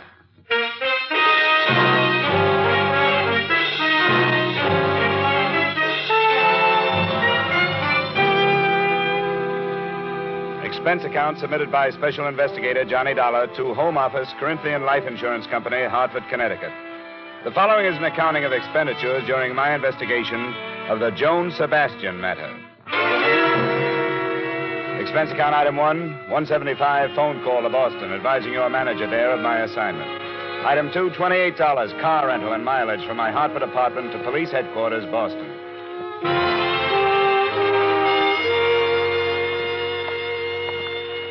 What's the matter, Dollar? Don't you trust us? Well, it's not up to me to mistrust you, Lieutenant. These insurance people get uneasy when there's a choice between suicide and murder, unless the murder motive is the policy. And you don't think there's a chance of that? I wouldn't say definitely not, but the Sebastian girl made her mother her beneficiary, and her mother's an invalid in a rest home. Did you know the mother has taken up with an old flame? No, I didn't. Oh, yeah. Goes to see her a couple, 3 times a week. Crazier things have happened. I'll get the file for you. Sit down.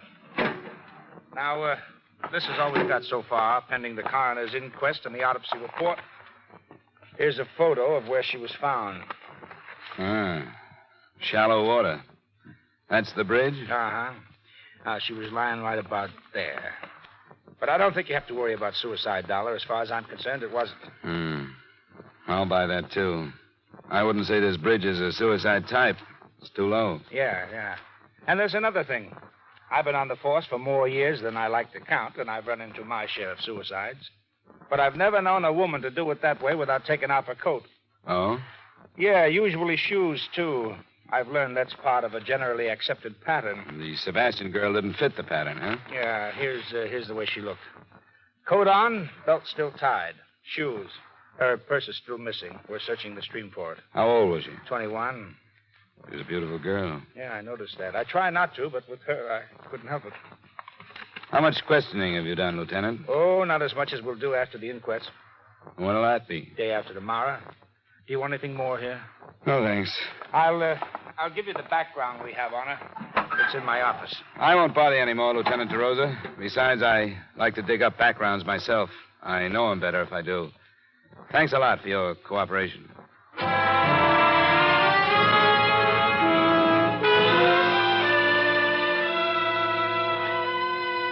I drove out to the stream where they'd found the girl's body, and they had chalked up another point against her death being a suicide. The bridge from which she had dropped was a good 4 miles from town. On the assumption that she'd been brought there in a car, the placement of a body in regard to the 2 lanes on the bridge made it look as if the car was going toward Boston, not away from it. 5 minutes later, I was heading the same way.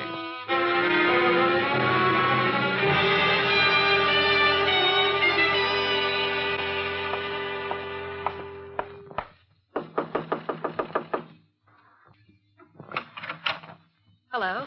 Miss Mary O'Neill? Yes? The manager suggested I come up. He told me you shared this apartment with Joan Sebastian. That's right. Who are you? My name's Dollar. I'm from her insurance company. I'd like to talk to you about her if I could. Well, I suppose so, but there's nothing I can do now. This is the biggest shock I've ever had. I always said there'd be trouble. But I never thought she'd do anything like this. Maybe she didn't. What's that supposed to mean? Well, there are signs that say maybe she didn't commit suicide. There are? Do you think she had any reason to?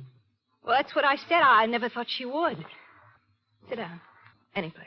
Thanks. Poor little Joan. What does it mean? I'm not sure. Did you say you expected trouble? Oh, yeah, I kept telling her. It was the way she went, like she couldn't live fast enough, like there wasn't time to get everything done. She'd been like that ever since she got rid... I mean, her mother went into that hospital. Joni was all tied down taking care of her before. What could have caused the trouble? Well, I'm not saying she was wrong or anything, but... Well, there were too many men. I imagine that was easy for her. Sure was. Too easy. Do you mind telling me who they were? Well, I don't know. Only about one. Harold Corey. He's gone with her the longest. Harold Corey. Yes, he drives for the North American van lines. Sometimes he goes way out to the West Coast. And, well, while he was gone, Joni didn't stay home and catch up on her reading, if you know what I mean. I think I do. She went out with a different guy almost every night. I didn't pry, but she never tell me who they were. You think somebody killed her, don't you? Would you help me try to find out? What could I do? You didn't want to pry, but I get paid to. I'd like to look at her things. Well, I suppose it's my duty, sort of, isn't it? In a way, yeah. But I can't force you to. Oh, I know it's the thing to do. Some of her drawers are locked, but I'll show you what I can. I started on the locked dresser drawers. They gave up and opened after a brief struggle, but contained on the whole things that might normally be locked up because of their value. Imported perfumes, expensive lingerie, and some jewelry. The only thing that looked as if it might have been hidden for the sake of secrecy was under the jewel box. It was a gold key, a functional house-type key, but with meaning added because the head of the key was heart-shaped. It hung from a fine gold chain. Well, I never saw that before. Never saw the perfume before either, but I smelled it. That's a few $100s worth of scent. And the rest of it was Joan used to such expensive things? Well, not that I know about. Harold Corey sure couldn't shell out that kind of money. A heart-shaped key. It's cozy. I'd like to keep it if I could. Oh, I don't know about that. After all, it isn't mine. I might get into trouble. You won't, I promise you. I'm working with the police on this thing. I want to find out where it was made if I can and who ordered it. Oh, I get it. Sure, I wouldn't stop you from doing that, even if I could.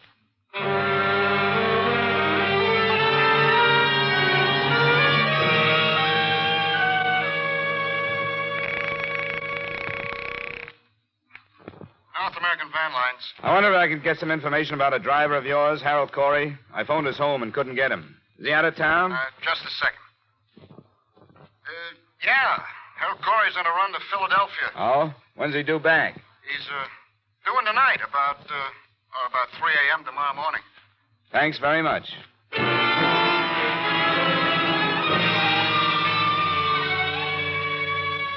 Expense account item 3, $7, drinks and dinner after I checked into the Bristol Hotel. Item 4, a nickel, phone call to Joan Sebastian's employer. Edward Hollis was at home and would see me.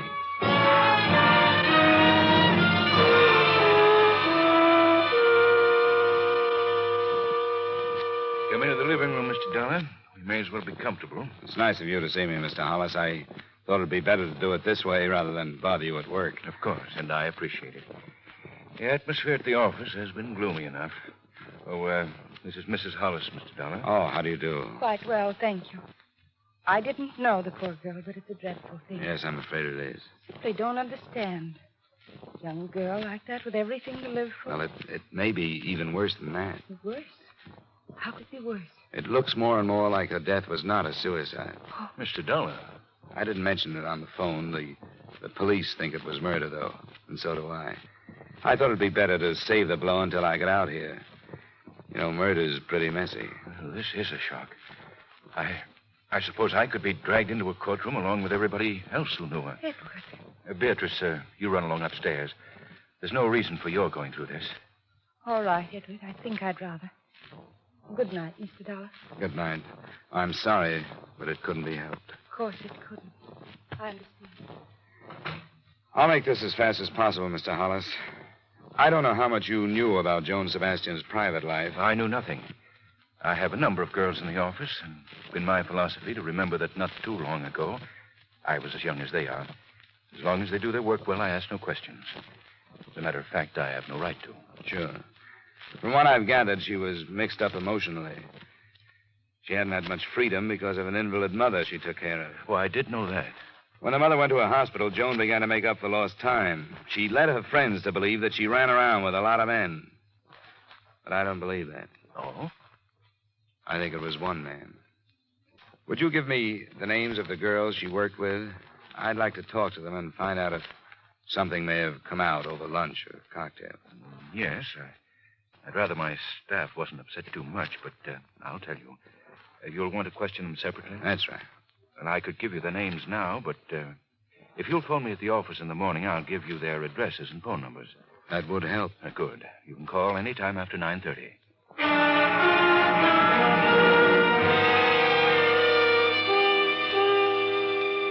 I called the next morning and got a list of 6 feminine names, which I pocketed for later reference.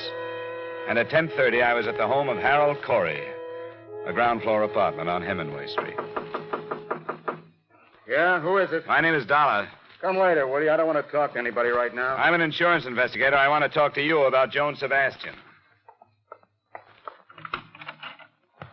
Who have you talked to? Why did she do it? She didn't. What do you mean? It's a mistake? In a way, yeah. It's murder. Murder? You're crazy. Am I? Oh, maybe you are.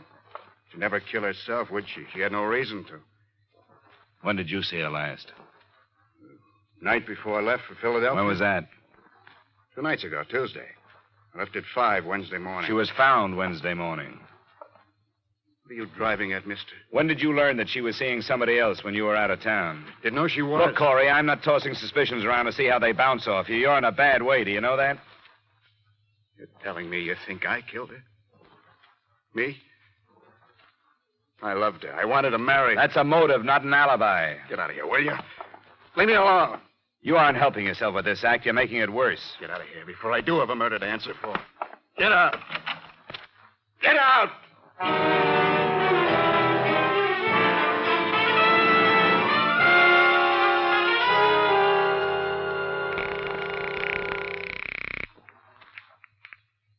Lieutenant DeRosa. This is Dollar, Lieutenant. Hey, I've been kicking myself for not getting your hotel yesterday. Well, I didn't have one then, but I got a few things to pass along to you now. Well, if it's the Sebastian thing, save him. What do you mean? It's suicide after all. How come? Autopsy report. There was concussion from that drop from the bridge, but that wasn't the cause of death. Now, wait a minute. Cause of death was from carbon monoxide. It looks like she pulled the suicide where it would embarrass somebody, and they tossed her in the creek to get her out of the way. Hello? You still there, Dollar? Yeah, I'm still here. This is where I came in.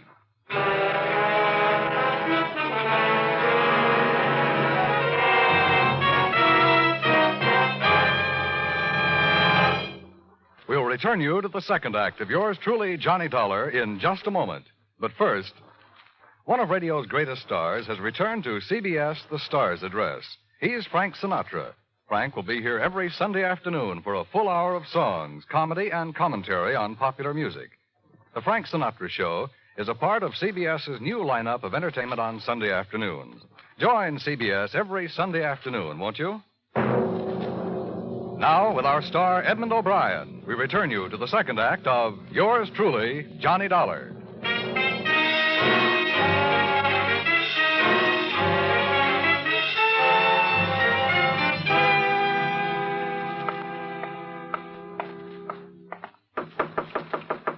Come in.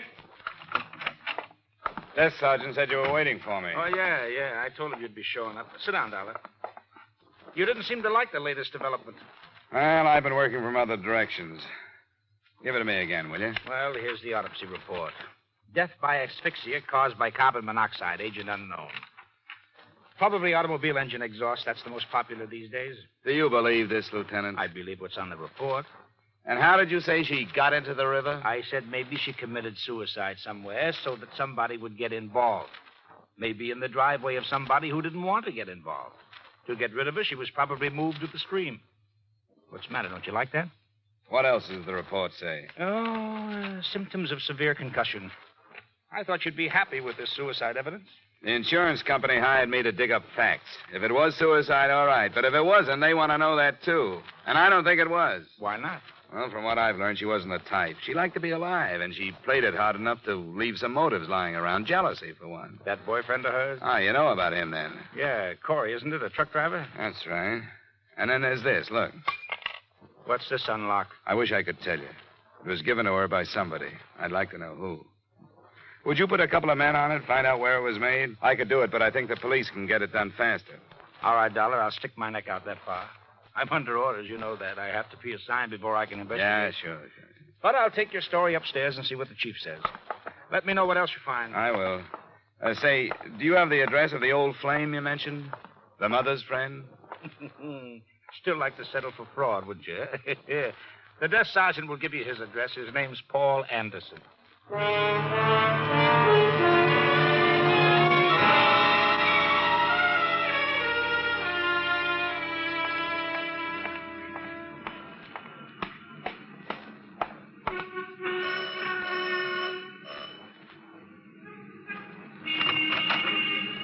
You Mr. Anderson? I am.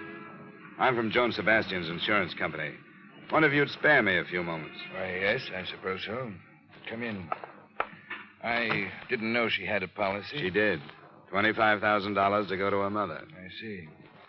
Her death has been classed as a suicide, which voids the policy. The 2-year self-destruction clause is still in effect. And that's a pity. Why'd you say that? Well, it's the least she could do for poor Mildred. That's her mother? Yes, an extremely young mother. Who has almost ruined her life for that girl. I didn't know that. Daughter was born when Mildred was only 17. She was left to care for the child herself. I helped as much as I could. How well did you know the girl after she grew up? Why, she was a friend of her mother's. Why do you ask? Which one did you know first? I don't see what this has to do with the You matter. don't have to answer. I don't want you to misunderstand. There's nothing to be hidden. I suppose it is unusual. I did meet Joan first. But when she took me to her house and I met her mother, I realized that Joan was, well, no more than a cheap little opportunist. The complete opposite from her mother. As I say, I suppose it is unusual. And that doesn't make any difference. Point is that you dropped the girl in favor of her mother. Is that it? It wasn't the gross situation you evidently wish it had been. I realized Mildred's condition and the lack of care. I knew she needed someone, and I did what I could for her. Did you send her to the rest home? I did. Now, look here, this has gone far enough. You asked me these questions for one reason, so that you can make your own conclusions, haven't you? I didn't know it showed. It does. Think I sent Mildred to the home to get her out of the way, don't you? That is not the case. You can think what you like. Go ask Mildred if you care to. I won't bother her. Do you know anything about a gold key that Joan had? A gold key? No, I don't know anything about a gold key. I've known very little about Joan all these past months. I could have told you that she was headed toward a bad end a long time ago. Now she's reached it. There's no one to blame but herself. It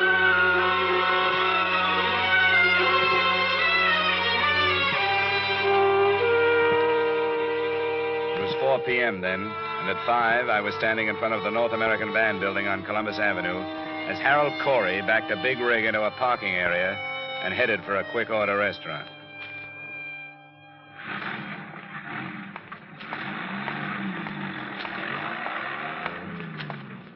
Hello, Corey. What this time? Dispatcher tells me you're going out on another run. Pretty short layover, isn't it? That's right. I asked for it. I figured driving, I'd get my mind off this thing. What do you want? Do you know how she died? I read about it. Carbon monoxide. Do you still think it couldn't have been suicide? She's dead. That's as far as I can think. You knew about Paul Anderson, didn't you? What about Paul? That he might have been more interested in Joan than he was in her mother? I suppose you're just doing a job, aren't you? What you say is true. I didn't know about it. If I had known about it, I would have gone after him, not Joan. I can't take any more, mister. Look, I don't enjoy it either, Corey. Like you say, I'm just doing a job.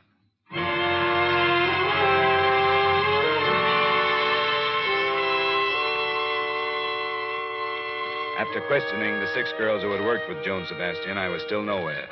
None of them knew anything about her private life. But the next morning, the police located a goldsmith who said he remembered making the key.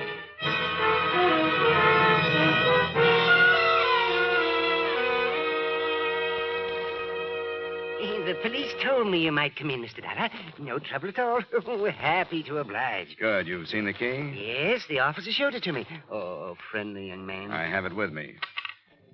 You're sure you made it? Oh, yes, positive. See here, I'll admit to a quaint conceit.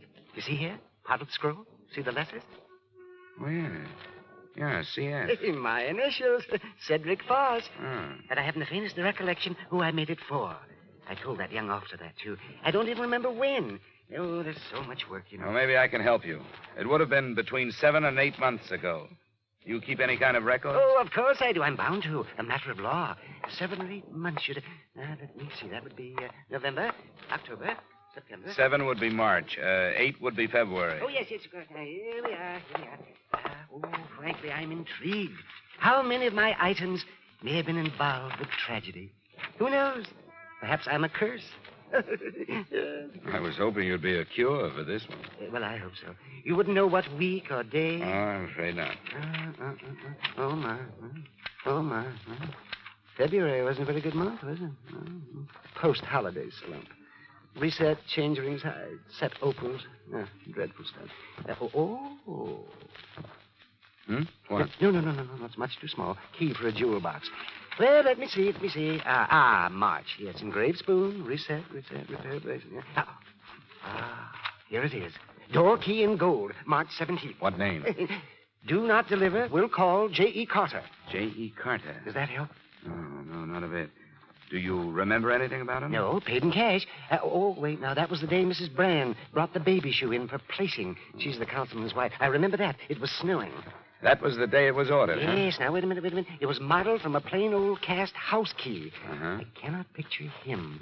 But I'd done some apartment keys, and he said this was for a cottage. Outside of town? It was a surprise for his wife, someplace on the bay. I remember that because of the hideous weather, and I could just feel that wind coming through one of those summer cottages. Now, do you think you'd recognize him if you saw him again? Well, I can't say until I do. I could try. Well, we may have to call on you then. Thanks. Thanks a lot. I think you've helped.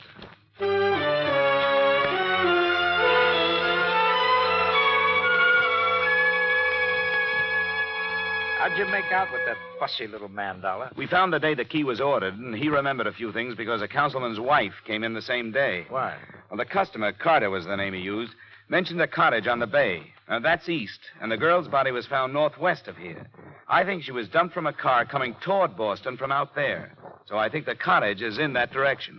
Deduction yet. Look, if I were going to dump a body, I wouldn't carry it across 2 traffic lanes, would you? I'm being paid to think about another case. I couldn't sell the murder pitch upstairs. But I tried, and I'll buck for a promotion if you're right and upstairs is wrong. I don't suppose you could earn that promotion by assigning some men to cover that section. Huh? Oh, not a chance. That's county. Division of responsibility. Yeah. Uh-huh. And I, for one, wouldn't be surprised to know how many people have died because of that division of responsibility.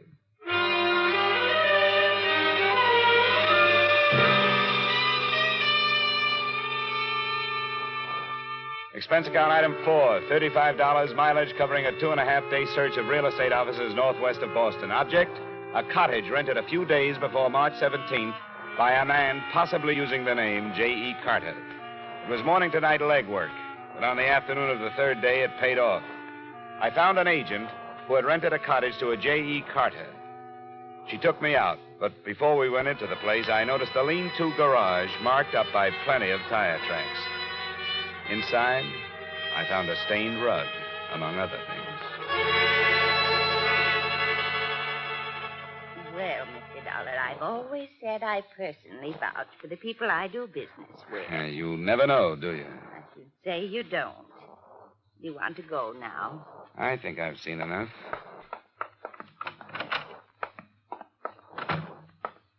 Let me lock it. I want to see if this key fits.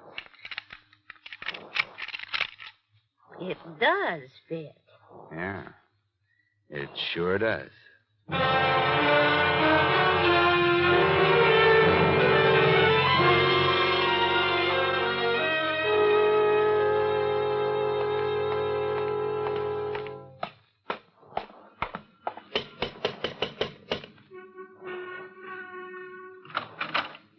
Oh, Mr. Dollar. Hello, Mr. Hollis. May I come in? Why, yes, of course. Come in. Well, I Didn't expect you to come back. Didn't you, Mr. Hollis? You thought you'd get away with this, huh? What did you say? Well, now, there's no reason to be clever with each other, Mr. Hollis. I know you killed her. You rented a cottage out beyond Mystic River. You used the name J.E. Carter when you bought the gold key. I did that? I'm afraid you did. Come into the other room. Yes, you're right, I did. I became infatuated with her. If you'd known her, you'd understand. I realized last week that it had to stop, and I told her. She had been going with that young Corey boy. I told her that even if I was single and eligible to marry, I would advise her to hang on to him, someone her own age. That was last Tuesday night? Yes. She left the cottage, and I heard her drive off. Or at least I thought I did. When I went out, I learned what she had really done. She committed suicide in the car. You can hardly blame me for wanting to keep the secret. No, you've been reading the papers, Mr. Hollis. Suicide and all that. I've been inside your cottage. You didn't do a very good job of cleaning up the bloodstains. You're right, Mr. Dollar. There seems to be no longer any reason to attempt cleverness. I'll make my statement to the police. I'll drive you down. Thank you. How did you find out, Dollar? There was a Wall Street Journal there, addressed to you. Oh, I see. Edward? Beatrice, go upstairs. No, Edward, I won't. I insist, Beatrice. What good would it do?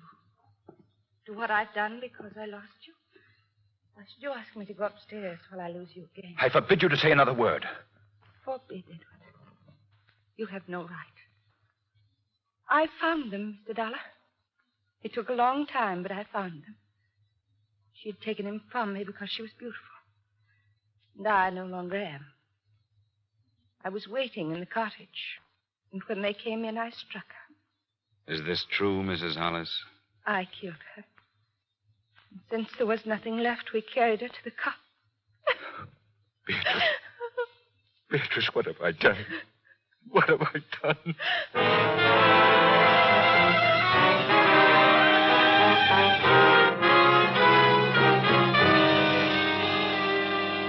Expense account item 5, $110 final bill for car rental.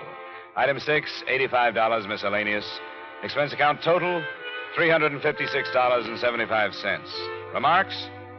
I don't know what sticklers the Massachusetts law courts are, but Joan Sebastian was not killed by the wronged wife. She was unconscious but alive when Hollis put her in his car trunk. She died there by carbon monoxide. Yours truly, Johnny Dollar.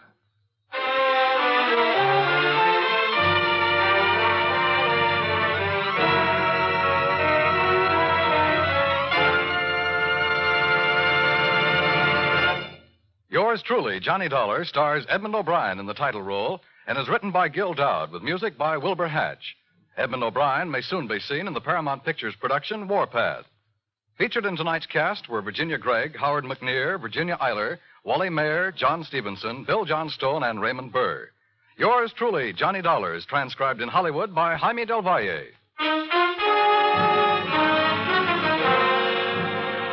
This is Dan Coverly inviting you to join us next week at this time when we will again bring you Edmond O'Brien as... Yours truly, Johnny Dollar.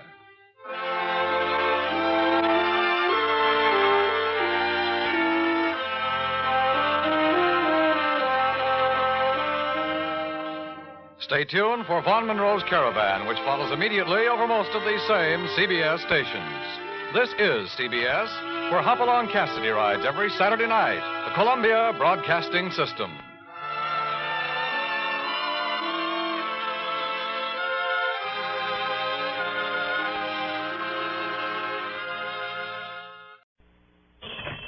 Johnny Dollar. Hi there, Johnny. This is Jake. Jake Hessler, out here in Kingman, Arizona. Well, hi, Jake. How are you? And how's Worldwide Mutual doing these days? Me and Worldwide Mutual just fine.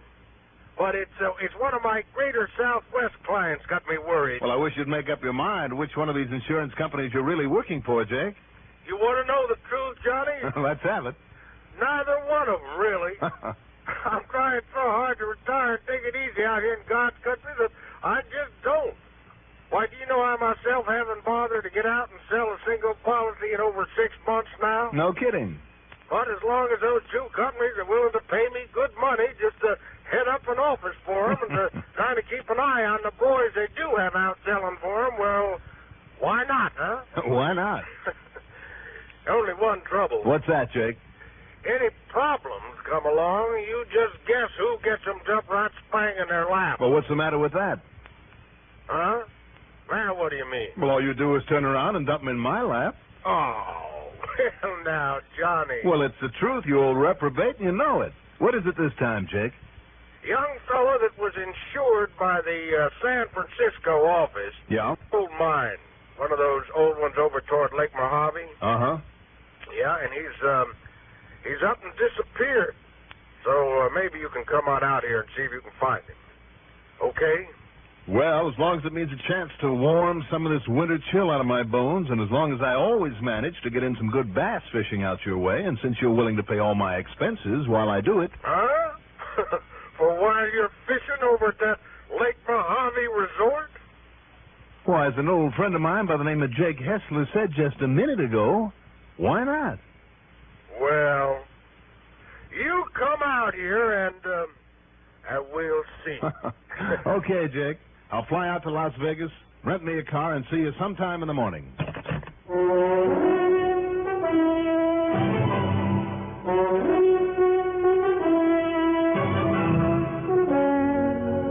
CBS Radio Network brings you Mandel Kramer in the exciting adventures of the man with the action-packed expense account, America's fabulous freelance insurance investigator. Yours truly, Johnny Dollar.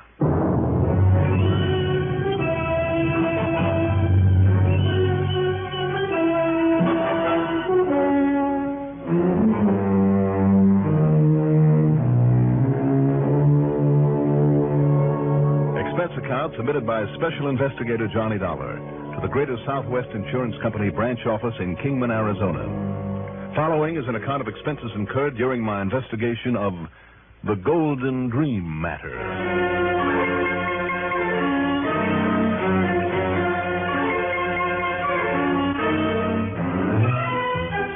Expense account item 1, $193.49 for a plane to New York, then a jet to Las Vegas. Item 2, $23 even. That covers a couple of taxi fares, dinner, a good night's sleep at the Hotel Sahara, then breakfast the next morning. Item 3 is $50 deposit on a rental car. I headed southeast through Boulder City and crossed Hoover Dam at the foot of Lake Mead. And again, I marveled at the way man's ingenuity has harnessed the tremendous power of the Colorado River. I headed south on 93. In the town of Kingman, Jake's office is on the main street above the Conroy Mercantile. Tall, lean, lanky, and well-tanned as always, he was wearing a white Stetson cowboy shirt, blue jeans, and fancy boots. Well, now maybe you will have a chance to get in some fishing over there to Lake Mojave, Johnny. Nothing suit me better, Jake. You know it. You see, the one man who can help you get on the trail of young Kingsley... Kingsley? Myron Kingsley, that young mining engineer I told you about that's disappeared. Oh, I see. And the man who's going to be the most help to you finding out what's happened to him is the manager of that Lake Mojave resort, Mr. H.R. Pratt. Ham Pratt, I know him well, very well. Yes, I know you do. And the old mine that Kingsley come to investigate the Golden Dream is right close by there. Investigate how, Jake? To see if somebody isn't being took, but royally. How do you mean? Well, some old coot name of Marty Spiller has been selling a lot of stock in the Golden Dream. Uh-oh. Mostly to people who live way back east. Mm-hmm. And who aren't in a very good position to see just what they've bought into. Right. I count most of them, the suckers who fall for that kind of stock promotion, are too poor to come out and have a look. I know what you mean. Go on, Jake. Well, there's one stockholder evidently got suspicious and could afford to do something about it. I mean, he hired young Kingsley to run down from Frisco to have a look-see and then make him a report. Uh-huh. Being a client of our company, Kingsley come around to me for directions. I sent him over there, told him to stay at the Lake Mojave place, and, that's the last I saw or heard of him. When was that, Jake? Been a week now. I see. But only 3 days since Sam Pratt phoned me that he hadn't showed up in his motel unit there. Mm-hmm. Okay, then. As long as Ham is the one who can put me on Kingsley's trail. And I told Ham you'd be over. Good. Then I'll hit the highway again. Excuse me. Hessler. Well, we were just talking about... Huh? He sure is. For you. For me? It's Ham Pratt. Oh. Here. Thanks. Ham, how are you? Oh, pretty good. Only pretty good? It, looks like maybe you made this trip for nothing, Johnny. What do you mean by that? We found young Kingsley. Or, rather, what's left of him. Oh? In the water at the bottom of a deep, old, abandoned mine shaft. Must have slipped and fallen in. I see. Haven't been able to get down to him yet, but, well, I guess there's not much point in your coming over here now. Ham. Yes, Johnny? Did you say an abandoned mine shaft? Yes. One that's just been sitting there accumulating water in the bottom of it for years. Then it's not one of those that he went to investigate. Well, no, not exactly. Well, maybe I had better take a look.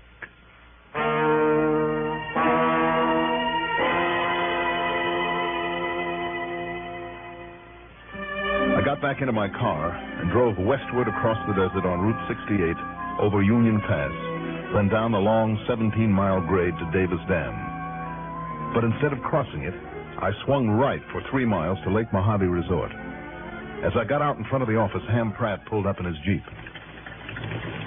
Leave your bags right there in your car, Johnny. Come on, we'll use it. I am. Okay, whatever you say. Hey, how long you been packing a gun like that? Well, you know, Johnny, in case we run across some jackrabbits or a coyote or something. Now get aboard. Sure. Or something, did you say? All right. I'll be honest about it. Since I talked to you, I kind of got to thinking about it. Thinking about what, Ham? Oh, about possibilities. Like maybe in case young Kingsley didn't just fall into that old mine shaft.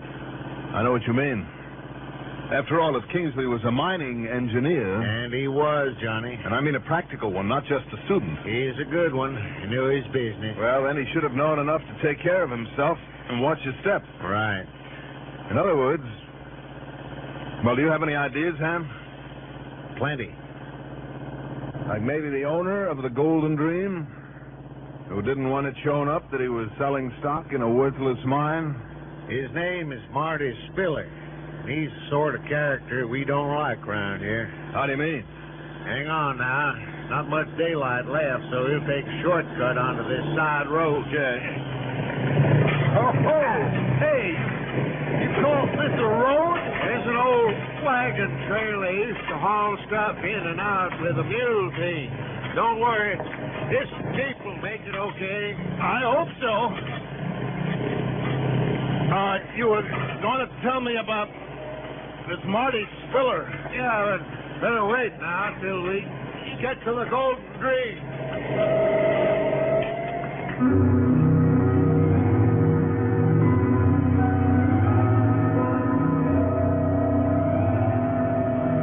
Have you ever ridden a Jeep? I mean, really ridden one of them? Well, like everyone else, I've seen pictures of the boys in the Army plowing through mud and sand, jumping over ditches, taking seemingly impossible hills in them, and so on. But until you have actually been on one of them, and I mean on, not in, until you have driven across this kind of rugged desert country, you ain't seen nothing.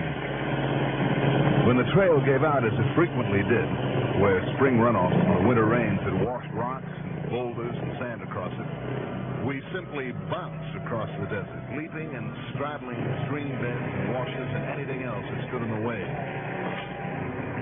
Wow! We'd come to a high, sandy hill, and instead of circling it, we'd go right on up the side in low gear, slowing only at the top to make sure that there wasn't a sudden drop-off. Then careen madly down the far side, flipping and skidding all the way. What a ride. But it finally got us on the main route to the Golden Dream, and the sun was getting low. See her up there, Johnny, on the side of that mountain up ahead? And a couple of the shafts go well down below the bottom of that mountain. Ham, don't you think maybe we better get out and walk that trail? It's just a ledge on the side of that thing. If the mule wagons could hang on to it, we can. But now about Marty Spiller. Yeah, tell me about him. He stopped working the Golden Dream when the vein ran out in the late 30s. Then, along about 4 years ago, Spiller came along. And he's done only enough each year to keep his rights. Well, just what has he done? Johnny, all he's done is grind up and rewash the tailings. You know, the refuse material left over from the original washing or concentration or treatment of the ground up ore. I guess that's the stuff that I've seen piled up outside all these mine tunnels that we've passed along the way, huh? Yeah, just worthless rock, from which the valuable metals, the gold mostly, has been taken out. I see. Anyhow, by rewashing that stuff now and then, he's been able to back his claim that he's got a working mine. Well, tell me, Ham, has he ever got any worthwhile amount of gold out of those tailings? No, sir. But that hasn't kept him from selling a new issue of stock now and then. Oh, boy, what a racket. Yes, sir. No wonder he'd want to get rid of anybody who'd know and be willing to testify that his mine is worthless. Like young Kingsley. But until we can get his body up and prove that... now, wait, here we are. Oh, boy. My aching back. Now then, let's see. Wait a minute, Ham. Isn't that the Golden Dream still up ahead there? The main shaft and tunnels, yeah. Grab one of those coils of rope and that big flashlight, will you? See a half mile away with that thing. Besides, it's getting dark. Okay. But the hole in this mound over here to the right, you see it with the timber rigging over it? Yeah? Now, come on now. We'll look over the edge. With that powerful flashlight, you'll be able to see the body down there for yourself. All right. Listen, Ham. Yeah? Where is Spiller? Where's he been all this time? Pretty good alibi, I'm afraid.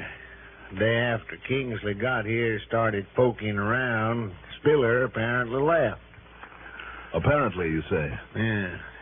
Said he had to go over somewhere in California. Hadn't been seen around here since. Now, hang on to one of these timbers and lean over the edge of this hole and look down.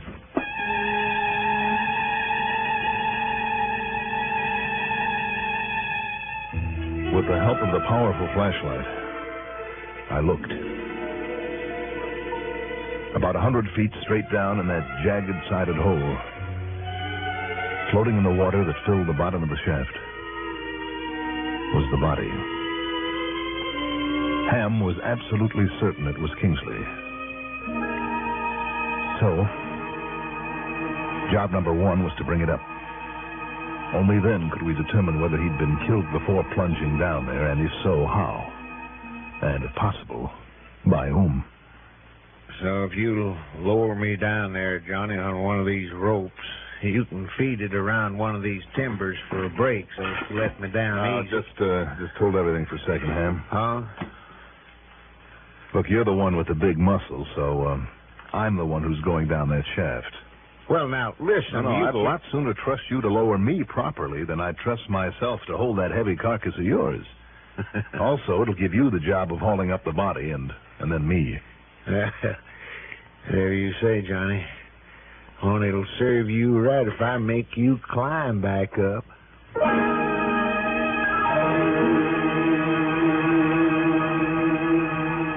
I tucked the big flashlight into my belt, and Ham slowly lowered me into that deep, black, rock-sided shaft. Hanging there on that rope, touching the sides only where there were juttings or ledges, was pretty exciting. I was glad the rope was a long one and that Ham was on the other end. Along the way, there were several small tunnels leading away from the shaft. But with the flashlight, I could see that they were only short ones, ending in piles of rubble. Until just before I reached the water. Ham! Yes, Johnny? Hold it a minute. Right. Have you reached the body? No. What? Not quite. But there's a big tunnel. A clear one leading off from here. A big one. What? Looks like it might lead over to the main shaft of the Golden Dream. Now, wait. Huh? Let me snub this line so I can lean over and hear you better. There we are. Oh, look, forget it for now. I'll investigate on the way back up. I'm only a few feet from the body now, so lower away again. All right, Ham, lower away. Hey! Take it easy. Stop throwing rocks down here. Watch it, will you? That one almost hit me. All right, now lower away again. Ham? Lower away, do you hear me? Wait a minute. What goes up there? Who's pulling off those shots? The rope. The rope is slipping now. It's slipping.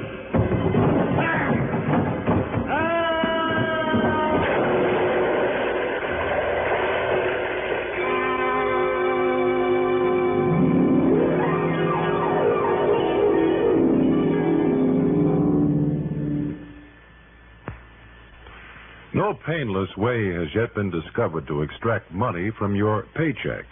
Probably the nearest thing to it goes with the name of the Payroll Savings Plan. Oh, you might notice a shrinkage in your check the first few paydays, but then something happens. You no longer expect to have that extra cash in hand. In effect, you forget all about it, except for those pleasant reminders that come your way periodically in the form of United States savings bonds. The Payroll Savings Plan, the automatic, sure route to a secure future.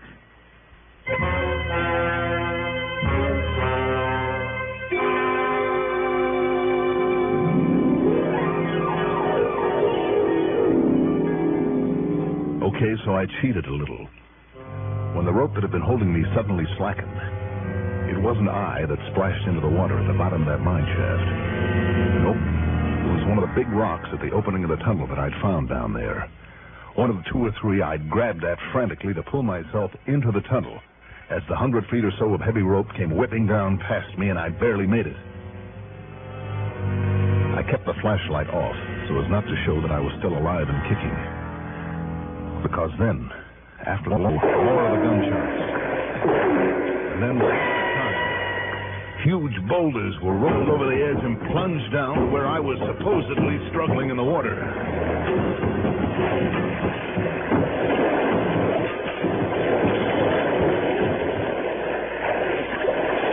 Hey, Dollar! Dollar! You still alive down there? Dollar? Okay, then, I'll just have to make sure.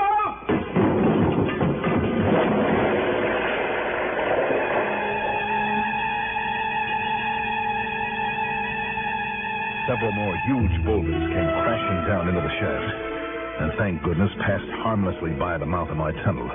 But I didn't stick around to count them. Instead, using the light again, I tore on up the long, sloping passageway, hoping and praying it would somehow get me back to the surface. Half a dozen times I had to clear away piles of rubble with only my bare hands.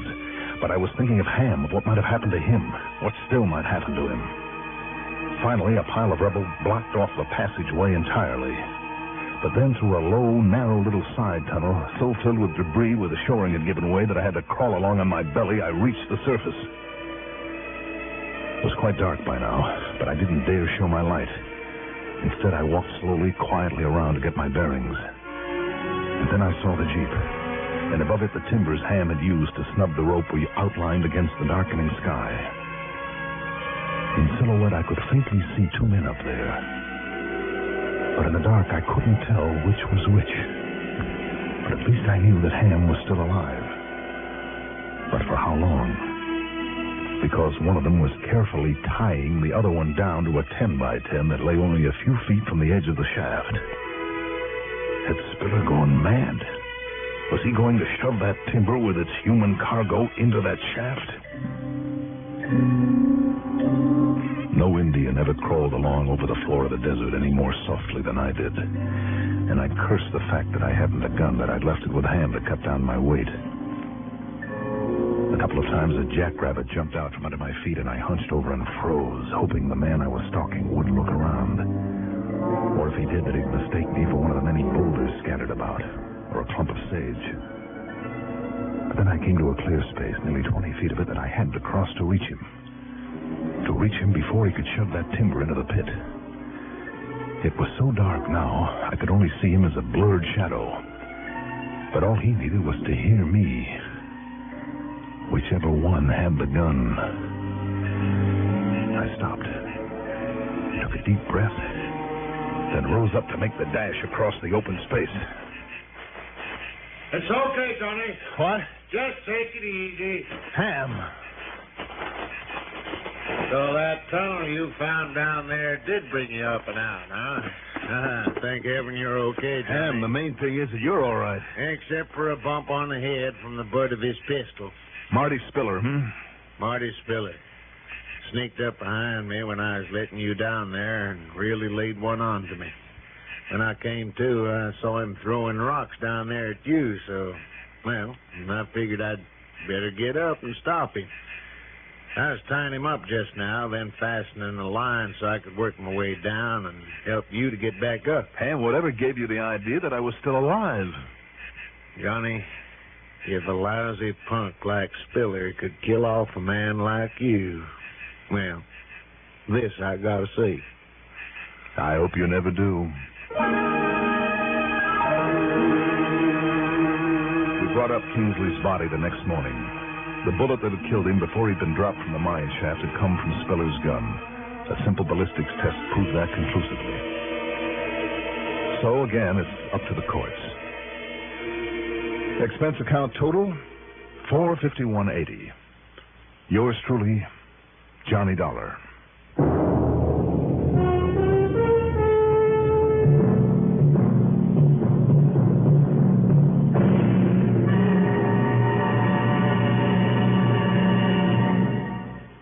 Now, here's our star to tell you about next week's story. Next week? Well, as you listen to it, just remember that old saying. Ike and Mike, they look alike. And join us, won't you? Yours truly, Johnny Dollar.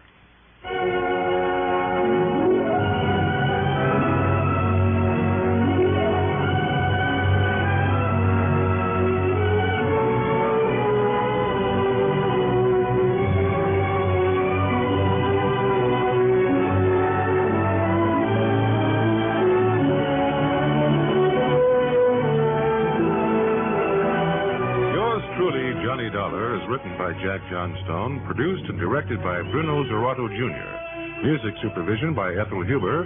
Johnny Dollar is played by Mandel Kramer. Also featured in our cast were Cliff Carpenter, Bob Dryden, and Sam Raskin.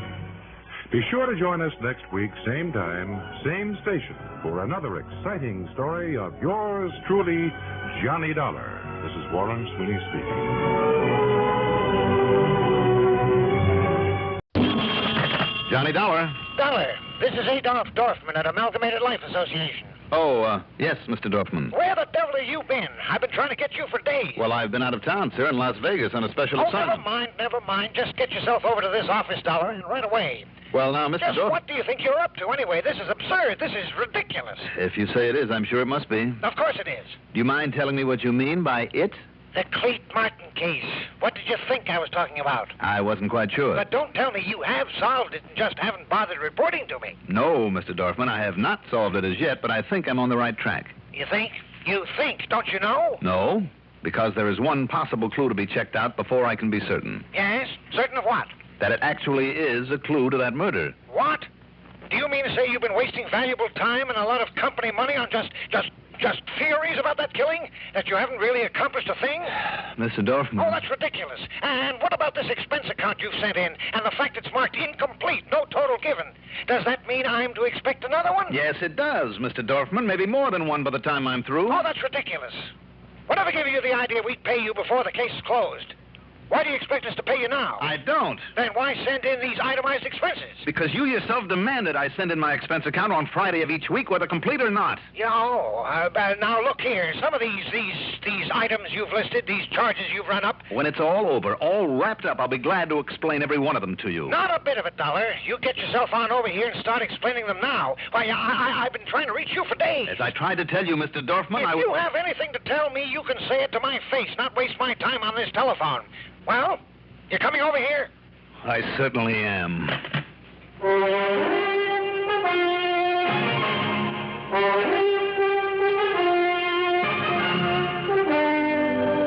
The CBS Radio Network brings you Mandel Kramer in the exciting adventures of the man with the action-packed expense account, America's fabulous freelance insurance investigator. Yours truly, Johnny Dollar.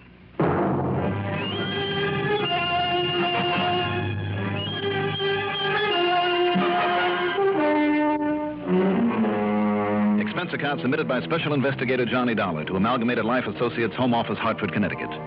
Following is an account of expenses incurred during my investigation of the Wayward gun matter.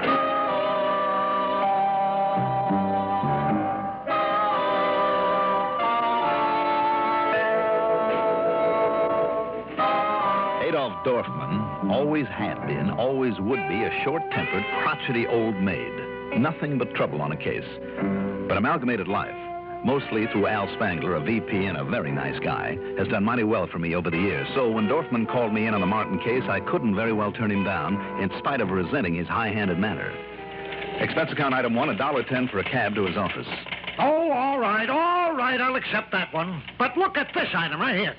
$4.80 for a tank full of gasoline. Because I used my own car to go over there to Lakewood. Yeah, but $4.80 when you could have made the trip on a bus for less than $2? Sure I could. Then why didn't you? Then we'd have had to spend $8 or $10 in taxi fares between the Martin home and police headquarters. Is that what you would have preferred? Yeah, well, no, of course not. But just the same, Look, Dollar, we're just wasting time here, if you'll excuse me. We're wasting time, I knew in the beginning you'd question every single item in this expense account. You always do. And why not? And that's why, instead of handing one in that would give you some real cause for worry, I decided for once to keep expenses down to the barest minimum. But it hasn't done the least bit of good, so if you don't mind... minimum, eh?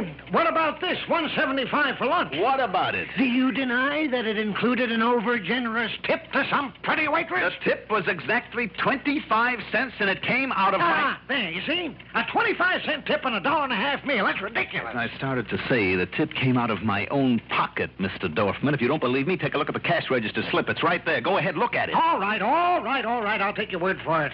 The fact remains that you still haven't solved the case. I think I have. You think you have? But I'd rather not talk about it just yet. Well, I don't know why not. You either know who killed Mr. Cletus Martin or you don't. Now, which is it? I'll be able to give you the whole story, I hope, after I get a phone call from New York and not before. New York? Yes, from a friend of mine at 18th Precinct Police Headquarters. Oh, so that explains this item here. Return ticket to New York and several cab fares. That's right. But why? What possible connection can they have with the Martin matter? They just happen to have a top ballistics technician. Ballistics? What's the matter with the police in Lakewood? Not a thing. Or with their county police over there? Not a thing. Then why go all the way to New York? Because once I got hold of the picture of the bullet that killed Mr. Martin, I didn't want Lakewood or Lakewood County to know what I intended doing with it. Why? I'd rather not say. Now, you've had these items explained, so if you'll excuse me... Now, wait, Dollar, sit down. There is nothing further I can do until I get my call from New York. Oh, but there is. There's something else I want to talk to you about. The really important reason I sent for you. Well, I hope it's a lot more important than quibbling about this expense account. Oh, it is. Then why the big stall? Why all the waste of time? Stall? Yes. I don't know why, Mr. Dorfman, but that's all you've been doing for the last 10 minutes is stalling me. Oh, no, not a bit of it, not a bit. I was only, now sit down, please. Sit down. All right. Well, what is it? You, say you were out of town? I was in Las Vegas, but it had nothing whatsoever Oh, to yes, do with... yes. No, that's it. That's the reason we couldn't find you anyway. We? I mean, I couldn't find you. Yes, that's, very pleasant out there at this time of year, isn't it? Look, will you please quit stalling again and tell me what this other important matter is? All right, fella. Have you seen the papers? Did you know another client of ours just met a violent end? Mr. Barryman, here in Hartford? Yes, Alfred W. Barryman. You didn't know him? No. Know that he was a client of yours? Nor that he was a big contractor like Mr. Martin? No. Now, do you plan to assign me to that case, too? Do we have to? Of course you don't. And if you want the truth, Mr. Dorfman, if you're the company contact on it, so why wait until now to tell me? Why waste all that time picking away at the expense account? Don't you know? I certainly don't. Now, what goes, I would give... Now you may know. Come in, Sergeant. Right, Mr. Dorfman. How about this? Johnny Dollar, huh? That's right, Sergeant, Sergeant Bill Anseth. I told you I'd find him for you, Sergeant. I don't know how you did it. What is this? All we knew was he'd left town, Mr. Dorfman. Wait a minute. Why the gun, Sergeant? You ought to know. Up on your feet, Dollar. You mind telling me what this is all about? Just hand me your gun, Dollar, that nice big 38 you carry. Well, what's the matter? I'm sure I don't know. It's for my 38. I don't happen to have it on me at the moment. I know. What? Because we got it. Dollar, serial number and all down at headquarters. And maybe that's the reason I'm holding you on suspicion of murder.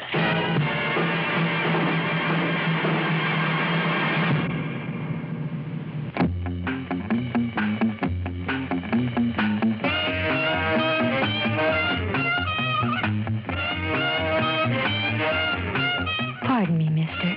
She said... Do you have a match? The old gag. Sure, I said. Do you have a cigarette? She had one. Newport filter cigarettes. We lit up. Some smoke. Finest rich tobacco flavor I'd ever tasted. Real tobacco, the way I like 'em. The right touch of menthol and just a hint of mint. A great combination. She suggested. Makes Newport more refreshing to begin with. More refreshing all the way. She wasn't kidding. Been smoking them ever since. Newport filter cigarettes.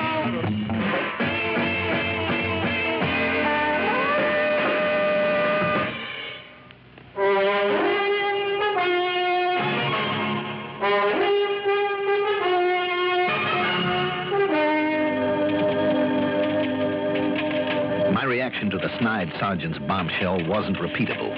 Me, Johnny Dollar, arrested on suspicion of murder by a cop with a grudge, fingered by a tight-fisted people-hater named Amalgamated Life Dorfman. Thanks, Mr. Dorfman, for latching on for us. Yeah, pleasure, Sergeant. Now, wait a minute, Sergeant. If you're talking about the Martin matter... Now, don't try and kid me, Dollar. We got you nailed down for the murder of that other contractor, Barryman. What? And he pretended not to know much about it. Was almost evasive when I brought it up. That explains all your stalling. Waiting for this man to get here. I think I did very well. Oh, you were great. Next week, he's still in. Now, look, Sergeant... No time for talk, Dollar. On to headquarters now, on account of you happen to be under arrest. I am? Quite so. In which case, I'm entitled to one phone call, am I not? Sure, if you want to call a mouthpiece, you're entitled. You mind if I use your phone, Mr. Dorfman? No, not at all, not at all. Thank you so much. Provided, of course, you pay for the call. Don't bank on it. I beg your pardon? Don't be surprised if you end up paying for it. Through the nose. My call was to Lieutenant Randy Singer, 18th Precinct, New York Police Department. Now, he still had no word for me, but he promised to call the minute he did, so I told him where to try if I wasn't at my apartment. Okay, now, Dollar, you ready? Look, are you sure this isn't some kind of a gag? Are you kidding? Because if it is, it's a pretty bad one.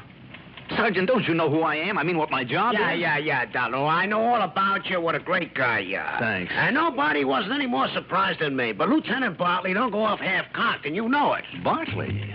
So when he says to bring you in, well, baby, in you go. He sent you after me, Harry Bartley? Lieutenant Bartley. Now, come on.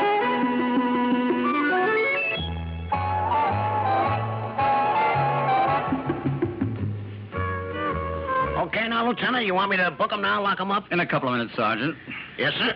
Well, Johnny? I'll say this for you, Harry. Yeah? When you pull a boner, you really do. Wasn't that one of the gentlemen of the press outside there? Yep, no doubt he's on the phone to his paper right now. Harry, this is ridiculous. Is it? You know me better than to think I could have killed this Barrowman, is it?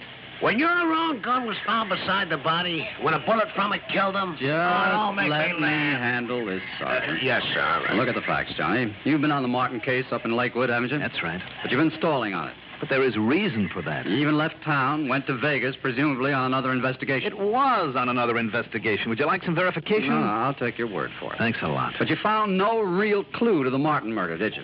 Have you forgotten the microphoto of the bullet that you got for me? No, but you didn't tell me why, Johnny. Why'd you want that? Because maybe it was his gun did that killing, Sergeant. So he figured on changing the barrel. So the markings wouldn't look like that bullet. Okay, Sergeant. Yes, sir, yes. Let me go on, Johnny. Please do. Then Barrowman got killed here in Hartford. And he's also a contractor bidding on that redevelopment project there in Lakewood County. Is there a tie-up, Johnny? Are you kidding, Lieutenant? Sergeant. Don't you say there's some other contractor wants that business and hires Dollar to knock him off. Well, Johnny? Harry, if you'll get rid of Big Mouth here for a couple of minutes. Hey, now, just a minute, baby. Okay, Sergeant. I'll call you when I want you. But didn't you hear when he just called me? Yes, I heard. Just close the door quietly. Go on. Yes, sir. All right now, Harry. I've held out on things, but for good reason.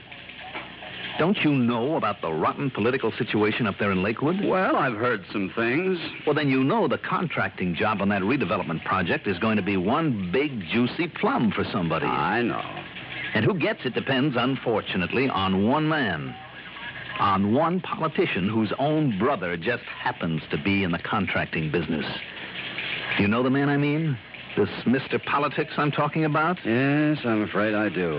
And he's powerful enough to make things pretty rough for you or me or anybody else who might cross him. Are you saying that he might have killed Martin? Exactly.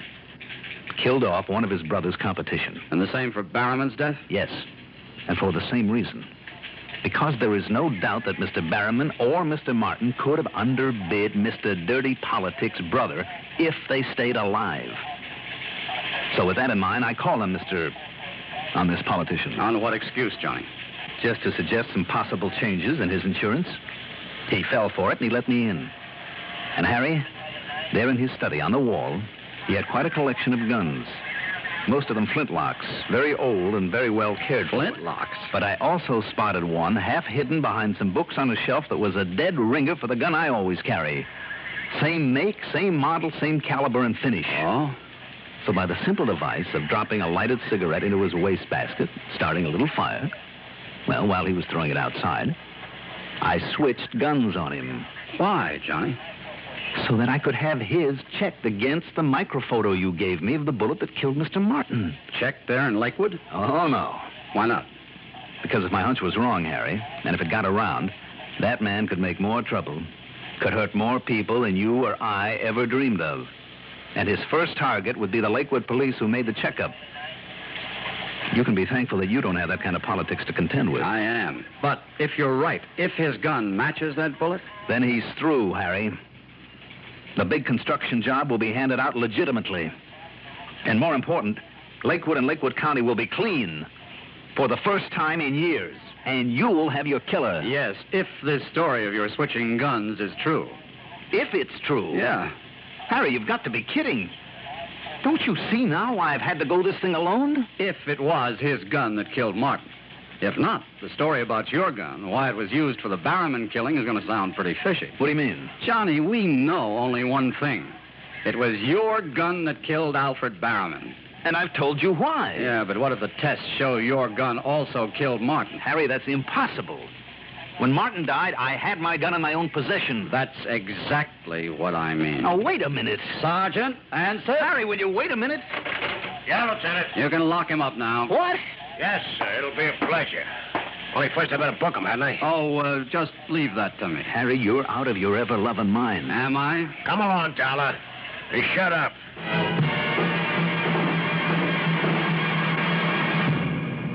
You like a car with plenty of pep, a car with reserve power for safe passing. Most good drivers do, but they don't like to pay extra for premium gasoline.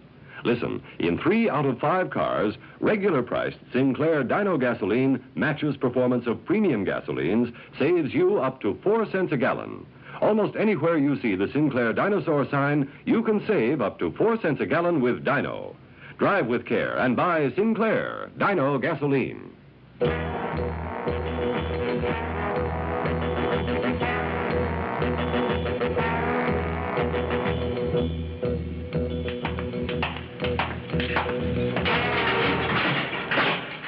Okay, Lieutenant. Thanks, Hanley. I'll call you. Yes, sir.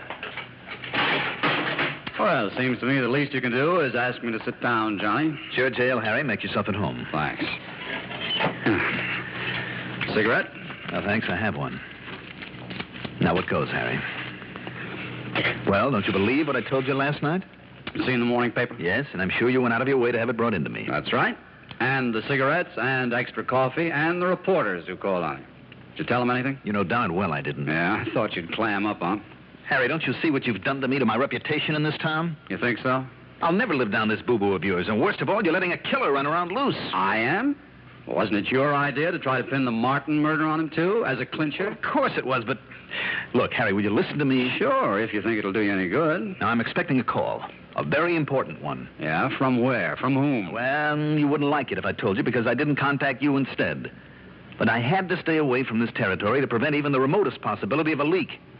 But if you'll let me out long enough to take that call when it comes in, and I told him to try to reach me here... Don't you mean if it comes in? No, I mean when.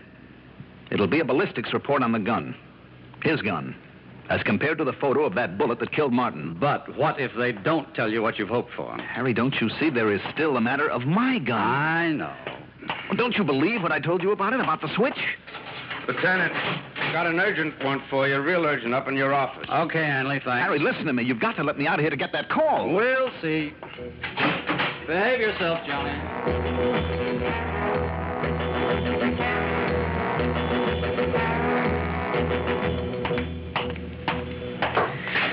Well, what is it this time, Hanley? I don't get it, Dollar, but out you go. Well, thank you.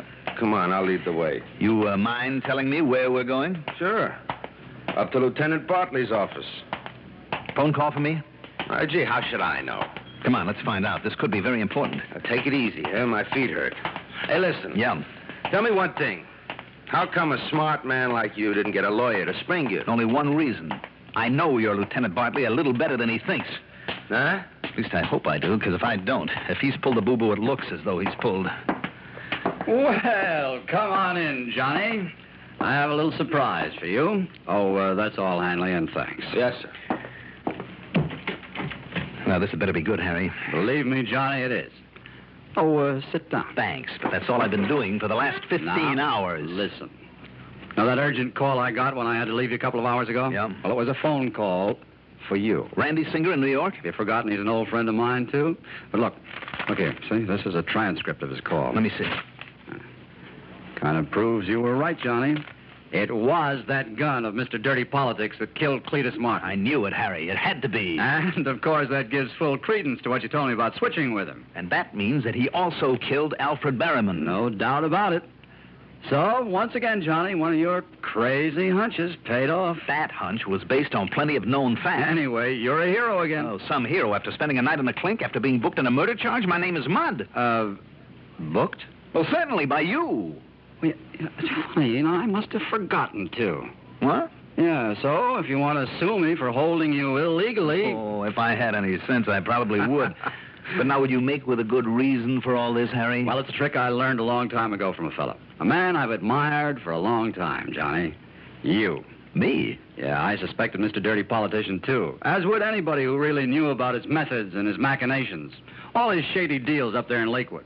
So, stealing a page from your book, I decided that the best way to throw him off, make him careless, keep him around here feeling smug, was to broadcast that we had absolute proof of your guilt. Uh-huh. And don't you see, with not only the papers, but even the boys here on the force believing it, well, he couldn't possibly smell a rat. As a result, instead of running away, well, we picked him up right here in Hartford. Well, that's all very fine for you, Harry. And when I faced him with a report on his gun that killed Martin, and then Told him about the switch with your gun that he then used on Barrowman. Well, believe it or not, Johnny, and so help me, you could have knocked me over with a feather. I was that surprised. Yeah? Johnny, this smart, clever old crook got so rattled, so completely confused, he broke down and made a full confession. Congratulations, Harry. You have made a real hero of yourself. Of myself? But I just wonder how long it's going to take me to live down that phony newspaper story. But you have, Johnny, you have. I have, huh? Sure. And just wait till you see that afternoon edition. Giving you full credit for the whole stunt. Oh? That's right, Johnny. The only hero on this case is you. Well, now, wait a minute. I mean, after all, Harry, you're the one who wrapped it all up. Oh, yeah? But where would I be if you hadn't laid all the groundwork? If I hadn't got the idea for this little trick from some of those cases of yours? Absolutely nowhere. No, Johnny, it's yours. All yours.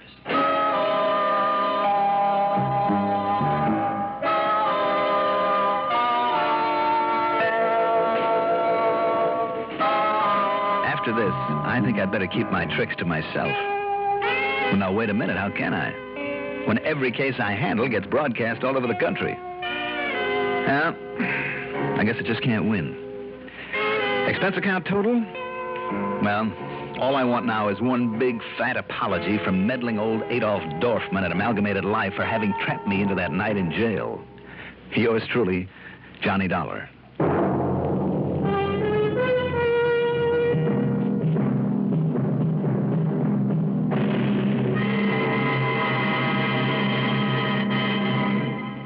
Now, here is our star to tell you about next week's story. Next week, San Francisco, and a ship.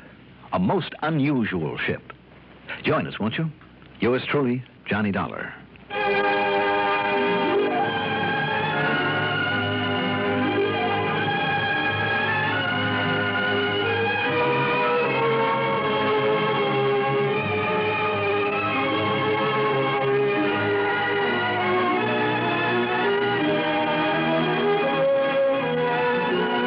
Truly, Johnny Dollar is written by Jack Johnstone, produced and directed by Fred Hendrickson, music supervision by Ethel Huber, sound patterns by Joseph Cabibbo. Johnny Dollar is played by Mandel Kramer. Also featured in our cast were Robert Dryden as Adolf Dorfman, Ralph Bell as Sergeant Anseth, Martin Blaine as Lieutenant Bartley, and Nat Polan as Hanley the Guard.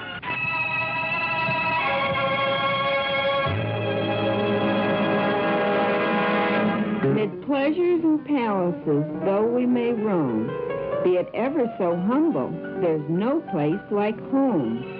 My name is Trudy Peebles. I'm your welcome wagon hostess in Albany. How well we realize there's no place like home. If you're moving to a new city, home can be a little strange. New faces, new places.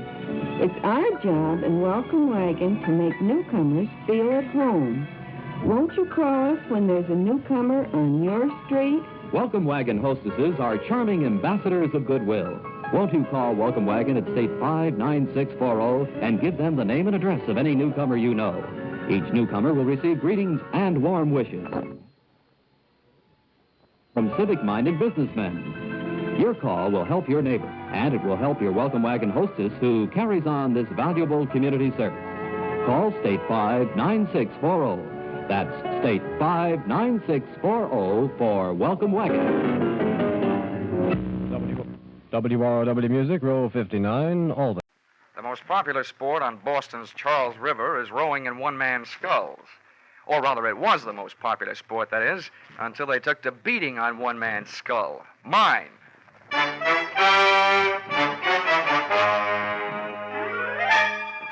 This is another in the adventures of America's fabulous freelance insurance investigator, Johnny Dollar.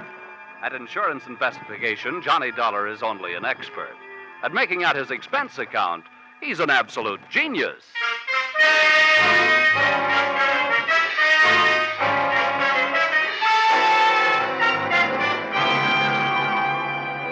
Expense account submitted by Special Investigator Johnny Dollar to Miss Melanie Carter, Pinckney Street, Beacon Hill, Boston. The following is an accounting of my expenditures during assignment as your representative, investigating list of your relatives who might be interested in murdering you for your insurance, or who'd like to rock the old doll to sleep, or the unnice niece and the charming young rat who put the few in the word nephew. Expense account item 1, $5.98, airfare, Hartford to Boston. Item 2, $3 1/4, cab fare, Logan Airport to your residence on Beacon Hill.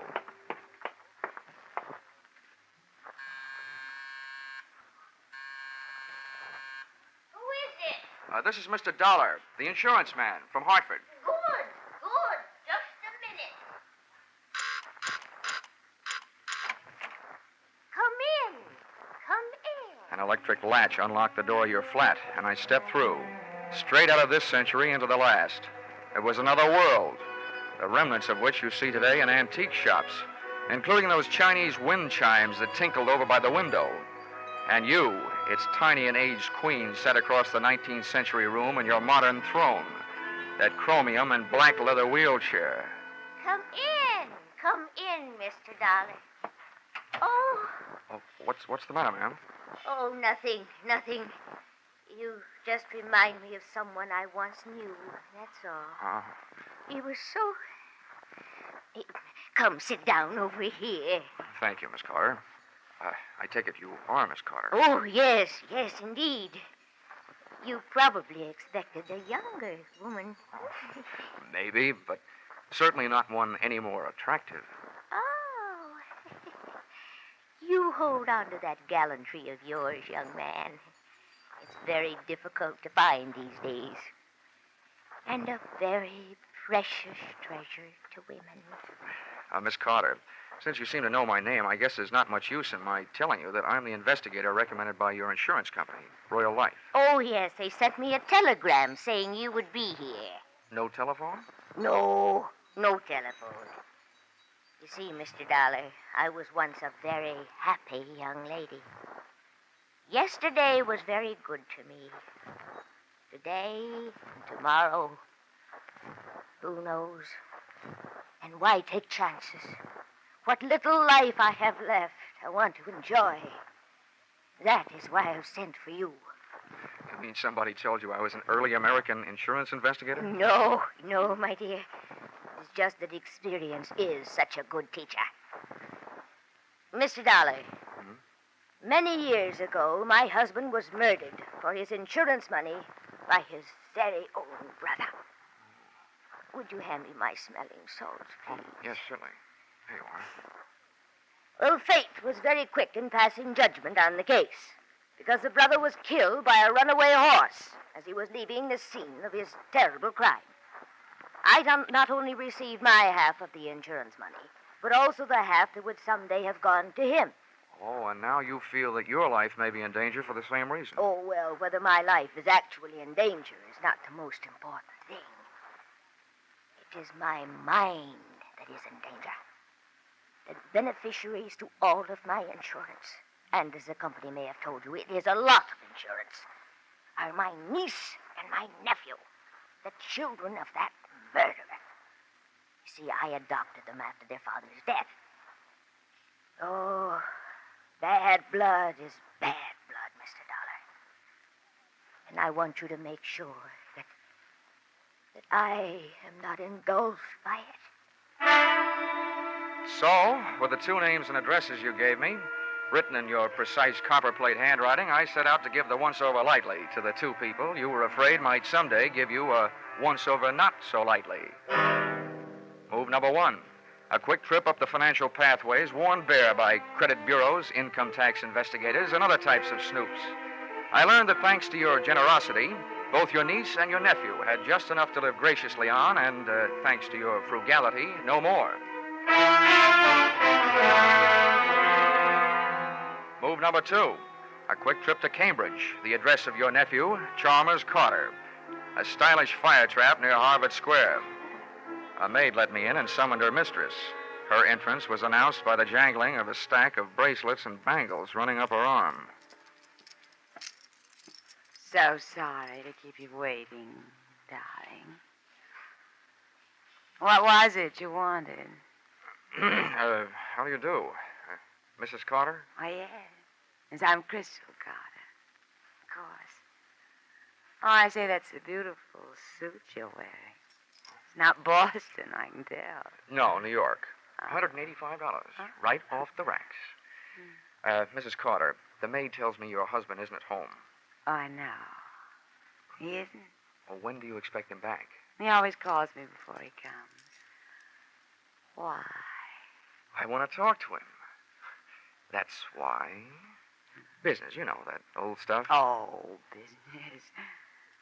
Who can have any fun business? Hmm? Who are you, anyway? Sit down. I'm a guy who suddenly knows what the old-fashioned Iceman must have felt like. Huh? Oh. Who are you, I ask? Mrs. Carter, I am what is known in the investment business as a finder. My job is to find money for people who have bona fide projects, but who are short on cash with which to develop them. Oh, that sounds like a lovely job. It is, when you find the money. You work on a percentage.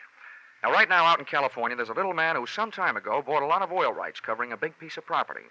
It's right near Newhall, where there's been a lot of gushers coming in. He's got the property. I'm looking for the money with which to develop it. I hoped your husband would be interested. Oil? There's a lot of money in oil. Well, of course he's interested. I'll call him right away. Before you do, maybe I'd better tell you. What I'm looking for is a lot of money. Uh-huh. So unless your husband has a lot available, it'll be no use. Well, he can get it. I'm sure he can get it. He's often told me all I needed was one big chance. Maybe this is it. I know where to reach him on the phone. Where can he reach you? The chance to make a lot of quick money melted the love light right out of Crystal Carter's eyes. And if anything, the money look that replaced it was even wilder. She moved fast. By the time I got back to my hotel, there was a message there telling me where I could find her husband, Chalmers.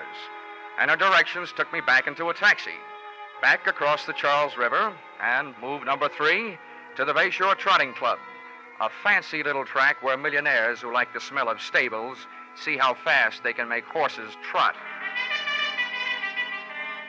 Chalmers Carter was up there among the rest, in spirit if not in prosperity, sitting in the low flat grandstand watching the afternoon workouts, knowingly holding a stopwatch in his hand and keeping one eye on a blaze-faced filly who was kicking up the dust in the racing oval, and one ear on me.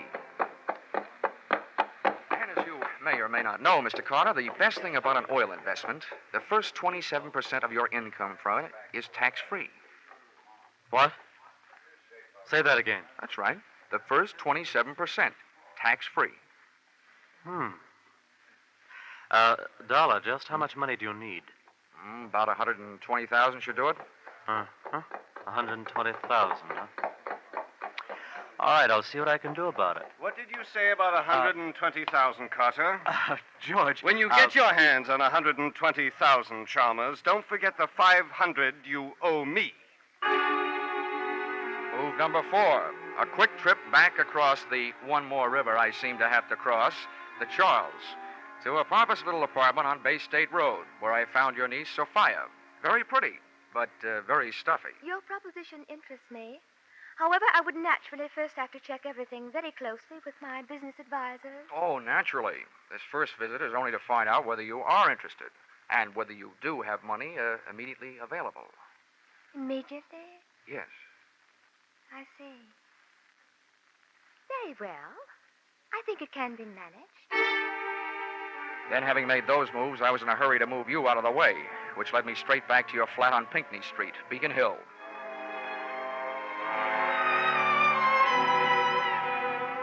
And there, once again, I bumped into what I've learned to expect in my racket, the unexpected.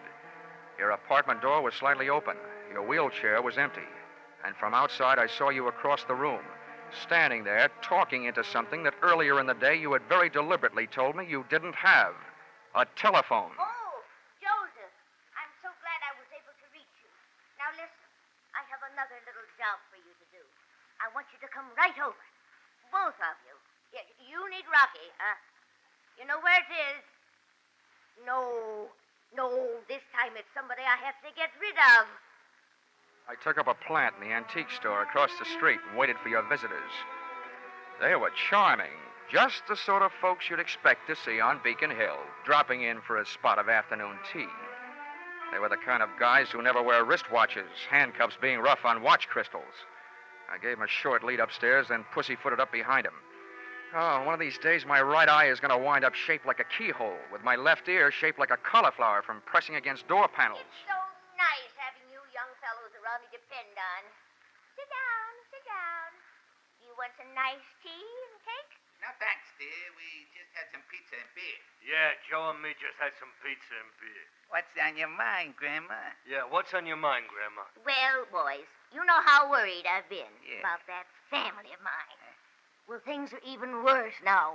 Hey, what's up? Yeah, what's up? Well, I want you to understand that it wasn't that I didn't have complete faith in your ability to protect me. Sure. But I finally turned to my insurance company, hoping to save a few dollars. Yeah.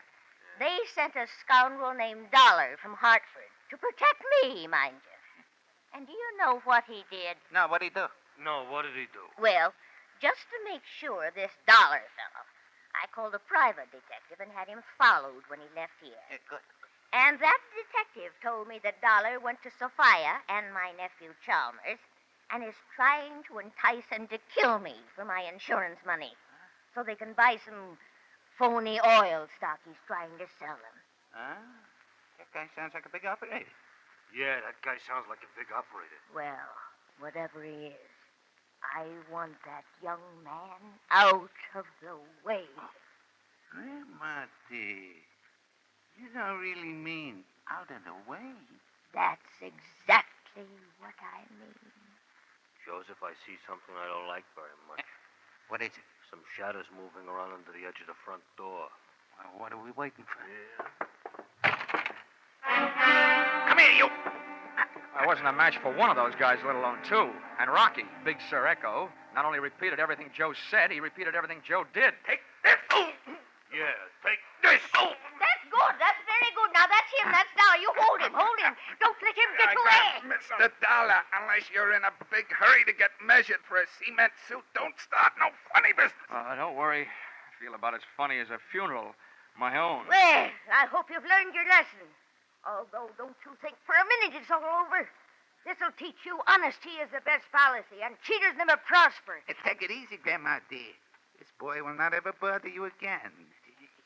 Come on, Buster. Yeah. Come on, Buster. Yeah. Go on, Buster.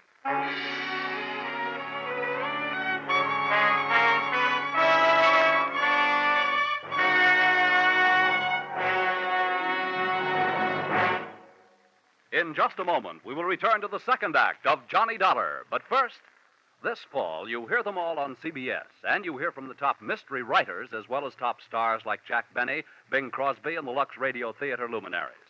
One such master of mystery, Raymond Chandler, and his world-famous private eye, Philip Marlowe, will be heard from later tonight on most of these same CBS stations.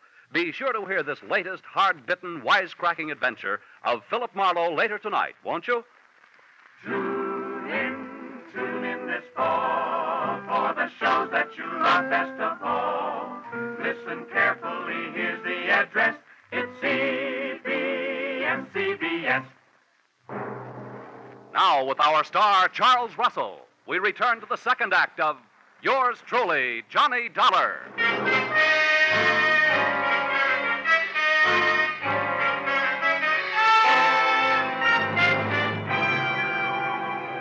Usually, when people are taken for a ride, at least it's a free one. However, Joseph and his friend Rocky didn't feel that way. So, expense account, item 3, $1.20, cab fare, up Tremont Street toward Boston's South End.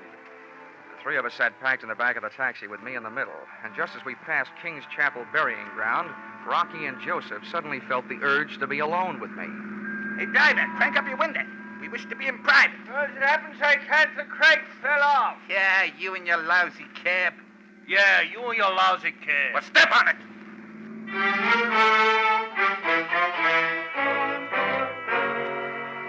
There were also things to step on in Joe's lousy hotel. Up in his room, they gave me the hot seat of honor on the edge of the bed, stood over me, one on each side, and issued me an invitation, but not to dance. We think you are a smart guy, Dollar, and we want a piece of your action. What are you talking about? Yeah, Joe, what are you talking about? That. You just keep your muscles handy. I do the thinking and the talking. Okay, so go do it. Huh? What? Do it. Let's see. Where was we? Yeah. Like I was saying, Dollar, you've got a good racket, and we want a piece of your action. Okay, Joe. What do you think my action is? Listen, buddy, I've been around hustlers all my life, so you ain't fooling me. You set up the old lady to get knocked off just like she said. In the meantime, you get all the people who will collect her insurance nice and ready to sell them some no-good oil stock. Your hands are clean, except for a bush league swindle. The most you could get out of that is from 3 to 5 years, and that's the only chance you're taking. Joe, you're a genius. Well, let me ask you one thing, though. Why should I go to all that trouble? Why shouldn't I just sell my hot oil stock to the old lady in the first place and save all that extra trouble? That's where guys like you are smarter than guys like me. You got your reasons. You ain't kidding nobody. Huh? We like the way you operate. And we want in. Oh, I guess I've found myself a pair of partners. Good. Shake. Yeah, shake. No, one at a time. Joe? Rocky? Oh, I'm sorry. This is great. You know, Rocky and me have been taking Grandma for a few bucks now and then, protecting her from them squares she's afraid of. But I never thought it would turn into anything as big as this. Just out of curiosity, how'd you guys meet Grandma in the first place? We was doing a little social break-in and then one night, and it turned out to be her house, yeah? She got the drop on us. We seen her there in her wheelchair, pushed her into the bedroom, and went to work. Yeah, went to work. And the next thing we know, she's standing there pointing a old shotgun at us. What? You creep, that was no shotgun. What? What are you? It's a very historical musket. Oh. You stupid. She told me. Let's see, where was we? Anyway, that's how we met her. She made us a deal. She wouldn't call the cops if we'd done her a turn. Besides, she paid us for it. We ought to have a bottle set up, yeah? What for? Well, all we got to do is wait till the nephew or the niece knock off their ante. So why not have a drink while we're waiting? Oh, whoa, now hold everything. That's not the way to do it. How come? Yeah, how come? Now, look, if we sit here, we blow a big chance. The chance to get rid of whoever murders the old doll. We see who do it. We turn them in. They're out of the way, and the insurance money goes to the other one. Then I go to work on them.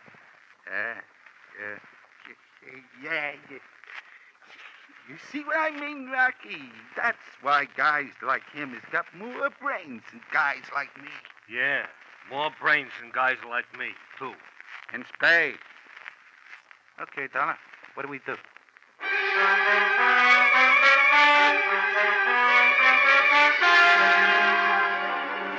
I was in a bad spot, but I'd put you, Auntie Carter, in a worse one, hoping to attract any bad apples that might be hanging on your family tree. Then all of a sudden you decided I was a worm and eliminated me as your number one protector. Among your spoiled family fruit, there was nephew Chalmers, fishy-eyed and money-hungry, his wife Crystal, who was no killer to look at, but who could be sure of her with a gun in her hand. Then there was Sophia. She was stuffy, but strangely reminded me of a precocious young lady who strangled her mother so that she might wear her evening gown to her high school senior prom. So, when Joseph, expert in giving a fellow's eye a coat of many colors, asked me, what do we do now? I honestly didn't know. The best answer I could come up with was get back to where we could keep an eye on your address on Pinckney Street. But when we got there, Pinckney Street was blocked off by blue uniforms, and reinforcements were still arriving. Hey, what's going on? Yeah, what's going on? Well, you gotta be sure of one thing. This ain't the policeman's ball. Look, how well are you guys known to the Boston police? Some of their best quiz masters have failed to make us talk. Yeah, they failed to make us talk. Okay, you better let me go ahead. Not too far ahead. Don't worry. Hey, look, Joseph, the cops are coming down out of her house. Oh. What do you mean now? Looks like the job is all done. Yeah, I'd better get up the hill and find out for sure. Don't forget, partner, we're watching. Don't worry. Keep moving, folks, with it. Just keep moving, mister. Hey, officer. Officer. Yeah. I'm Dollar of the Boston Globe. What's going on? Am I going to make the front page? Yeah, you might. Well, what's it all about? Some dame, a friend of the commissioner's, called for protection. Oh, I thought it was a murder. It is. By the time we get here, the dame up there is colder than Sunday morning beans. How do you like that? Hey, Dollar, when you're writing this story, my name is Fred Mosher. Huh? Oh, yeah, Fred Mosher. Yeah, I used to play basketball for the Boys Club of Boston. When you're writing this story, put my name in, will you? The wife will get a kick out of it.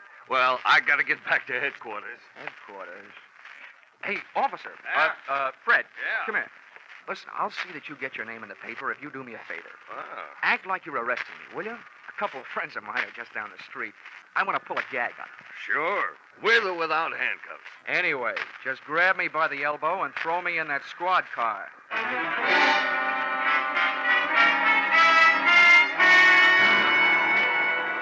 I could tell by the eyes of Joseph and Rocky that I had just successfully dissolved a partnership.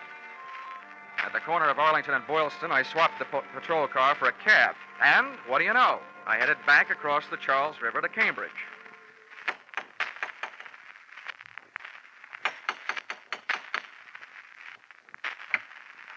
Oh. Hello, darling. I'm sorry the maid wasn't here to answer the door. I'm all alone. Isn't it? Come on in. Come on. Right in here. Would you mind, Crystal, walking just a few more steps ahead of me? It'll make you easier to follow. Oh, dear.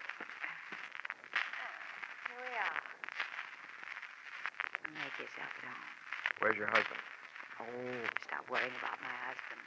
He had to go out for a while on business. I told you before, he always calls before he comes home. In case I wanted to bring something. How long has he been gone? I wish you'd stop worrying about Chuck. Why don't you stop paying some attention to little Crystal? Wait a minute now. Stop. Get a grip on yourself. Wait, watch it. No. Crystal, what are you up to? Oh! Stop it! Stop it, I say! Oh, it's you, Dollar. A finder, huh? Just what are you trying to find? Now, wait a minute, Carter. Oh, Chalmers, thank heavens you got here. He forced his way in. He's from New York. I am not. I'm from Hartford. It's only my suit that's from New York. Why, you despicable cad. I've a good notion to thrash you to within an inch of your life. I was certainly in no position to ask any questions around there, so I hit him a shot in the whiskers and left. And where do you think I went? Back across the Charles River to Bay State Road and Niece Sophia's pompous little apartment. Nobody answered, so I broke rule number 3 in the book of how not to get your head split open when nobody answers the door. Picked the burglar's friend type lock and went in. I thought at first I'd set off a new, polite kind of burglar alarm, but it was only a grandfather clock tolling out 10 p.m. as the moonlight boffed me smack in the kisser. First thing I saw out the window was my friend the Charles River, over which I'd made more crosses than the X-Man in a tic-tac-toe tournament. My tongue was as dry as that was wet. The second thing I saw, thanks to my fountain pen-type flashlight, was an open drawer in a kidney-shaped desk. Sophia Carter was no housekeeper. The white paper lining inside it was dusty, except for the portion that held the vacant outline of a junior miss-sized revolver. Then the lights went on. Well, Mr. Dollar, you'll be the death of me yet. Auntie, what are you doing alive? Oh, you're surprised. You hoped I'd be dead, didn't you? Well, I'm not. I'm not, you see. Yeah, I sure do see. But you'll be dead if I pull this trigger. Honey, when I don't walk in on a man with a gun in his hand, it's a matter of courage. When I don't throw a flying tackle on a girl with a gun in her hand, it's a matter of etiquette. And when I don't get rough with an old lady holding a gun in her hand, it's a matter of knowing that at your age, your reflexes are gone. You can be taught kind of things. With me holding your gun hand straight up overhead, I hope nobody's at home upstairs. Give me that. Let me go. Let me go.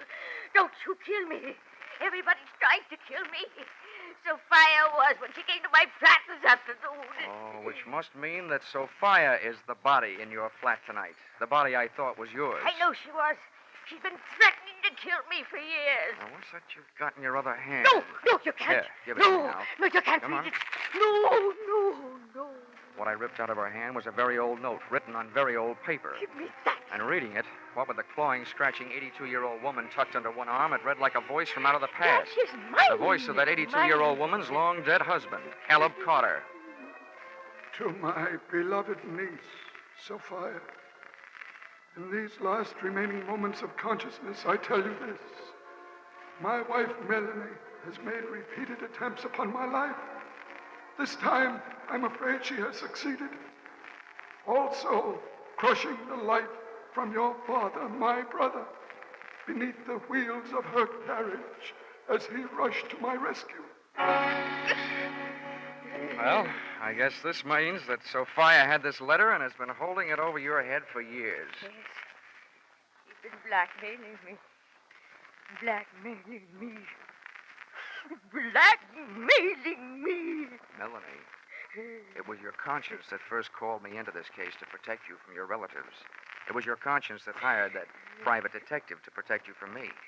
And it was your conscience that got you mixed up with Joe and Rocky to protect you from the detective and me. Then again, it was that same old conscience that called in the police to protect you from your gangster friends. Now, there's only one more thing, I hope. What's that? That same conscience will prevent you from making an undignified surrender. My arm. Thank you, young man. Your arm.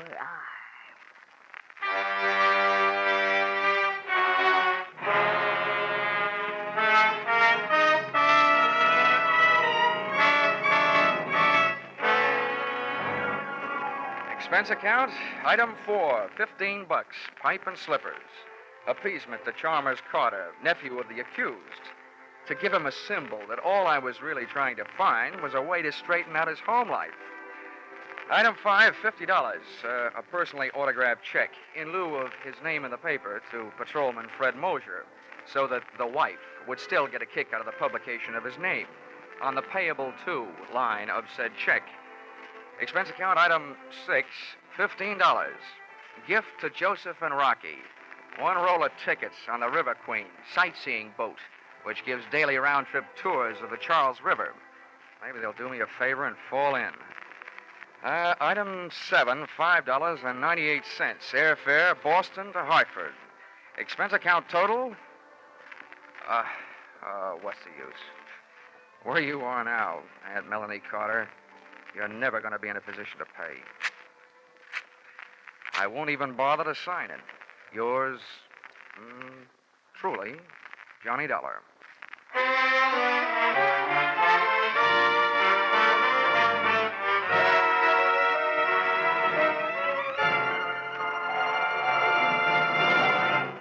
Yours truly, Johnny Dollar, is produced and directed by Gordon T. Hughes and stars Charles Russell. Script by Paul Dudley and Gil Dowd. Be sure to be with us at the same time next week when another unusual expense account is handed in by... Yours truly, Johnny Dollar.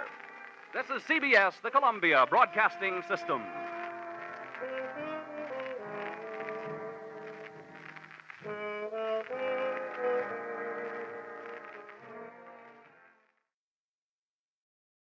The WBBM Air Theater, Wrigley Building, Chicago.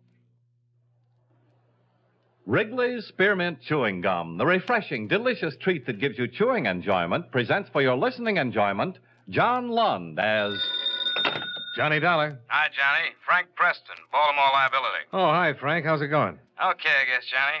Say, you tied up? No, not at the moment. What is it? A bad check artist out on the West Coast has been giving us a lot of headaches lately. Uh-huh. Hotel in Monterey, another one at Santa Cruz, and this morning I had a wire from one of our clients who runs a place in Santa Barbara. $4,500 worth of claims already, and all in 5 days. Sounds like a very busy man. That's something else. It isn't a man, it's a woman. A woman? And you've got to stop her, Johnny.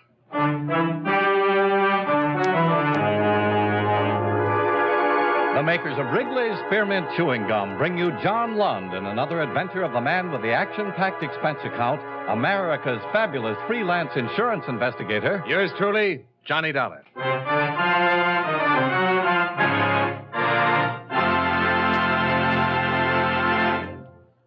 Wrigley's Spearmint Chewing Gum refreshes you. Wrigley's Spearmint Chewing Gum gives you real chewing enjoyment. Yes, for chewing enjoyment plus refreshment, it's Wrigley's Spearmint Chewing Gum. The lively, delicious flavor of Wrigley's Spearmint cools your mouth, helps keep your throat moist, and gives you a nice little lift. The good, smooth chewing of Wrigley's Spearmint helps keep you feeling fresh and alert, adds enjoyment to whatever you're doing. So for chewing enjoyment plus refreshment, treat yourself often to Wrigley's Spearmint Chewing Gum. Healthful, refreshing, delicious.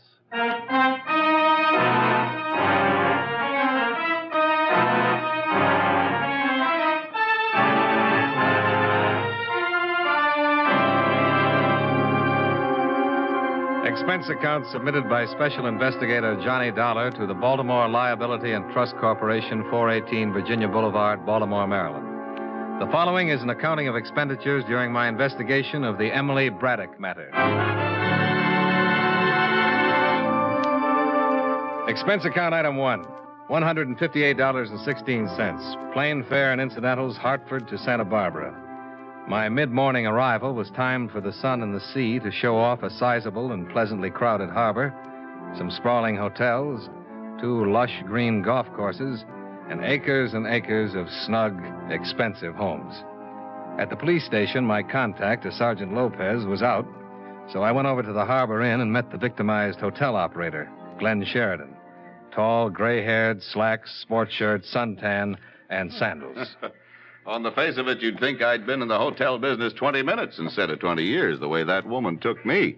Well, she's done the same thing in several other nice hotels up and down the coast, if that's any comfort. Well, it isn't. I suppose the thing that bothers me most is that if she walked through that door right now and told me none of it was true, I'd probably believe her. She was that good? Mr. Dollar, she was the best. Why, she pranced in here as big as life, and she probably didn't have a nickel in her purse.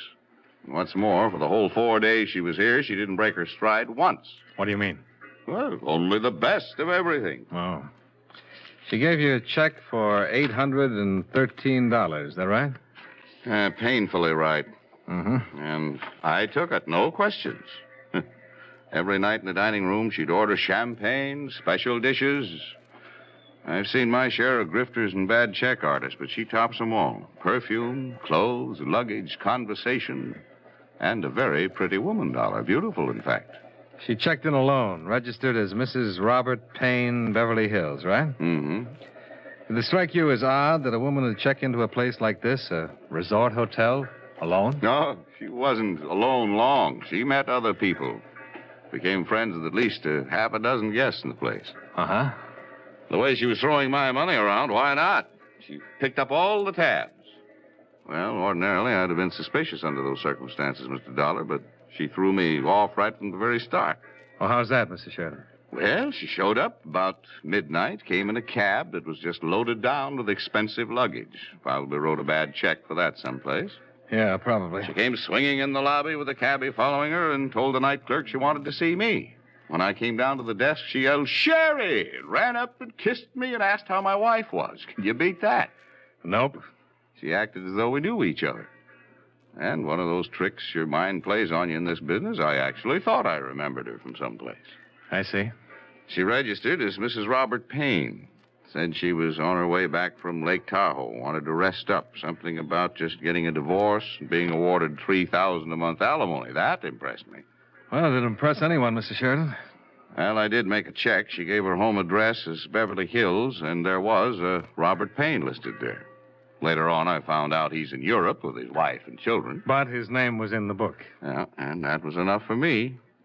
Oh, she had a wonderful 4 days here, I'll say that for her. Getting back to that part about her looking familiar. Well, there's nothing in that, Dollar. I did think I had seen her before, and of course she helped me think it, but I was too embarrassed to press the matter with her, I guess. Do you have a copy of her hotel account? I'd like to look it over. Yeah. The police have the check she gave me. It was drawn on a bank in Beverly Hills. Was it personalized? No. Maybe I should have thought something of that, huh? Well, here's this much. I can't stand to look it over. It makes me kind of sick. $813.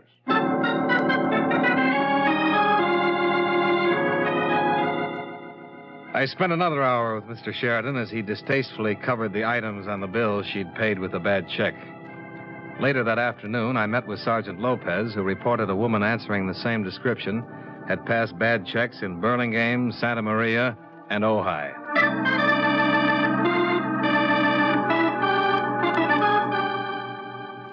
Expense account item 2, $114.85.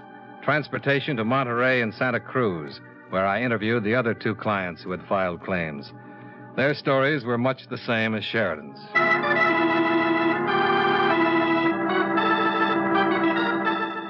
Expense account item 3, $4.15. Long-distance phone call. That you, Johnny? Yeah, Frank. All the claims are pretty solid. The police have no line on Don't this... come home. Oh? Hop down to Malibu Beach. She's done it again. In a place called the Seaside Inn. The guy who runs it found out it was bad 15 minutes after she left. That was this morning. I don't expect any miracles, but if you get down there right away, maybe you can get on her trail. Well, I'll try.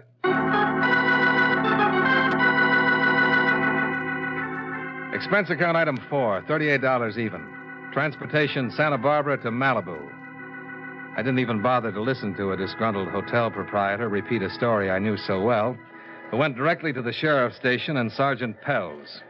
Well, that's about the picture. She was at the inn for 4 days and checked out this morning. She used the name Bradley. Ellen Bradley. She can't be too far ahead of you now. No? There might be a break on this one, too. While she was at the inn, she took up with one of our local residents, a man by the name of Garland. Lives over in the colony. He drove her into town this morning. Have you talked to him? I can't find him anywhere. He has a house over in the colony. The colony? Yeah, that's down the road a piece. They call it that because a lot of movie stars built beach homes there a long time ago. Movie colony, you know? Oh, yeah. Is this Garland an actor? Yeah, when he gets work, which isn't very often, I guess. Mainly, he keeps suntanned. We're trying to locate him now, and as soon as we do it. Oh, sure. Sergeant Pell. Yeah, right away. Garland's home now.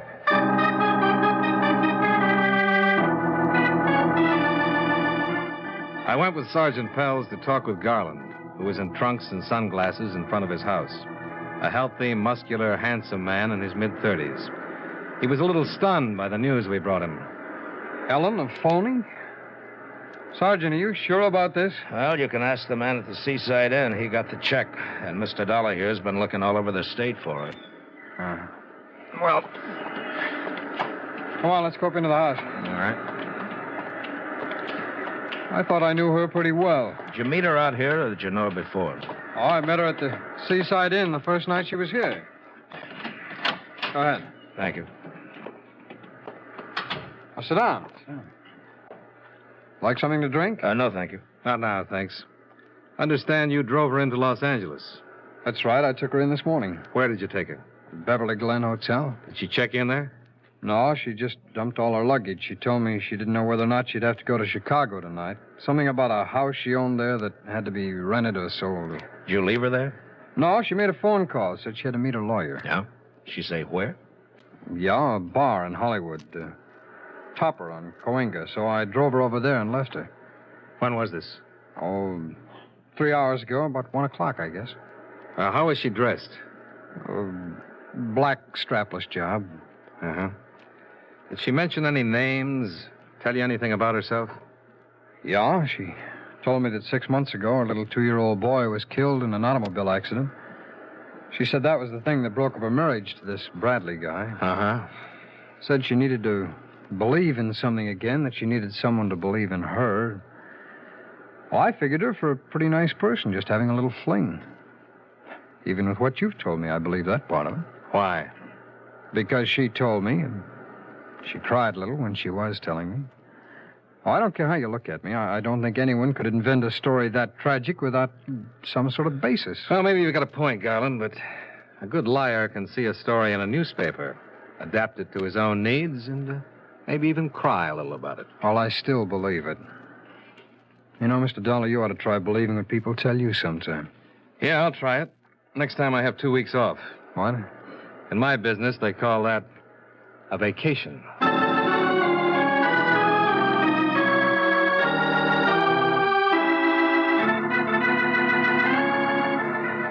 Well, what'll it be, gents? Police. I'd like to talk to the man who was on duty here at 1 o'clock this afternoon. Oh, that's me, Sergeant. My name's Lenny Pollard. Anything wrong? No, just routine. Well, can I get you something? No, thank you. We're trying to locate a woman who's been using the name Ellen Bradley. We were told she was in here around 1 o'clock today. I don't recognize that name. About 5'5", dark brown hair, brown eyes. Wore a black strapless summer dress when last seen. 30 or under. Uh-huh.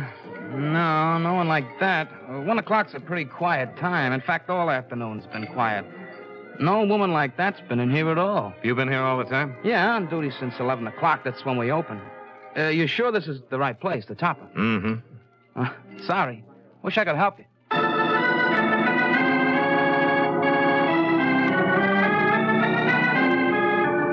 When we got to the Beverly Glen Hotel, a worried clerk was still wondering what to do with the 14 pieces of luggage Ellen Bradley had left there earlier.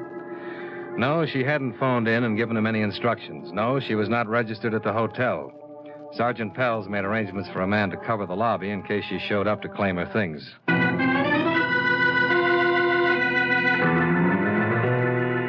By 8 the next morning, the Central Identification Bureau in Sacramento made a positive identification on a thumbprint taken from her room at the Seaside Hotel. She was identified as Emily Miles Braddock. Her nearest living relative was a sister, Elaine. Address 112 East Orange Avenue, Los Angeles. You down there? Yes? Who are you looking for? Elaine Braddock. Are you Miss Braddock? What do you want? I'd like to talk to you for a minute. Well, I don't want to buy nothing. I'm not selling anything.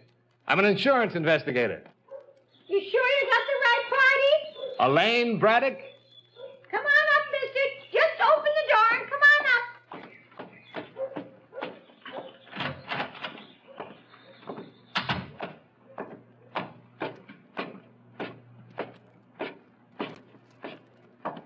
Come on in. Wanted to see me, here I am. What do you want to see me about? The gray-haired woman who had cackled at me from the second story was sitting in a wheelchair by the window. My name's Johnny Dollar. I'm here about your sister. Oh, Emily, huh? Yes, we're trying to find her.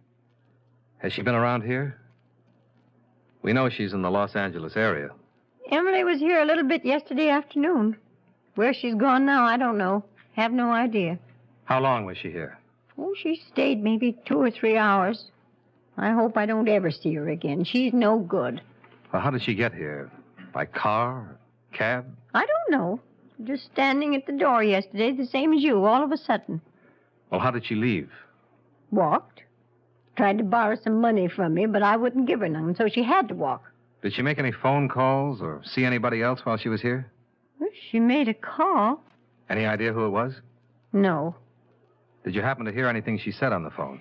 No.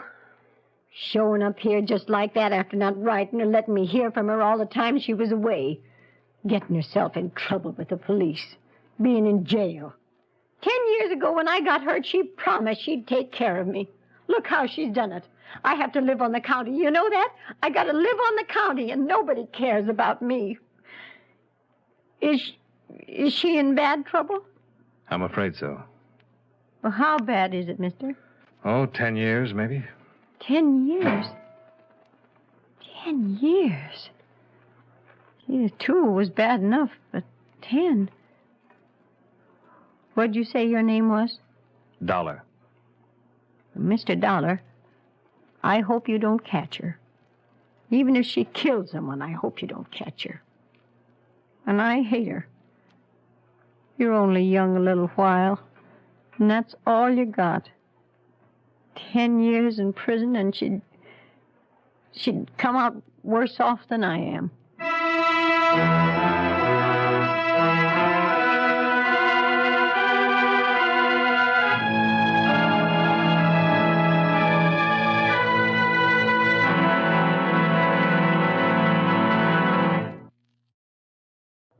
Friends, wherever you are, whatever you're doing, you'll enjoy chewing Wrigley's Spearmint Gum. Chew Wrigley's Spearmint while you're working. The lively, full-bodied flavor of Wrigley's Spearmint gives you a refreshing little lift. The smooth, pleasant chewing of Wrigley's Spearmint Gum helps keep you feeling relaxed and satisfied. Makes your job seem easier. Chew Wrigley's Spearmint Gum in your home, when you're out walking or driving, when you're enjoying sports and other activities. Wrigley's Spearmint Gum tastes good anytime, and the natural chewing aids digestion and helps keep your teeth bright and attractive. Yes, wherever you are, whatever you're doing, you'll enjoy chewing Wrigley's Spearmint Chewing Gum. Healthful, refreshing, delicious. And now, with our star, John Lund, we bring you the second act of Yours Truly, Johnny Dollar.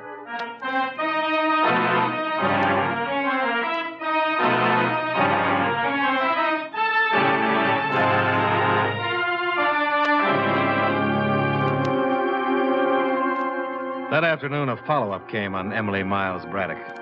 The completed folder included a mug shot that showed a woman of 30 years with dark brown hair, wide-set eyes, a well-formed nose and mouth. I took it with me when I went back to see Tom Garland. Oh, hi. Hi. Mind if I come in? Oh, what now? Your friend. Well, what about her? I've been thinking about what you told me about her yesterday. That's nice. Here. Take a look at this. That's her, isn't it? Yeah, that's her. Can we talk now? Okay, come on in.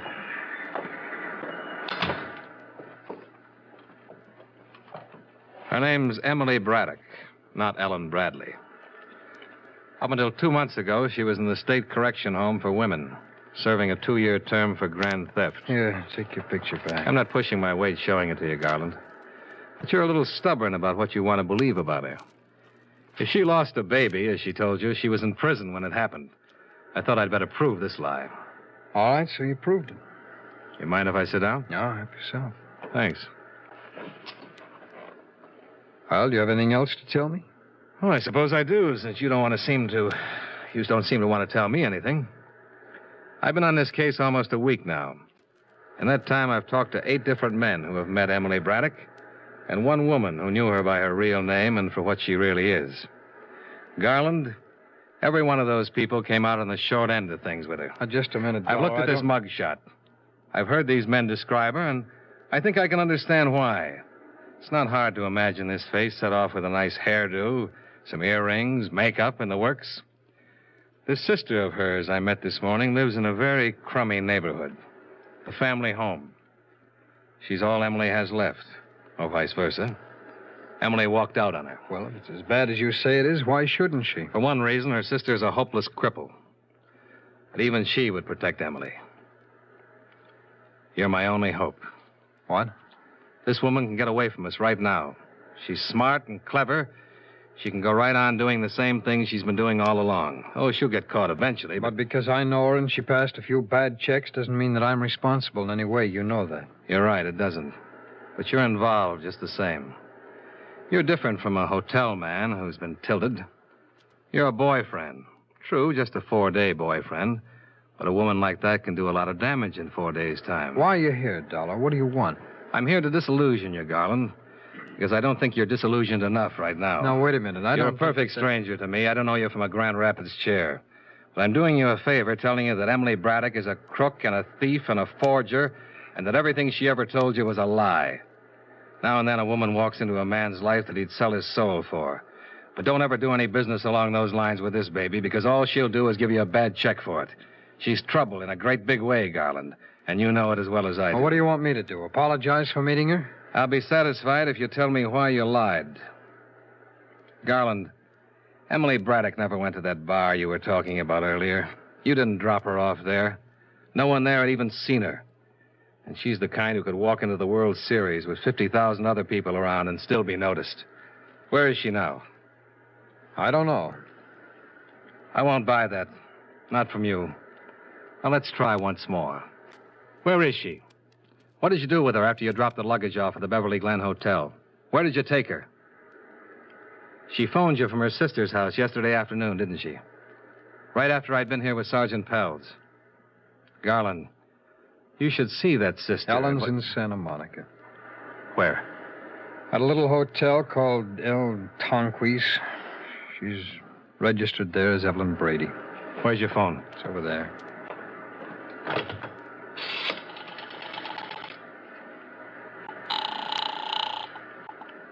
Operator. Sheriff's office, please. Thank you. $1. Yeah? $1, could it be fixed so that she wouldn't know that I told you? Could be. All of this beats me. I don't understand it. What? Oh, what you've told me is true, I know, but an hour ago she called me up and said, Tom, I love you. That sounded true, too, huh? I told her I loved her, and now I'm turning her in. What kind of a crazy world do we live in?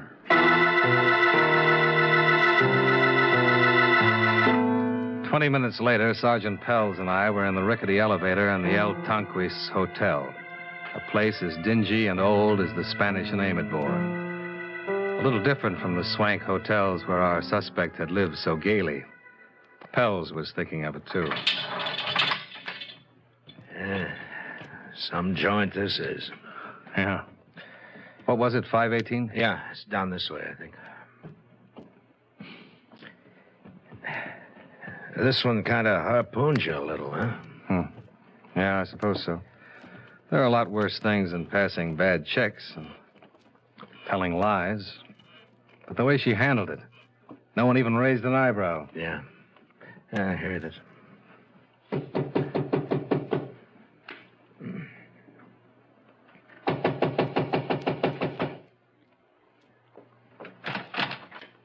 Yes? Emily Braddock? Beg your pardon. I said, is your name Emily Braddock? You must have the wrong room. My name's Evelyn Brady. Sorry, miss. You're the one we want. I'll have to change into a dress. I'll check the room. Excuse me. What's this all about? I think you already know. I have no idea. What is it all about? Bad checks. There must be some mistake. All right, miss. Go ahead and change. We'll wait out here. Thank you. I'm sorry. We'll have to keep this open a little bit. Oh? You can dress behind it if you want. If that doesn't suit you, well, we'll take you down like you are. Thanks again. 2 windows on the outside, no ledge. Firelighter's across the court. Any luggage? A little makeup kit. Bella? Yeah? Now that you've seen her, what do you think? Well, I'm only human. Too bad she's a crook.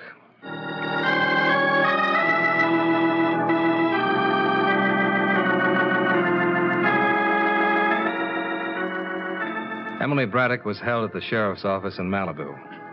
The officers who questioned her reported that she steadfastly refused to admit any part of some 16 counts that had been filed against her. I wasn't surprised to learn this, but I was surprised when she sent word that she'd like to see me before I left town. Hi. Here you're about ready to beat it. Uh-huh. You're the one who talked to him, aren't you? Talk to who? Tommy Garland. He told you where I was, didn't he?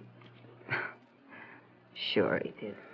I thought you wanted to tell me something. You thought wrong.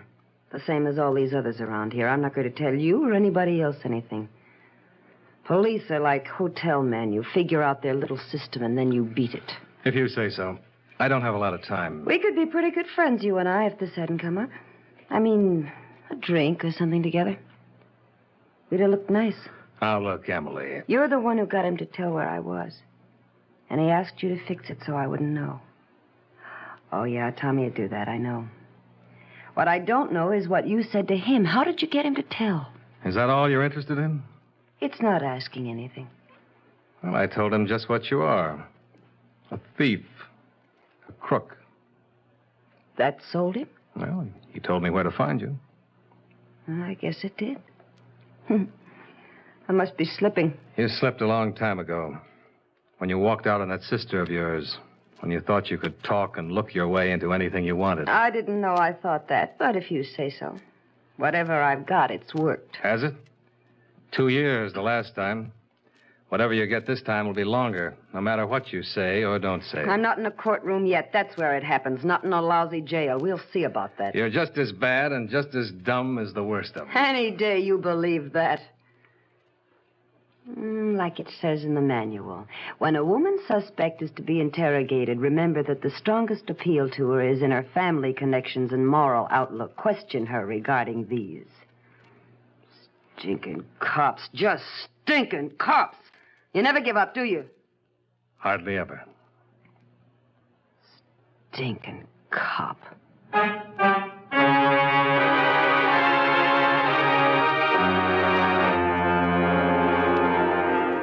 Emily Braddock goes to trial next month. I won't be there, but 6 clients of Baltimore liability will be.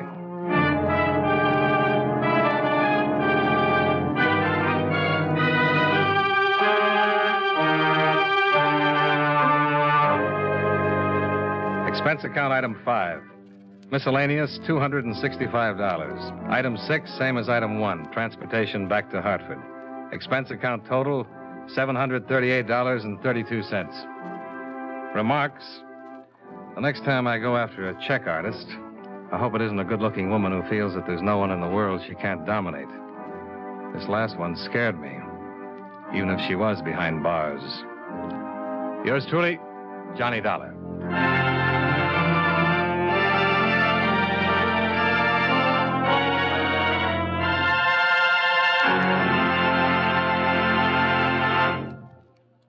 Remember, friends, Wrigley's Spearmint Chewing Gum refreshes you. Wrigley's Spearmint Chewing Gum gives you real chewing enjoyment. The lively, full-bodied flavor of Wrigley's Spearmint cools your mouth, freshens your taste, sweetens your breath. The smooth, pleasant chewing of Wrigley's Spearmint helps keep you feeling relaxed and satisfied, makes whatever you're doing more enjoyable. Yes, for refreshment plus chewing enjoyment, treat yourself often to Wrigley's Spearmint Chewing Gum. Millions enjoy it daily. Get a few packages and always keep some handy. That's Wrigley's Spearmint Chewing Gum. Healthful, refreshing, delicious.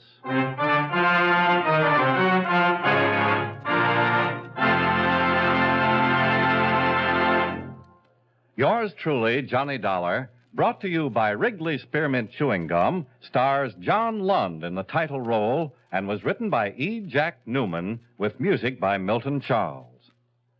Featured in tonight's cast were James McCallion, John McIntyre, Bill Conrad, Stacey Harris, Jeanette Nolan, and Joan Banks. Yours truly, Johnny Dollar, is produced and directed in Hollywood by Jaime Del Valle.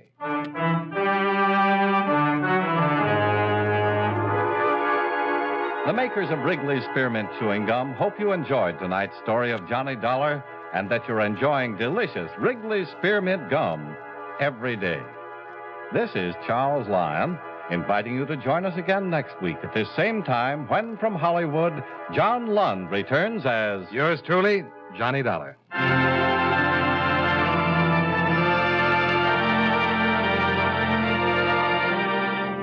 This is the CBS Radio Network. Time now for Edmond O'Brien as yours truly, Johnny Dollar.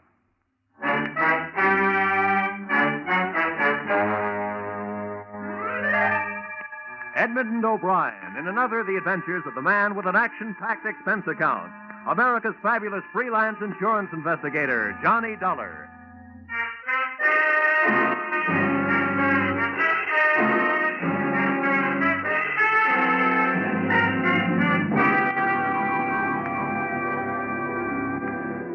Expense account, submitted by Special Investigator Johnny Dollar to Home Office, Intercontinental Marine Insurance Company, Hartford, Connecticut. The following is an accounting of my expenditures during my assignment aboard the SS Malay Trader, the ship with no port of call. Expense account, item 1, $80. Transportation from Hartford to Savannah, Georgia, where, after pausing only to grow a beard and deck myself out in seaman's garb, I proceeded to the local hiring hall of the Seamen's Union.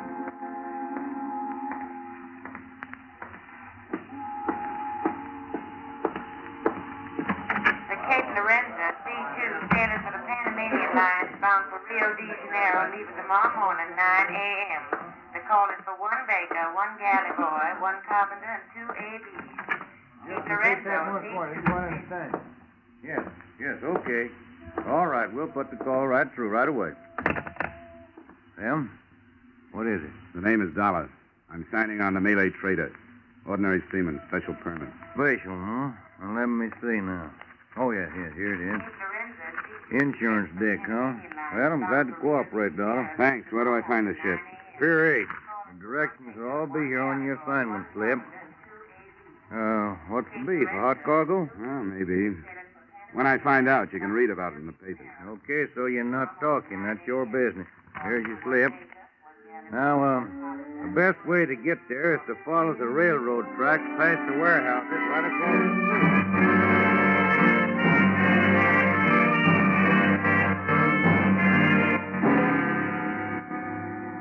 My new home, when I found her, looked neither pretentious, comfortable, or even seaworthy. She was a rusty old Liberty ship that probably had a war record, but hadn't had a coat of paint in months. Her winches, fore and aft, were busy feeding heavy rattan-covered bales into a gaping hold. Her decks were alive with longshoremen, and set against all that activity, a bulky gent wearing an officer's cap lolled on a stool near the head of the gangway, idling time with fingernails and a penknife. Yeah? What's your business?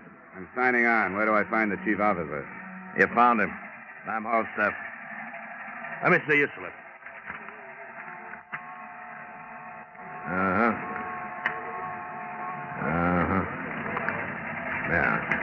Okay, Dollar. You're on the 48 watch, quarters of 3A. Just past the galley, then aft starboard side. Put up your div. You can sign later. Right.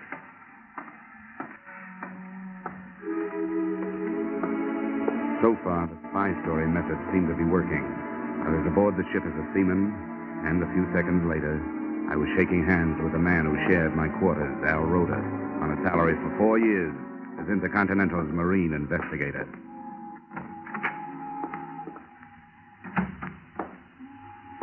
Johnny. Hi, Al. Hey, it's been a long time. How are you? I'm fine. It's good to be working a case with you again. Hey, is it all right to talk in here? Yeah, but let's keep it down. I've been on this tub since it left Singapore, and nobody's on to me yet. But play it cagey on deck. How much did they tell you in jolly old Hartford? Well, they gave me just the basic situation, that Intercontinental insured a bunch of crude rubber from British Malays before the devaluation of the British pound sterling. Half that, I understand, burned in a warehouse in Singapore. I bet, to the tune of over 100,000 insurance bucks. I flew out there. Signs of arson, but no proof. I followed the other half of the crop here to Savannah. Hey, this company that owns it, Malay Traders, kind of an outfit, is it? They aren't angels. Been up against British customs a few times. Never nailed. They own their ships, and the branch here, headed by a Mr. Pila, imports basic commodities, like the rubber and minerals. Mm-hmm. Well, the point is that since this crude was insured before the British pound dropped, they can bring in more loot destroying it than they can selling it. Yeah, I guess that totals. And I take it the policy covers until they do sell, huh? That's it. I thought we were getting rid of it here. They packed it away in their warehouse, but then 3 days ago they started loading it aboard again. That's why you were sent down. What's the matter, Al? Don't you think the company trusts you? I guess they figure I need help. And they're right. Where do you think we're bound, Johnny? Well, my paper's at Corpus Christi. The scuttlebutt is that Corpus is just a stop. That we clear there for Mexico, Veracruz, where arson investigation isn't what it could be. After that operation in Singapore, what else would they Hold be... it. Hold it. Dollar, you in there? Yeah? All staff. Ship's articles are in the company office, corner of the warehouse. Go ashore and sign them. Yeah, okay, right away. Sir? Nice try, sailor. Oh, and if you'll take a word of fatherly advice... Well, practically anything you say. Go ahead. That girl in the office, the Malayan half-caste, she's the boss's daughter. Ah, my. Ah, my. Is that for appreciation, or is it her name? Both. But save your dreams. The chief, our friend Falstaff, is as possessive as he's big. And you know something? I don't blame him.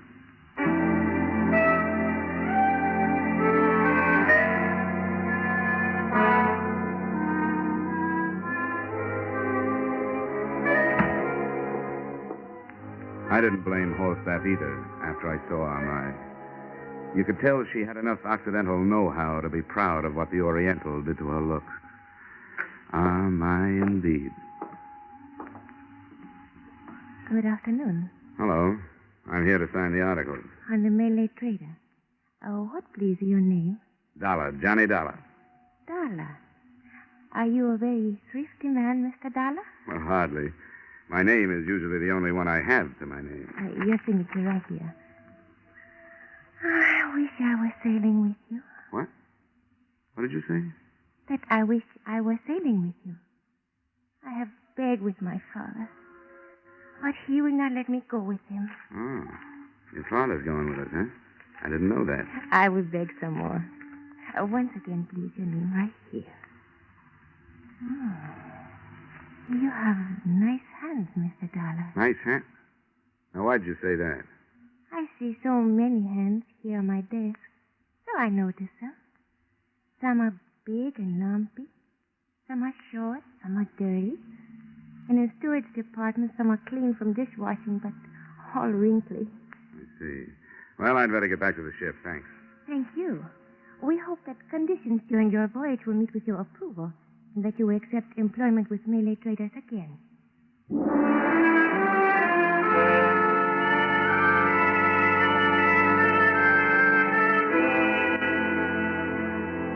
And with those memorized words ringing in my ear, I thanked the luscious Amai again and proceeded shipward to take up my duties as a very ordinary seaman. I hoped that her interest in my landlubber hands really stemmed from her unusual hobby and not from suspicion. And I wondered why Mr. Peeler, her father, and the local head of the suspect company had decided to go with us. Had his doctor ordered a sea voyage for his health? Or did he want to enjoy in person the odor of burning rubber?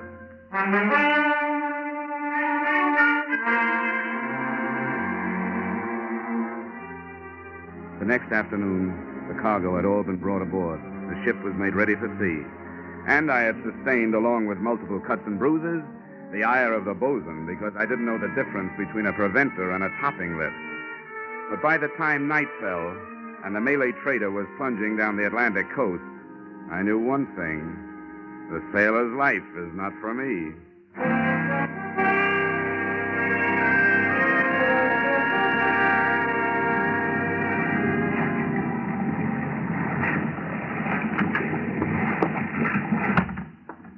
How'd you make out, Al? Well, nothing new. Scuttlebutt is still Vera Cruz, but there's something screwy about it, Johnny. You develop a nose after you've snooped as many ships as I have. There's something wrong aboard. What? Besides my seamanship? The old man? Yeah, a lot of little things. The course we're on for Florida Straits, the readings on the ballast gauges. Of course, the displacement ratio changes with different oceans and water temperatures. Look, Al, that's all Greek to me. Ballast gauges, displacement ratio. Just what are these things that are bothering you? Well, I don't know. Just vague things that... Look, come out on the foredeck with me, will you? Yeah, sure. Probably just this overactive nose of mine, but...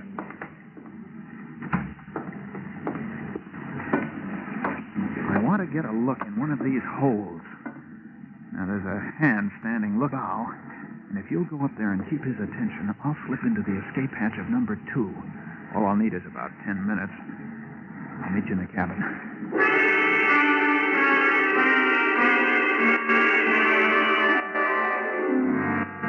I made small talk with the lookout for 10 minutes, then started back towards the cabin. Suddenly, I heard a scuffle behind me. Hey, Al, is that you? Then I heard someone running, and I started after the disappearing figure. But I didn't get very far. I stumbled over Al Roda's body by the open hatch, and there was a stab wound in the back of his neck, just at the top of the spine. It was small enough to have been left there by a penknife. I didn't report to the chief's mate or the captain. I went over both their heads, and I pounded on the door of the owner, Mr. Peeler. Mr. Peeler? Yes. One moment. What is this? What does this mean? There's been a killing down on deck. What do you say? Killing? My watchmate, Al Rhoda. But this I will not believe. The captain or Mr. Halstaff, where are they? Why do you come to me? Because I think a request from you is in order. I think Sparks ought to radio the Coast Guard. The sooner the better. But a killing on my ship. To believe this from you. No, I do not. What is that? Man overboard, Mr. Peeler. A murder has just been turned into an accident.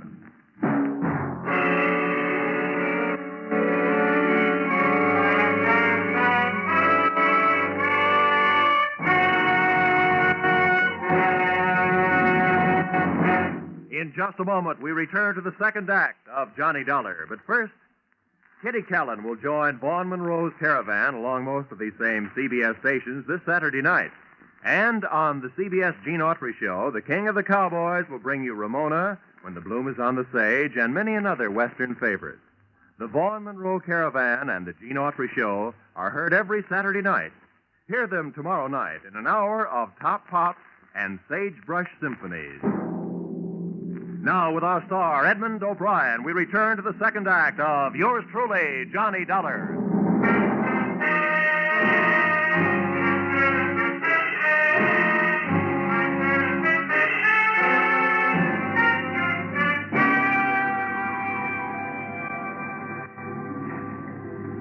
Mr. Horstaff. Mr. Horstaff, will you please come here, Mr. Horstaff. Yes, sir. Mr. Horstaff, there has been trouble? Yes, sir. One of the crew fell overboard, sir. Then talk with this young man. He speaks of killing. Killing? Oh, it's you, Dollar. What's this guff about killing? Al Rhoda. He was stabbed in the back of the neck with a small knife. This man is either drunk or crazy, Mr. Peeler. Yes, most certainly. I just stepped out on deck to check the running lights before I turned in. Saw the man leaning over the rail. He was sick. The ship rolled and he went over. Have it your way. I guess that was a life jacket I stumbled over, huh?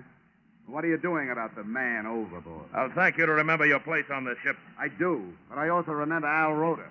Doing what's prescribed by maritime law, I'm changing my course to circle and search the area. Yeah, how about the Coast Guard? They'll be notified in due time. I'll either go to your quarters or get forward with the rest of the crew and look for this guy you're so worried about. Where are you going? The radio room. Even I know the Coast Guard gets first bid. You listen to me, Dollar. I'll have you up before a commission board and you'll never ship again if you don't obey my order. Hey, the boilers. You better get to your lifeboat station, Mr. Peeler.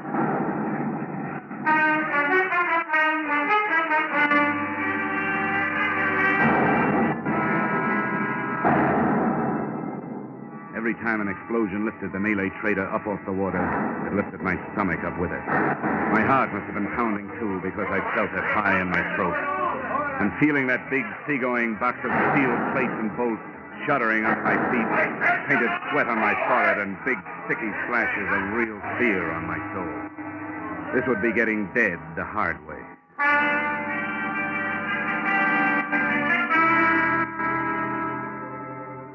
But finally, the quivering of the ship came to a stop, calming down my own vibrations as it faded. Then the tub started to lift, giving me a new reason for keeping my mind off of taking a cut at Falstaff with the closest fire axe. The crew got panicky as a bunch of kids in a burning school. And while they fumbled with the lifeboat, I took a last running look at number 2 hold.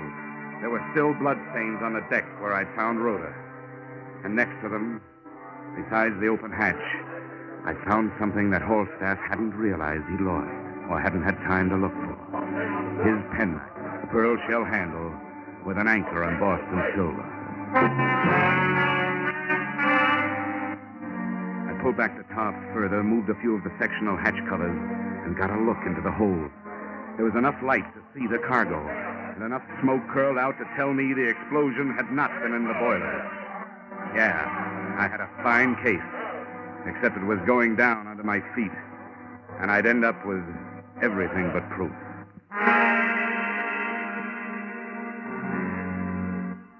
It was shortly after dawn when the Malay trader finally settled by the bow and went into a final plunge. Everybody in the lifeboat turned and watched her go. The water quieted over her, and the only traces left were the hatch covers I'd pulled loose.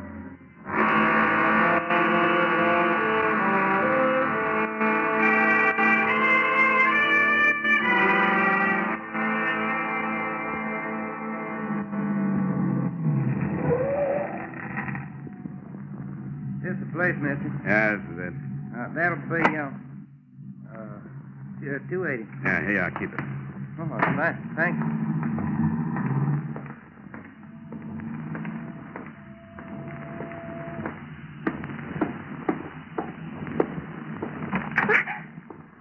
Who are you? Page 1 and 3, line 22. Ship's articles, you remember? $1. Oh, yes. But this newspaper, it says you're missing from shipwreck. Yeah. A guy'd have to be stupid or dead to be lost on a sinking like that. Everything was too convenient. Plenty of time to get the boats lost.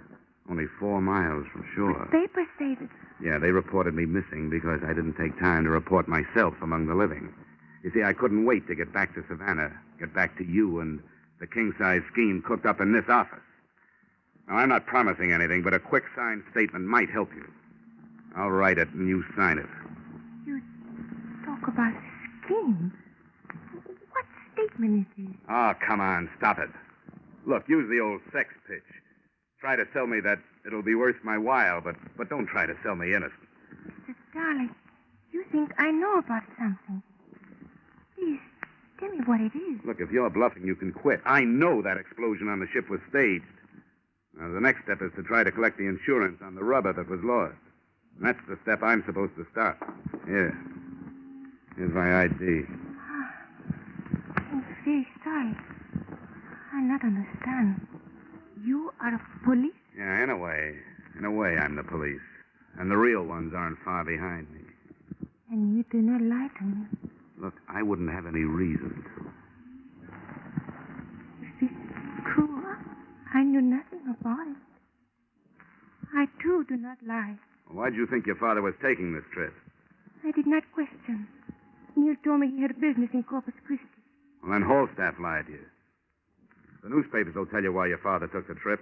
Here, look at this. Importer and fleet owner narrowly escapes death in explosion aboard his own ship.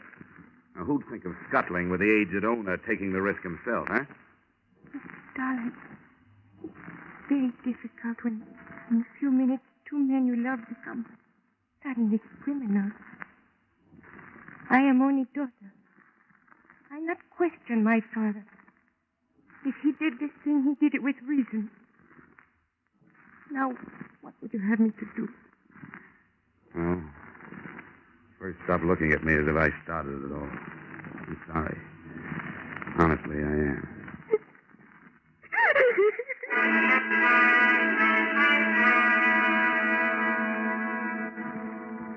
It was clear to me now that she wasn't lying. To hide my embarrassment, I read through the newspaper accounts of the sinking again while she recovered herself. There were air photographs of the huge oil slick the sinking ship had left on the surface, the only reminder now that the hatch covers had drifted away. The lack of wreckage was mentioned in the stories, and I remembered Al Rhoda worrying about ballast and displacement. I looked up the number of a local chemist, and I made a phone call.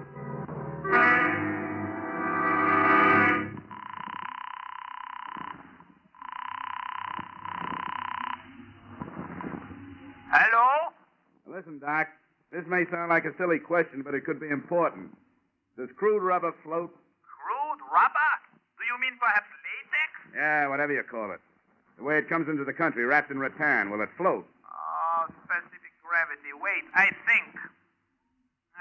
It decreases as the temperature rises. You see, normally specific gravity is a little less than that of water. Yeah. It would float. Yeah, it floats. In the hold of a sunken ship, with a hatch partly open, it would force its way out and come to the surface? Yeah, it floats. Yeah, but it didn't. Thanks. Am I? Yes. How many warehouses does Malay traders have here in Savannah? Only the two. Here on the waterfront, huh?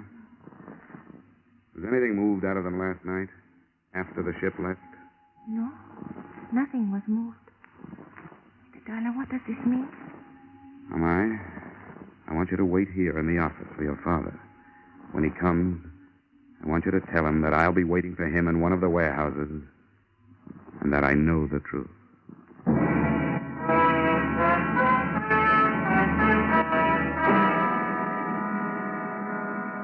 The Malay trader warehouses were closed for the day, but my foot in a window opened them.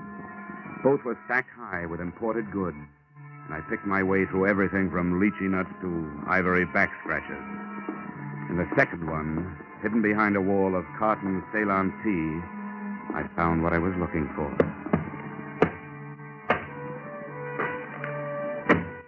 They were unlabeled wood crates. I opened one, and the resilient mass inside was crude rubber, still on dry land and still insured. All right, Dollar, hold it. Hold what, Holstaff? There's nothing left to hold. What do you mean by that? That for me, everything is finished, wound up. Time for the law. Unless you can make another switch with that rubber before they get here. You mean that rubber in the crate? Yeah. Been here for over a year. Ah, come on. Let's not waste time. You and Pila and I know there wasn't any rubber in number 2 holes. You saved it to sell after you got paid off for losing it. But I'll let the experts prove it. What expert? Oh, they got all kinds. You know, one group is going to nail you for murder. That's very funny. That's very funny. So is a penknife a funny murder weapon. But I found one on the Malay trader on the deck near number 2 hole. So you've got a penknife, huh? Yeah. With a pearl handle and a silver anchor on it. You know, I guess at least 100 seamen would testify under oath that it's yours. I know I will. I only wish I could be 15 people when you hit the courtroom. The jury, the prosecuting attorney, the star witness, and the sentencing judge. Well, you won't see me in a courtroom. How do they execute down here, huh? Gallows, electric chair, gas chamber, what? Come on, tell me. Or do I have to look it up? They'll have to have more than they've got. They got plenty. All they have to do is match up the weapon with the wound. Look, Dollar, I don't scare easy. I could make a confession, and it still wouldn't hold without a body. What do you mean without a body? They gotta have a body. Anyone knows that. You're getting ahead of yourself, Holstaff. Did I say they didn't have a body? Huh? Do you think those Coast Guard helicopter and blimp crews are blind? Keep going, Dollar. You think a guy who's been a Marine investigator as long as Al Rhoda had went around without figuring how to do his job even after he was dead? What are you talking about? What do you think he wore around his middle? A money belt or a life belt that would keep him afloat? You're stupid, Holstaff. Give me the knife, Dollar. It's not only a knife. It's Exhibit A. And the prosecution will want it. Give me the knife, Dollar. I'll kill you if I have to. You don't want to shoot me, Holstaff. How do you know I've got the knife with me? Huh? How do you know I haven't left it someplace with a note to the police? Stand still. Now get your hands off to the side. Now hold them there. All right, now keep your hands still. Now just turn around. Don't move.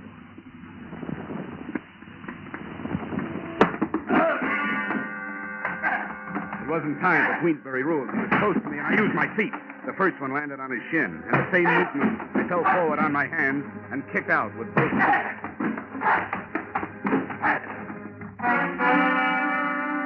Two sea boots into the solar plexus would have stopped an ordinary man. And after I gave him a couple more, the big chief mate turned into just that, an ordinary man.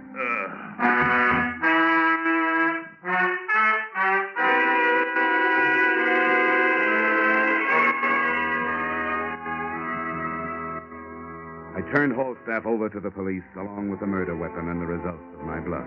They took it from there to a confession.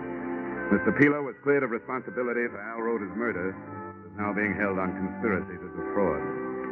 I hope since the policy on the remaining cargo of rubber can now be canceled, Intercontinental is minimizing the monetary loss in Singapore. To you, the loss is a little more than $100,000 and an operative. I have lost a friend.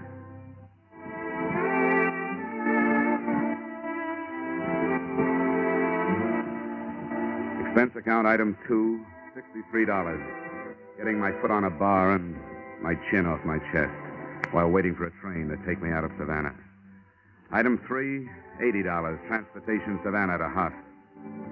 Item 4, $10. Public stenographer who took the dictation on this expense account. Item 5, entertainment. Same public stenographer who spent the evening proving that socially she didn't take dictation. Also that she was no good at making me forget what I want so badly to forget. The face of Al Roda.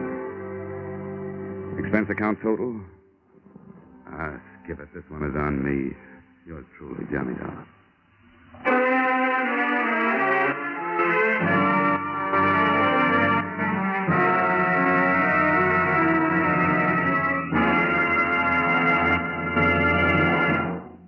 Yours truly, Johnny Dollar, stars Edmond O'Brien in the title role and is written by Paul Dudley and Gil Dowd, with music by Leith Stevens. Edmond O'Brien can currently be seen starring in Harry M. Popkin's United Artists production, D.O.A. Featured in our cast were Lillian Byeth, Barton Yarborough, William Conrad, Elliott Reed, and Robert Griffin. Yours truly, Johnny Dollar, is produced and directed by Jaime Del Valle.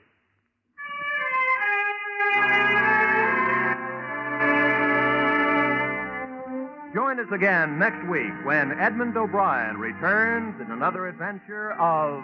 Yours truly, Johnny Dollar.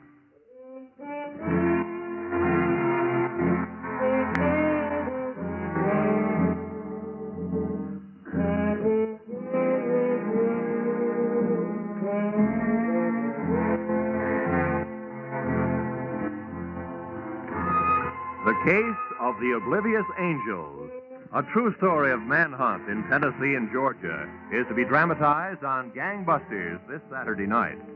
The story will have narration by the chief of police who directed the successful search for the bandits. So for a half hour of real adventure, as experienced by our forces combating crime, listen in this Saturday on most of these same CBS network stations to Gangbusters' story, The Case of the Oblivious Angels. This is Roy Rowan speaking.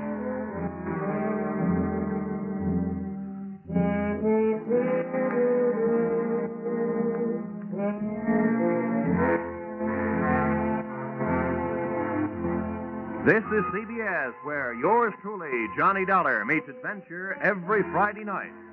The Columbia Broadcasting System.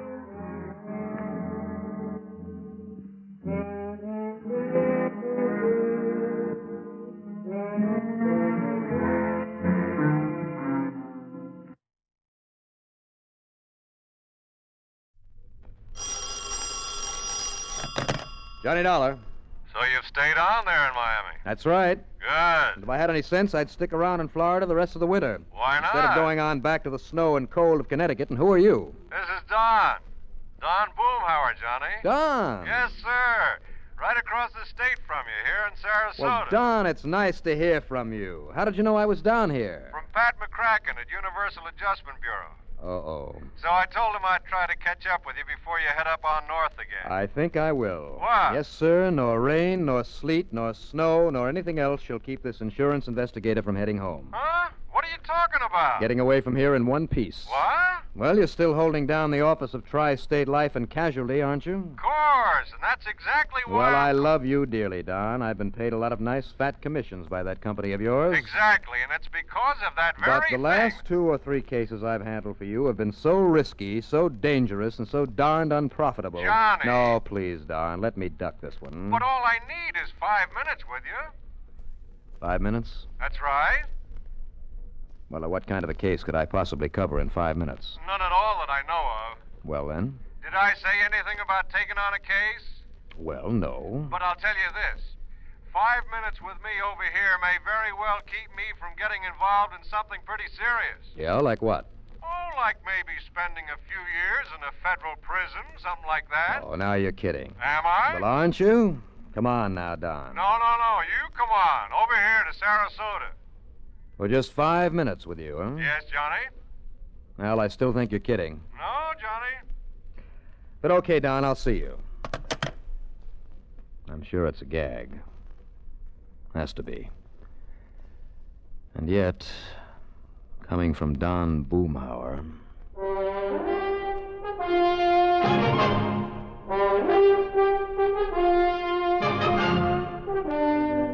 CBS Radio brings you Bob Braddock in the exciting adventures of the man with the action-packed expense account, America's fabulous freelance insurance investigator. Yours truly, Johnny Dollar.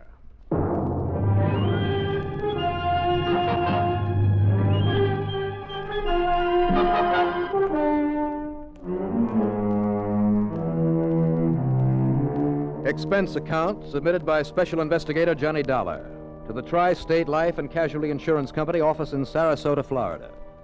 Following is an account of expenses incurred during my investigation of the big date matter.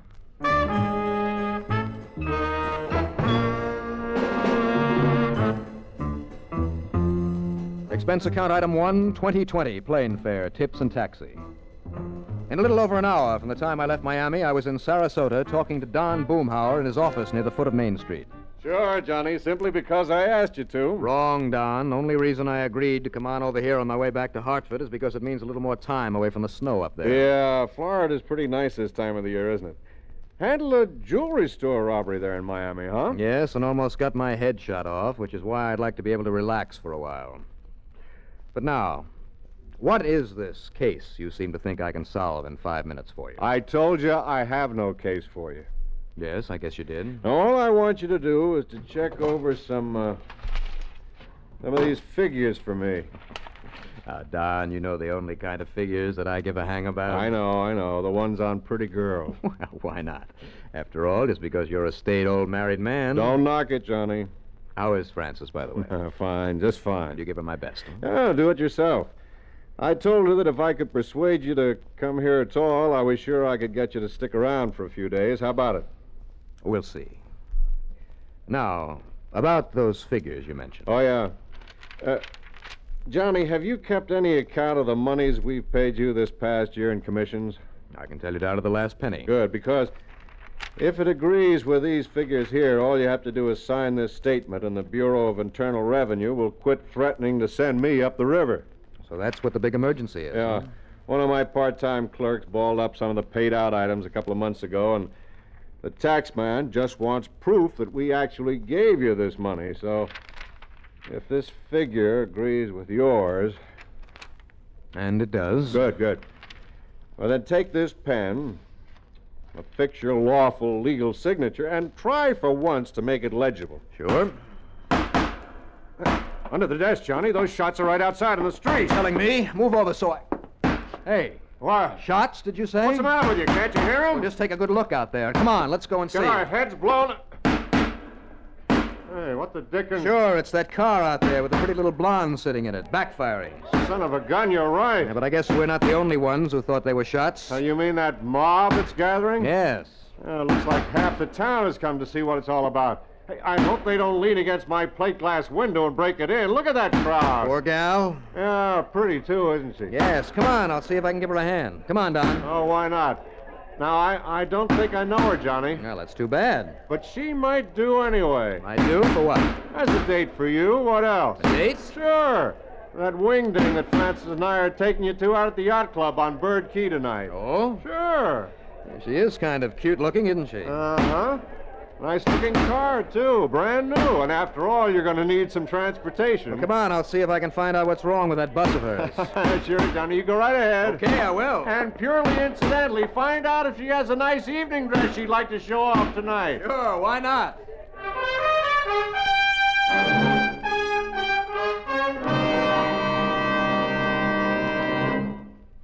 A number of years ago, it was said that, in spite of the large population of this planet, men and women remain the most inaccessible things on it. Today, we see this lack of understanding among peoples of the world reflected in headline stories. But it isn't because the people of the world are enemies. All people want to be friends. Long before the termination of World War II, Reverend Eugene Wood, a Methodist minister from Oceanside, California, went into a Scottsdale, Arizona camp where German prisoners of war were interned and offered his services to the imprisoned men. Among other things, Reverend Wood taught the men English, and he taught them about the United States of America. During the following years, after the men had been repatriated to their native Germany, nearly half of the internees corresponded frequently with Reverend Wood. Those men expressed a unique understanding of the people and the country of the United States of America. This great feeling of friendship and understanding prompted the minister to make a pilgrimage to Europe to seek out the men he had befriended in the prisoner of war camp in Arizona. This gesture on Reverend Wood's part gained him a fantastic welcome everywhere he went. In all the places he visited, he spread the gospel of love and friendship and had it returned to him. There were no enemies, only men with the love of freedom, the right of all men.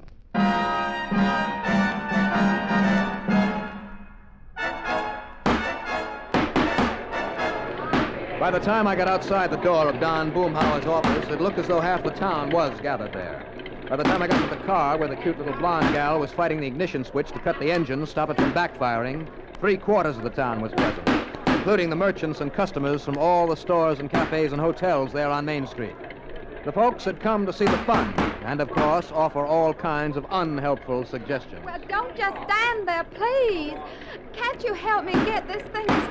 Well, can't you turn off that switch? I mean the ignition key? No, and I've already broken 2 fingernails trying Well, to. all right, then. Pull the release for the hood. The what? Under the dash, there to the left of the steering post. You see it? Oh, this little handle? That's it. Give it a pull so I can go around to the front and raise the hood. Oh, now what good'll that do? Oh, that awful noise. Well, if I get the hood open, I can pull a wire off the distributor and stop the engine.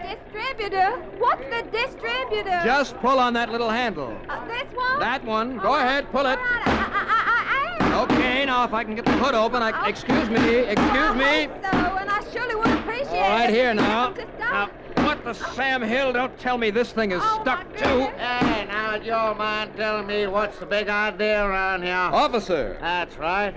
What do y'all think you're trying to do around here? What's the matter with you, anyhow? Now, look, help me get this hood open. It's stuck. You mean it isn't noisy enough for you as it is? All right. Okay, fair now. I'll take care of this, man. You and the boys get the crowd moving along. Okay, Sergeant. Now, you look here, buddy. Look, will you help me get this hood open so we can stop the engine? Stop the engine? Yes, sure. Now, come on. Well, you crazy or something? All you have to do is get that gal of yours in there behind the wheel to turn off the switch. I have been trying to. I told you, officer, that's just the trouble. You told me nothing. Now, look here. No, Sergeant. Well, that is the ignition switch is stuck. And I tell you, if you all don't cut out this here noise, bust off some of those wires or something. Now, listen.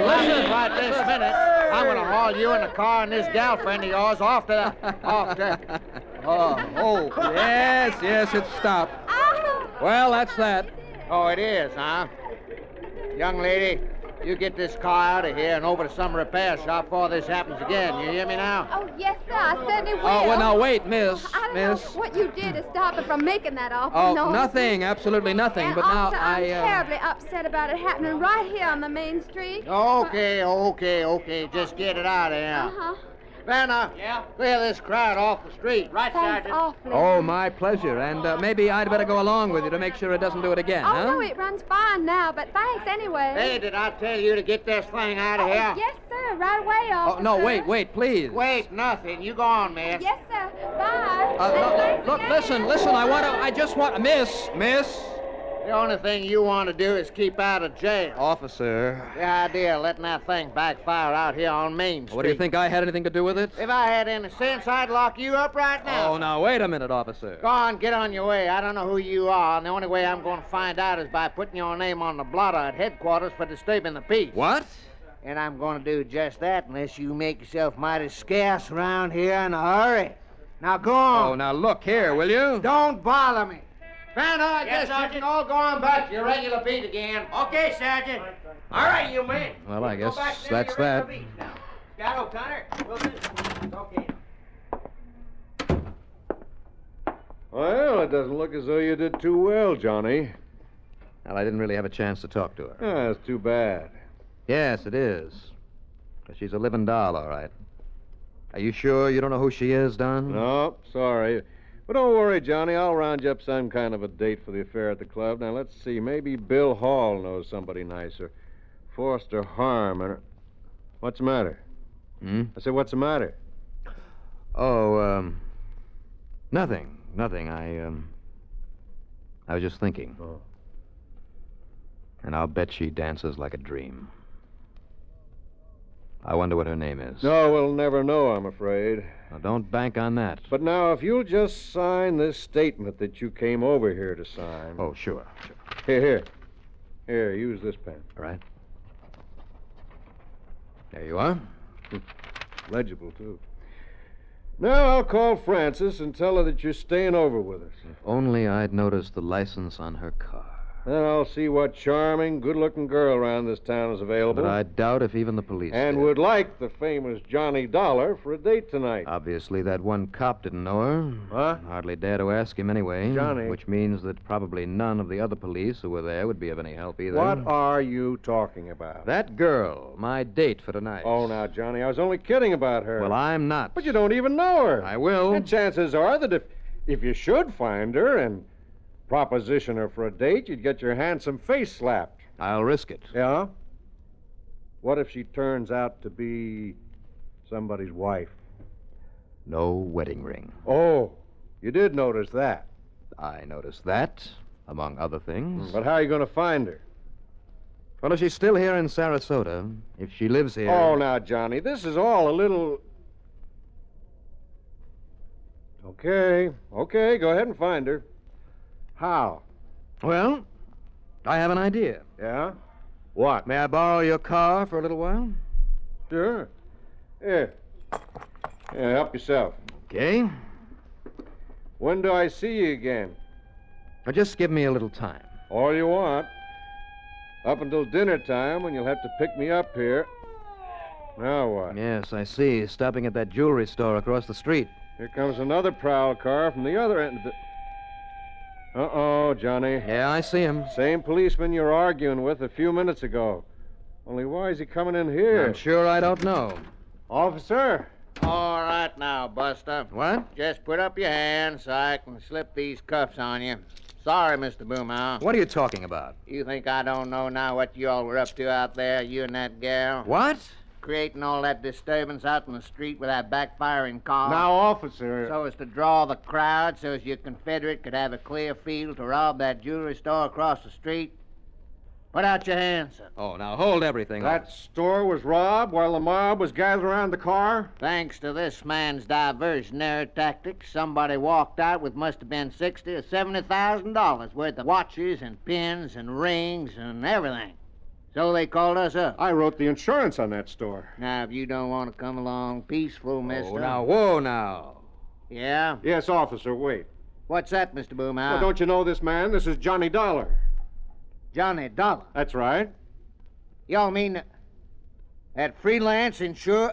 Well, you mean the friend of the lieutenant that comes down here now and then to... This is Johnny Dollar? Here, officer. My credentials. I've known him for years, officer. He's Johnny Dollar, all right. Yeah, and these papers all look... Yeah, but if he was out there by that car... So, Don, you insured that store, huh? Does that mean I'm on expense account as of now? As of now. Yeah, well, now... Fine. And as long as I have the keys to your car... Well, I'll see you later. Yeah, now, you wait a minute, mister. Yeah? Unless I can get Lieutenant Phillips to identify you. Oh, he'll be glad to, I'm sure. Yeah, now, you all wait. You're the only suspect I got. Oh, no, you haven't.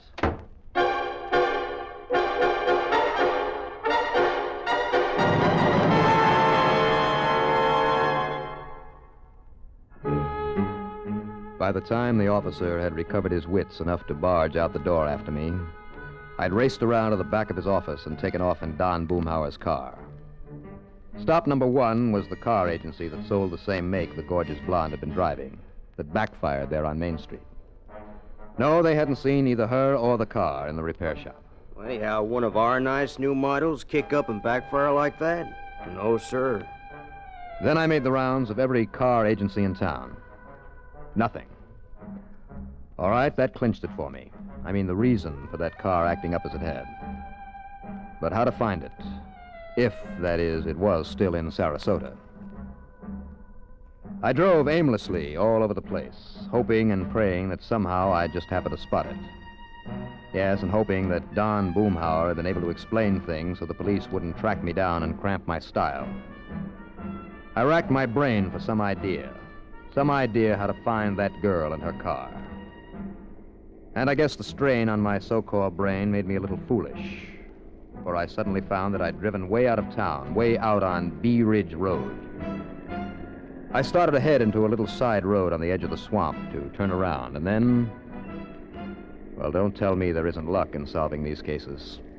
Stalled there a couple of 100 yards up that dirt road was the car I'd been looking for. And standing beside it, waving for somebody to stop and help her, was the luscious little blonde. Well, thank goodness somebody came along to help me get this old car started. Well, hi there. Why, it's you. The nice man who tried to help me back in town. None other.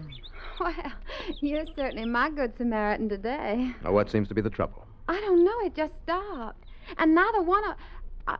I don't know a thing about cars, except how to drive them. Well, maybe I should have gone along with you after that trouble back in town, huh? Well, somebody who knows something about these things should have. Well, this time I see you got the hood release to work. Yes, I just pulled out that little old handle and it popped open. Yeah. Well, now, let's see. Just, how did you happen to be coming out this way? Well, maybe I was out looking for you. Oh? Why? Well, when I first saw you there in town, I thought maybe I'd ask you for a date tonight. And don't hand me a crack in the face for saying it. Why should I? Well, thanks. You're cute. What's your name? Johnny. Johnny Dollar. You're... Well, that's a funny name. Gee, Johnny, I hope you can get this running again for me. Well, I'll take a look. Uh-huh. So I took a look, with one eye watching her. But she didn't make a move, just stood there smiling. I replaced the ignition cable that had jogged loose. And then I saw it. That simple little device that meant this car had been rigged for backfire deliberately. Just like the old Chicago mobsters did it in order to cover the sound of gunshots. And then I thought I heard a noise inside the car. Somebody hidden behind the front seat, maybe? When I walked around and opened the back door... I see. Yeah, that's right, Mr. Johnny Dollar. You see a 38, and it's aimed straight at your belly. Shall I pick up a rock and slug him, Jim? Just relax, Sal. And that sack in there full of the loot from the jewelry store? What else? Did he fix the car, Sal? Yeah, I think so, Jim. Oh, it's fixed, all right. So if you two would like to continue on your merry way... Sure, after I take care of you and sink you in that car of yours in the swamp. Go ahead, Jim, and let's get out of here, Yeah, sure. Turn around, Dollar. Okay, now, Jim, listen. Turn around. So I can be nice to you. Give it to you in the back of the head so you won't know when it hits you. Oh, no, wait, Jimmy, look. What? Look, that car that's coming. What, it looks like they followed me after all. It's a prowl car. The cops? Uh-huh. Blast him, Jim. Come on, blast him. Too late, baby. Hey, you okay, sir? Everything under control, Mr. Dollar? Sure, Sergeant, and I suppose I might have known you'd be tailing me. Yeah, well, yes, sir. Well, thanks. Thanks very much. Well, it's a pleasure, Mr. Dollar. Now, what about her? Johnny? Now listen, Johnny. Well, you see, I'd kind of asked her for a date, officer. Oh, why, yes, he did. But how about if she has a date with you instead? Say at headquarters?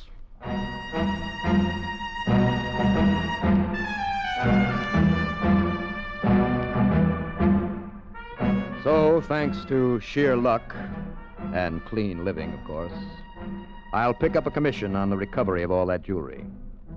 Expense account total, only that $20 or so for the extra plane ride. What a life. Yours truly, Johnny Dollar.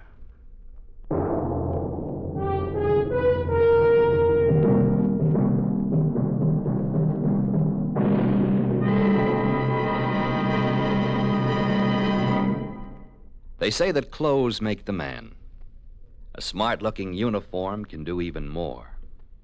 And oddly enough, military uniforms usually have been patterned after the civilian clothes of the day, with some pretty fancy additions, of course.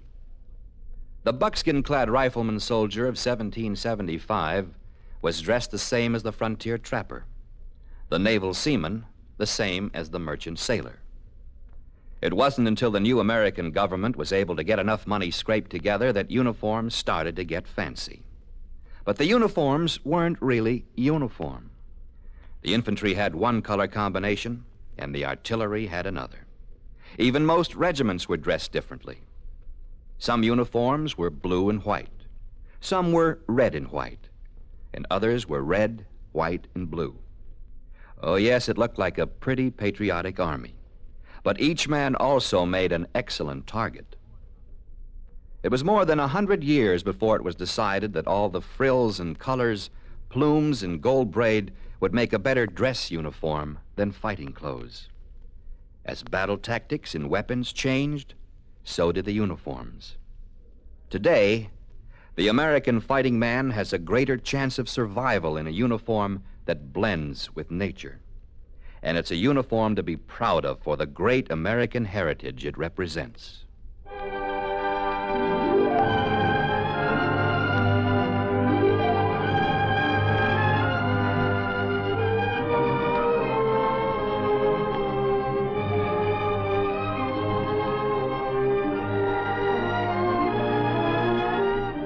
Yours truly, Johnny Dollar, starring Bob Reddick, is written by Jack Johnstone.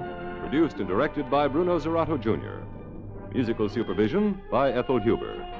Heard in our cast were Madeline Sherwood as Sally, Robert Dryden as the sergeant, Carl Frank as Don Boomhauer, Larry Haynes as Jim, and Larry Robinson as the car dealer. Be sure to join us next week, same time and station, for another exciting story of yours truly, Johnny Dollar. This is Art Hanna speaking. Johnny Dollar has come to you through the worldwide facilities of the United States Armed Forces Radio and Television Service.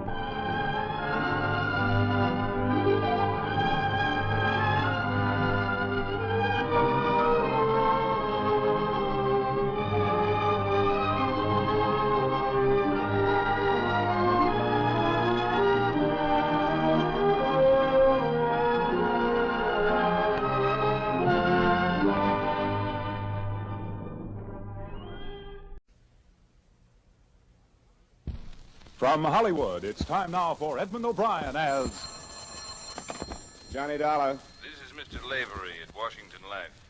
Are you available for an assignment? Yes, I am, Mr. Lavery. Fine. You'll have to go to New Mexico, little town near Gallup. That's all right. What's the case? We want to look into the death of a Merrill Kent.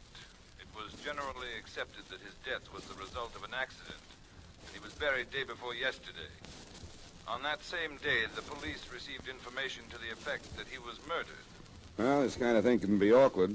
No autopsy, I suppose. No, arranging one will be your first job. If the man was murdered, we want to find out.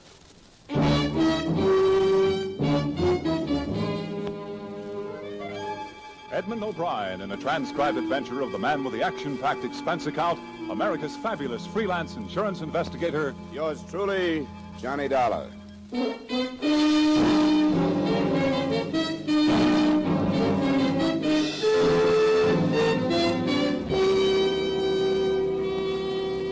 expense account submitted by Special Investigator Johnny Dollar to Home Office, Washingtonian Life Insurance Company, Hartford, Connecticut. The following is an accounting of expenditures during my investigation of the Merrill Kent matter. Expense account item 1, $145, transportation via air, train, and finally rented car from Hartford to Fort Scott, New Mexico, which is a small village where the law is attended by a deputy sheriff named York. After I checked into a hotel, I met him in his cubbyhole of an office. Well, I don't know what to think about the darn thing. Get everything all settled, and then some blame fool riles it up again. Was it a local phone call? Local? Yeah. Oh, a month ago, I could have found out who made it just by asking the operator. Used to have their finger on everything in town, but, well, we got a dial system now. I didn't recognize her voice because she was, tricking it up. What did she say? Yeah, she called while the funeral was going on, you know. Yeah, I understood that. Yeah, she said something from the Bible and that she couldn't stay silent while the good man's body was being submitted to the grave, as she put it. Then she said she wasn't sure enough to accuse anybody out in the open, but that she thought Mr. Kent had been murdered. No more than that? Didn't she name anybody? No, she just hung up. Yeah, isn't much to start from, is it? No. You know, I knew Kent. He was a good horseman, but better ones have been killed the same way. See, the horse falls and the rider's foot slips through the stirrup. Then when the horse gets up, he panics with this thing stuck there and dragging at him. He doesn't have to run 100 yards, and the man's dead. Well, Kent's horse must have run 3 miles. How do you know that? Well, the way he was blowing when he got back to the ranch. He dragged Kent all the way home, you know. But you don't know where it happened, huh? No. Kent bred horses and was out all the time exercising them, so it could have happened any place. I just say the man had some hard luck. He's dead and buried, and as far as I'm concerned, that should be the end of it. Yeah, you're probably right. The insurance company has a sizable investment to protect if they can. They want an autopsy, so I guess we'll have to have one. Well, how do you figure on working that out? I know the widow won't okay one, and some survivor has to in this state. Have you talked to her about this? No, but she's been through enough as it is. Why should I want to open it up again? You'd think she'd want to know if her husband was murdered or not. She doesn't know anything about the phone call. She doesn't? I didn't think it was worth telling her about. I'm afraid you'll have to be told, but I'll spare you the trouble. Small town like this, I know it's tough. Yeah, that's right, it is. Who was the doctor that was called, the one that signed the death certificate? His name's Snyder. Yeah, thanks. Where's his office? It's in his house down on Elm Street, 2nd Street just past the hotel. I'll find it. Thanks again, Sheriff. Sorry I have to stir things up. I'll do it as quietly as I can.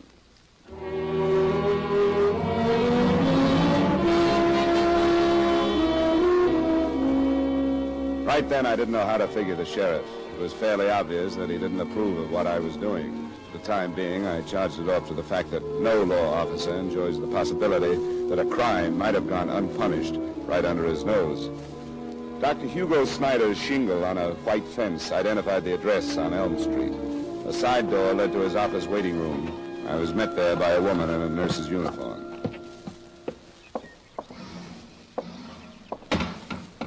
Good afternoon, sir. How do you do? Dr. Snyder in? Yes, but he's busy at the moment. Do you have an appointment? No, I don't. I'm not a patient. Here, I have to talk to him about something else. Here's my card. Insurance investigator. That's right. Mr. Dollar, please don't think me an overly inquisitive nurse. I'm Mrs. Snyder. Oh, well, that does make a difference. I want to talk to him about a death he attended a little while ago. Mr. Merrill Kent. Mr. Kent?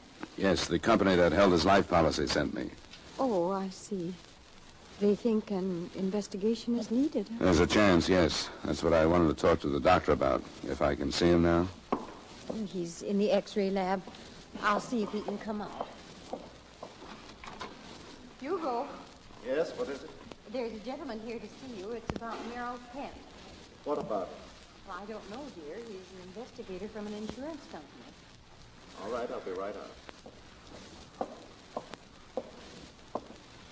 I hope you'll excuse me for being curious. Surely. Is it a usual thing in cases like this to have an investigation? Not exactly. It probably should be, but unless something about a case seems to call for looking into, nothing is done. How do you do? Dr. Snyder? This is Mr. Dollar. Yes. You're an insurance investigator, Mr. Dollar? Yes, a rare thing in Fort Scott, I take it. Here's his card, dear. Yes, I don't understand why you're here. What is it about Merrill Kent? Well, it could be I'm on a fool's errand, Dr. Snyder. It wouldn't be the first one. But the day of Kent's funeral, Sheriff York got a phone call from somebody who hinted that his death wasn't accidental. Why, that's ridiculous. Of course it was accidental. He was dragged to death by a horse. And the first people to see him were his wife and her brother, who notified you, right? That's right. Harris phoned me, and I went right out. Yeah. Now, you as a doctor realize that you can't diagnose a patient's condition without examining them. The same thing holds for this situation. I say that because I want you to understand that the things I'm going to bring up are only possibilities. Of course. The symptoms I work on. Now, how long did it take you to get to the Kent ranch after you were called? No more than 15 minutes. And Kent was dead when you got there? Yes, and probably had been for some time. Where was the body when you first saw it? Near the corral. Harris had brought blankets out. I don't know what hopes he must have had that Kent was alive, but he put blankets on the ground and one over him. Then his foot wasn't stuck in the stirrup when you got there? No, Harris had freed him as soon as he could. And you couldn't swear that his foot had ever been in the stirrup, could you? Good Lord, Mr. Dollar, Now, wait a minute, Doctor, please. Please, these are only possibilities. Did you see his boot? Marks must have been left on it. Did you examine his ankle? Must have been bruised or wrenched. No, of course I didn't. I wasn't concerned with his ankle or his boot. Well, did anyone look at them? Sheriff York wasn't called in at all, was he? No, because it was a clear case of accident. What about his hands, his arms? And his clothes must have been torn to shreds. I didn't notice. He was covered from his shoulders down, as I remember. Well, who would have noticed? What about the undertaker? The body was taken to Leesburg that same evening, the Weinreich mortuary. It's about 15 miles north of here. How about your examination, Doctor? Would you tell me about it? Well, very little was necessary. He died as a result of severe multiple fractures of the skull. And I don't suppose you could tell which of these fractures was the fatal one? No, of course not. Or which was the first one? Of course I couldn't. Then he could have been hit on the head by somebody and then dragged by the horse, couldn't he? I signed a certificate to the effect that his death was accidental. I firmly believe that it was. Now, nobody doubts your sincerity, Doctor, but you'll have to admit that since somebody has mentioned murder, there are some angles that could stand looking into. I tell you there aren't. But what do you propose to do? We're going to order an autopsy. Kent had a sister living in Seattle. She's on her way here in case we need her authority to get one. I want to thank you both, and I hope I won't have to bother you again. Good day, Mr. Dollar.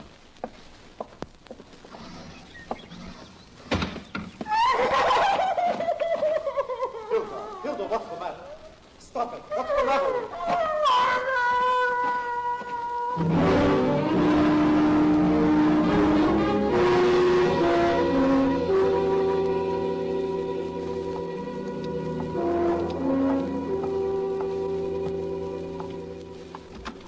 Last time it happened. Don't you think so? All right, I'll come out later. Don't worry, we will. Now, goodbye, Mrs. Green.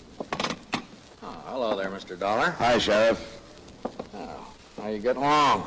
It's hard to tell yet, but the doctor's death certificate could be full of holes. How do you figure that? It's nothing against him, but he had to admit the cause of death didn't have to be accidental. He said that? Yeah, so I want to find out everything I can about Kent before I see the widow. Assuming the possibility of murder for a minute, can you think of anybody that could have done it? No, I can't think of anybody. How did he get along in town? Was he well-liked? Well, he didn't have much to do with the town. He was away a lot to horse shows and sales, things like that. How long would he be away on these trips? Well, I never kept tabs on that. No reason to. He'd take Mrs. Kent with him? Most often he didn't, I'd say. She seemed to be here pretty steady. Do you have any idea how they got along? Oh, I wouldn't know anything about that. Never heard one way or another. Where is the Kent Ranch, Sheriff? You turn to the left at Bryan's store. It's out 5.5 miles. Thanks. Oh, Mr. Dollar. Yeah? I know you think I'm acting kind of strange about this, and, well, I guess I am. These people are my friends, and you grow close together in a place this size. I told you I understood that. I guess I don't want any of them to turn out to be a killer. Have you remembered something that you want to tell me? No, it's nothing like that. I wouldn't lie to you. But it seems like you've got it in your mind that Maxine Kent might have had something to do with her husband dying. I didn't say that. Everybody likes her, Mr. Dollar. Loves her, I guess is more like it. She was born here. Now, if you're going to make it rough on her, I'd watch my step if I was you. Thanks for the advice, Sheriff. The way you seem to feel, I wonder that you reported that phone call at all. The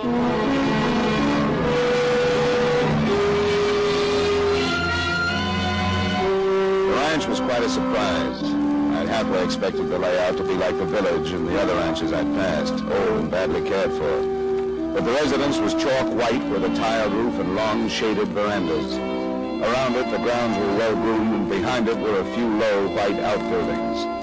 A woman I assumed to be the widow was standing at the edge of the drive as I pulled up. She was strikingly beautiful, in her mid-20s, with coal black hair and eyes, a kind of slim, almost boyish figure they write about, and a complexion and color put there by the sun. I could see why the town felt the way they did about her.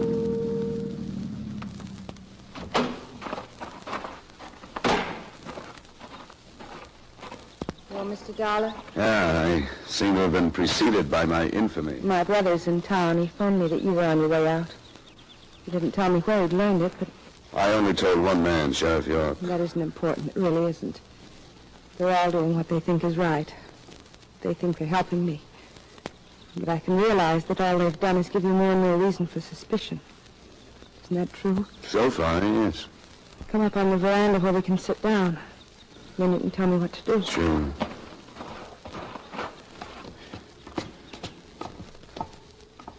Have a chair? This is fine. I'd made up my mind that I wouldn't go to pieces, but if I do, you'll have to forgive me. How do I order an autopsy when everything... when the funeral... All that's needed is your signature, Mrs. Kent, on a form that says you're authorized one. I will. If it's the right thing to do, I'll do it. Is that all? As far as I'm concerned, yes. The rest of it will be up to the county. They'll ask if you suspect anyone. I don't. I don't suspect anyone. They'll ask who you suspect of calling the police. But I don't suspect anyone. Then it'll be up to the coroner's jury. Sorry, Miss Kent, I don't know if you can understand that because of the phone call, I couldn't do anything but press this. Don't understand. I don't understand any of it, but I'll do what's right. Unless there's something else, I wish you'd go now.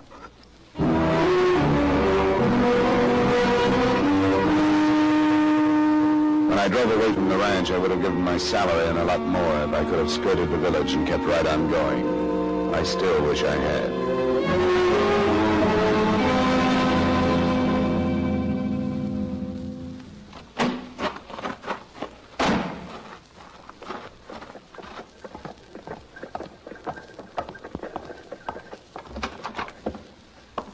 You the guy from the insurance company? That's right. Where's Sheriff York? He's over at Doc Snyder's. Just phoned and said if you showed up to get right over there. Why? Mrs. Snyder killed herself. She left a letter. She said she was the one who made the phone call that started this whole thing.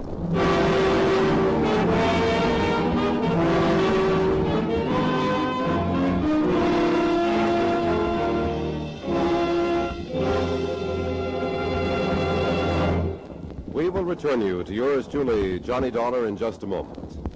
Gangbusters shouldn't have relatives. That would seem to be the moral of the exciting Gangbusters case tonight. Hear the case of the talkative boy, in which a crook is corralled through telling testimony furnished to San Francisco police by his young nephew. Don't miss Gangbusters, with another action-packed story based on police records, tonight on most of these same CBS radio stations. Now with our star Edmond O'Brien, we bring you the second act of yours truly, Johnny Dollar.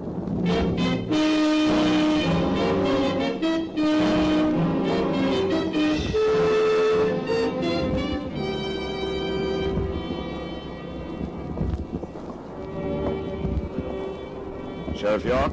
Yeah, who is it? Oh. Well, I guess you got the news. Briefly, yeah. What's the story? Well, the doctor was in the office, and he called for Mrs. Snyder. She didn't answer, and when he came out to look for her, he found her in there, in the parlor. She was dead on the couch. The note. What else did it say except that she was the one that phoned you? It's there on the table. Something about there was nothing behind it but false suspicion and wrecking her life beyond repair. I don't know, it's kind of wandering. What kind of false suspicion? Her husband and Mrs. Kent? It looks that way. Come on, we'll go on in. You can read it yourself. Yeah. Where's the doctor? He's in his room. Alone? You're through here. Yeah, that's the way he wanted it. He's mighty busted up over it. Have you reported the county yet? I called him as soon as I got here. Some men are on the way. Well, there she is. I covered her up. You know, she never seemed like a person that'd kill herself. The note was addressed to whom it may concern. I won't attempt to quote it. The main idea was that she had been driven to phone Sheriff York by a blind suspicion of her husband's feelings towards Maxine Kent. Then, when she learned these suspicions were groundless, she realized that there was no longer any chance for happiness. The closing words begged her husband's forgiveness and swore to his innocence. Sheriff York would rather not go with me, but he guessed it would be all right if I talked to the doctor.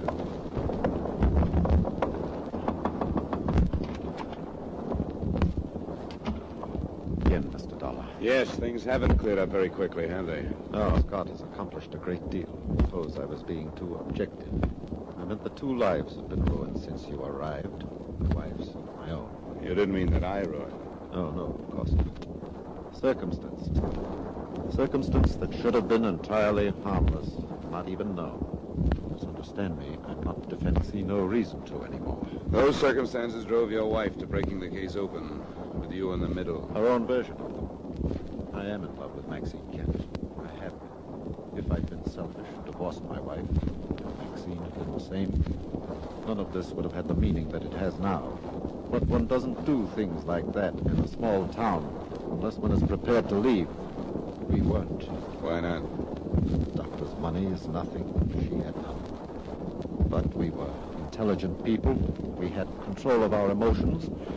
So we talked and decided not to see each other again. I'll admit I lied to my wife. Not well. She suspected the truth. When Kent was killed, I think she lost her mind with doubt. You did say killed, didn't you? Yes. I mustn't forget that my motive is now public, isn't it? That part of her note will be remembered.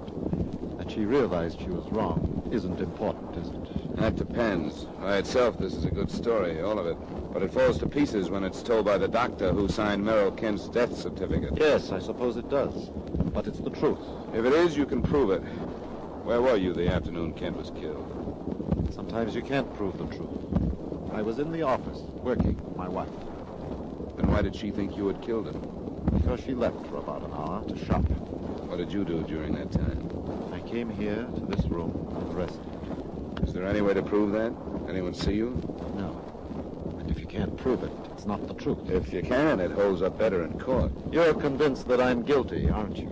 All I can do is work with what's at hand. If you are, you'd better plead it. If you aren't, you'd better keep your fingers crossed for a quick confession from someone else. Mr. Dollar, tell me, has it been proved that he was murdered? The autopsy should be underway by tomorrow afternoon. Kent's sister has arrived? We don't need her. His widow is authorizing one. I see. Anything more to say? No. No, I don't think there's anything more to say.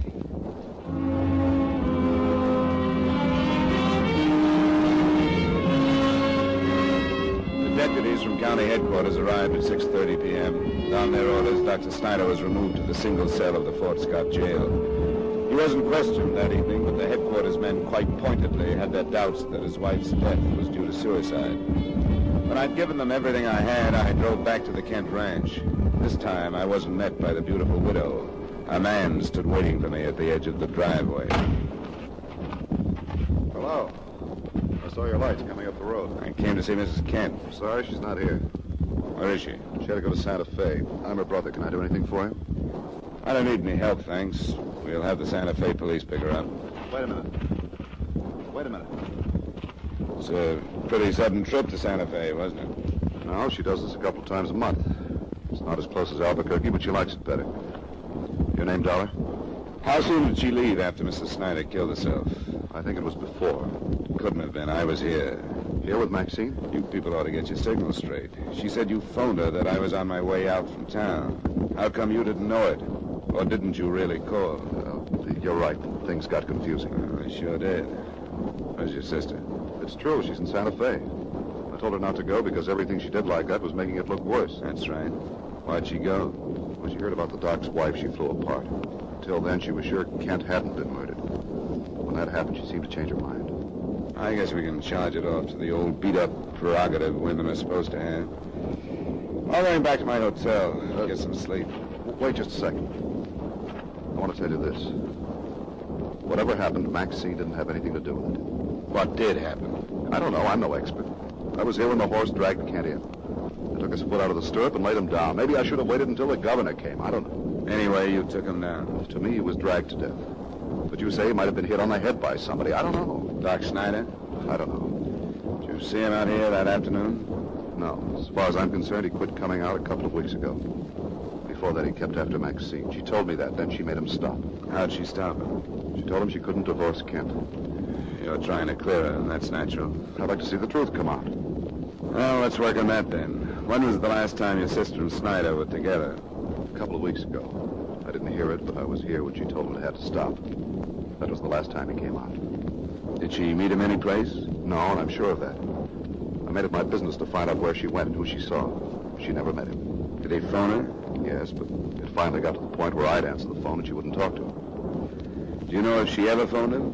I don't think she did. I don't know why she should. What are you driving at? I want to find out if Snyder could have discovered that Kent was out riding that afternoon. If he could have found out where he was going and could have met him. My sister couldn't have told him because she didn't know. You sure of that? She was in her room resting. I'm the only one who knew where he was going. Are you still protecting her? It's the truth. I talked to him just before he left. He was breaking this horse to shoot off of, and he went out toward McNeil Canyon to find some jackrabbits. They'd make better witnesses if they could talk. Have to have your sister picked up. How soon will that order go out? Why? I just thought she might get hold of herself and come back tonight. It'd be a break if you could wait till morning. She didn't ask for a break by leaving. I'll think it over and check back with you.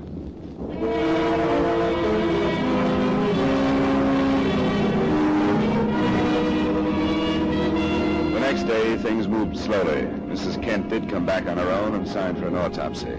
I didn't see her. By that evening, her husband's body had been exhumed, and by noon the following day, the coroner's report was out. There was no actual post-mortem evidence of murder, but the openings were still there. Considering the circumstances, there was no proof that it wasn't murder either. The inquest verdict was the familiar death by misadventure, or at the hands of person or persons unknown. Dr. Snyder and the body of his wife were carted off to the county seat for more questioning and examination. And I spent the rest of the day with Sheriff York and a flock of volunteer citizens going over everything we had from the beginning again. It was a long, hot afternoon. After a shower and some food that evening, I started back to the Kent Ranch.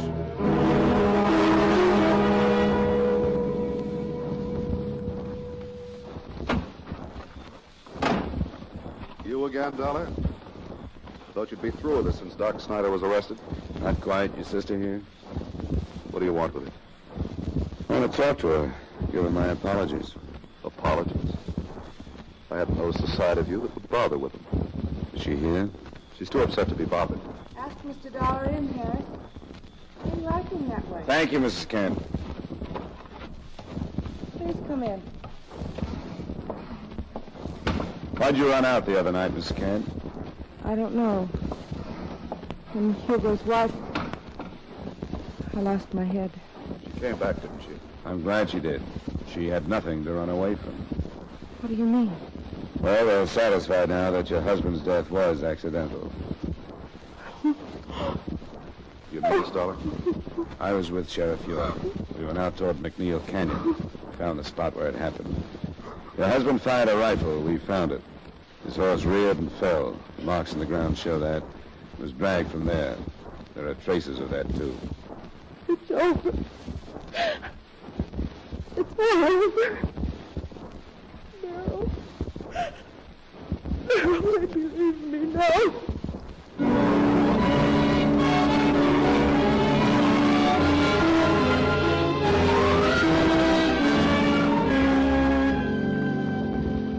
Expense account item 2, miscellaneous, $88.40. Item 3, same as item 1, transportation back to Hartford. Expense account total, $378.40. Remarks? I'm sorry about the happy ending. The fact that everybody told the truth and that nobody was a criminal, and that the insurance claim is as good as New Mexico gold. Yours truly, Johnny Dollar.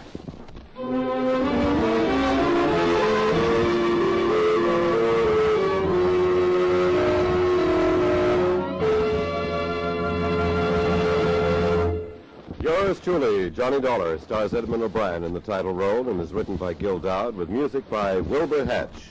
Edmond O'Brien will soon be seen starring in the Paramount Pictures production, Silver City. Featured in tonight's cast were Ray Hartman, Joseph Kearns, Jeanette Nolan, Edgar Barrier, Virginia Gregg, and Hy Averback. Yours truly, Johnny Dollar, is transcribed in Hollywood by Jaime Del Valle.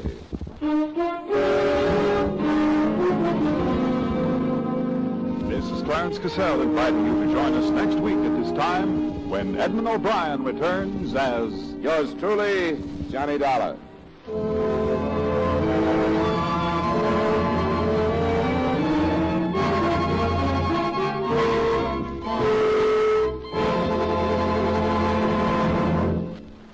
This is Edmond O'Brien again. I'd like to speak to you for a moment about one of the most important duties of American citizens. Today, every American has an opportunity to share in our common defense effort. And right now, this opportunity has become a duty for all of us. The armed forces of the United States need blood, our blood.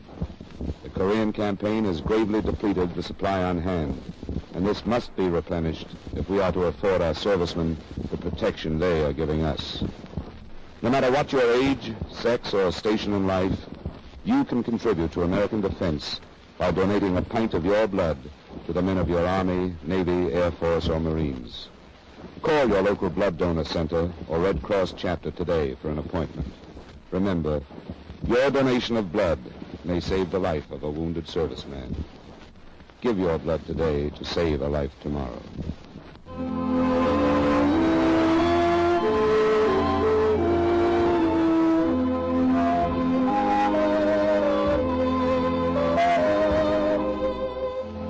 Partners, if you're looking for exciting Western adventure, you've come to the right network. Every Saturday on CBS Radio, most of these same stations bring you the Gene Autry Show and Bill Boyd as Hopalong Cassidy. Listen tonight. Stay tuned now for the Vaughn Monroe Show, which follows immediately over most of these same stations.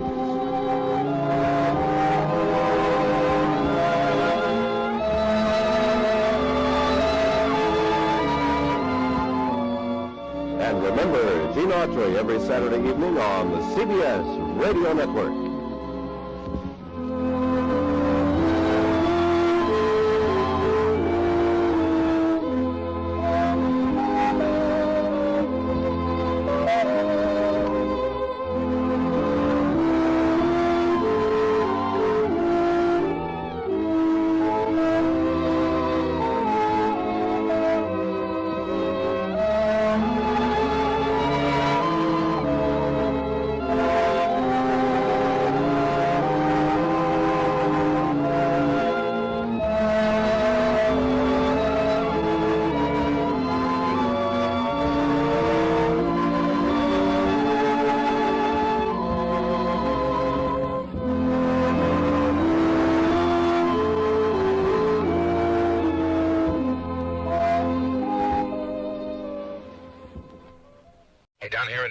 State Unity Live. Phil, how's my one-time fishing pal? Slowly but surely going nuts with this business. All set to open the trout season? Not a chance. I am. Sunrise on opening day is going to find me out in the middle of a stream, gently dropping flies in front of ravenous rainbows. Yeah, and you know I where know. I plan to do it? Yep. Oh? The point is, do you? Well, of course I do. On a private stream only half an hour's drive from here is the clearest, coldest...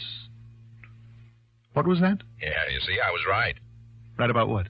You're not knowing where you're going on opening day. What are you talking about? Didn't you hear me? Oh, I heard all right, but you're wrong. Oh, I am, Sure. Because, Johnny, you're going to do your trout fishing on the Esopus River. Down there in New York State? That's right, near the little town of Mount Tremper. Who says? It's just west of Kingston, the other side of Ashokan Reservoir, and about halfway between... Oh, I know where it is, and I've taken some nice, fat native browns out of the Esopus, and I love it dearly. But what makes you think that's where I'm going to open the season? Well, after all, if we're going to pay your expense account... Oh, you are? Yeah, and for once, you won't have to hold back on it. Well, that's a little different. I kind of thought you'd see it that way. Tell me all. Come on down here to New York, and I will. I'm on my way.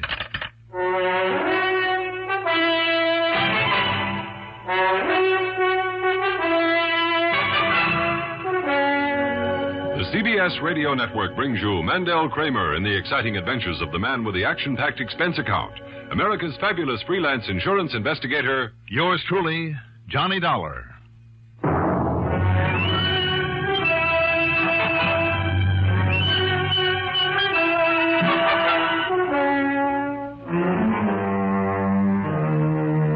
Expense account submitted by Special Investigator Johnny Dollar to State Unity Life Insurance Company, New York City office. Following is an account of expenses incurred during my investigation of the Blue Rock matter.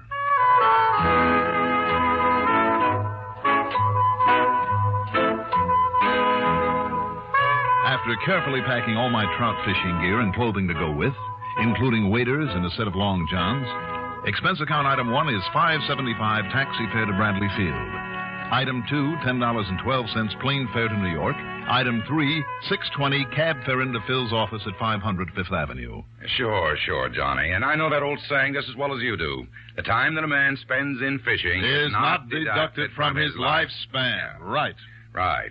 But I just haven't had the time these last couple of years. Well, why don't you unchain yourself from this desk and join me there on the Esopus? Nope, I'm afraid it's no-go. Why not? I wouldn't dare show my face up there where you're going. Why not? Because the man I want you to keep an eye on knows me. Oh, who might that be? Thomas Gerald Aspinwall. And who's he? A man who would stop at absolutely nothing to get his paws on the Emery Archibald fortune. Archibald? Big stockbroker? The same. I thought he was dead. He will be within a matter of weeks. One of those incurable things. Oh? Well, where does this Tom Aspinwall come in? He was married for a while to Nancy Archibald, Emery's daughter, and last of the line, except for little Barry. Who's Barry? Barry Aspinwall, Nancy's 5-year-old son. By Tom Aspinwall? No. No, in spite of the last name, he's by an earlier husband who died about the time little Barry was born. I see. Go on.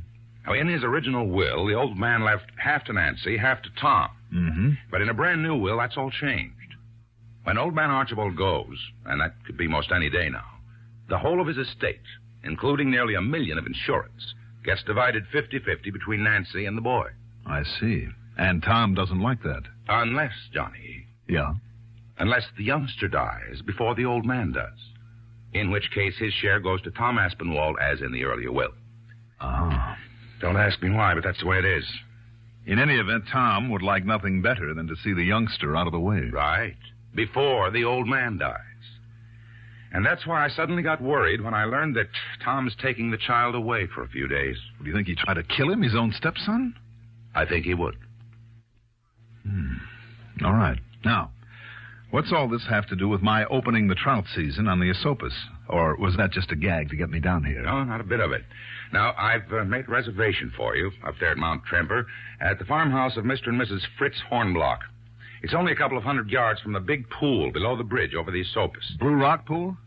Yes. Where I've wet many a line, Phil. Oh, but not many people fish that spot anymore. Because unless you know every inch of it, and with the high, roily water this time of year especially, it's about as dangerous a place as there is. Right. So, when I tell you that the only other guests the Hornblocks will have for opening day... Tommy Aspinwall and the boy? Yes. Wow. If there's one place on that river to fake an accident and make it look legitimate, that's it. Yes. You, like to run on up there and keep an eye on things? Maybe prevent a murder? What do you think?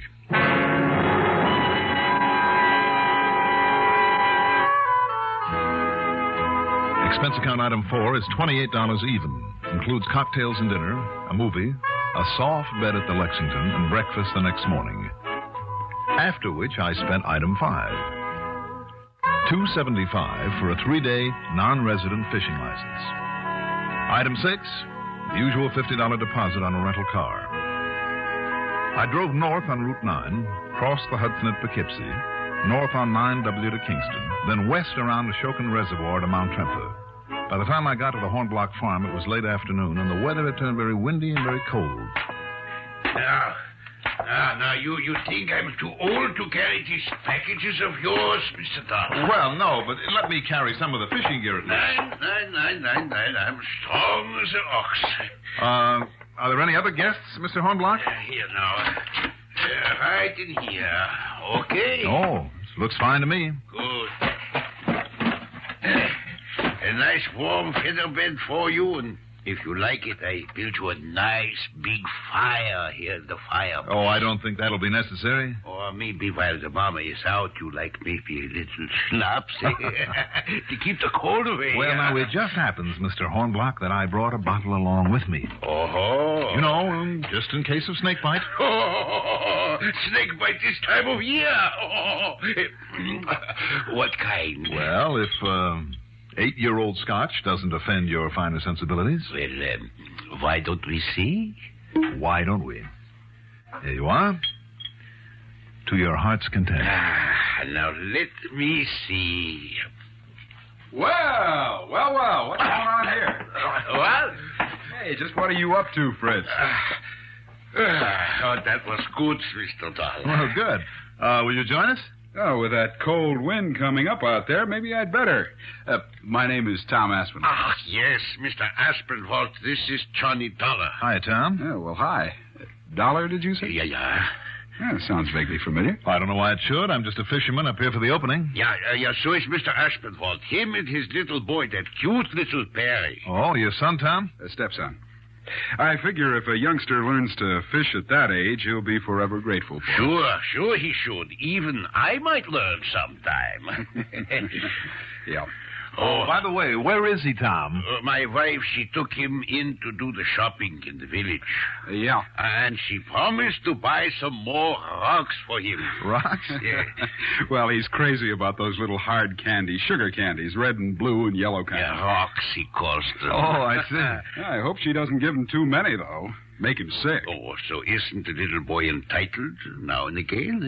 Even if it gives him a terrible stomach ache sometimes? For a little boy, it always passes away. Mm-hmm. Except last time, I thought the poor kid was going to die. Line.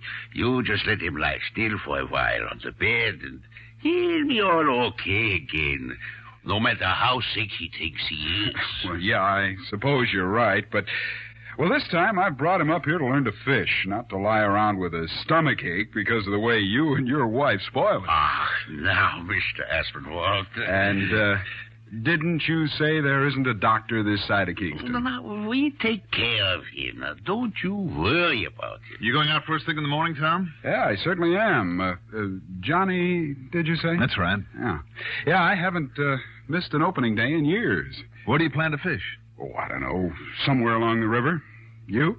I'm not sure yet. Well, I will tell you, boss. Yes, Fritz? You know where's the big hole below the bridge? Oh, you mean where the Blue Rock is? Yeah, sure. Oh, of course. It's an ideal spot. And nobody else will be fishing there. Right, that's for me. Only one thing, though, Mr. Aspinwall. Yeah. I won't let you take that little boy there. Oh? Why not? It's too dangerous, all those slippery rocks. Oh, now look. And with all that ice on them in the early mornings, 9. Well, with me along. Maybe later in the day after it gets warm. Okay, Fritz. We'll see. Now, you don't take him there. Okay, Fritz. Hey, now, wait a minute.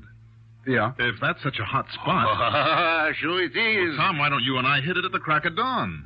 Well, now, just wait a minute, Johnny. Sure, that's a good idea. Sure, what difference would it make to a youngster of 5? Well, it's simply that I promised him. I mean, a place where he'd be sure to get some fish. What's more, it'll be a lot warmer later in the day. Of course. And after you've caught your limit, we hope, You'll feel a lot more like taking the time to teach him. Yeah. You leave him with us in the morning. Now He listen, can you play two around right. this place the way he likes to. Does he really care about fishing at that age? Well, he will, once I've shown him how. Well, he'll enjoy learning a lot more if he's warm and comfortable. I suppose you know all about kids. No, not very much, but if he does enjoy playing around the farm the way Fritz says he does. Sure, that's what he really likes. And, you want the truth, Tom? Truth. Well, apparently you're the expert around these parts. I'm not, so I'll use whatever arguments I can to make you help me get a limit tomorrow morning. Johnny, now... And don't you think that would be the sporting thing for him to do, Fritz? Sure it would. All right, then it's all set. You and I open the season with a bang at this hot spot of yours. Then later, when it's warm and the rocks are dry, we can both take Barry out and teach him how. Well, thanks, but I prefer to teach him myself. Okay. Would you care for a little snort out of this jug? Yeah, sure. No, thanks. I've got to run over to Kingston to pick up some dry flies I forgot to bring along. Sure. That's much better. Yes, I think so, too. Say, more trout flies, did he say? That's funny. Is it? You should see what he bought. Every fly that was ever made. Well, more to the point, Fritz. Yeah? Purist though he may be, and I like to think I'm one, too, doesn't he know that dry flies would be ridiculous this time of the year? Sure he does. Some wet flies, or nymphs, or streamers maybe, or even when you come to being practical about it. Yeah. Some of the nice fat worms that I have already for you, eh? And he knows that's the way to fish this water at this time of year, as well as you do, if you want to catch the fishes. But there he goes. Yeah. Oh, and look, from the window. Here comes Mama back with the little boy.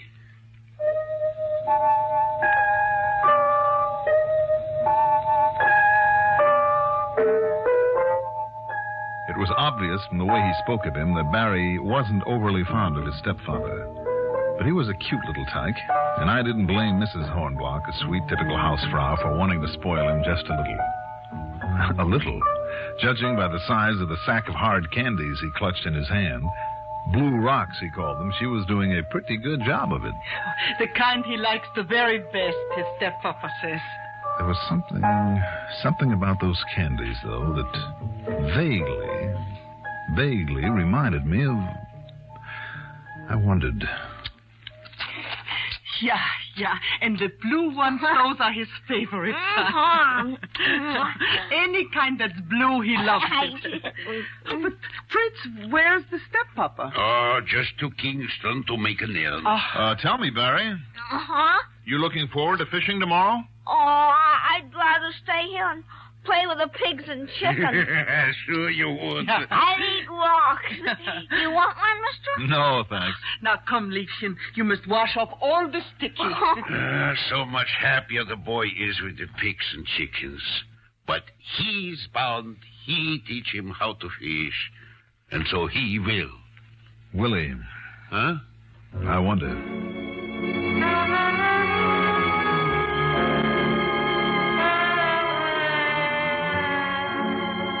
It was only too obvious how Aspinwall planned to get rid of Barry. And I made up my mind to be among those present whenever he headed for the river with the youngster in tow. But you know something? That turned out to be a nearly fatal mistake. For two people.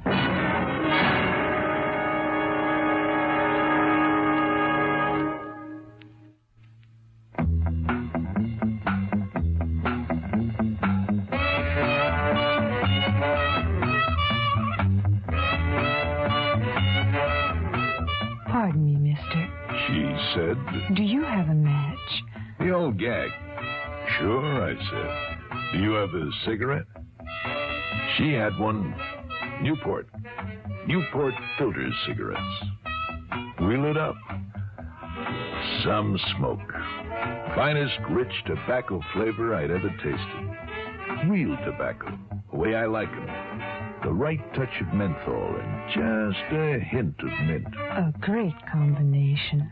she suggested. Makes Newport more refreshing to begin with. More refreshing all the way. She wasn't kidding. Been smoking them ever since.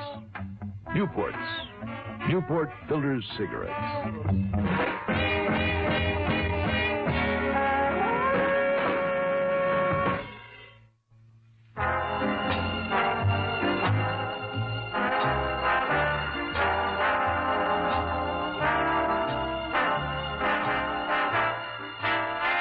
Shortly before dinner, I beg your pardon, I mean supper, Aspinwall returned from Kingston decked out in a new fishing jacket.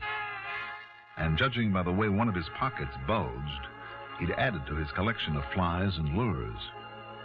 During the meal, his annoyance, a couple of hours earlier, seemed to have disappeared. You must really like the new coat, Mr. Aspinwall, wearing it to the table, huh? Would you like some more pig's knuckles? Oh, no, thanks. No, I just want to make sure it's broken in, Mrs. Hornbach, before Johnny and I hit the river in the morning. Oh. That's a good-looking jacket, Tom. I like those bellows pockets. Yeah, they're nice and roomy. Mm-hmm. Looks like you bought a pocket full of new lures, too. Oh, nothing of any consequence. Mama, please, some more sauerkraut. Yeah, here you are, Papa. And did you buy me some more rocks? Now, Barry, don't you think these folks gave you enough of that hard candy? Oh, no. Well, it seems to me that everywhere I turn, there's some of it lying around, waiting for you to find it. I know, and I look for it. And every time I get a stomach ache, too. You sure do. Well, I don't care. No, of course you don't. And he always gets over it. You're still set for the crack of dawn, aren't you, Johnny? I sure am. But just the two of you. Why, sure, Fritz. Just the two. Yeah. And, Barry, while we're gone, you can fool around the barnyard. God. Can I have my dessert now? Yeah, in a minute. Papa. Yeah. When you go to the village in the morning, you'll buy my little boy some more blue candy. Oh, blue candy. Yeah. Oh, there isn't enough of it around here. Oh, and I must take some butter over to Mrs. Hilda after breakfast. And I'll stay here and watch your chickens. That's right. You'll leave him alone? Oh, just for a little while. He will be all right. Sure. If you say so. Oh, by the way, Tom, I'm guaranteeing that we'll bring in the limit tomorrow. You mean if we're lucky? Oh, luck won't even enter into it. Oh, no? No. Papa Hornblock's promised me a secret weapon. Haven't you, Papa? Yeah, that's it. A secret weapon. Like what? You just wait. I'll show you tomorrow morning after you're through beating the river to a froth with no results.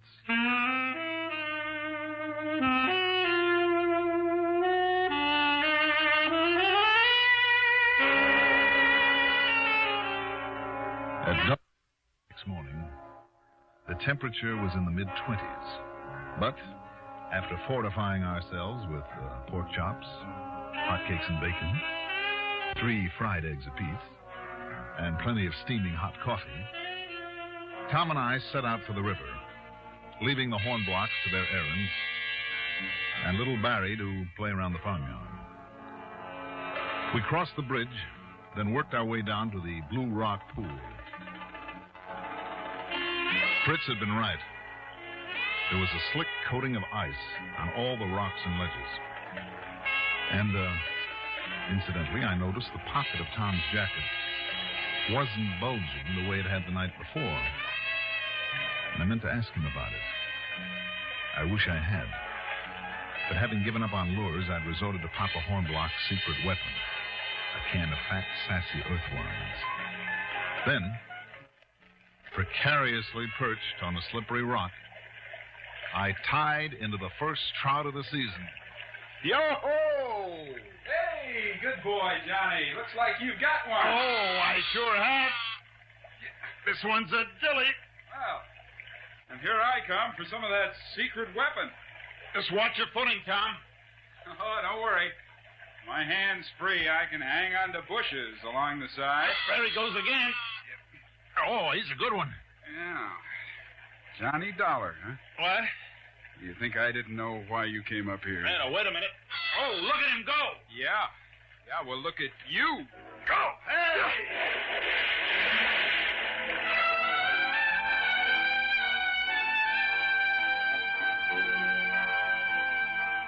things happened fast as Tom, holding onto a bush, gave me the shoulder. My feet went out from under me on the icy rock, and I fell sideways into that treacherous, frigid pool. But in twisting around, I grabbed at one of his legs and managed to hang on, and then the two of us went in. From then on, all I can say is that it's a miracle we ever got out of that freezing, rushing torrent alive. But somehow we did. Then up on the bank, the water on our clothing freezing into ice. All right. All right, Dollar. So you think you won, huh? Just because you got me. And you did bring that youngster up here to kill him. You bet I did. All right. Come on now, back to the house before we freeze to death. And we'll make sure that Barry's still okay. Johnny, Dollar, it's no use. Because you gave yourself away. What? You knew that he was only 5. You said so before you even saw him. So I knew you were onto something when you came here. All right, so I goofed. Now, come on. I remembered who you are, and I knew you wouldn't let me get him down to the river alone. So that's why I made other plans. You what? Yeah. Wait a minute. That pocket on your jacket. Yeah, that's right, Dollar. From the wetting, there's a blue-green stain all over it. Huh? Blue vitriol, copper sulfate that you bought in Kingston. Oh, so you're smart now, huh? And the little chunks of blue vitriol look just like the chunks of the hard candy that kid likes. Yeah, and they both have a kind of sour taste. You see? Yes, I see. Come on. No, it's too late, Dollar. Because I left enough of that stuff around for him to find to kill him 10 times over. Come on. When he sees it, he'll think the Hornbachs left it for him. And even if they're there, you think they'll worry over his stomachache before it kills him? Barry! Barry! You're too late, Dollar. You're too late. Barry! So, maybe you caught me, but at least that lousy kid will never get the money. Barry! Barry!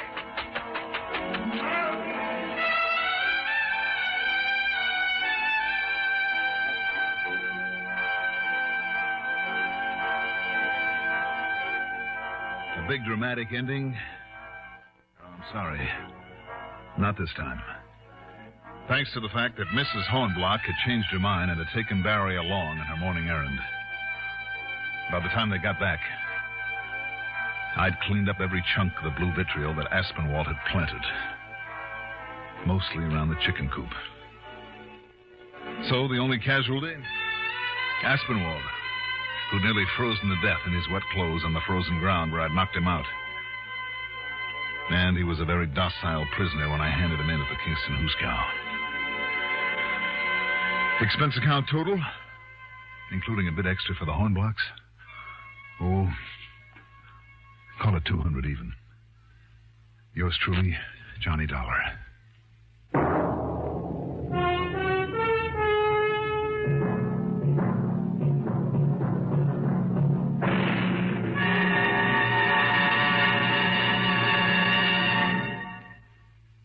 Now, here is our star to tell you about next week's story.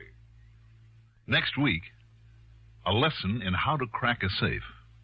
And I'm perfectly serious about that. Join us, won't you? Yours truly, Johnny Dollar.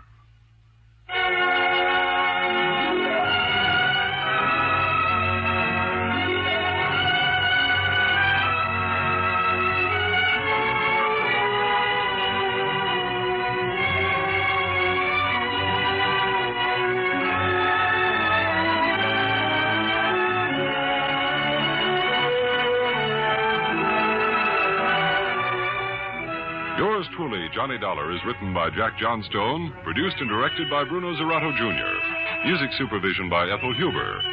Johnny Dollar is played by Mandel Kramer. Also featured in our cast were William Mason as Tom Aspinwall, Carl Weber as Phil Taylor, Louis Van Ruten as Fritz Hornblock, Bryna Rayburn as Mrs. Hornblock, and Sarah Fussell as Barry. Be sure to join us next week, same time, same station, for another exciting story of yours truly, Johnny Dollar. This is Art Hanna speaking.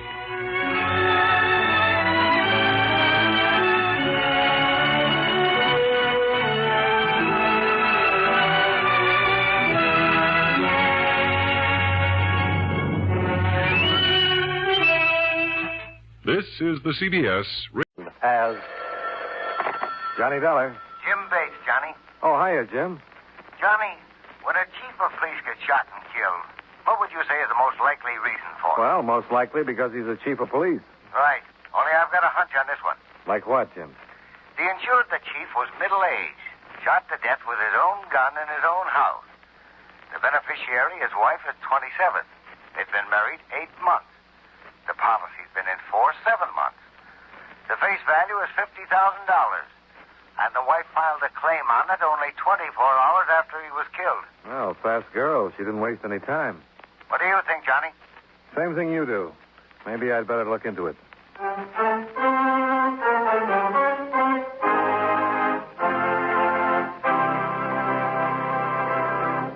How about taking a minute or so to talk about seals and fish that have some connection with the government of the United States? Now, that isn't as strange as it sounds. You take the matter of seals, for example. There are 2 types of seals that are the responsibility of the Secretary of State. First, there's the Great Seal of the United States, which is stamped on all official documents. The Secretary of State makes sure it's always on hand when it's needed. The other kind of seals he takes care of are the ones that swim in the ocean, since it's up to the Secretary to work out agreements with representatives of other countries and let them know how many seals can be caught in what is called international waters and when.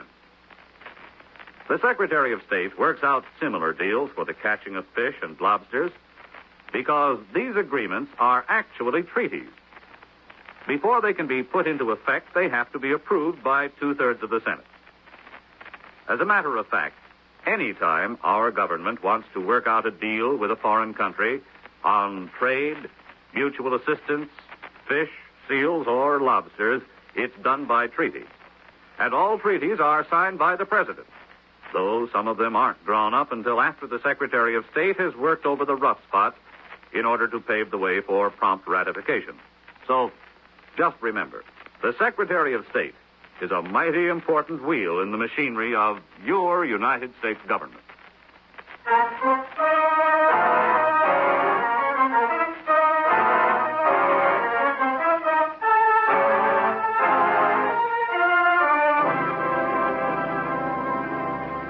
Expense account submitted by Special Investigator Johnny Dollar to Home Office, Commonwealth Mutual Assurance Company, Hartford, Connecticut. The following is an accounting of expenditures during my investigation of the Dan Frank matter.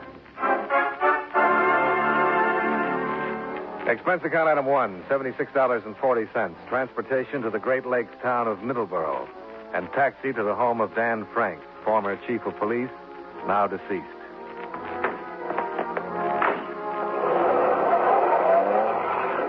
It was a rambling 2-story house, well-trimmed hedges, smooth lawn, quiet neighborhood, good place to live.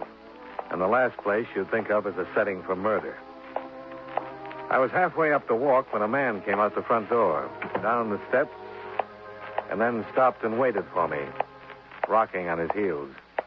A copper. I can tell him a block away. You're a copper, right? Wrong. Private eye, maybe? Oh, you're getting warmer. Insurance investigator. Insurance. That's what I just asked her about, and she threw me out. Said I was drunk. She was right. I am. Usually am. A little bit. Pete Parker, Daily Herald. Johnny Dollar. Glad to know you. Insurance. He had some or you wouldn't be here. And who gets it? Laura, of course, his ever-loving little wife. Only question left, how much? No comment. I like you, Johnny. You don't talk too much. I do. Let me give you a little advice. Watch yourself. Meaning what? This town, it looks sleepy, dead. Don't let it fool you. It's wide open. Rackets, everything. A guy could get hurt. What about Dan Frank? Was he in on these rackets? Johnny, the police chief here gets $6,000 a year. Take a look at that house. Go in and take a look at Laura. Even more expensive. Dan was in. He's out now, though. Be seeing you, Pete. Right, do that. I'm always around. Pete Parker, that drunk that works for the Herald. Ask anybody. Well,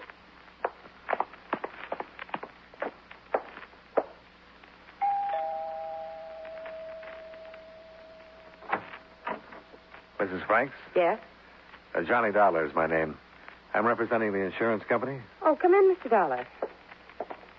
I hardly expected them to pay so promptly. I'm not here to pay you, Mrs. Frank.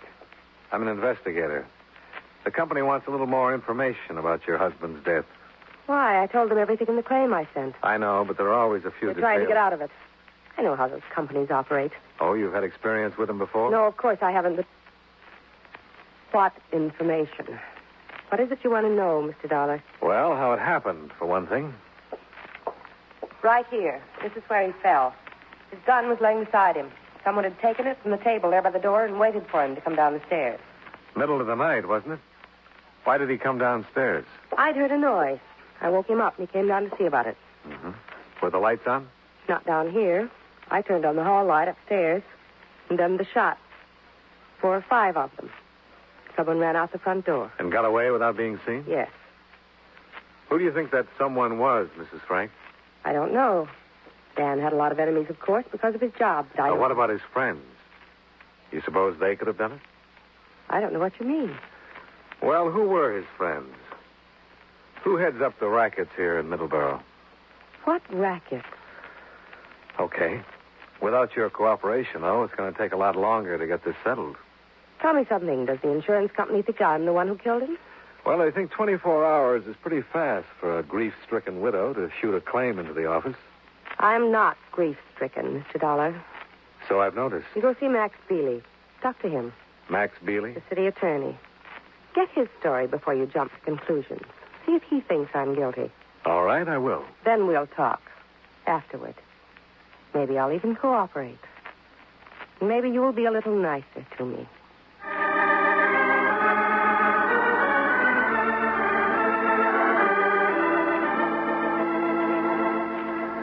Sure, I'll tell you why she sent you to me. So I could tell you she didn't kill him. That she couldn't possibly have killed him. Why not, Mr. Bealey? Late at night, the two of them alone in the house. The chief shot with his own gun. That mysterious prowler story has been used before. Yeah, I know. But you're wrong about one thing. They weren't alone in the house. I was there. Oh? You see, Dan and I were leaving early in the morning on a fishing trip, so I was staying all night.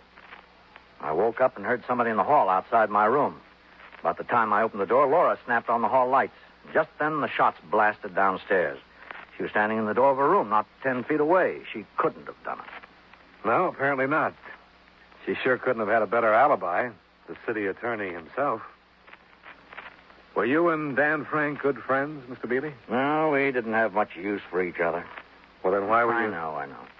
I was spending the night in his house, and we were going fishing together. You're thinking maybe I needed that alibi as much as Laura does. Well, it does work both ways, Mr. Bealey. No motive. Laura could be a motive. She's a beautiful girl. A lot younger than her husband, I understand. About your age, in fact. Again. I know it too well. Sure, she's a knockout, wild honeysuckle and a handful of stars, but inside there's a little cash register bell, and when you put money in, it rings real pretty. And when you don't, nothing. Dan found out. Is that why he got mixed up with the rackets here? Sure, he needed dough to... You do get around, don't you? Who told you there were any rackets here? Max, I wonder if you'd go over that... Oh, I'm sorry. I didn't know you... Oh, come on in, Commissioner. This is Johnny Dollar, insurance investigator. He's checking into Dan's killing. A terrible loss. Commissioner Corbett, Mr. Dollar. How do you do? How are you? If there's any way at all we can help, Mr. Dollar, just speak out. The entire facilities of City Hall are completely at your disposal, sir. Well, thanks, Commissioner. Just what is the theory on the shooting? Find Eddie Sales and you've got the killer. Eddie Sales? And Chief Frank sent him up a couple of years ago. Eddie swore he'd get him if it was the last thing he did. Eddie was paroled last week. Seen here in town the morning before the killing. Hasn't been seen since. We've combed the town for a week. No luck. Well, it seems to add up. Would Mrs. Frank know anything about the rackets her husband was tied up with? Rackets? Why, that's... No, Commissioner. He's been talking to people. Found out our fair city's not as lily white as it looks. Oh. Well, then there's no point in trying to cover it up. It's true, Mr. Dollar. Unpleasant as it is to admit it. Any idea who's back of them? Not enough to talk about. If I did, I'd be talking about it in court. Find Eddie Sales, Mr. Dollar. That's the key to both the killing and the rackets. Find Eddie, and you can wind this up in 10 minutes.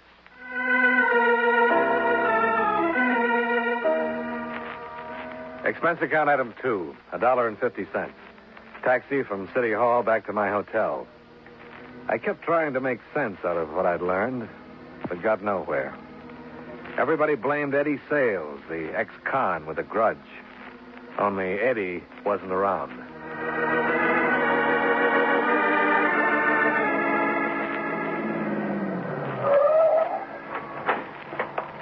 Thanks. Well, I still wasn't any closer to an answer when I got out at the hotel. I watched the taxi pull away and then started across the walk toward the entrance. It was Laura Frank, parked at the curb a few yards away. I've been waiting for you, Johnny. Oh, have you? I wanted to talk to you. Why don't you get in? Okay. Did you talk to Max? Yeah.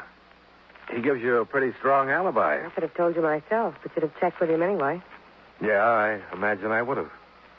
You're not being any nicer, Johnny. Is that what you wanted to talk about? Maybe. I'm ready to be nicer. Oh? And how about cooperative? That too, Johnny. And tell me why you didn't mention Eddie Sales when I talked to you earlier. Why should I? I don't know that it was Eddie. I suppose it was. Everybody's sure of it. But I don't know it was him. I see. Forget him, Johnny. If the police can't find him when they know the town inside out, it's the sin shooter. Get down, quick.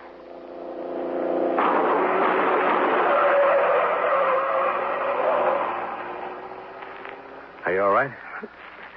Yes, I guess I am. Why, Johnny? Why would they want to kill you? How do you know it was me they were shooting at? No. Something to think about, isn't it? Do you feel any more cooperative? I've got to get out of here, Johnny. I'll talk to you later. I've got to get out of here.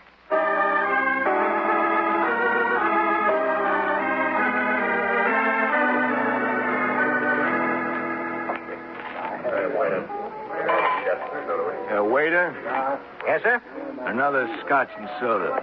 How about you, Johnny? Well, thanks, Pete. Not right now.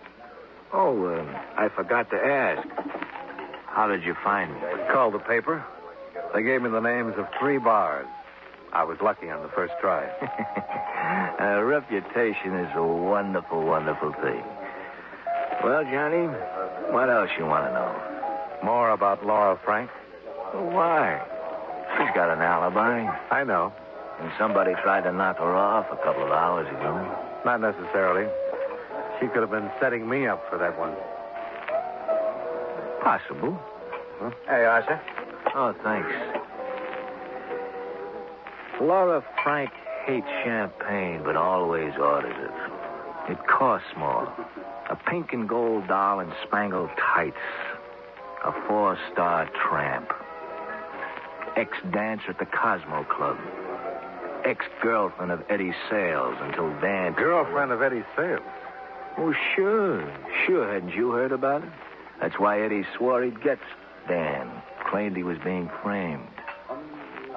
Maybe he was. Maybe Laura suggested it to Dan. Eddie had done all he could for her by then. Why do you hate her, Pete?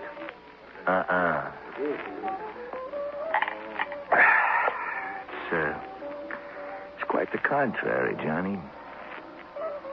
I'm in love with her. Always will be. She was my girl before she met Eddie Sales.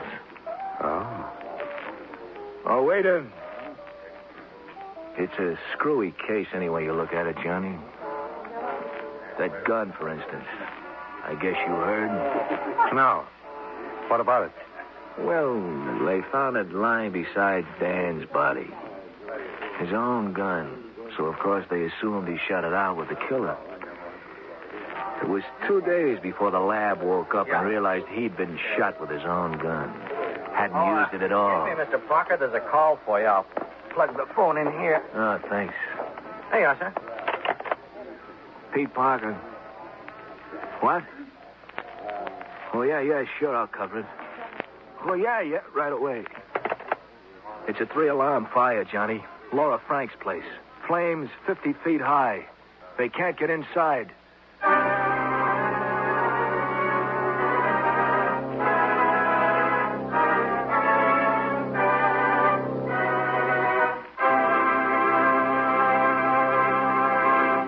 know, many great men have attained the highest office in our land, the presidency of the United States.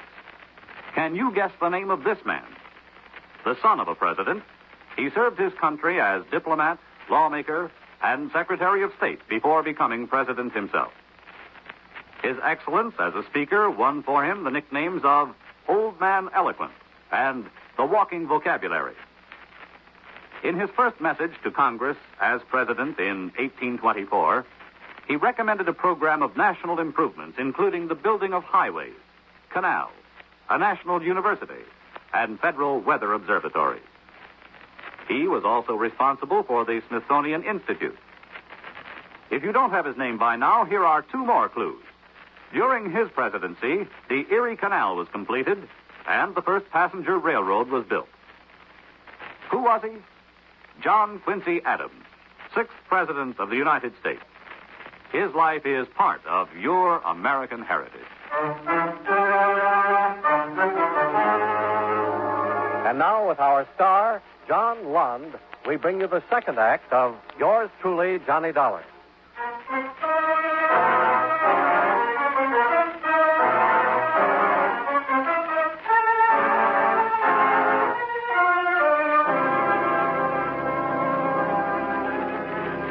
Expense account item 3, $6.20. Refreshments for Pete Parker of the Daily Herald. And taxi to Laura Frank's house in the suburbs. Marked now by a pillar of flames visible for blocks. The whole outside shell of the house was blazing, and the firemen couldn't do much of anything but try to keep it from spreading and hold back the crowd that had collected on the street and lawn. It's terrible, Mr. Dollar. Simply terrible. A total loss. Yeah, it looks that way. What about Laura, Commissioner? Where's Laura Frank? Oh, she's all right, Pete. Got out before it really caught. She's over there in the car with Max Bealey. Where? Oh, yeah. Well, we'll see you later, Commissioner. You coming, Pete? Yeah, right with you. A terrible thing. Just terrible. Pardon me, please. Come on, let us through, please. Pardon us, please. Come on. Johnny, you were right. It wasn't me they were after, and now they've tried again. Yeah, could be. Oh, hiya, Mr. Bealey. Well, another one for you, Mr. Dollar. The house is insured, too. Oh, it was awful. I came home and lay down on the sofa, and I guess I dropped off to sleep. I woke up with flames all around me. I was just lucky to get out. You've always been lucky, Laura. Pete, I can get along without any remarks from you. Sure you can, baby. You're getting along real fine. Too bad the car wasn't in the garage. Then all your assets will be converted to cash. Nice, green, bloody cash. Shut up, you drunken fool. Go away from here and leave me alone. Why? You can afford me now. Get out. Get out of here before I do take it easy, both of you. I'm sorry. Lost my head. How do you figure, Mr. Dollar? I mean the fire. Eddie's sales? Well, it kind of looks that way. He got Dan Frank a week ago and came back and tried for Laura tonight. Where the devil's he been hiding out, though? I've gone over this town foot by foot. Hard to tell. That came from the house. Ammunition, maybe. The chief probably has some... There's somebody coming out by the cellar door. He's carrying a gun. Look, he's fallen on the ground. Come on. How can anybody come out of that alive?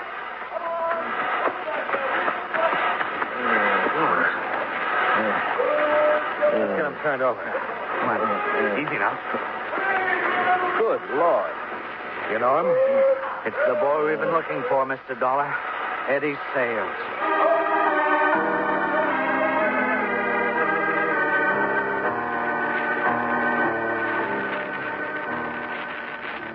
Well, I don't know. I can't promise anything, gentlemen. That shot may bring him to for a few minutes, or it may not. He's badly burned. What are his chances of coming through it alive, Dr. Edmond? Not 1 in 1,000, Commissioner. He may hang on for a day or two, and he might become conscious for a short while and be able to talk. But as far as pulling through, not a chance, really. Well, there's no point in me staying here any longer. If he does talk, you can get his statement, Max. Good night, gentlemen. Thank you, Good night. Good night. Yeah, the whole answer, Mr. Dollar. Right there on that bed. And we may never find out what it was. I can't figure those shots. He fired them before he came out of the blaze. He wasn't trying to shoot anyone, apparently. He couldn't even see anyone, burned the way he was. I'm going up to the dispensary and get some more plasma. I'll be back in a few minutes. How do you figure it, Johnny? That Eddie started the fire? Well, there's no other way to figure it, Pete. But if he did, it's funny he got caught in his own trap. Yeah, he started it all right. And he shot Dan. Now he's paying for it. But it looks like we're not going to find out who's behind the racket. Hey, wait a second. Huh? He's trying to say something. Who double-crossed you, Eddie?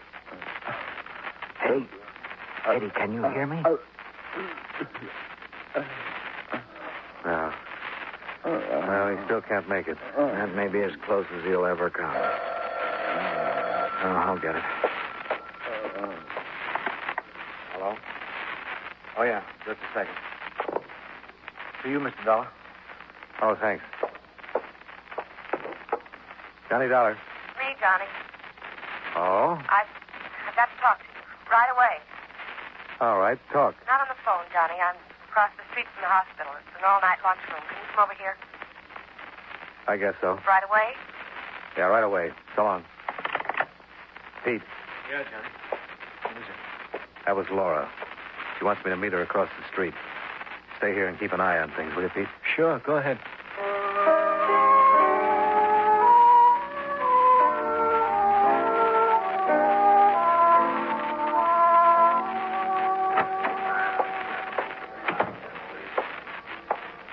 Here, Johnny. Over here in the booth. Now, what's in your mind, Mrs. Frank? Sit down, Johnny.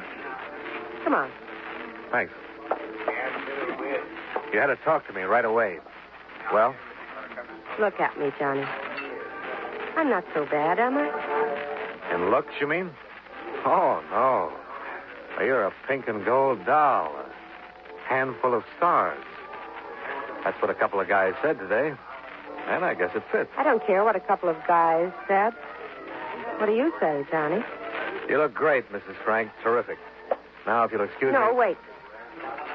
Johnny, I'm in the clear on this. You know that. The night my husband was killed, I've got an alibi nobody could shake, right? Well, I'm convinced that you didn't pull the trigger, if that's what you mean. And you could convince the insurance company, too, if you would. We could have this over and settled. Yeah, they'd go pretty much on my report. Why don't you be nice and turn in a real good report? Well, we get some answers first, Mrs. Frank. Straighten out some of the coincidences. Like the fact that you heard the noise and woke up, that you sent Chief Frank downstairs, and you turned on the upstairs light behind him and made a perfect target out of him. Let's hear what Eddie Sales has to say before I file a report. Suppose Eddie dies without talking. Well, in that case, you probably will be in the clear. And now, if you'll excuse Johnny, me... I'll give you $10,000. Make that report. Now. You are anxious, aren't you? I just want to get it settled and out of the way. Pete. Johnny, one of the firemen I know just came by the hospital. They found out why Eddie Sales fired those shots. The cellar door was padlocked on the outside. He shot the lock off to get out. Then Eddie didn't set the fire. He was locked in the basement. So he was the one who was supposed to die in it. Right, Mrs. Frank? I don't know what you're talking about. What did you want to see me about, Johnny? See you about? Oh, yeah. You just phoned the hospital and said to come right over here, that you wanted to see me. Come on, Pete. Let's get back over there.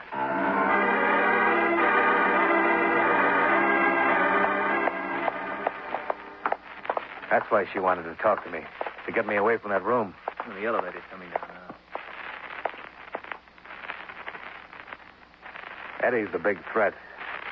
If he comes to and knows he's finished, he'll probably talk his head off. Here it is. We get there before... Well, leaving, Mr. Bealey? Yeah, somebody phoned. The commissioner wants me to meet him across the street. Is there anybody up there with Eddie? Well, no, not right now. The doctor will be back in a few minutes, though. Come on. Look, I've got to meet the Shut the commissioner. doors, Pete. Oh, what's going on here? Look, I haven't got time to go back upstairs. I think you'd better take time, Mr. Bealey.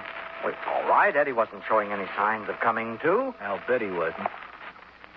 All right, let's go. Now, look, you mind letting me in on this, Mr. Dollar? Let's go down to that room and take a look at Eddie first. What happened to that policeman they had on duty? I was here in the hall when I left. He might have walked down to the... Did you leave that door open, Mr. Bealey? No. Come on. What the devil? Are we interrupting anything, Commissioner? What are you doing with that pillow? Oh, nothing. Nothing at all. You were holding it down over Eddie's face. You were trying... dead. You smothered him. He was dead when I came in. I was just moving the pillow. Did you have to get us all out of the hospital and send the police guard away just to move a pillow? Mr. Dollar, surely you're not suggesting that... Well, I'm suggesting it. Corbett, I've known for a year that you were back of the rackets here, but I didn't have any way of proving it. Until now? Is that what you mean, Max? Hold it right where you are. That gun isn't your answer, Commissioner.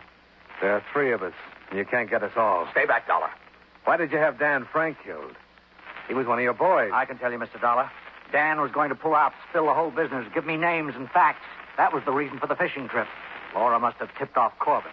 Eddie Sales was in town and already had a grudge against the chief. It was real convenient. That's right, Max. Real convenient. Then Eddie hid out in the basement of Laura's house until she decided she'd feel safer if he were dead.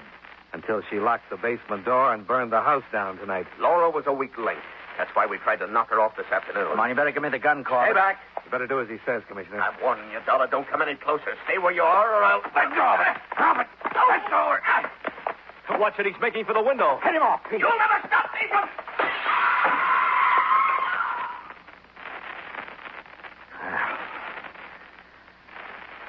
He got out of being prosecuted. You don't have any defendants left, Max. Laura. Eddie Sales is dead, Commissioner Corbett, and Dan, too. No witnesses and nobody to prosecute. He still has you, Mrs. Frank. Accomplice to murder. Johnny, no witnesses. She's right, Mr. Dollar. I couldn't build a case against her. With this, you can. With what? Well, she intended it to be an insurance claim, but it's actually a confession. All signed and witnessed. What are you talking about? It's all filled out with a complete story of what happened.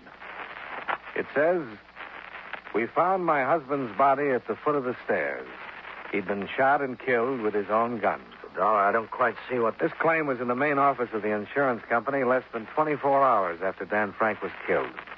But the police didn't find out he'd been shot with his own gun until 2 days later. How did you know it, Mrs. Frank?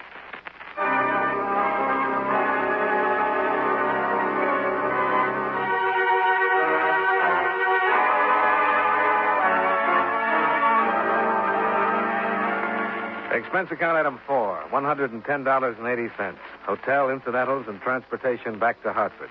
Expense account total, $194.90. Yours truly, Johnny Dollar.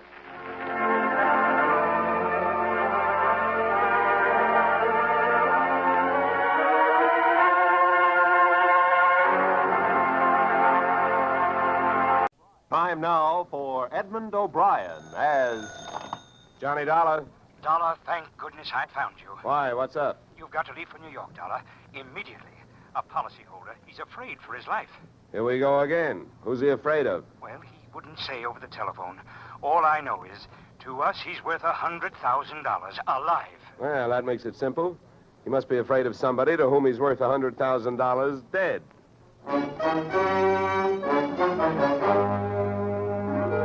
Edmond O'Brien in a transcribed adventure of the man with the action-packed expense account. America's fabulous freelance insurance investigator. Yours truly, Johnny Dollar.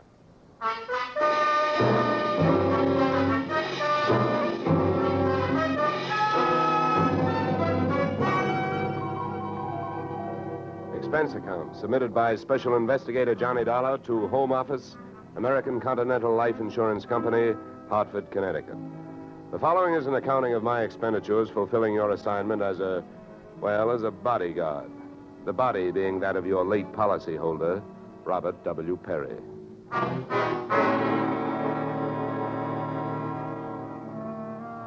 Expense account, item 1, fare on night train, Hartford to New York, $3.65. Expense account, item 2, $1.80 taxi to Lower Manhattan following morning to offices Perry and Van Bruten, importers, arriving as promised at exactly 9 a.m. Good morning. May I help you? Yes, you certainly can. My name is Johnny Dollar. I have an appointment with Mr. Perry for 9 o'clock. Oh, yes. From the insurance company. Well, you're right on time. Yes, they told me I'd better be, and I'm glad that I am. Mr. Perry just came in. He's alone and waiting for you. I'll buzz him that you're here. Thanks. Oh, come on! That?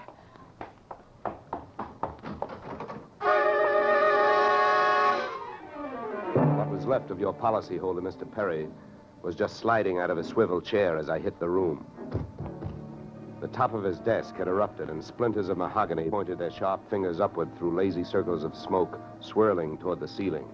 The buzzer from his secretary's desk had been rigged to a booby trap. Oh, no.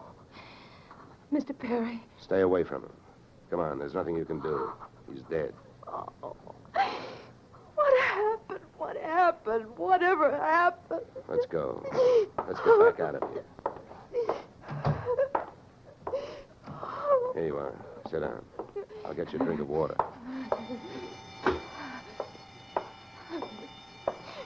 Come on, drink this.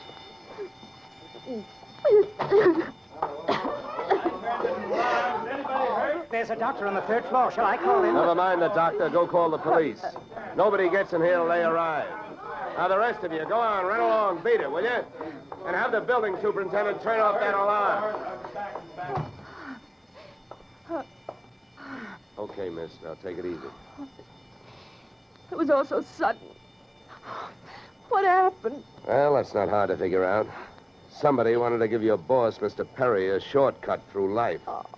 So whoever it was figured out that a secretary would never buzz a boss unless he was at his desk. They rigged up a bomb somewhere in his desk that would go off when you buzzed him. Oh, then I killed him. Now, wait a minute, will you? Wait a minute. Don't go hysterical on me. There's excitement enough, and there'll be more when the police get here, so you keep cool. But I did it. You saw me do it. Look, honey, the way you put it, I killed him by coming in here and giving you my name so you would buzz him. And I was here to protect him. So drop it, will you? I'm sorry. Now, tell me, what about yesterday? Was Perry here? Yes, all day. What time was it when you last used the buzzer? Why, right up to the last minute, about 5:30. Who left the office first? Oh, Mr. Perry, he always leaves first. I lock up. From the looks of things, you should have used more locks last night. Somebody got in here to do some wiring. Oh, I forgot that fire alarm. Look, before the police arrived, do you know why I was sent here? Oh, yes. Mr. Perry felt that his life was in danger. He thought that, well, with a $100,000 policy, the insurance company would do everything they could to help keep him alive. Oh, we didn't have much of a chance, did we? What was he afraid of? I don't know. Okay. Tell me, what were his other appointments for today? Well, he only had two. His partner, Mr. Van Bruten, at 11, and later he No, had one at a time, please. Van Bruten. Anything special about their meeting? Oh, yes, Mr. Van Bruten arrived just yesterday from Holland. Oh, you mean there was a branch of this firm in Holland? Oh, huh? yes. Mr. Perry was buying out Van Bruten's interest. They had a final meeting at Van Bruten's hotel last night. I see. Van Bruten was coming by this morning to pick up his money. Cash? No, a cashier's check. The bank is to deliver it here at 10:30. Well, Perry's other appointment, who is that? Christine, his wife. Now she tells me. Christine, the beneficiary. Yes, she wouldn't have been the beneficiary in about another 2 weeks. They were getting a divorce. Thanks for the motive. You don't like her. Well, I didn't mean it that way. Well, how about Perry? Did you like him? Okay, here's an easy one. What's your name? Susan Gates. Now, isn't that about enough? Okay, Susan, you better save your voice. During the next few hours, you're going to have to do a lot of talking. I've been everywhere else. Is the fire in here? Well, you'll have to stick around. When the cops get here, somebody will get burned.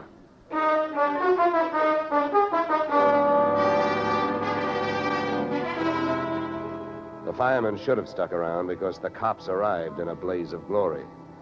It was a very high-class investigation, 2 lieutenants. Finally, after about an hour, the police photographer ran out of flash bulbs, the office of the deceased ran out of fingerprints, and the lieutenants ran out of questions. So the on-the-scene phase of the investigation was closed. At about 5 minutes of 11, I left the police packing up their notebooks, their clues, and the body, and went into the outer office. Susan looked like she could use a big, broad shoulder to weep on. But unfortunately, I was wearing my light gray suit. About then, a dark blue suit and a deep green voice entered the room from the corridor. There. There's a fellow out here says he belongs here. His name is Van Bruten. What do you think? His name is on the door you just opened. Oh. Well, now, my name happens to be Murphy, and it's on bids all over the country. But that don't mean I'm stuffed with feathers, does it? Well, never crossed tongues with an Irishman. All right, send him in, officer. All right, you can go in. There's a policeman out there. There's trouble here? I am Bramer van Bruten. Where is Mr. Perry? What? He is waiting for me, no? No. But my appointment... He's not keeping any. He's dead. Dead? This is not possible. Last night I saw him. He was well. What happened? He was hit by a buzz bomb. A buzz bomb? Oh, please. You mean there was foul play? Yes, it was very foul. Oh, please. I may sit down. My first visit in all these years since before the war. It was to be so happy. But now tragedy like this. He was a good man, a good partner. I understand that as of last night, you were no longer partners. Yeah. I am glad you mentioned that. I realize, of course, that it is indelicate to speak of such things as money at a time like this, but that is why I am here, to receive my payment. Just because Perry got his, there's no reason for you not getting yours, huh? Oh, but you misunderstand me. I am deeply grieved, but, well, since the transaction was consummated, what is there to do? A delay would be a needless waste of money. I have already paid for passage back to Antwerp tomorrow. Your check is here, Mr. Van Bruten. Oh. Here you are. Thank you. In all of my years of business, this is indeed the saddest moment. Yeah. Well, if I didn't have some work to do, I'd sit down with you, and we'd all have a good cry.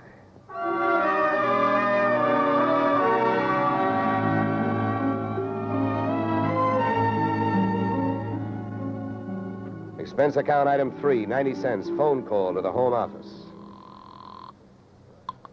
Mr. Gordon's office. Look, honey, this is Johnny Dollar. I want to speak to Mr. Gordon. While I'm telling him what I've got to tell him, maybe you'd better sit there in his lap with some smelling salts. I'm not that type of a secretary. Besides, he doesn't have a lap. Hello, Dollar. How are you making out? Out? About $100,000. What's that? Yeah. You know, you should have sent me earlier. Somebody turned Mr. Perry into a firecracker just after I got here. He's dead. Oh, that's bad news. Big policy. Yeah, what I want to know is, shall I stay on the case? Well, certainly, Dollar, by all means. Is there a chance of proving suicide? There's a non-payment clause. Yeah, to make this one a suicide, there'd have to be a Santa Claus. Nobody could hate himself enough to do it this way. What are the fraud possibilities? Fair, there's an estranged wife. She's the beneficiary, but she wouldn't have been in a couple of weeks. Divorce coming up. I'll start with her. All right, Dollar. Good luck. But watch those expenses. Why, Gordon, I'm surprised. I think an insurance man would be the first to want to see a fellow live a little.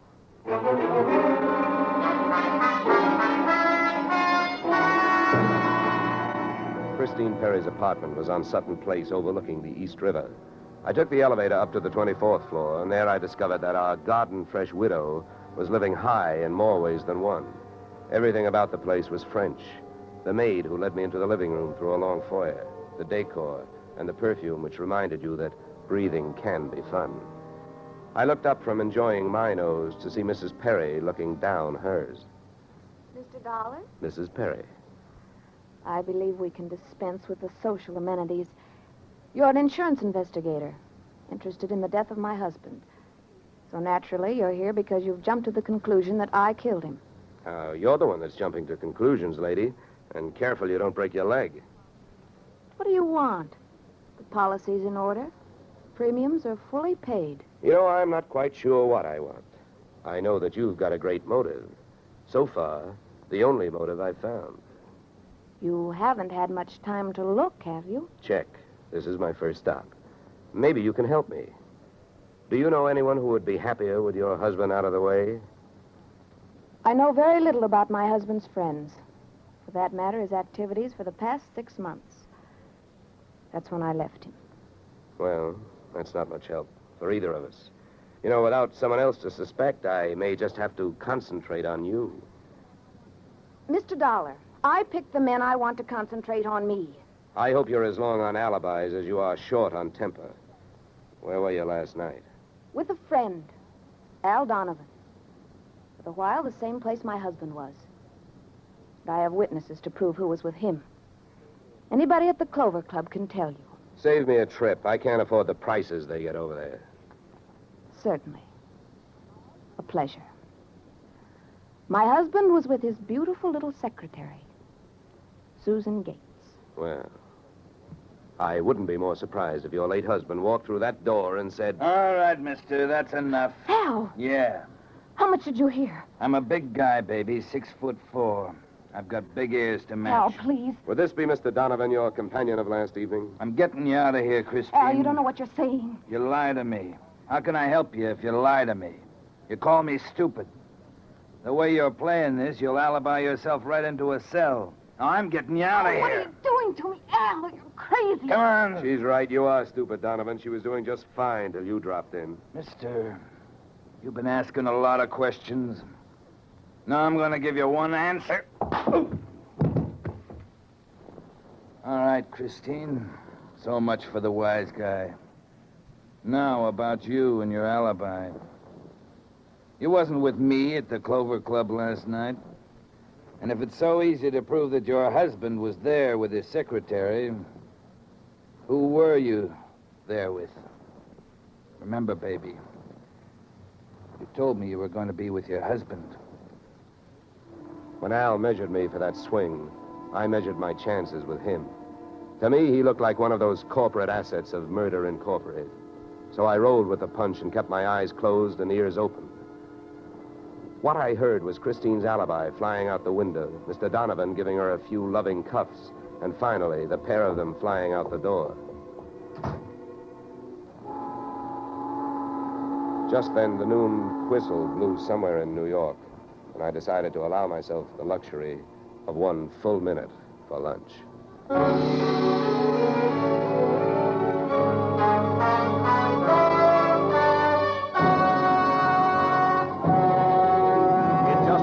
Return to the second act of Johnny Dollar. But first...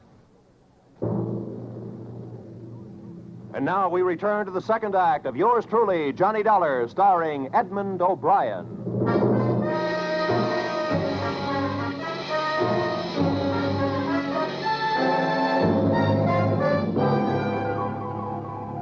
I spent the minute I took out for lunch eating a handful of Mrs. Perry's bonbons on the run. I hit the street just in time to see Donovan pushing Christine Perry into a cream-colored convertible. When they got rolling, I piled into an even yellower vehicle with a meter on it and started off crosstown playing tag through traffic. At 57th and Broadway, things got complicated. My cab was 3 cars behind them when a red light flashed them to a stop. Then the door of their car flew open, Christine dashed out across the street, and melted into the river of humanity flowing down into the subway. Since Al Donovan didn't follow her, I followed him. When he finally pulled to a stop, he took 2 chances.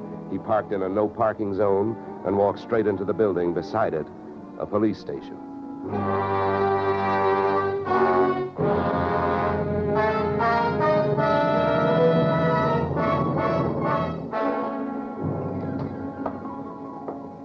This is Mr. Dollar, Lieutenant. He's been waiting for you. Well? My name is Johnny Dollar, Lieutenant. Here are my credentials. Insurance, huh? Yeah, the Perry murder in particular. You've come to the right place, Dollar. A man named Donovan just walked in here and made a full confession. He what? That's right. My clerk's just typing it up. In the meantime, the gentleman is down in the tank having a bite of lunch on the city. He confessed.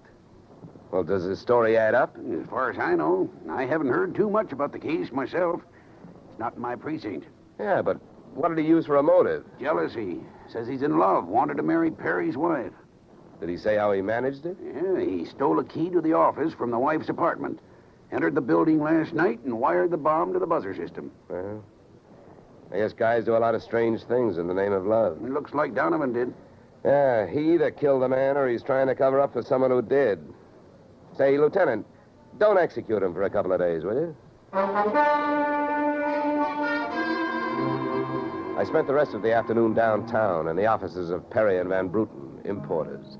The partners' correspondents told me two things. They had been extremely friendly, and Van Bruten was extremely bald. Perry had been sending him toupees from a famous Hollywood makeup firm. At 4:30, I got to the employment files, which rocked me with two minor explosions of their own.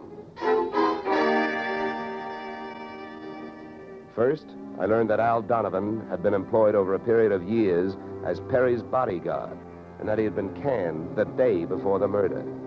That confession of his, which had been a little hard to swallow, was suddenly more digestible. On top of this came blast number 2. The employment application of Perry's secretary, Miss Susan Gates, informed me that during the war, she had worked in a munitions plant, her specialty, wiring bomb fuses. When Miss Susan Gates reached home at 8:30, she found a visitor, me. Oh. How did you get in here? Professional secret. Oh, you scared me. What do you want? Why did you come here this way? I wanted to bring you the good news. I heard on the radio that Al Donovan confessed to Perry's murder. Al?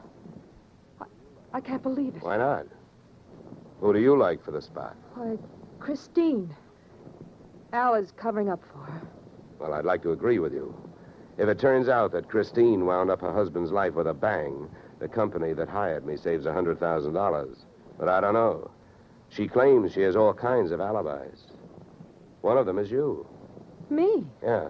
Did you see her at the Clover Club last night? Well, yes, Yeah. I know who you were with. Your boss. There's nothing wrong with that. No. I'm not preaching a sermon. I want to know who she was with. I don't know.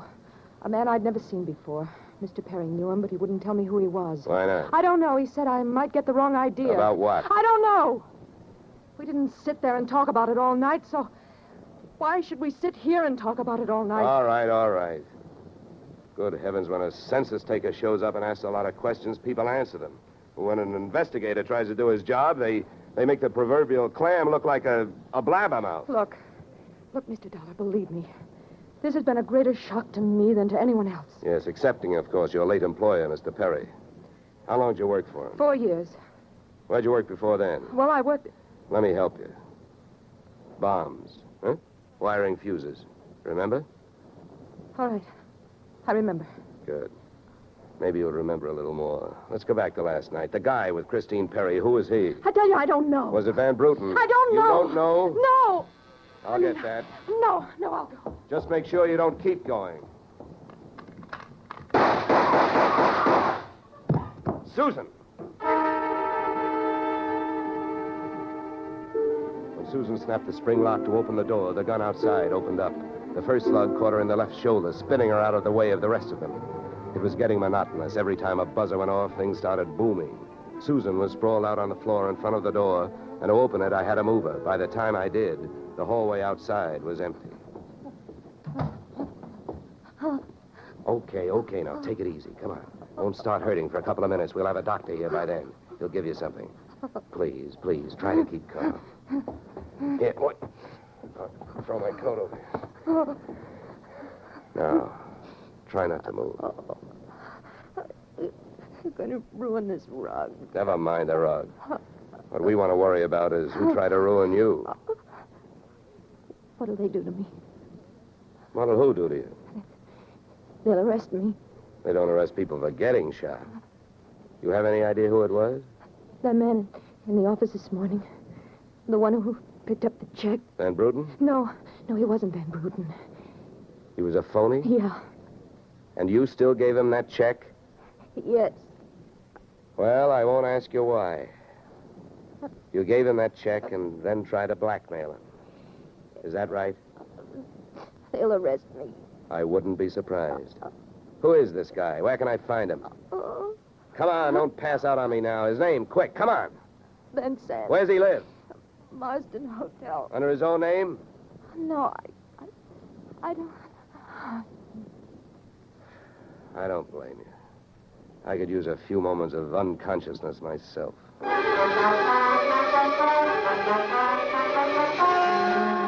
Marsden Hotel didn't have a Dutch name on the register, so I got a hold of the housekeeper and found out how many rooms her staff hadn't been able to make up all day because of no disturb signs on their doors, and then I went a-calling at those particular rooms. On the 9th floor, I wakened one old maid. On the 7th, I startled a bunch of poker players who thought they were being raided. And on the 4th, I struck the door of 427 and the jackpot. Who's there? Don't you see the sign? I do not wish to be disturbed. Sorry, I must have the wrong room. I started up the hall after the fire axe. When I got to it, I changed my mind. Out of the few things I learned about this guy, Van Sant, was that he loved to shoot people through doors. So I decided against trying to chop his down. Then I remembered the way those people came pouring out of those offices earlier in the day when they heard that fire alarm. So I picked up the little red hammer next to the big red fire axe, broke the little glass window, pulled the little brass hook, and set off a big brassy noise. And then I rushed back to 427. Fire! Fire! Hey, fire! Fire! There's the fire. Right here in my eyes, sweetheart. Why you come here, you wish you don't? Never mind the dresser. You're through shooting guns. What do you think, Van Sant? You want to try some more? You cannot make me stay here. It's a fire. We will all die. You'll look good barbecued, but I'll make a deal with you. You talk, and if I like what I hear, I'll show you how to get out of here alive. How I know this? You don't think I'm going to stay here and fry, do you? And if you don't start flapping that tongue in a hurry, I'll probably just tie you to a chair and run. So first, where is the real Van Bruten?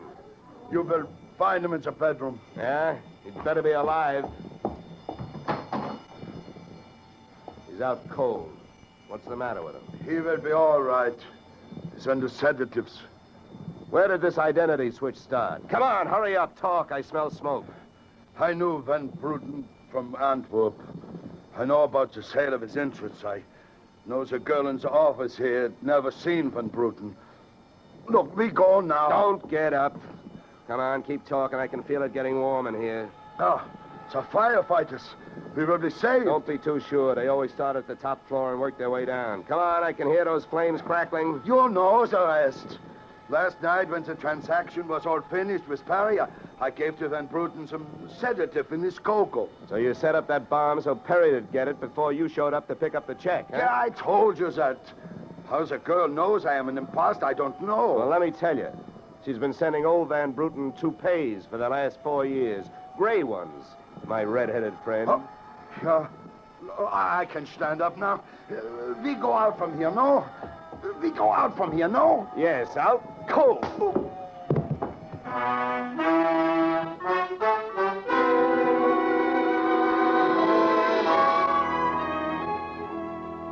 Expense account, item 4, $1.40. Night letter informing you that American Continental would have to meet payment of claim to Mrs. Christine Perry, innocent widow of the insured.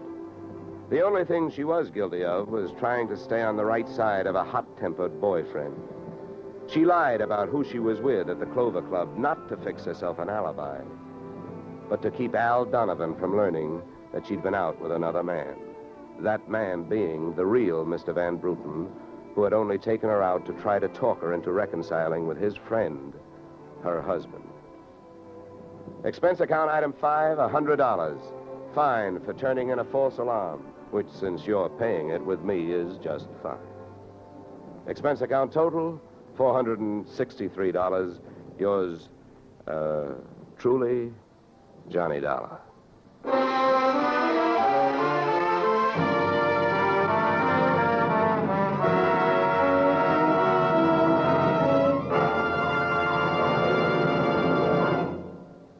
Yours truly, Johnny Dollar, stars Edmond O'Brien in the title role and is written by Paul Dudley and Gil Dowd, with music composed and conducted by Leith Stevens.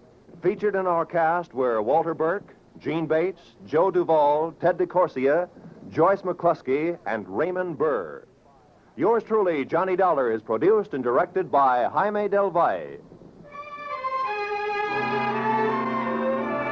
Beginning next week, we are moving to a new time and day, and we hope you'll join us on Tuesday evenings when Edmond O'Brien returns in another transcribed adventure of Yours truly, Johnny Dollar.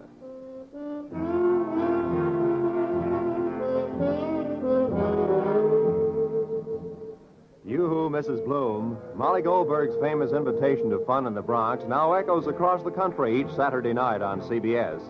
It's the same fine brand of comedy mixed with a tear now and then that's made Molly and her whole family, Jake, Sammy, Rosalie, and the others, favorites for many years. CBS invites you to hear the Goldbergs on most of these same CBS stations this Saturday and every Saturday. This is Roy Rowan speaking.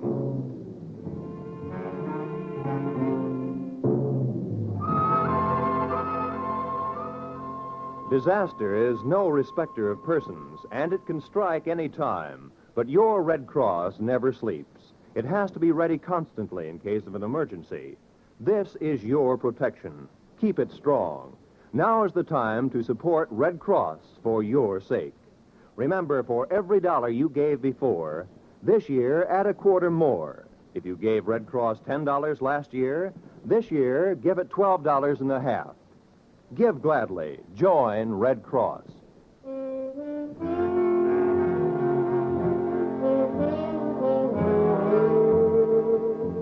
This is CBS, where yours truly, Johnny Dollar, meets adventure next Tuesday night, the Columbia Broadcasting System.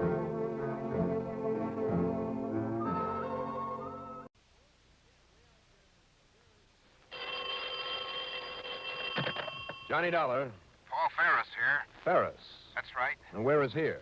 New York City. Oh, yeah, Worldwide Mutual Insurance. Right. Well, hi, Paul. I haven't talked to you since that little problem with Tony Valentine. Well, then you remember him. Are you kidding? When that little punk found out I was on his trail, he made a lot of big talk about getting me before I could get him. Yeah, I know, Johnny. When I finally that's turned him over to the police there in your fair city, he started making with the threats all over again. But as long as he's safely behind the bars now, he was, why worry Johnny, about him? What's the... What did you say? I said Tony Valentine was behind bars, but a few days ago, he and a con named Sandy Reinhardt broke out of that little upstate prison. No kidding. A couple of nights ago, they pulled a red light robbery on a dark side street right here in the middle of the city. Tony's old racket, huh? Yeah. And to top things off, they pulled a gun and killed the driver of the car they'd stopped. A man named Barton Osborne. Tony Valentine is not a killer. Well, one of them did it. Well, why call on me, Paul? Isn't this a police matter? Osborne is, or was, one of our policy holders. Oh, I see. A policy for close to $75,000. So when the heirs tell us to get on the ball, we get on the ball. Also, Johnny, since you know Valentine, you know his tricks, how to handle him. Okay. I'll see what I can do.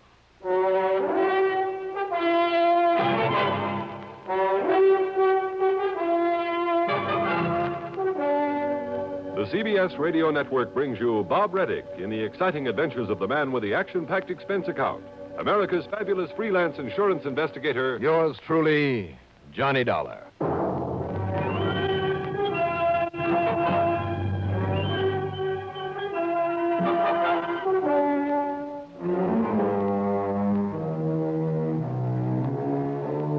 Expense account submitted by Special Investigator Johnny Dollar. The Worldwide Mutual Insurance Company, New York City office. Following is an account of expenses incurred during my investigation of the Two's a Crowd matter.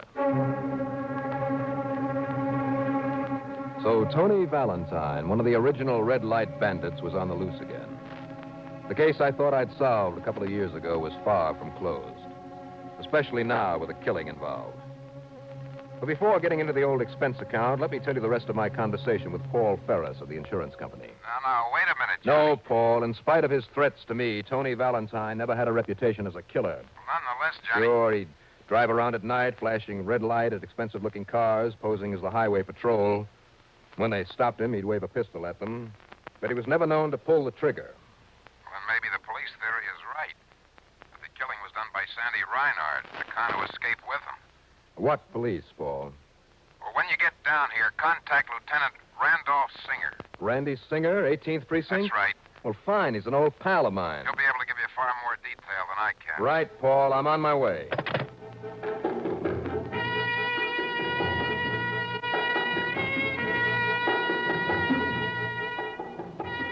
Expense account item 1, $8 plane fare to New York. Item 2, $6.50 cab fare into 18th Precinct Police Headquarters. And when I barged in on him, Lieutenant Randy Singer raised his hands in mock horror. Oh, no. No, not you again. Hi, Randy. You mind if I sit down? Well, I do if you're down here on account of Tony Valentine. How did you guess?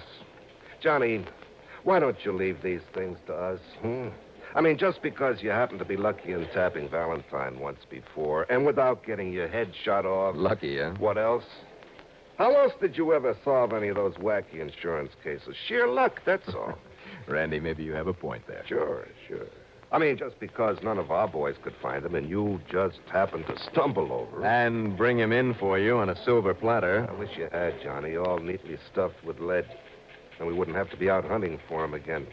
Only, Johnny, the one we really want bad is Sandy Reinert, because he did the killing. You sure of that? Absolutely. He's the one that had the gun that helped them engineer their escape out of the pen. I see. And one of my boys found that gun down a sewer near the scene of the holdup just a little while ago. Reinert's fingerprints all over it. No prints of Tony. Any leads on either of them, Randy? Well, a man answering Tony's description is known to have taken a plane to Oklahoma City within a few hours of the caper. A man of his description. Yeah. And when I showed this photo of Tony to the clerk at the airline, she was positive it was the same man. So I formally requested that a warrant and a copy of this be sent out there, so if they see him, they can pick it. Oh. Yeah, what is it, Conroy? Special for you, Lieutenant. Oh, okay, thanks. Now, let's see what this is. Now, wait a minute. You said Oklahoma. Yeah, that's right. Well, what's the matter with you, Randy? Plenty, but that's beside the point. No, listen, don't you remember that's where Tony was to go when I latched onto him before? Overton, Oklahoma. Overton? Oh, yeah. And I still think that's where he stashed a lot of the loot from some of his earlier jobs. Well, maybe I better get that out to him. I'll send him a full report. All right, you send him a report, Randy. And you can also tell him that's where they'll find me. You're going out to Oklahoma? Right. And I'm taking along this photo of Tony. Now, listen, Johnny. And if I'm lucky, if I make good plane connections, I'll be there by the time you mail your report. So, Randy... Will you wait? Now, look at this. Hmm? This note that Conroy... Yeah, just listen, huh, Johnny? Yeah? Sergeant Mike Thomason, detective detail at the station... Never heard of him. Well, you should have from your insurance company. Why? Because he's a nephew of that old man who was killed. Oh, so he stands to share in the old man's will, his insurance. Is that what you're getting at? Yeah. No, I don't know. That's beside the point. Is it? The point is that Mike doesn't know Sandy Reinert's the killer, that he's been picked up. Yes? Yeah, you see, right here in this special. Yeah, I see. And meantime, what has he done? He being Mike, the police sergeant. He being Mike, the police sergeant. Well? Taken a couple of weeks off, and he's gone out to Oklahoma. I mean, following that tip from the airline. Now, get this, Johnny. Mike is one of the deadliest shots on the force, and he's crazy mad about that murder. You mean that if he gets out there and finds Tony before I do... He'll kill him for sure. I mean that, Johnny. Mike's a good cop, but he's too worked up over this. And if he still thinks Tony may have killed that uncle of his... Well, go ahead. Go on out there. To save the life of the man I'm gunning for. Is that what you mean? Yeah.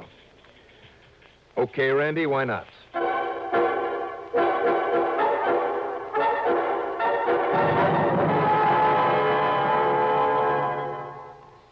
Hi, this is Dennis James to make a point about reliable, effective Kellogg's All Brand. Repeat after me, please.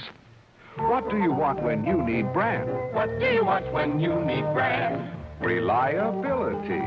Reliability. Now, what do you get in Kellogg's All Brand? What do you get in Kellogg's All Brand? Reliability. Right. You see, Kellogg's All Brand is the reliable brand that millions depend on for the effectiveness they want. It's the real Battle Creek formula that brings you more brand bulk in every serving. More of the vital brand bulk that helps you keep regular. Kellogg's All Brand is also low in calories and mighty pleasant tasting. You can trust Kellogg's for that. The crisp toasted shreds have the kind of good brand muffin flavor that most folks are partial to. So next time you're shopping, get Kellogg's All Brand, and you'll get reliability. That's what you get in Kellogg's All Brand. Reliability.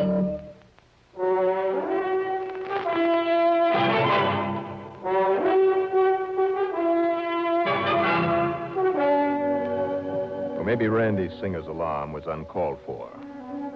All he had to do was get the Oklahoma City police on the phone, tell them to pick up Tony Valentine, to keep Sergeant Mike Thomason away from him, and then arrange for Tony's extradition back to New York.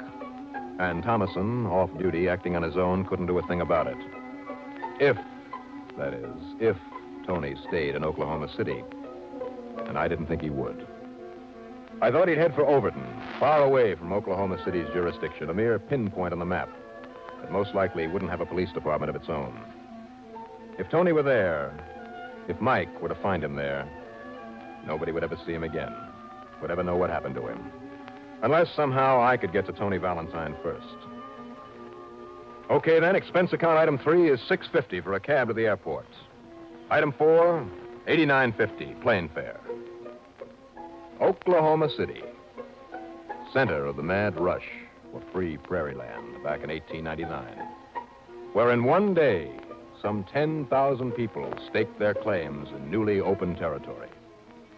Now, it's a clean, modern city of something over 300,000, with skyscrapers crowding its central business district, and oil and gas wells crowding in around its edges. A city of iron and steel plants, clothing, furniture factories, stockyards and meat packing, oil and cotton processing, electrical equipment, and the gamut of recreational and cultural facilities, country clubs and fine homes. But despite the change in time zone, it was late afternoon when the plane set down at Will Rogers Field. And there I spent item 5, $50 deposit on a rental car, and I tore on to town to police headquarters. No, Mr. Dollar. We haven't turned up a single lead on this Tony Valentine. I suspect he must have just passed on through. Okay. Now, Captain, did you yourself talk to Lieutenant Singer of the New York Police Department? Yep. He told me about Mike Thomason. Sergeant Thomason. Has he been here? Have you seen him? Mr. Dollar, he spent 2 solid days combing this town for Tony Valentine. And? Well, he's acting kind of unofficially, isn't he? He sure is. I suppose you can't exactly blame him. His own uncle getting murdered. And, of course, his not knowing it wasn't Valentine who did it. Well, what about Mike? Well, let's see, about 15, 20 minutes ago, he came in and told me that he was giving up around here. But that he had some other ideas on Valentine's possible whereabouts. Oh? Mm-hmm. And that he was leaving town to follow him up. Leaving for where? Well, that he wouldn't say. Oh, fine. Except that it's way outside our bailiwick. That if any other authorities needed to be notified, he'd take care of such notification himself. Captain, how do I get to the town of Overton? Overton? A town? Well? There's a kind of a railroad siding. Maybe a couple of sleeping cars for a section gang. And where? Maybe an oil loading rig and a water tank. Where? Oh, I'd say it's about 75, maybe 80 miles north and west of here. Okay. There's an old abandoned oil well there, too, and a shack to go with it. Yeah, well, thanks. Bleeding Heart number 1, they called it. What did you say? I said they called it... Bleeding Heart. A Valentine. And his name is Tony Valentine. You mean you think No wonder he picked it as a place to stash away some of his loot. Or maybe it was owned by his family. All right, Captain, thank you very much. You think maybe his folks own that well? Something like that? I'm thinking a lot of things. I headed north on 74, driving as fast as I dared. And then, a few miles after crossing the Cimarron River, I swung left onto a dirt road that was hard to navigate even with good headlights.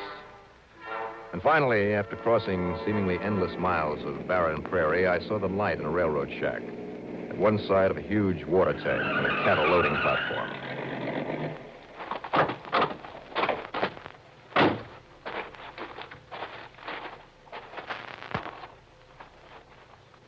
I looked through the window.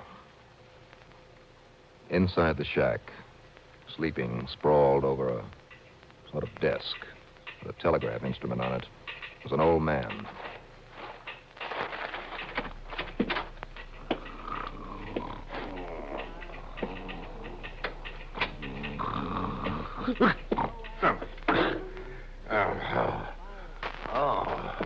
Good evening. Howdy. Listen, I'm looking for a man. The police or something? Would you like to see my credentials? Well, better no, still, look at this picture. Oh. On the bottom here, it says New York Police That's Department. right. Well, have you seen this man around here? Well, yes, I have, son. When? Where is he now? Well, I seen him just about sundown, heading over towards the old Bleeding Heart number 1. Where's that? Why anybody should want to monkey around that Where is place, just follow that road alongside the tracks for about 2 miles, and there you are. All right. Now listen to me and listen carefully. Yes, sir. Has there been anybody else around here asking about this fellow in the picture? No, sir, not that I know about. Now, you're sure of that? Well, that I am, sir. Okay. Now, there is another man looking for him. And he may come around here tonight. Watch out for him. He's a killer. Killer? That's right. Now, he may show you credentials that look as though he's from the New York Police Department. Don't you believe him? Oh, you mean he's what you call a phony? Now, you understand me? Don't believe anything he tells you. Oh, okay, son. And above all, do not, under any circumstances, let him know that you've seen the man in this picture around here. Well, now, look here. Unless mister, you want to be a party to a murder. Okay, son. I'll do anything you say. All right. Now, I'm going out there, and You're not going anywhere. Look, he's got a gun. That's right. Either you make a move, I pull the trigger.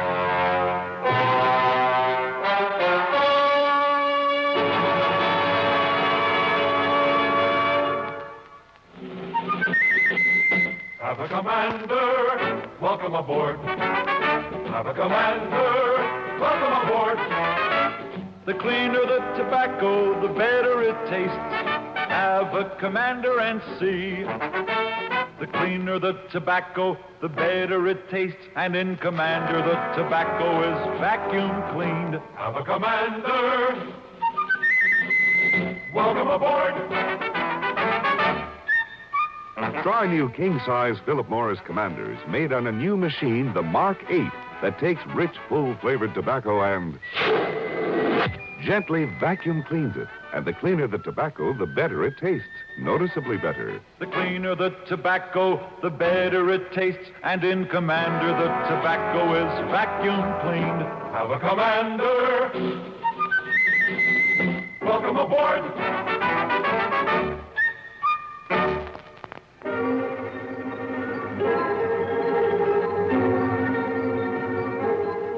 it was pretty obvious that the man standing there at the door, covering us for the police 38, was not Tony Valentine.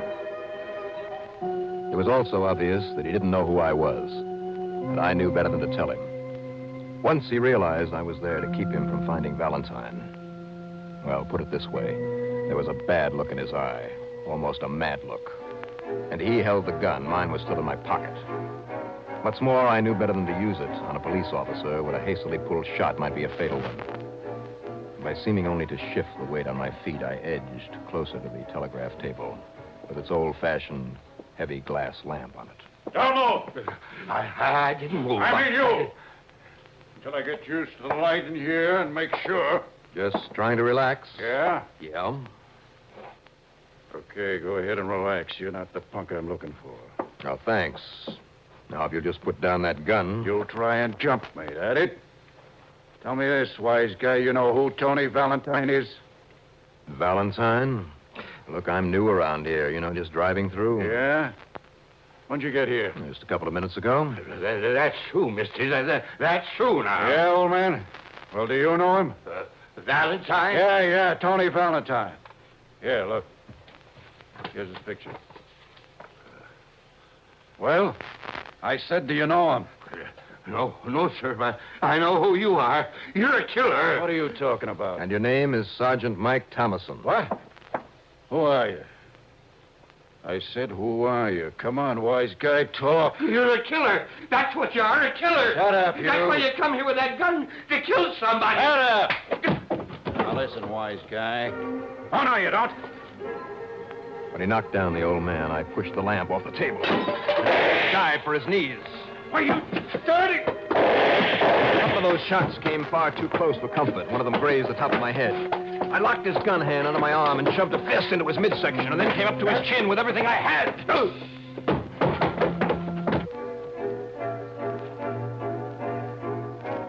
After making sure the old man would recover, I got into my car and I drove out the road beside the railroad tracks. Thanks to the moonlight, I could see the oil derrick for the Bleeding Heart #1 and the shack beside it in plenty of time. So I turned off the headlights and I drove cautiously to within about 500 yards of it. I ditched the car in a gully and then quietly went the rest of the way on foot. The little building was nothing more than a tool shed, and there was a lantern burning somewhere inside. Peering in through a dirty window, I could see Tony Valentine. He was on his knees, replacing a plank on the floor. And beside him was an open bag, and it was loaded with money. Slowly, carefully, I pulled out my gun, edged my way around to the door, and then kicked it open. $1! That's right, Tony. So this is where you hid away all your loot, huh? Johnny Dollar. Guess I should have known you'd be after me again. Yeah, you should have known. Got a gun? You know I never use no gun. All right now, Tony. And listen, Dollar. Listen about that killing back in New York. I know, Tony. I know all about it. Yeah, what do you know? I know Sandy Reinhardt did it. That's right. And the cops have nabbed him for it. And I'm clean. And I'm all right. You are? Well, sure, Dollar. Look, don't you see? I was afraid they'd catch me and burn me for it. That's the reason I come out here. Get everything I had so I could skip the country. Not a chance. What do you mean, not a chance? Think I'm going to give up easy and go back to New York with you just because you're holding a gun on me? You've got a choice. Oh, yeah? What is it? Go on back with me and without any trouble. Or I can leave you up to Mike Thomason. So who's Mike? Thomason. That killer cop? That's right. That man was his uncle. He thinks you killed him. But I didn't. Nothing you or I can tell him will ever convince him otherwise. And he's out here, Tony, gunning for you. I don't believe it. So you have your choice. Go back with me and take whatever they hand you for the jailbreak and holdup, or be shot down by Mike Thomason. You're lying. You're trying to trick me. I knocked him out over at the railroad shack, but not for long, so we haven't much time. As a matter of fact, we haven't any time. The car out there. That is Mike Thomason. Look, you got a gun. You got to stop him, Dollar. Do I? Look, you can see him in the moonlight. With that gun, you can nail him. Would you like to be the cop killer? Oh, no. Dollar, he'll come in here and kill me. At this point, he might try to kill both of us. Well, what'll we do? He's coming over All right, here. Now shut up, Tony, and be quiet. He'll know I'm in here with you. Unless you kill him first. I told you, who wants to be a cop killer? But I want to live. Well, so do I. If I could reach that lantern, knock it off the table onto this oil-soaked floor without him seeing Okay, Valentine. I know you're in there. Come on out here with your hands up. Answer him. No, I'd do that. You'd kill me. That's right. Maybe I would. Now the lantern. What are you doing with that lantern? It's setting the place on fire. Now the joint's on fire. So now you've got a choice. You stay in there and burn up with it, or come out here and take a bullet. Either way, Valentine, you're going to pay for killing that man back in New York. Now, Tony, listen to me. He doesn't know I'm here. Dollar. Go over there in that doorway. No, listen. Now, let him see you. Go ahead, He won't pull that trigger unless you try to make a break for it. But there's fire As in here. long as he sees you, he won't see me go out through that back window. I hope. But there's fire, there's smoke. Get over there where he can see you. He'll kill me. There's fire. Knowing there wasn't a second to waste because of that fire, I plunged through the window into the night. I ran wide of the shed to get around in back of Mike, hoping and praying his whole attention would be on Tony inside. And it was until I tore into him with a flying tackle. You again. It's all right, Mike.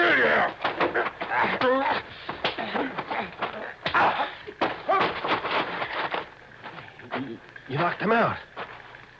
Hey, you're okay, Dollar. Sure, I know. And, Dollar, here, I guess you better keep his gun. Oh? Well, thanks, Tony. And you think maybe me and you better start on back to New York? Before he comes to?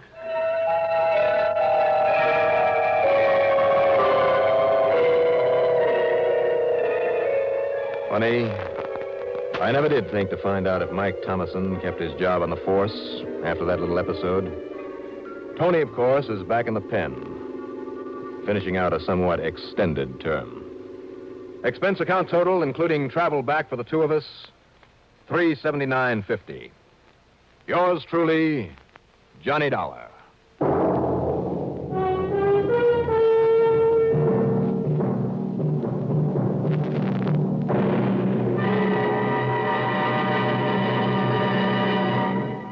Now, here is our star to tell you about next week's story. Well, next week, strange vengeance for an even stranger crime. Join us, won't you? Yours truly, Johnny Dollar.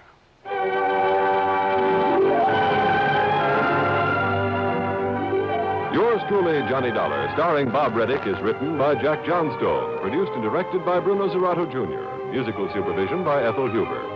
Heard in our cast were Bill Lipton as Tony Valentine, Larry Haynes as Randy Singer, Roger DeKoven as Mike Thomason, Arthur Cole as the old man, Mandel Kramer as the police captain, and Joseph Julian as Paul Paris. Be sure to join us next week, same time and station, for another exciting story of Yours truly, Johnny Dollar. This is Art Hanna speaking. This is the CBS Radio Network. It's time now for Edmond O'Brien as Johnny Dollar. Hello, Dollar. This is Carter down at Tri-State Insurance. Yeah, I've heard of it. How are you, Bill? Fair. Listen, we have a vice president down here who has an idiot cousin selling insurance for us in New York City. Well, he's done it again.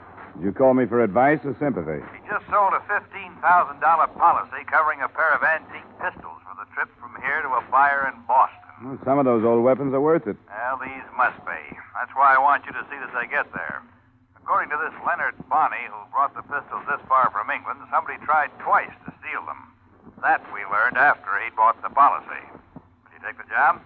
Okay, Bill. And when can I talk to this Bonnie? He's at the doctor's, but he'll be back in my office in an hour. Doctor's? Yeah.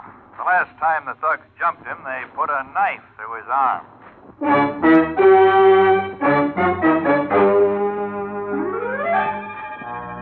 Edmond O'Brien in a transcribed adventure of the man with the action-packed expense account. America's fabulous freelance insurance investigator. Yours truly, Johnny Dollar.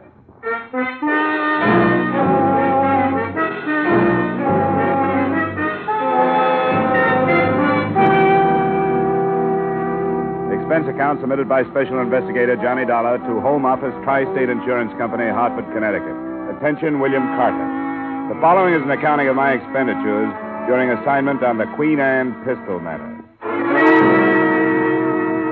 Expense account item 1, $1.75 cab fare from my apartment to your office, where I was introduced to Leonard Bonney, a tallish, badly proportioned man whose pasty complexion was just a shade darker than the sling that supported his left arm. Well, it's a pleasure, Mr. Dollar, a pleasure. Thanks. You've had a pretty rough go of it. That's right. And it's the truth that I'm glad to see somebody else taking the responsibility. You might tell Mr. Dollar about these attacks on you. Oh, yeah, I'd be happy to, Mr. Carter. The first time was in Liverpool before I boarded ship to come across. They came out from between two buildings near the wharf, 3 of them. They handed me a whack on the bean, and that's the truth. And before they could lay another hand on me, I raced off. Did you have the pistols with you? Oh, no. And I didn't have them in New York when another gang attacked me. They almost killed me with that knife. The pistols are here, Dollar. Would you like to see them? Yeah, I would. Here, I'll open the case. The box he opened was leather-bound and satin-lined. 2 pistols nestled in it, graceful flintlocks with 10-inch forged barrels, upon which were engraved a coronet and a name so faint that I couldn't make it out. They're from the 18th century. They're worth £10,000 as a collector's item. Where do they go? Oh, to an antique gun shop at 272 Medford Street in Boston. The proprietor's name is Arthur Worthing. He's a British chap. He wears spectacles. You'll recognize him. Will you be coming with me? Me? I don't think no. I've had enough. I'll stay here and wait word from Mr. Carter that the pistols have got there safe. Oh, no. I've had enough.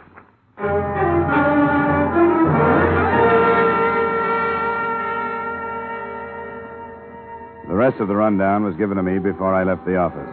Leonard Bonney had been hired as a messenger by the seller in London, who had explained the value of the guns, but had not mentioned any potential danger of attempted theft. With that information and the pistol case tucked into a corner of my luggage, I made arrangements to leave, Expense account, item 2, $9.75 airfare and incidental expenses between Hartford and Boston.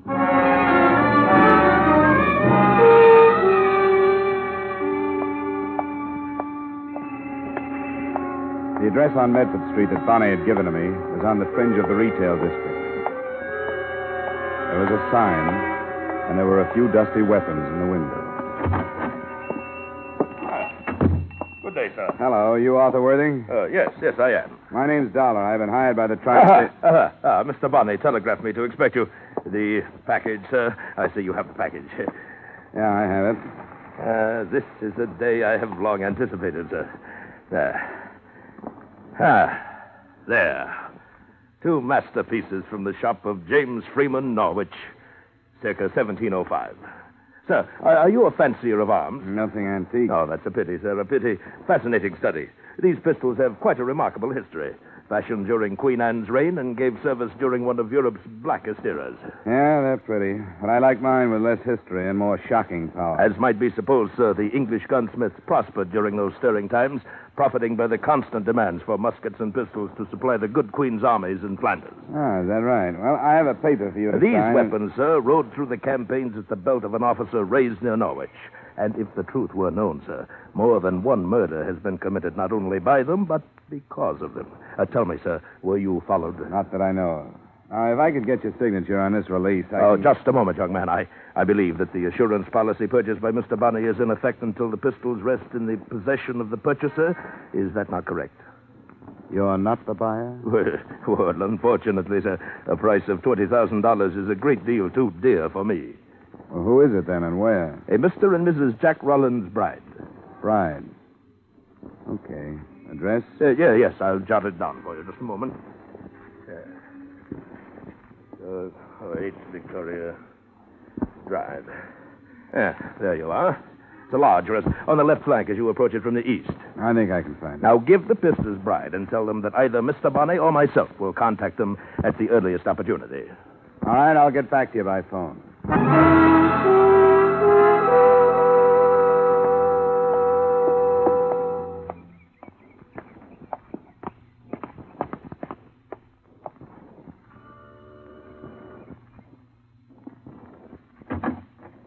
Good afternoon, sir. I have a package to deliver to either Mr. or Mrs. Bride. Are they at home? Yes, sir. I'll take it to them. Well, my instructions are to give it to them personally. Who is it, Dean? A gentleman with a parcel for you, madam.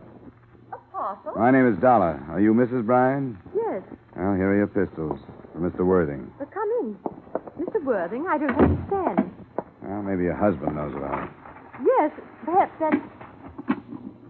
Oh! Oh, no! Madam! What's the matter? You can't. You can't. What's the matter, Mrs. Bride? Well, oh, heavens, Estelle, what's the trouble? Who is this man? What's it? Oh. Take Mrs. Bride to her room, Dean. No, Jack. I want to know. What does it mean, Jack? What does it mean? Be quiet, Estelle. I'll take care of this. Come along, Mrs. Bride. I'll help you to your room and get you a bromide. Now, what do you want? No, I don't want anything but your signature on this paper, acknowledging your receipt of the pistols described therein. You'll get no signature from me. Here, let me see that. Hey, watch it, will you? Leonard Bonney. He's here in America. That's what he said his name was. I brought the pistols from Hartford to a man named Arthur Worthing. He sent me to you. Who's Arthur Worthing? I took it that you knew one another. He's a dealer in antique weapons. Yes, of course. Get out of here. Take this fake form and take your pistols. Go back to your Mr. Worthing. Your bluff won't work. Now, listen to me. I don't believe that Bonney is here. I don't think he's still alive. Now, get out of here! I didn't bother to argue with him because, as far as I could see then, he was either terrified, crazy, or both. With the pistols, I took the shortest route back to Arthur Worthing's gun shop on Medford Street.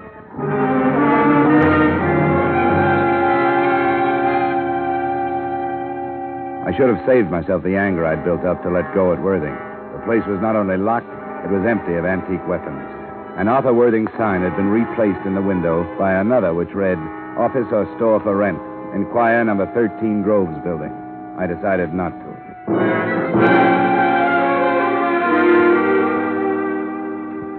Expense account item 3, 70 cents. Day letter to Tri-State reporting my lack of progress. And expense account item 4, same as item 2, transportation back to Hartford. My phone was ringing when I unlocked the door of my apartment at 10 that night. Johnny Dollar. Bill Carter, Johnny. Did I interrupt something? Yeah, I just got in. Just came through the door. That's crazy business in Boston. What do you make of it? Well, the man called it blackmail, so I guess that's what it is. But what reason there was for using me, I don't get. Unless they figured Bride would get violent. I've been trying to reach that Bonnie. He left a phone number. Huh. What'd you get, the city pound? No, some woman with an accent so thick we can't understand each Well, other. forget it. Bonnie just made it up. He was lying in his teeth about everything. Do you have the pistols? Yeah, but not for long. I'm bringing them down to your vault in the morning. Good. Stop by my office. Aren't you curious about this thing? No, not even intrigued. I don't want any part of it. That was only half true. I didn't want any part of it, but I was intrigued. Later, after a shower and over a highball, I took the pistols out of their case and looked them over. Except for the possibility that they were the tools of blackmail, I could find nothing to make them worth $20,000. But under a strong light, I did make out the name engraved on the barrel that I hadn't been able to read before. It was Bride, as in Mr. and Mrs. Jack Rowland's Bride. And the date behind it was 1704. I wondered what there was about something out of the 18th century that could send a 20th century woman into hysterics.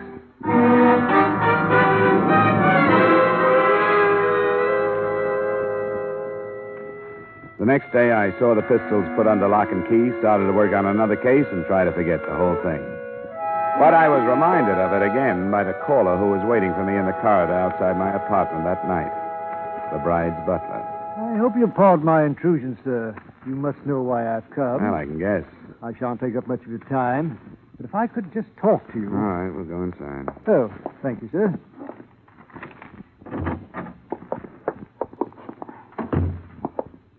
Sit down. I'll stand, sir. Could you possibly give me the pistols, Mr. Dollar? No. But why not, sir? Well, the main reason is I don't have them. Bride didn't seem to want them when I tried to give them to him. Oh, but he did, sir. If he'd balked putting his signature on the form which described them, it would have become an admission that he had received them. What's he afraid of? I couldn't say, sir. He told me that he wouldn't be able to answer for the consequences if I failed to bring them back. What does that mean? Mr. Bride is a very violent and sudden man. Look, I'm through with the case. I turned the guns back to the company that insured them, and he can get them by going down there and signing that release. I beg of you, sir, get them tomorrow morning and give them to me. I can't. Possibly because they aren't there. It felt like a beastie. Then I got a look at the vial in his hand and the needle. His expressionless face watching me became diffused and was streaked with flashes of red. I tried to reach for the face, but it swirled away and out of sight. I took one stumbling step after it. That was the best I could do.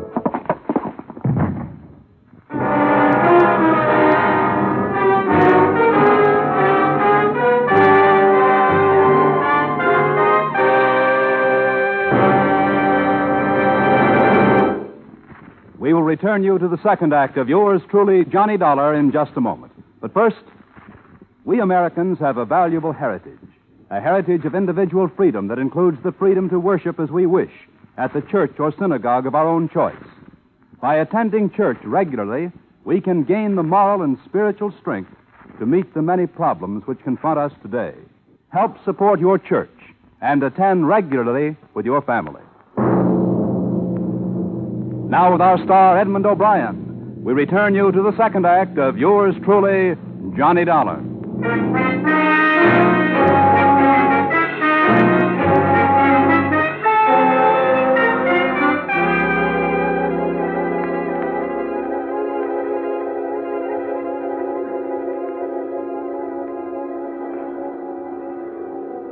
Come on now, Letty.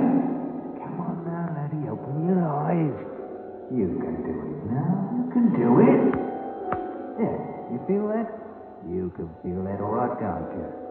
Come on now. You're all better now, aren't you? Now, hold on now. Don't slip away again. Wake up. There, that's better. I'm Mr. Bonnie, remember me? Darling, none of that. You're all right. I'll put you on your bed. You're in your flat. Well, Where'd you come from? Oh, it's a good thing I came from somewhere. Oh. I've been playing touch and go with you since 6 o'clock. First you'd come to, and then you'd go again. Which time? What time is it? Past 9. Yeah, you drink some of this. I looked for some tea, but I couldn't find any. I'm not too handy at making coffee. Oh. Is that hot enough? Yeah. Oh, now, what happened to you? I don't know. Dope. He jabbed me in the arm. Who was he? Bride? Oh, come on, leave me alone, will you? Oh, no, you don't. I've had enough of this. You stay awake. Come on now.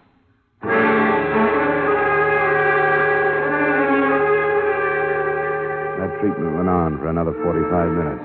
That and the coffee. From the bed, I could see that my apartment had been torn to pieces. I was too sick to be angry about it. When I could sit up and put my feet on the floor, I realized without surprise that Bonnie's arm was no longer in a sling. In fact, there was a Webley automatic in his hand. Oh, that. Well, the surgeon said I wouldn't need the sling anymore. Oh, you are a lying... Now, stand up now. Come on. Did he get those pistols? Who? Bride.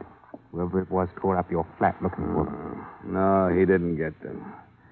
And you aren't going to get them either. Oh, yeah, now, you got an head on your shoulders. You use it. Where are they? You'll have to do more than wave that automatic around to get them. They're in a vault downtown. What do you want? A share for yourself? Look, it was your idea to insure those things. Bride wouldn't receive them, and the company wants to protect them until he does. You must have known that. Why did you insure them? Well, it was Worthing's plan. I told him it was too tricky. You're in a fine mess now. I've got to take you to him. Why? I can't do anything. Don't you ask so many questions. You just come along.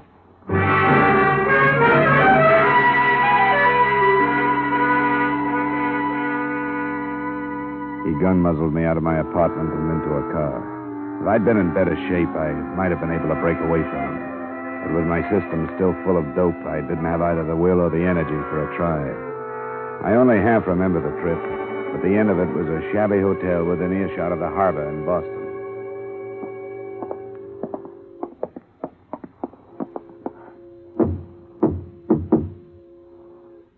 It's Bonnie. I've brought Mr. Dollar. Capital, Bonnie. Capital. Come in. You're white as a ghost, Mr. Dollar. Are you ill? Yeah, and you don't help. They put a needle into him trying to get the pistol. Oh, what a pity. What a pity. Sit down, sir. Sit down, please, by all means. Did they get them? Well, he says no, and if he's telling the truth, we're in a mess. In a mess, Bonnie? He says the pistols are locked up at the insurance company in Hartford. Well, now, is that the truth? I don't see why that should be hard to believe. Now, what do you say to that? I told you it wouldn't work. You and your complicated plans. Now we've lost the whole thing. Nonsense, Bonnie, nonsense. Why, actually, the pistols are of no consequence whatsoever. Well, they were important right enough in London when we talked about coming here with them. Of course they were, Bonnie, but now they've served their purpose. The brides have seen them. You have spoken to them on the phone. It only remains for you to collect the money. The end of the past, Bonnie. Well, I think we need them. Well, Mr. Dollar, it suddenly occurs to me that I have spilled the beans, as you Yank so quaintly put it. I've told you the truth. I don't want to know the truth. Why don't you keep quiet, Worthing? That's a good idea. Until I get out of here anyway. Bonnie, stop him. Look, I have no place in this. Just leave me alone. Bonnie, stop him, or everything is lost. All right, me bucko, come on back. God, get away from me. Come on now. You don't feel so good. I hate to make you feel... Well! Yeah. That's right now. Back in the chair. What do you want? You want me to know what's going on? I do. Blackmail. Yes, of the grossest sort, sir. We shall be handsomely paid by the brides to keep secret a 2-year-old murder of which they are guilty. I don't care. Why don't you keep quiet, Worthing? Well, Mr. Dollar? If you expect me to be surprised, I'll have to disappoint you. What else could it be? But why were you stupid enough to think that he'd sign that release? Yes, I shall have to admit that my sights were too high. But a signed admission... It was such a devilishly clever scheme, I was forced to have a try at it. And why keep me involved in it? Because you are a witness, so to speak. Now, be patient, sir. After being dragged into the lives of people I don't know and don't want to know, after being drugged and knocked around by your gunmen? Enough of that. And now, Bonnie, the hour to strike has come. I will meet the brides. Here. Oh, by the way, let me have your Webley. Well, what about me? You, at the same time, will be at the bride residence waiting for them to return and make the initial payment of our $20,000. The contest is won, Bonnie. I hope you're right, Worthing. It's been a long one. Yes, it has. A splendid quest.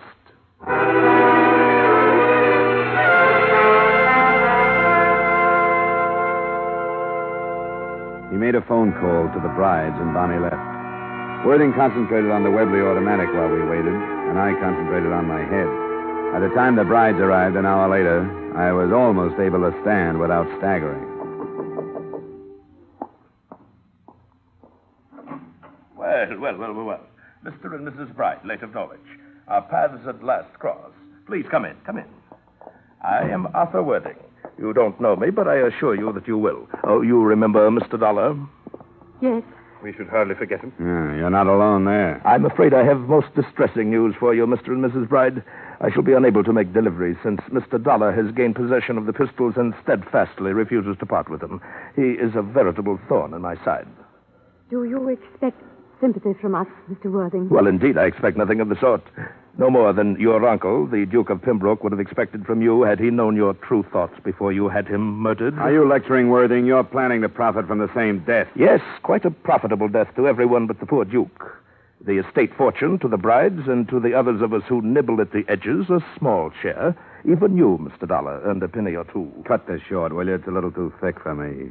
Well, Mr. and Mrs. Bride, you both understand the terms that Leonard Barney and I have decided upon. We, in turn, agree to maintain complete silence in regard to your part in the murder of the Duke of Pembroke between 6 and 7 p.m., 8 October 1948, at which time, according to knowledge shared by us, a killer hired by yourselves did shoot said Duke to death. How can we be sure if, as you tell us, Dollar refuses to give up the pistols? Mr. Dollar? Leave me out of this. An unfortunate situation, but one of minor importance. The theft of the pistols has become, according to your plans, the generally accepted motive for the murder, in view of their extreme value, and since they did indeed disappear. But who? Who would correlate them to the true story? Oh, Jack, we could never be sure. Quiet as still. My word will be kept. But Bonnie, I readily admit I do not know. The proof of your guilt lies with him, and he may decide that he needs more money one day. But the negotiation's at hand. The cost to you, $20,000.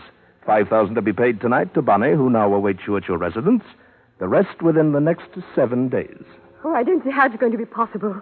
Oh, come now. Surely, rather than sacrifice the gracious life the Duke's fortune is affording you. I don't know. The time is so short. We'll manage it still. There must be a way. We have the 5,000. Bonnie will be waiting for you. Now Mr. Dollar has heard the story. What good is buying your silence when first he knows and then someone else knows and someone else... I can't stand it! In heaven's name, Bride, do you want the police to descend upon us? Then we all would be lost. All but Leonard Bonnie. I'm going to the police. I want them to know. Stop it, Estelle. Take her now and go meet Bonnie. Come along, Estelle. We go home. Convince her, Bride, that there is no reason to fear Dollar's knowledge.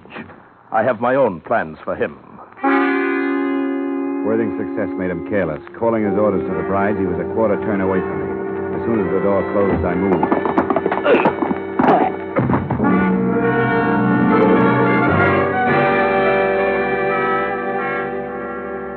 As far as I was concerned, it was a toss-up between being a good citizen and phoning the police or using my head and leaving.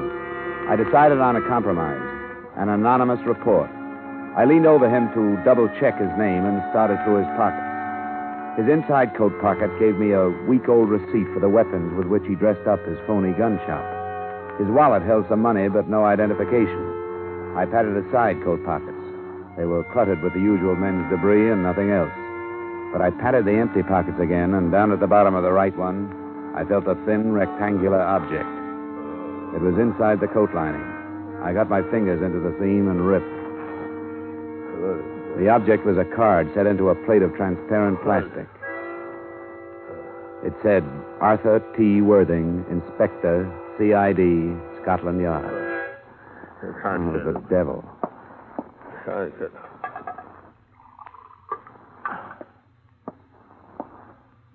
Hey, Inspector Worthing. I say that was rather Here, try some of this. Thank you.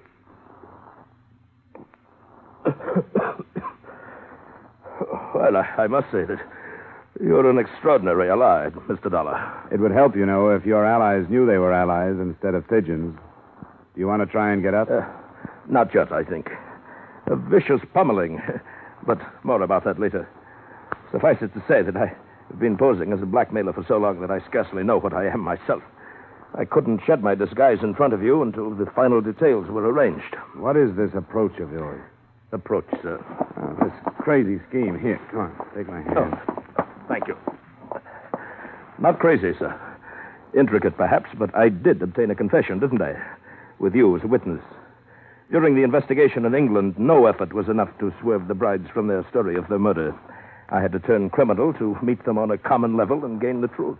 And did you have in mind stopping the brides before they commit another murder or after? That's an odd question, sir. Oh, no, not since this is making sense. Not since you baited Bride with the idea that Bonnie was the only one that could prove them guilty of murder. Impeccable truth, Mr. Dollar, since it was Bonnie they hired to commit their crime. If the brides were apprehended at the scene immediately after they had murdered that miserable little cutthroat known as Bonnie, well, then, they'd be hard-pressed to find a valid reason for not confessing to the original murder of the Duke, would they not now? I think you softened the wife up to the point where she'd spill. Yes, by Jove, I believe you've hit the nail squarely on the head. We'll phone the police to go there. I think you hit the same nail on the head when you palled up with Bonnie and talked him into coming over here with blackmail in mind. Yes, you're right. This has been a personal matter. The Duke of Pembroke was my friend. As I said, nothing could be done in England, so here I am. Unofficially, of course. I suggest now that I phone the police, don't you?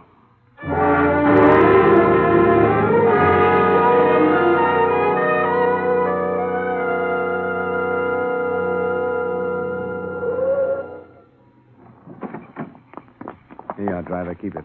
Thank you, sir. And good night, you. Good night, young man. Well, no sign of the police, Dollar. They'll arrive quietly. We'd better get up to the house. We dropped our cab a few yards down from the Bride address. When we got there, we took the driveway. There was a light in a room I'd spotted the last time I was there, a library. We angled off toward it, but before we reached it, a look I tossed over my shoulder stopped me. Behind us in the street, I could see a swarm of uniformed figures slipping silently toward us. They were close, but not close enough.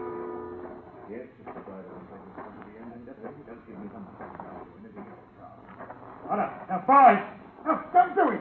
Look, I'll give it up. I'll go back to England. You'll never be bothered by me. Talbot, take 3 men and cover the rear. All right, come on, you guys. Let's go this way.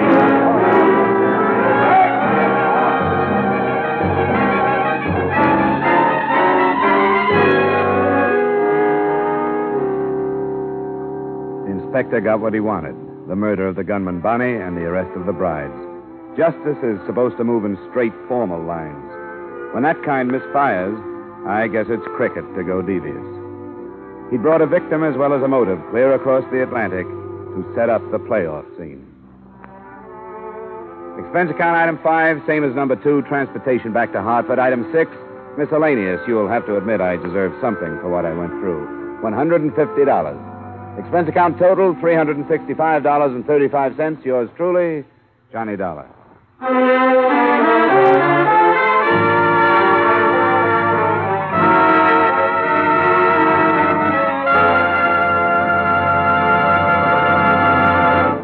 Yours truly, Johnny Dollar, stars Edmond O'Brien in the title role and is written by Gil Dowd with music by Wilbur Hatch.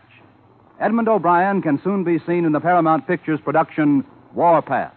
Featured in tonight's cast were Ben Wright, Bill Conrad, Dick Ryan, Jeanette Nolan, Dan O'Herlihy, and Tyler McVeigh. Yours truly, Johnny Dollar, is transcribed in Hollywood by Jaime Del Valle. This is Bob Lamond inviting you to join us next week at this time when we will again bring you Edmond O'Brien as... Yours truly, Johnny Dollar.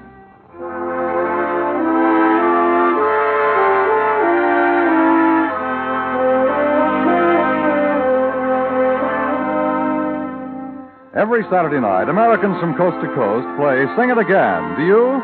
Well, if you don't know the fun and excitement you're missing. Not to mention radio's largest cash award if you can name the Phantom Voice. There's music on Sing It Again. Music with Alan Vale, Bob Howard, Judy Lynn, the Riddlers, Ray Block and his orchestra. There are contestants from all over America, phoned by Dan Seymour. And there are prizes. Prizes galore, plus that special jackpot prize we mentioned earlier. So stay at home. Play at home on Saturday nights when over many of these same CBS stations, Dan Seymour says it's Sing It Again. Stay tuned now for Von Monroe's Caravan, which follows immediately on most of these same CBS stations.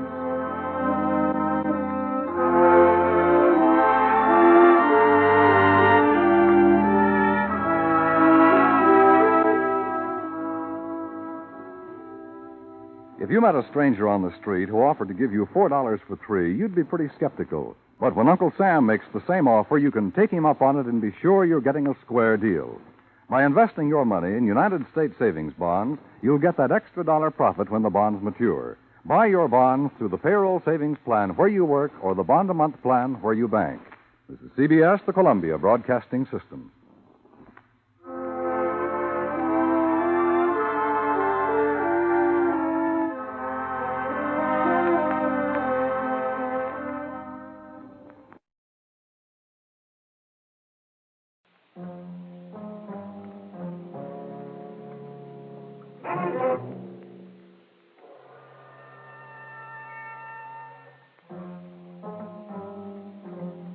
The Columbia Broadcasting System presents yours truly, Johnny Dollar.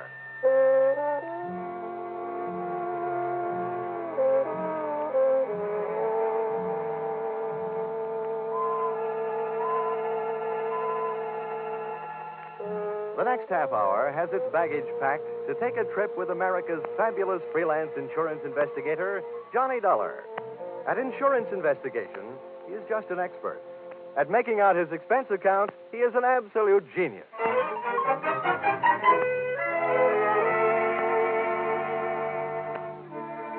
Expense account submitted by investigator Johnny Dollar to Home Office, East Coast Underwriters, Terminal Building, Hartford, Connecticut. The following is an accounting of my expenditures in the investigation regarding the Parakoff policy for your company. Expense account item 1. Plane fare to Benton, Ohio, $40.04. Item 2, plane fare Benton back to Hartford, $40.04. Explanation, purchase 2 one-way tickets. Because of the type of case I'm usually assigned, I never press my luck by buying round trips. This time I was almost right.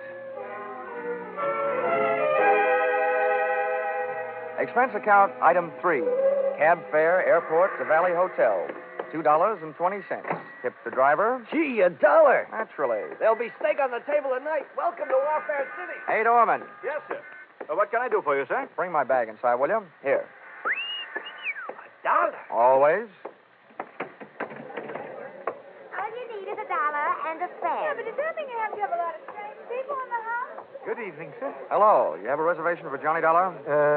Oh, yes. Mr. Dollar's in his room. He checked in about 8 o'clock. Huh? Oh, I guess I ain't the man I used to be. What room is he in? Oh, sorry, sir. I'm not permitted to tell you that. I can phone him. Oh, no, never mind. Let me have one of those envelopes, will you? I'd like to leave my card for this Mr. Dollar. Yes, sir. Here you are. Thanks. Here, just pop this in his box. The clerk popped the envelope into box number 207, and I popped myself into an elevator going up to room 207. I'd come to Benton to investigate a murder, and in just a matter of minutes, I found myself ready to commit one.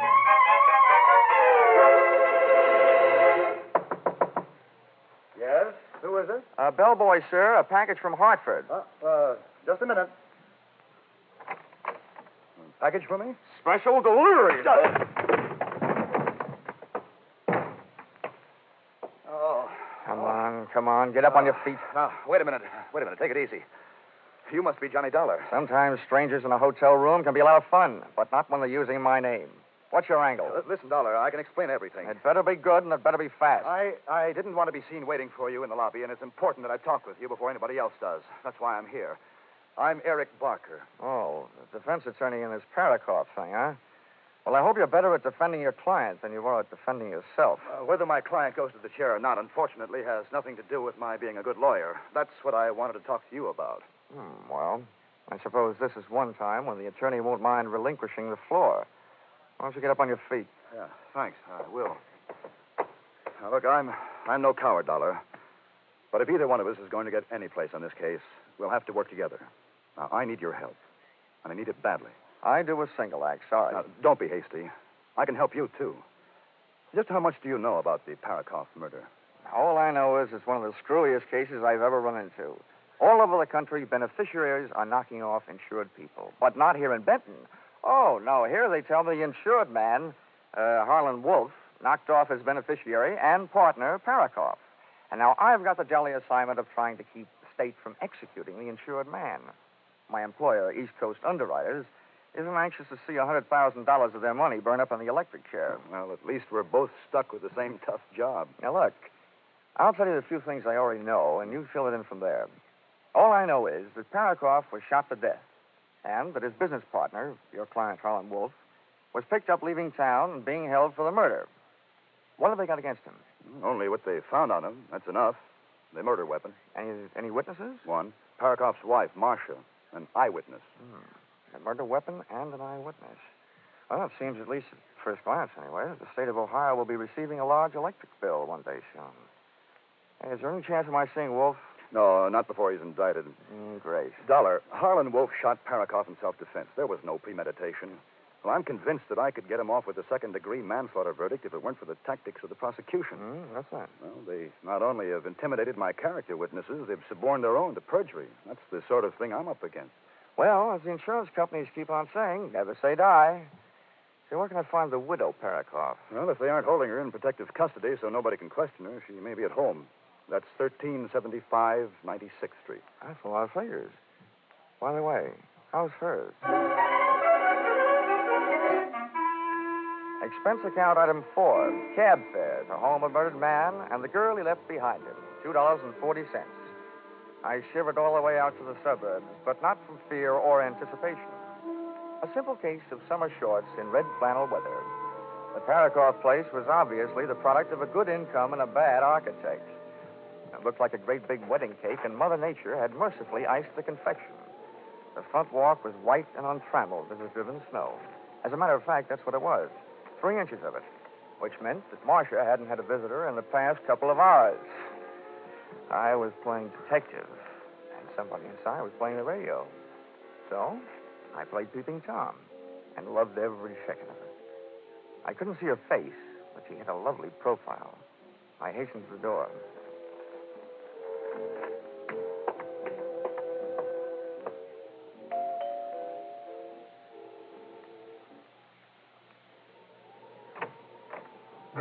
Wow. Her hair was red and her eyes were green. Her hair stopped you cold and then her eyes gave you the go signal. Yes?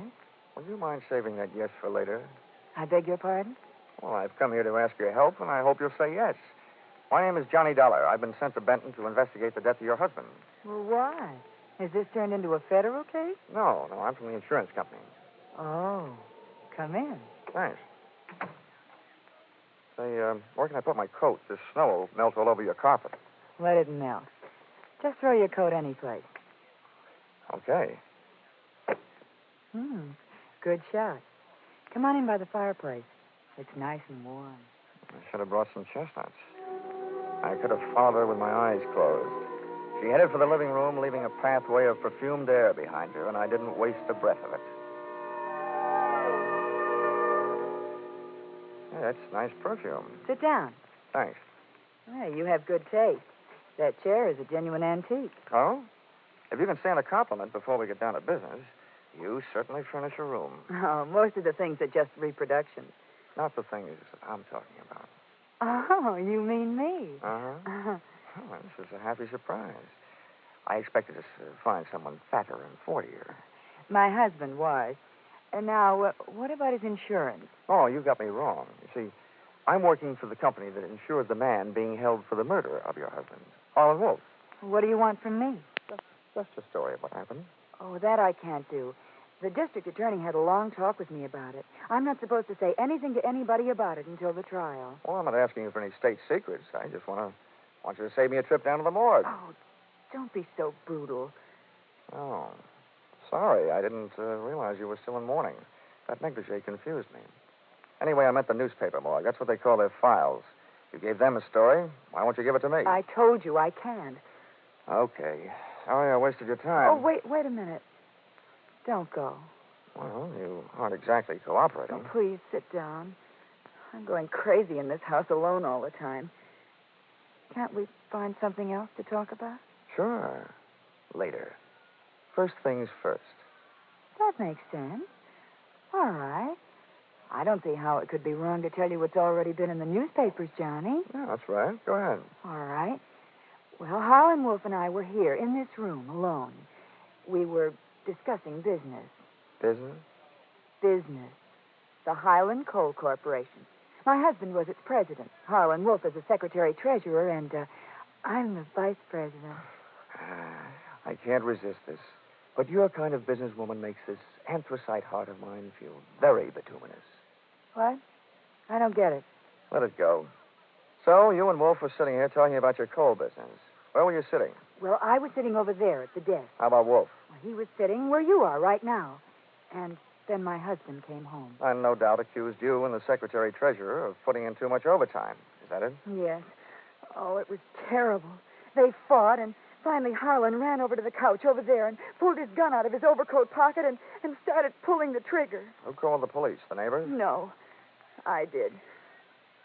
Well, that's all there is to it. Well, that's all I wanted to know. It didn't hurt, did it? No. Now, how about using those big shoulders of yours for throwing a log on the fire?